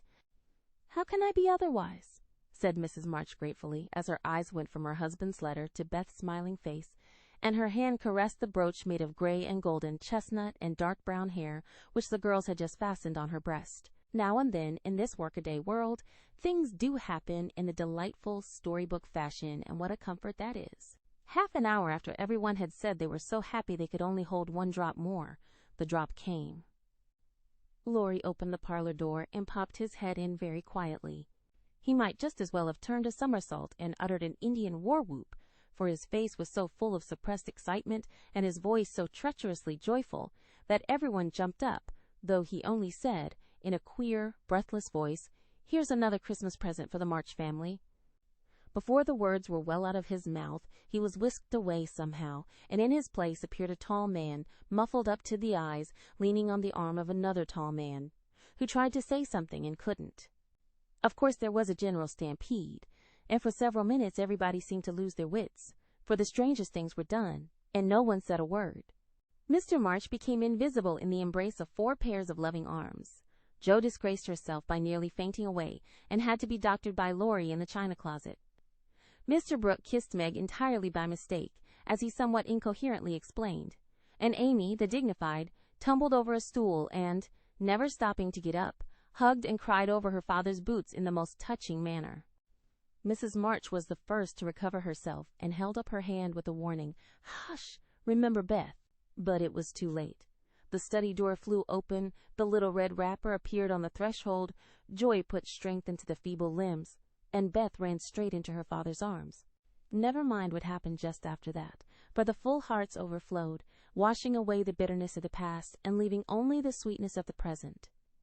It was not at all romantic, but a hearty laugh set everybody straight again, for Hannah was discovered behind the door, sobbing over the fat turkey, which she had forgotten to put down when she rushed up from the kitchen. As the laugh subsided, Mrs. March began to thank Mr. Brooke for his faithful care of her husband, at which Mr. Brooke suddenly remembered that Mr. March needed rest, and seizing Laurie, he precipitately retired. Then the 2 invalids were ordered to repose, which they did, by both sitting in one big chair and talking hard. Mr. March told how he had longed to surprise them, and how, when the fine weather came, he had been allowed by his doctor to take advantage of it. How devoted Brooke had been, and how he was altogether a most estimable and upright young man. Why, Mr. March paused a minute just there, and, after a glance at Meg, who was violently poking the fire, looked at his wife with an inquiring lift of the eyebrows, I leave you to imagine. Also why Mrs. March gently nodded her head and asked, rather abruptly, if he wouldn't have something to eat. Jo saw and understood the look, and she stalked grimly away to get wine and beef tea, muttering to herself as she slammed the door, I hate estimable young men with brown eyes. There never was such a Christmas dinner as they had that day. The fat turkey was a sight to behold when Hannah sent him up, stuffed, browned, and decorated. So was the plum pudding, which quite melted in one's mouth. Likewise the jellies, in which Amy reveled like a fly in a honey pot. Everything turned out well, which was a mercy, Hannah said. For my mind was that flustered, Mum, that it's a miracle I didn't roast the pudding and stuff the turkey with raisins, let alone bilin' of it in a cloth. Mr. Laurence and his grandson dined with them, also Mr. Brooke, at whom Jo glowered darkly, to Laurie's infinite amusement. 2 easy chairs stood side by side at the head of the table, in which sat Beth and her father, feasting modestly on chicken and a little fruit. They drank healths, told stories, sung songs, reminisced, as the old folks say, and had a thoroughly good time. A sleigh ride had been planned, but the girls would not leave their father, so the guests departed early, and, as twilight gathered, the happy family sat together round the fire. Just a year ago we were groaning over the dismal Christmas we expected to have.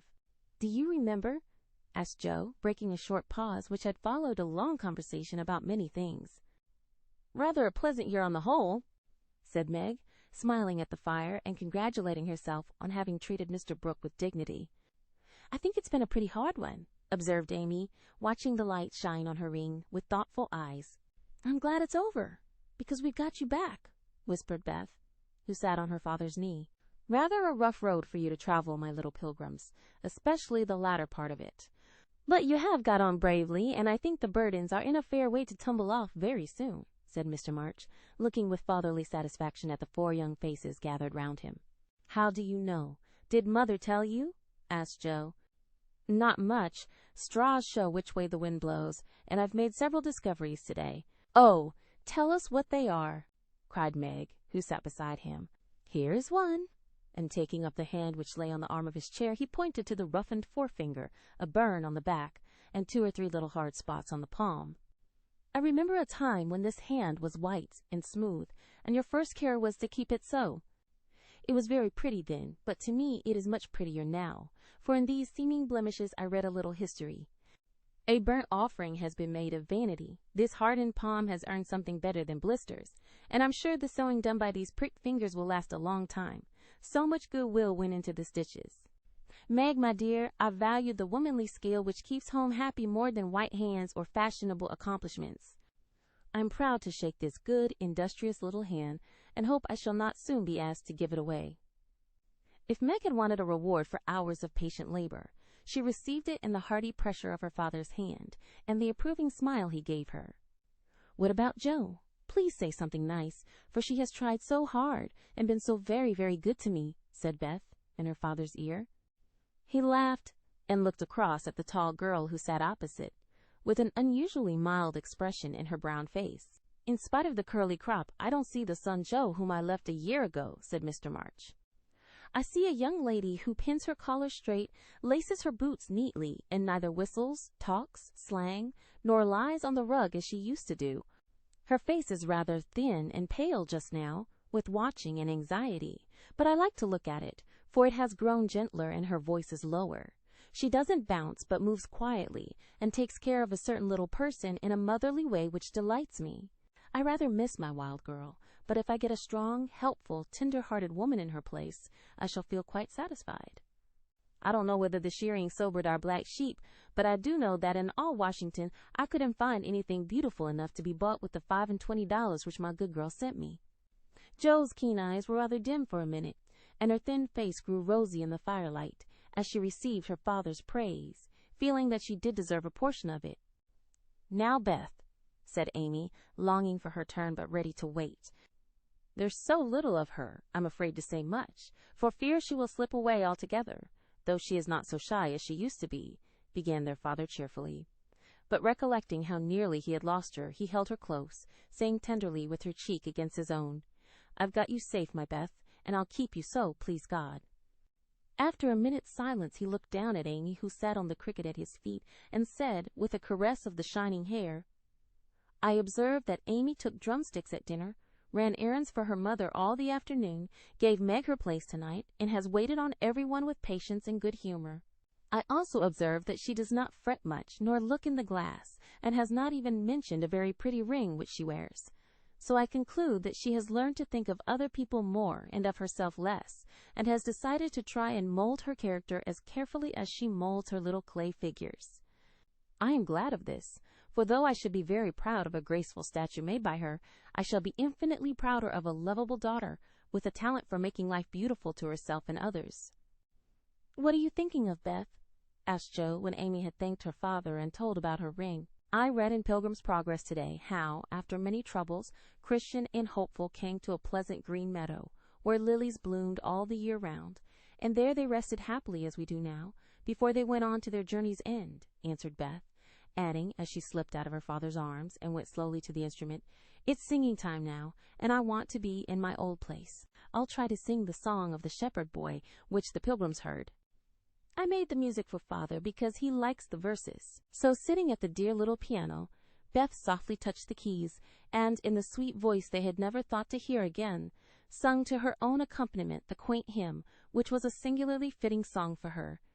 He that is down need fear no fall, he that is low no pride, he that is humble ever shall have God to be his guide. I am content with what I have, little be it or much. And Lord, contentment still I crave, because thou savest such. Fullness to them a burden is, that go on pilgrimage. Here little, and hereafter bliss, is best from age to age. Chapter 23. Aunt March Settles the Question. Like bees swarming after their queen, mother and daughters hovered about Mr. March the next day, neglecting everything to look at, wait upon, and listen to the new invalid, who was in a fair way to be killed by kindness. As he sat propped up in a big chair by Beth's sofa, with the other three close by, and Hannah popping in her head now and then to peek at the dear man, nothing seemed needed to complete their happiness. But something was needed, and the elder ones felt it, though none confessed the fact. Mr. and Mrs. March looked at one another with an anxious expression as their eyes followed Meg. Jo had sudden fits of sobriety and was seen to shake her fist at Mr. Brooks' umbrella, which had been left in the hall. Meg was absent-minded, shy, and silent, started when the bell rang, and colored when John's name was mentioned. Amy said everyone seemed waiting for something and couldn't settle down, which was queer since father was safe at home. And Beth innocently wondered why their neighbors didn't run over as usual. 3 close by.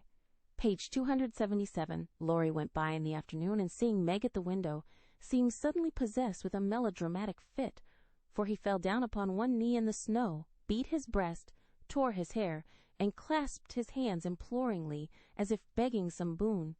And when Meg told him to behave himself and go away, he wrung imaginary tears out of his handkerchief and staggered round the corner as if in utter despair.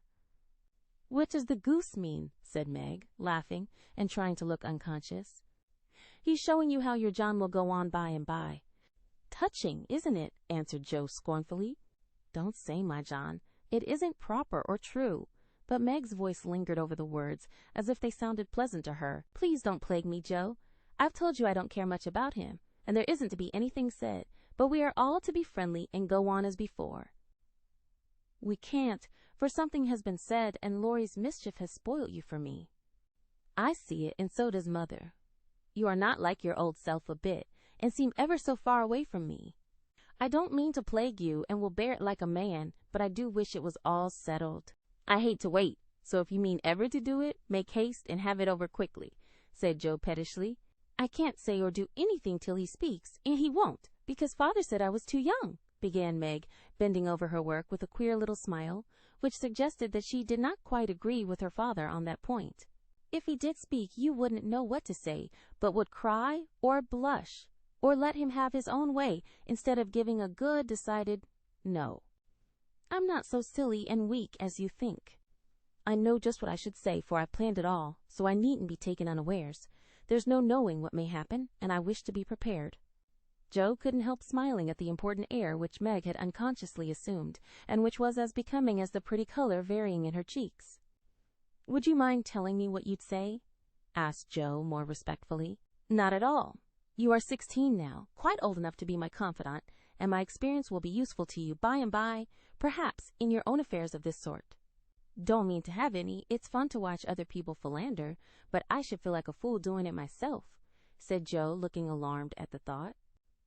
"I think not, if you liked anyone very much, and he liked you."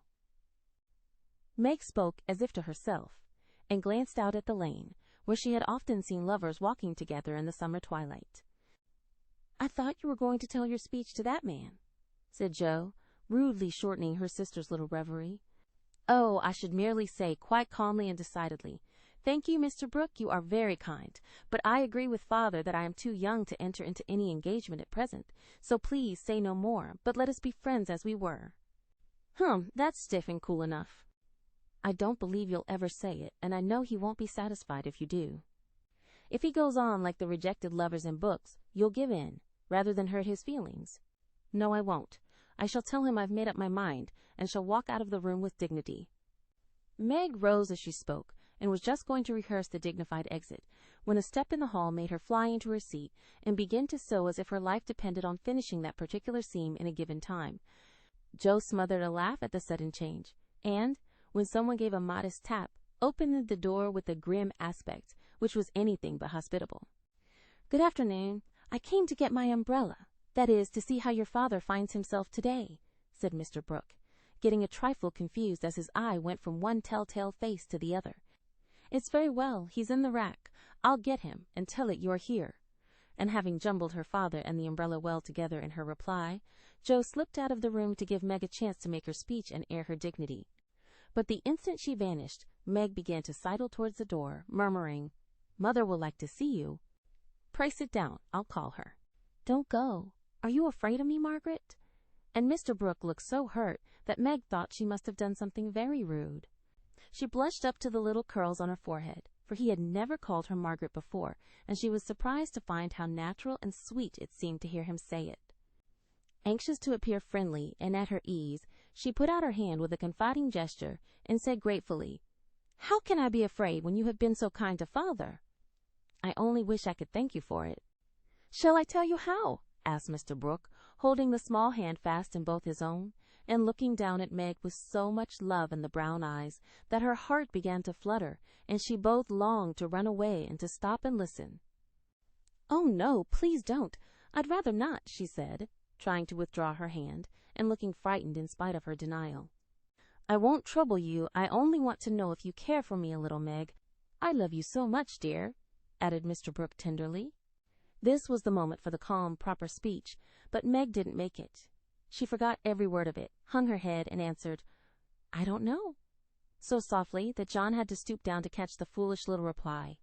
He seemed to think it was worth the trouble, for he smiled to himself as if quite satisfied, pressed the plump hand gratefully, and said, in his most persuasive tone, "Will you try and find out? I want to know so much, for I can't go to work with any heart until I learn whether I am to have my reward in the end or not." "I'm too young," faltered Meg, wondering why she was so fluttered, yet rather enjoying it. "I'll wait, and in the meantime you could be learning to like me. Would it be a very hard lesson, dear?" "Not if I chose to learn it, but—" "Please choose to learn, Meg. I love to teach, and this is easier than German," broke in John, getting possession of the other hand so that she had no way of hiding her face as he bent to look into it. His tone was properly beseeching, but stealing a shy look at him, Meg saw that his eyes were merry as well as tender, and that he wore the satisfied smile of one who had no doubt of his success. This nettled her. Annie Moffat's foolish lessons in coquetry came into her mind, and the love of power, which sleeps in the bosoms of the best of little women, woke up all of a sudden and took possession of her. She felt excited and strange, and, not knowing what else to do, followed a capricious impulse, and, withdrawing her hand, said petulantly, "I don't choose. Please go away and let me be." Poor Mr. Brooke looked as if his lovely castle in the air was tumbling about his ears, for he had never seen Meg in such a mood before, and it rather bewildered him. "Do you really mean that?" he asked anxiously, following her as she walked away. "Yes, I do. I don't want to be worried about such things. Father says I needn't. It's too soon, and I'd rather not. Mayn't I hope you'll change your mind by and by? I'll wait, and say nothing till you have had more time." "Don't play with me, Meg. I didn't think that of you." "Don't think of me at all. I'd rather you wouldn't," said Meg, taking a naughty satisfaction in trying her lover's patience and her own power. He was grave and pale now, and looked decidedly more like the novel heroes whom she admired, but he neither slapped his forehead nor tramped about the room as they did. He just stood looking at her so wistfully, so tenderly, that she found her heart relenting in spite of her. What would have happened next I cannot say, if Aunt March had not come hobbling in at this interesting minute. The old lady couldn't resist her longing to see her nephew, for she had met Laurie as she took her airing, and, hearing of Mr. March's arrival, drove straight out to see him. The family were all busy in the back part of the house, and she had made her way quietly in, hoping to surprise them.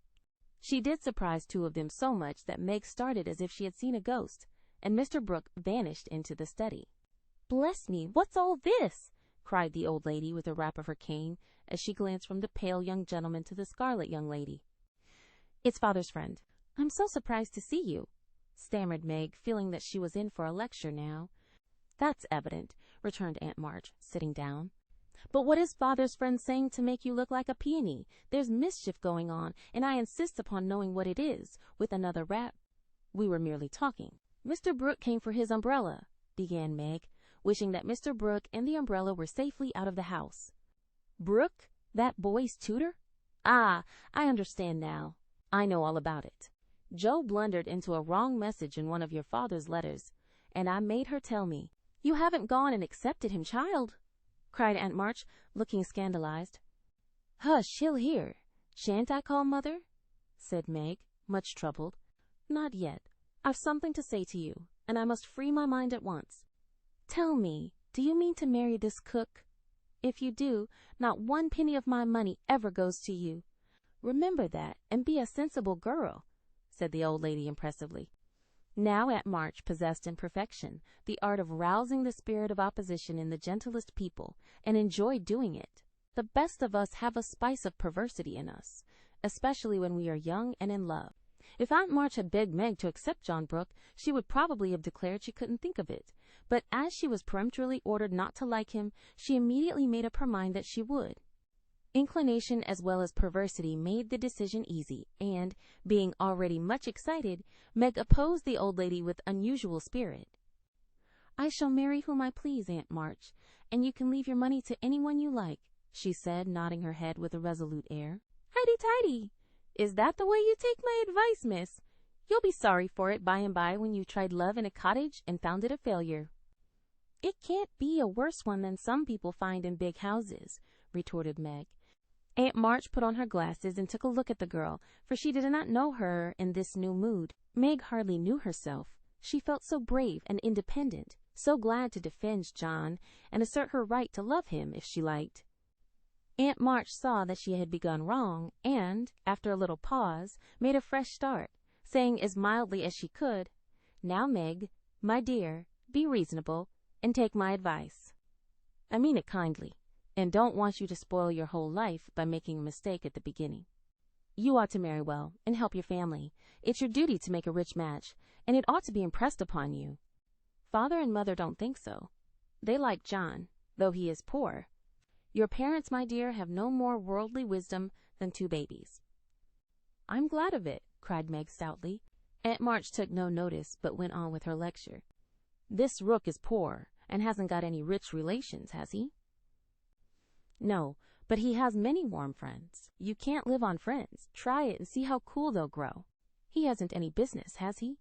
"Not yet. Mr. Laurence is going to help him." "That won't last long. James Laurence is a crotchety old fellow, and not to be depended on. So you intend to marry a man without money, position, or business, and go on working harder than you do now, when you might be comfortable all your days by minding me and doing better? I thought you had more sense, Meg." "I couldn't do better if I waited half my life.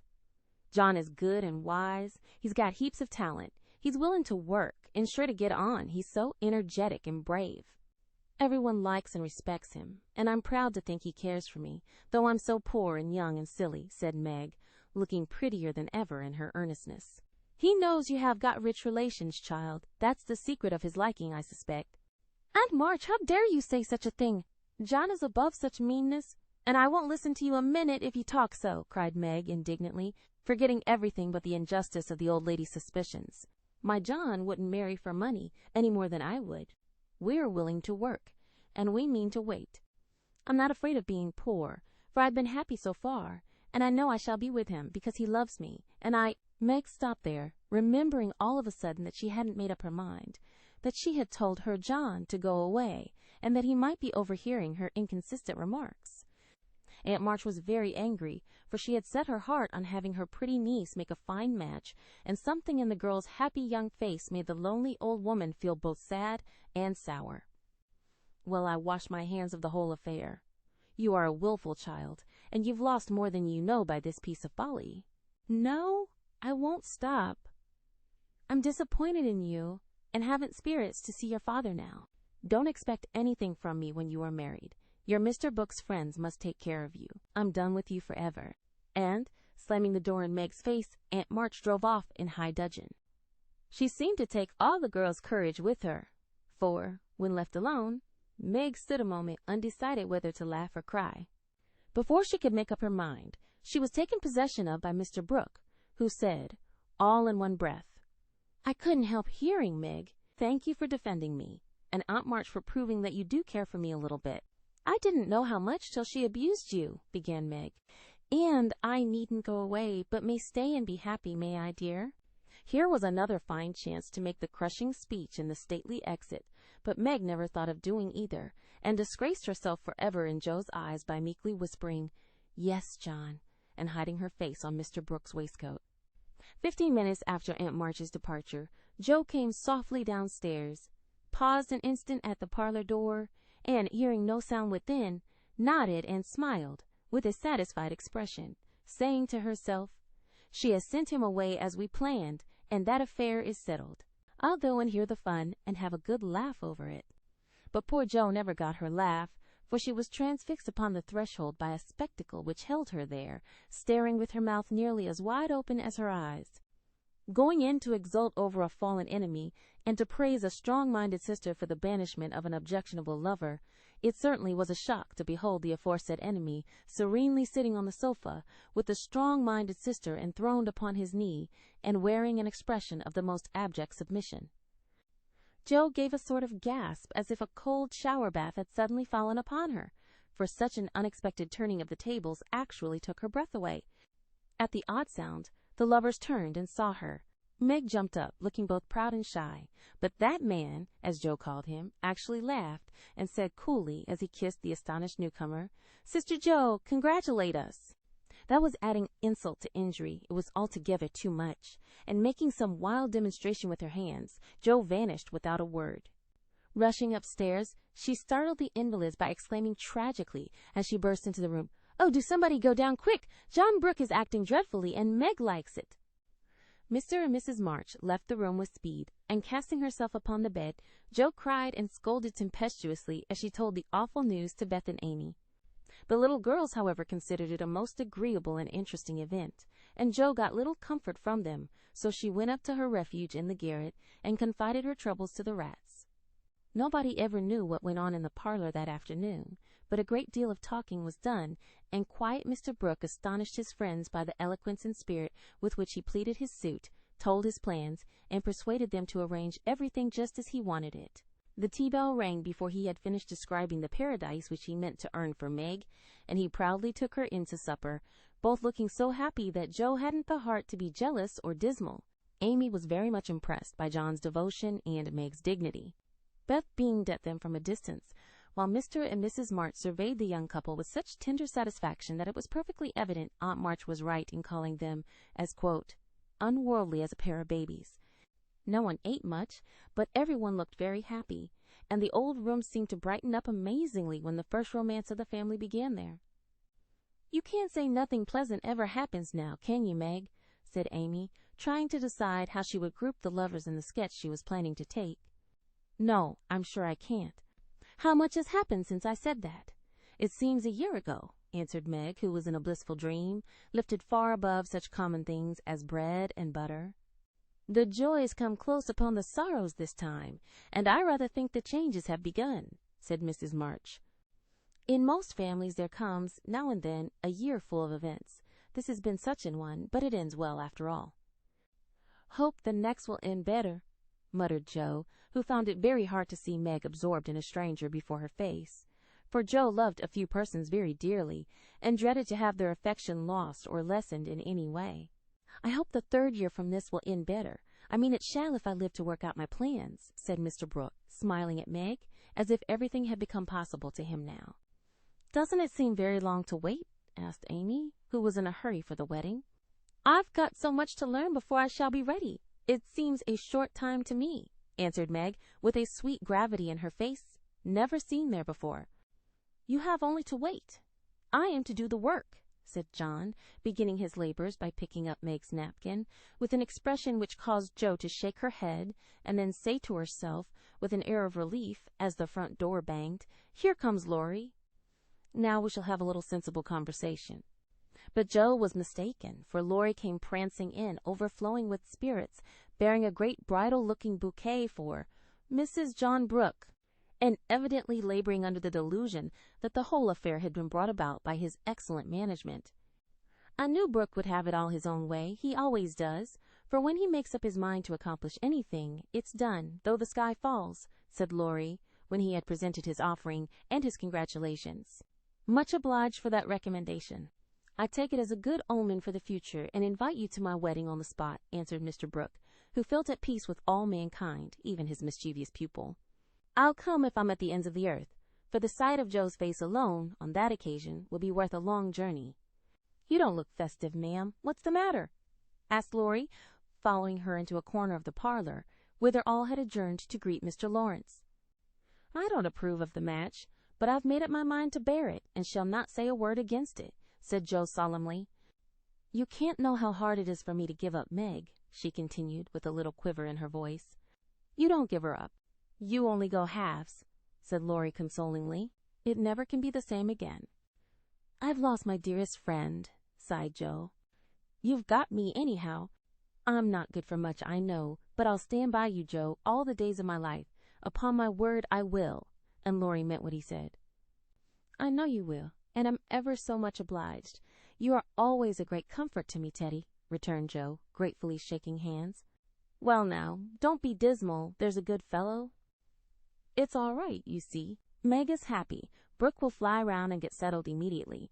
Grandpa will attend to him, and it will be very jolly to see Meg in her own little house. We'll have capital times after she is gone, for I shall be through college before long, and then we'll go abroad or some nice trip or other. Wouldn't that console you? I rather think it would, but there's no knowing what may happen in 3 years, said Joe thoughtfully. That's true. Don't you wish you could take a look forward and see where we shall all be then? I do, returned Laurie. I think not, for I might see something sad, and everyone looks so happy now. I don't believe they could be much improved. And Joe's eyes went slowly round the room, brightening as they looked, for the prospect was a pleasant one.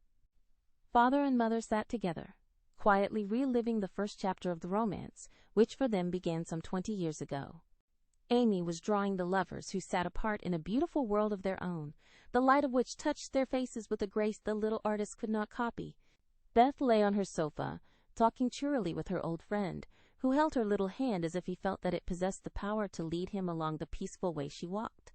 Joe lounged in her favorite low seat, with the grave, quiet look which best became her, and Laurie, leaning on the back of her chair, his chin on a level with her curly head, smiled with his friendliest aspect, and nodded at her in the long glass which reflected them both. So grouped, the curtain falls upon Meg, Joe, Beth, and Amy. Whether it ever rises again depends upon the reception given to the first act of the domestic drama called Little Women. Chapter 24. Gossip. In order that we may start afresh and go to Meg's wedding with free minds, it will be well to begin with a little gossip about the Marches. And here let me premise that if any of the elders think there is too much lovering in the story, as I fear they may, I'm not afraid the young folks will make that objection. I can only say with Mrs. March, what can you expect when I have 4 gay girls in the house and a dashing young neighbor over the way?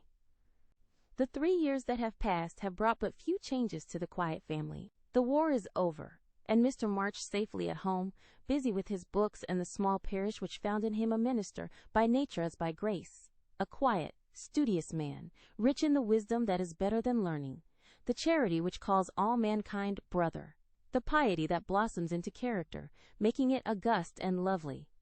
These attributes, in spite of poverty, and the strict integrity which shut him out from the more worldly successes, attracted to him many admirable persons, as naturally as sweet herbs draw bees, and as naturally he gave them the honey into which 50 years of hard experience had distilled no bitter drop. Earnest young men found the gray-headed scholar as young at heart as they. Thoughtful or troubled women instinctively brought their doubts and sorrows to him, sure of finding the gentlest sympathy, the wisest counsel. Sinners told their sins to the pure-hearted old man, and were both rebuked and saved. Gifted men found a companion in him. Ambitious men caught glimpses of nobler ambitions than their own, and even worldlings confessed that his beliefs were beautiful and true, although they wouldn't pay. To outsiders, the 5 energetic women seemed to rule the house, and so they did in many things, but the quiet scholar sitting among his books was still the head of the family, the household conscience, anchor and comforter. For to him, the busy, anxious women always turned in troublous times, finding him, in the truest sense of those sacred words, husband and father. The girls gave their hearts into their mother's keeping, their souls into their father's, and to both parents, who lived and labored so faithfully for them, they gave a love that grew with their growth and bound them tenderly together by the sweetest tie which blesses life and outlives death. Mrs. March is as brisk and cheery, though rather grayer, than when we saw her last, and just now so absorbed in Meg's affairs that the hospitals and homes, still full of wounded boys and soldiers' widows, decidedly missed the motherly missionaries' visits. John Brooke did his duty manfully for a year, got wounded, was sent home, and not allowed to return. He received no stars or bars, but he deserved them, for he cheerfully risked all he had, and life and love are very precious when both are in full bloom. Perfectly resigned to his discharge, he devoted himself to getting well, preparing for business, and earning a home for Meg. With the good sense and sturdy independence that characterized him, he refused Mr. Laurence's more generous offers and accepted the place of bookkeeper, feeling better satisfied to begin with an honestly earned salary than by running any risks with borrowed money. Meg had spent the time in working as well as waiting, growing womanly in character, wise in housewifely arts, and prettier than ever, for love is a great beautifier. She had her girlish ambitions and hopes, and felt some disappointment at the humble way in which the new life must begin. Ned Moffat had just married Sally Gardner, and Meg couldn't help contrasting their fine house and carriage, many gifts, and splendid outfit with her own, and secretly wishing she could have the same. But somehow envy and discontent soon vanished when she thought of all the patient love and labor John had put into the little home awaiting her. And when they sat together in the twilight, talking over their small plans, the future always grew so beautiful and bright that she forgot Sally's splendor, and felt herself the richest, happiest girl in Christendom. Jo never went back to Aunt March, for the old lady took such a fancy to Amy that she bribed her with the offer of drawing lessons from one of the best teachers going, and for the sake of this advantage, Amy would have served a far harder mistress. So she gave her mornings to duty, her afternoons to pleasure, and prospered finely. Jo, meantime, devoted herself to literature, and Beth, who remained delicate long after the fever was a thing of the past. Not an invalid exactly, but never again the rosy, healthy creature she had been, yet always hopeful, happy, and serene, busy with the quiet duties she loved, everyone's friend, and an angel in the house, long before those who loved her most had learned to know it. As long as the Spread Eagle paid her $1 a column for her rubbish, as she called it, Jo felt herself a woman of means, and spun her little romances diligently. But great plans fermented in her busy brain and ambitious mind, and the old tin kitchen in the garret held a slowly increasing pile of blotted manuscript, which was one day to place the name of March upon the roll of fame. Laurie, having dutifully gone to college to please his grandfather, was now getting through it in the easiest possible manner to please himself. A universal favorite, thanks to money, manners, much talent, and the kindest heart that ever got its owner into scrapes by trying to get other people out of them, he stood in great danger of being spoilt, and probably would have been, like many another promising boy, if he had not possessed a talisman against evil in the memory of the kind old man who was bound up in his success, the motherly friend who watched over him as if he were her son, and last, but not least by any means, the knowledge that 4 innocent girls loved, admired, and believed in him with all their hearts.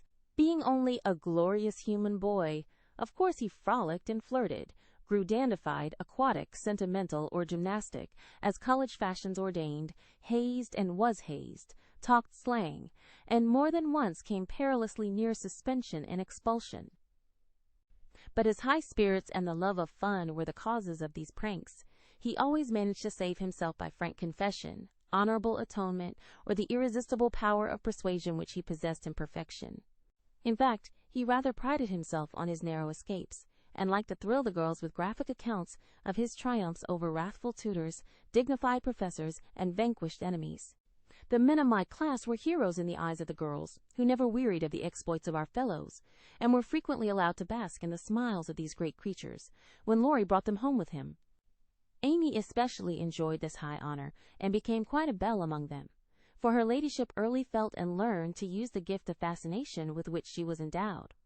Meg was too much absorbed in her private and particular John to care for any other lords of creation, and Beth too shy to do more than peep at them, and wonder how Amy dared to order them about so. But Jo felt quite in her element, and found it very difficult to refrain from imitating the gentlemanly attitudes, phrases, and feats, which seemed more natural to her than the decorums prescribed for young ladies. They all liked Jo immensely, but never fell in love with her, though very few escaped without paying the tribute of a sentimental sigh or two at Amy's shrine. And speaking of sentiment brings us very naturally to the Dovecot. That was the name of the little brown house which Mr. Brooke had prepared for Meg's first home. Laurie had christened it, saying it was highly appropriate to the gentle lovers, who went on together like a pair of turtle doves, with first a bill and then a coo. It was a tiny house, with a little garden behind, and a lawn about as big as a pocket handkerchief in front. Here Meg meant to have a fountain, shrubbery, and a profusion of lovely flowers. Though just at present, the fountain was represented by a weather-beaten urn, very like a dilapidated slop bowl. The shrubbery consisted of several young larches, undecided whether to live or die, and the profusion of flowers was merely hinted by regiments of sticks to show where seeds were planted.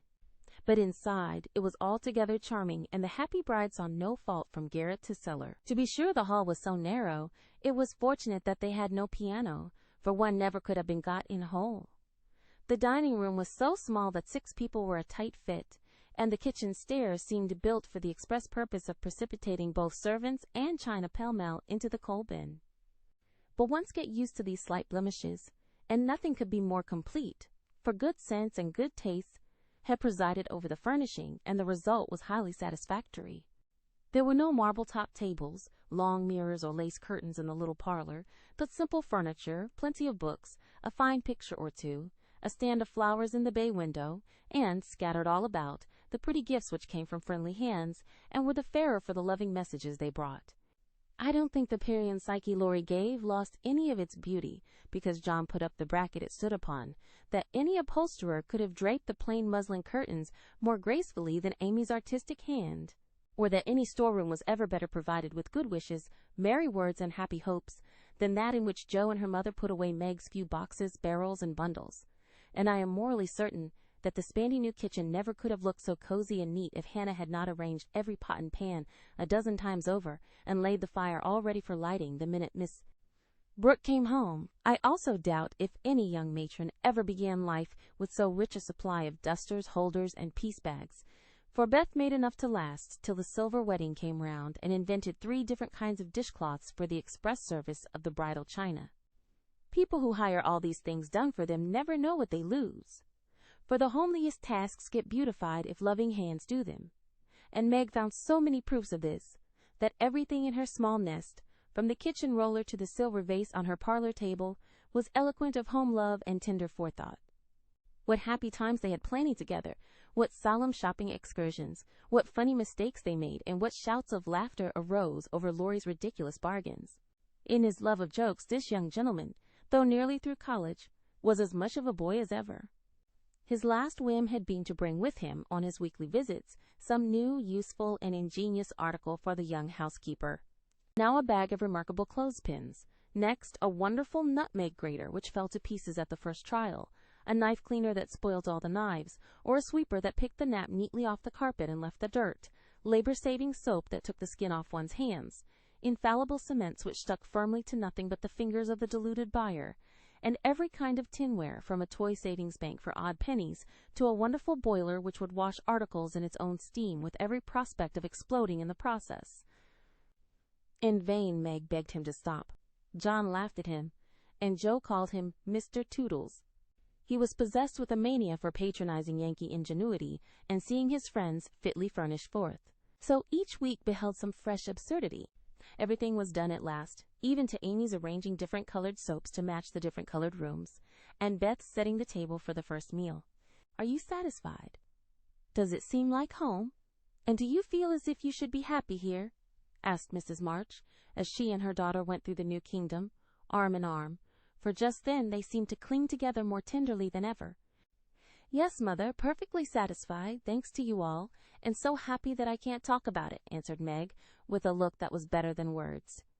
"If she only had a servant or 2, it would be all right," said Amy, coming out of the parlor, where she had been trying to decide whether the bronze Mercury looked best on the whatnot or the mantelpiece.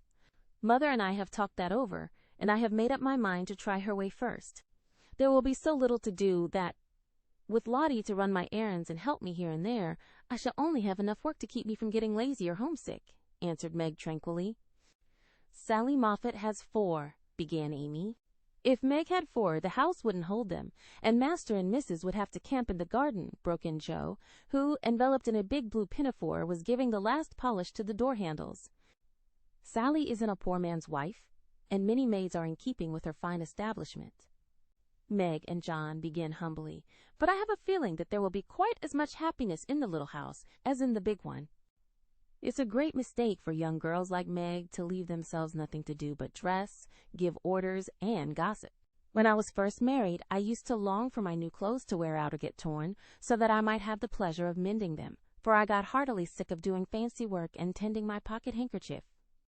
Why didn't you go into the kitchen and make messes, as Sally says she does, to amuse herself, though they never turn out well, and the servants laugh at her, said Meg.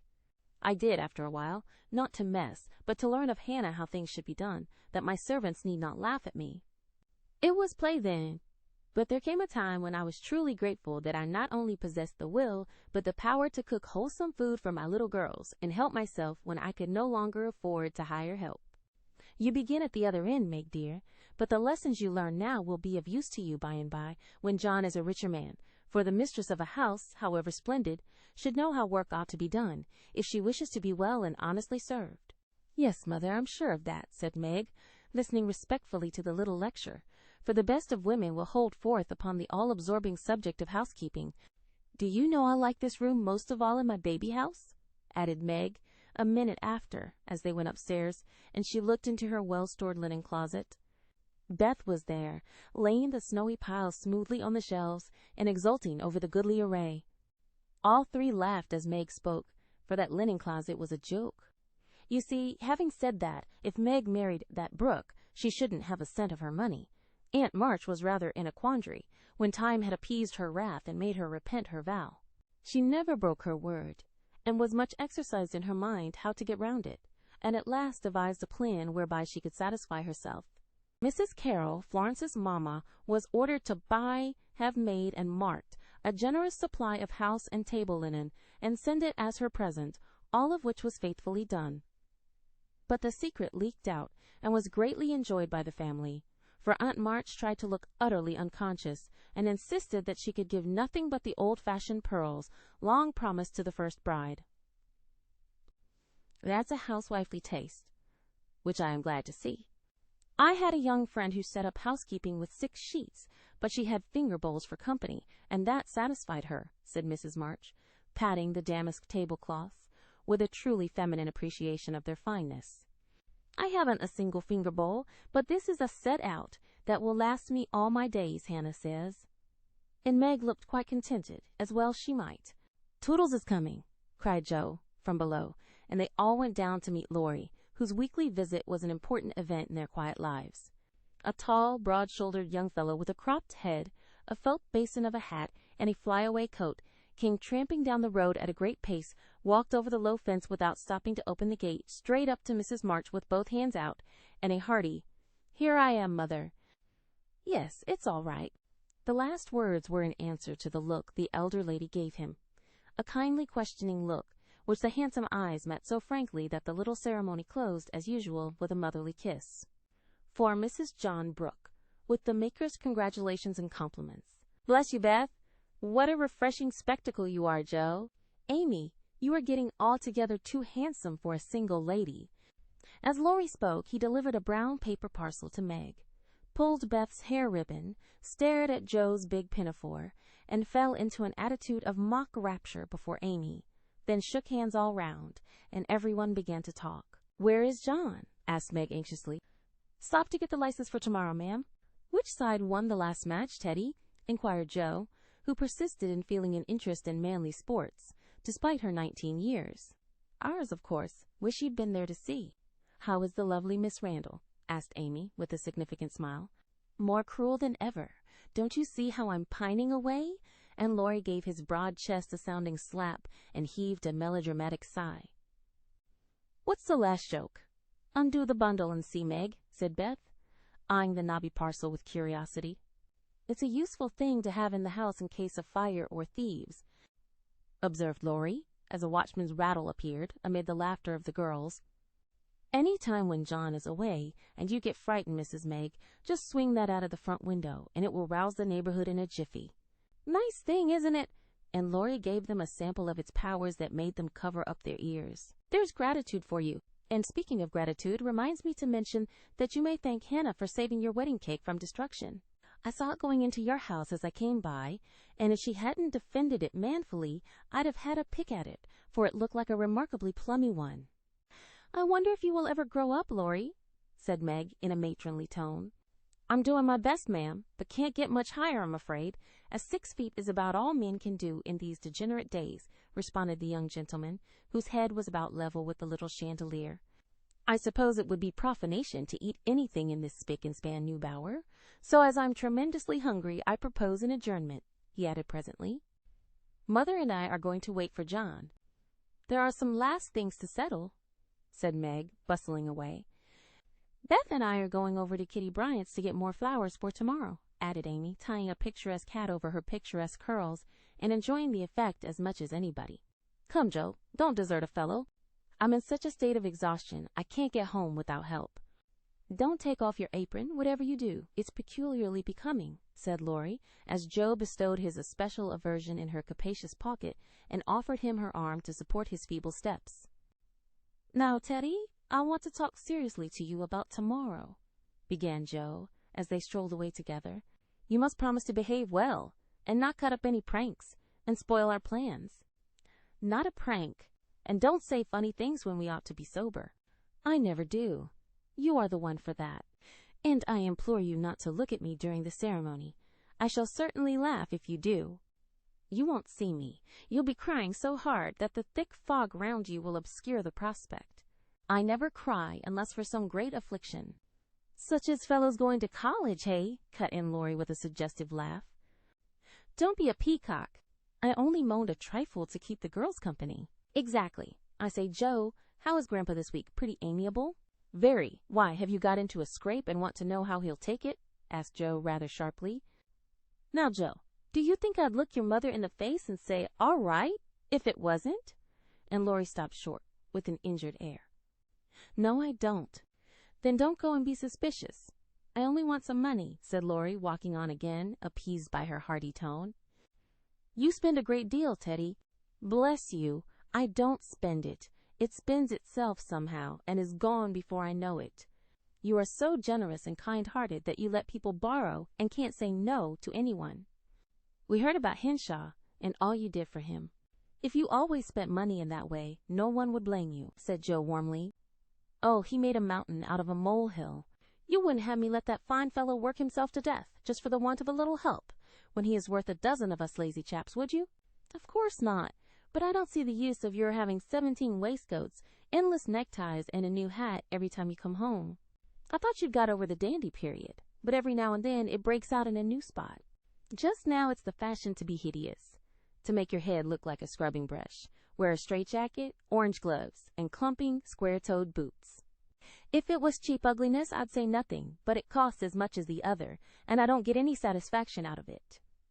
Laurie threw back his head and laughed so heartily at this attack that the felt basin fell off, and Joe walked on it, which insult only afforded him an opportunity for expatiating on the advantages of a rough-and-ready costume as he folded up the maltreated hat and stuffed it into his pocket.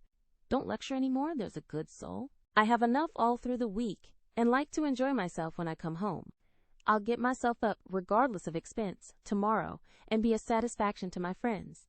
I'll leave you in peace if you'll only let your hair grow. I'm not aristocratic, but I do object to being seen with a person who looks like a young prizefighter, observed Joe severely. This unassuming style promotes study. That's why we adopt it, returned Laurie, who certainly could not be accused of vanity, having voluntarily sacrificed a handsome curly crop to the demand for 1/4 of an inch long stubble.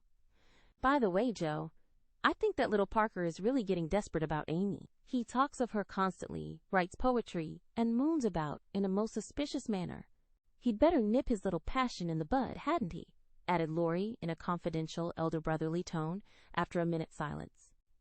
Of course he had. We don't want any more marrying in this family for years to come. Mercy on us, what are the children thinking of? And Joe looked as much scandalized as if Amy and little Parker were not yet in their teens. It's a fast age, and I don't know what we are coming to, ma'am. You are a mere infant, but you'll go next, Joe, and we'll be left lamenting, said Laurie, shaking his head over the degeneracy of the times. Don't be alarmed. I'm not one of the agreeable sort. Nobody will want me, and it's a mercy, for there should always be one old maid in a family. You won't give anyone a chance, said Laurie, with a sidelong glance and a little more color than before in his sunburnt face. You won't show the soft side of your character, and if a fellow gets a peep at it by accident and can't help showing that he likes it, you treat him as Mrs. Gummidge did her sweetheart. Throw cold water over him, and get so thorny no one dares touch or look at you. I don't like that sort of thing. I'm too busy to be worried with nonsense, and I think it's dreadful to break up families so. Now don't say any more about it. Meg's wedding has turned all our heads, and we talk of nothing but lovers and such absurdities. I don't wish to get cross, so let's change the subject. And Joe looked quite ready to fling cold water on the slightest provocation. Whatever his feelings might have been, Laurie found a vent for them in a long, low whistle, and the fearful prediction, as they parted at the gate, "Mark my words, Joe, you'll go next." Thank you for tuning in to VibeBooks. We hope you enjoyed this journey. Please consider liking, commenting, and subscribing to our channel. Check out our playlist or explore VibeBooks for more classic stories. Until next time, happy listening.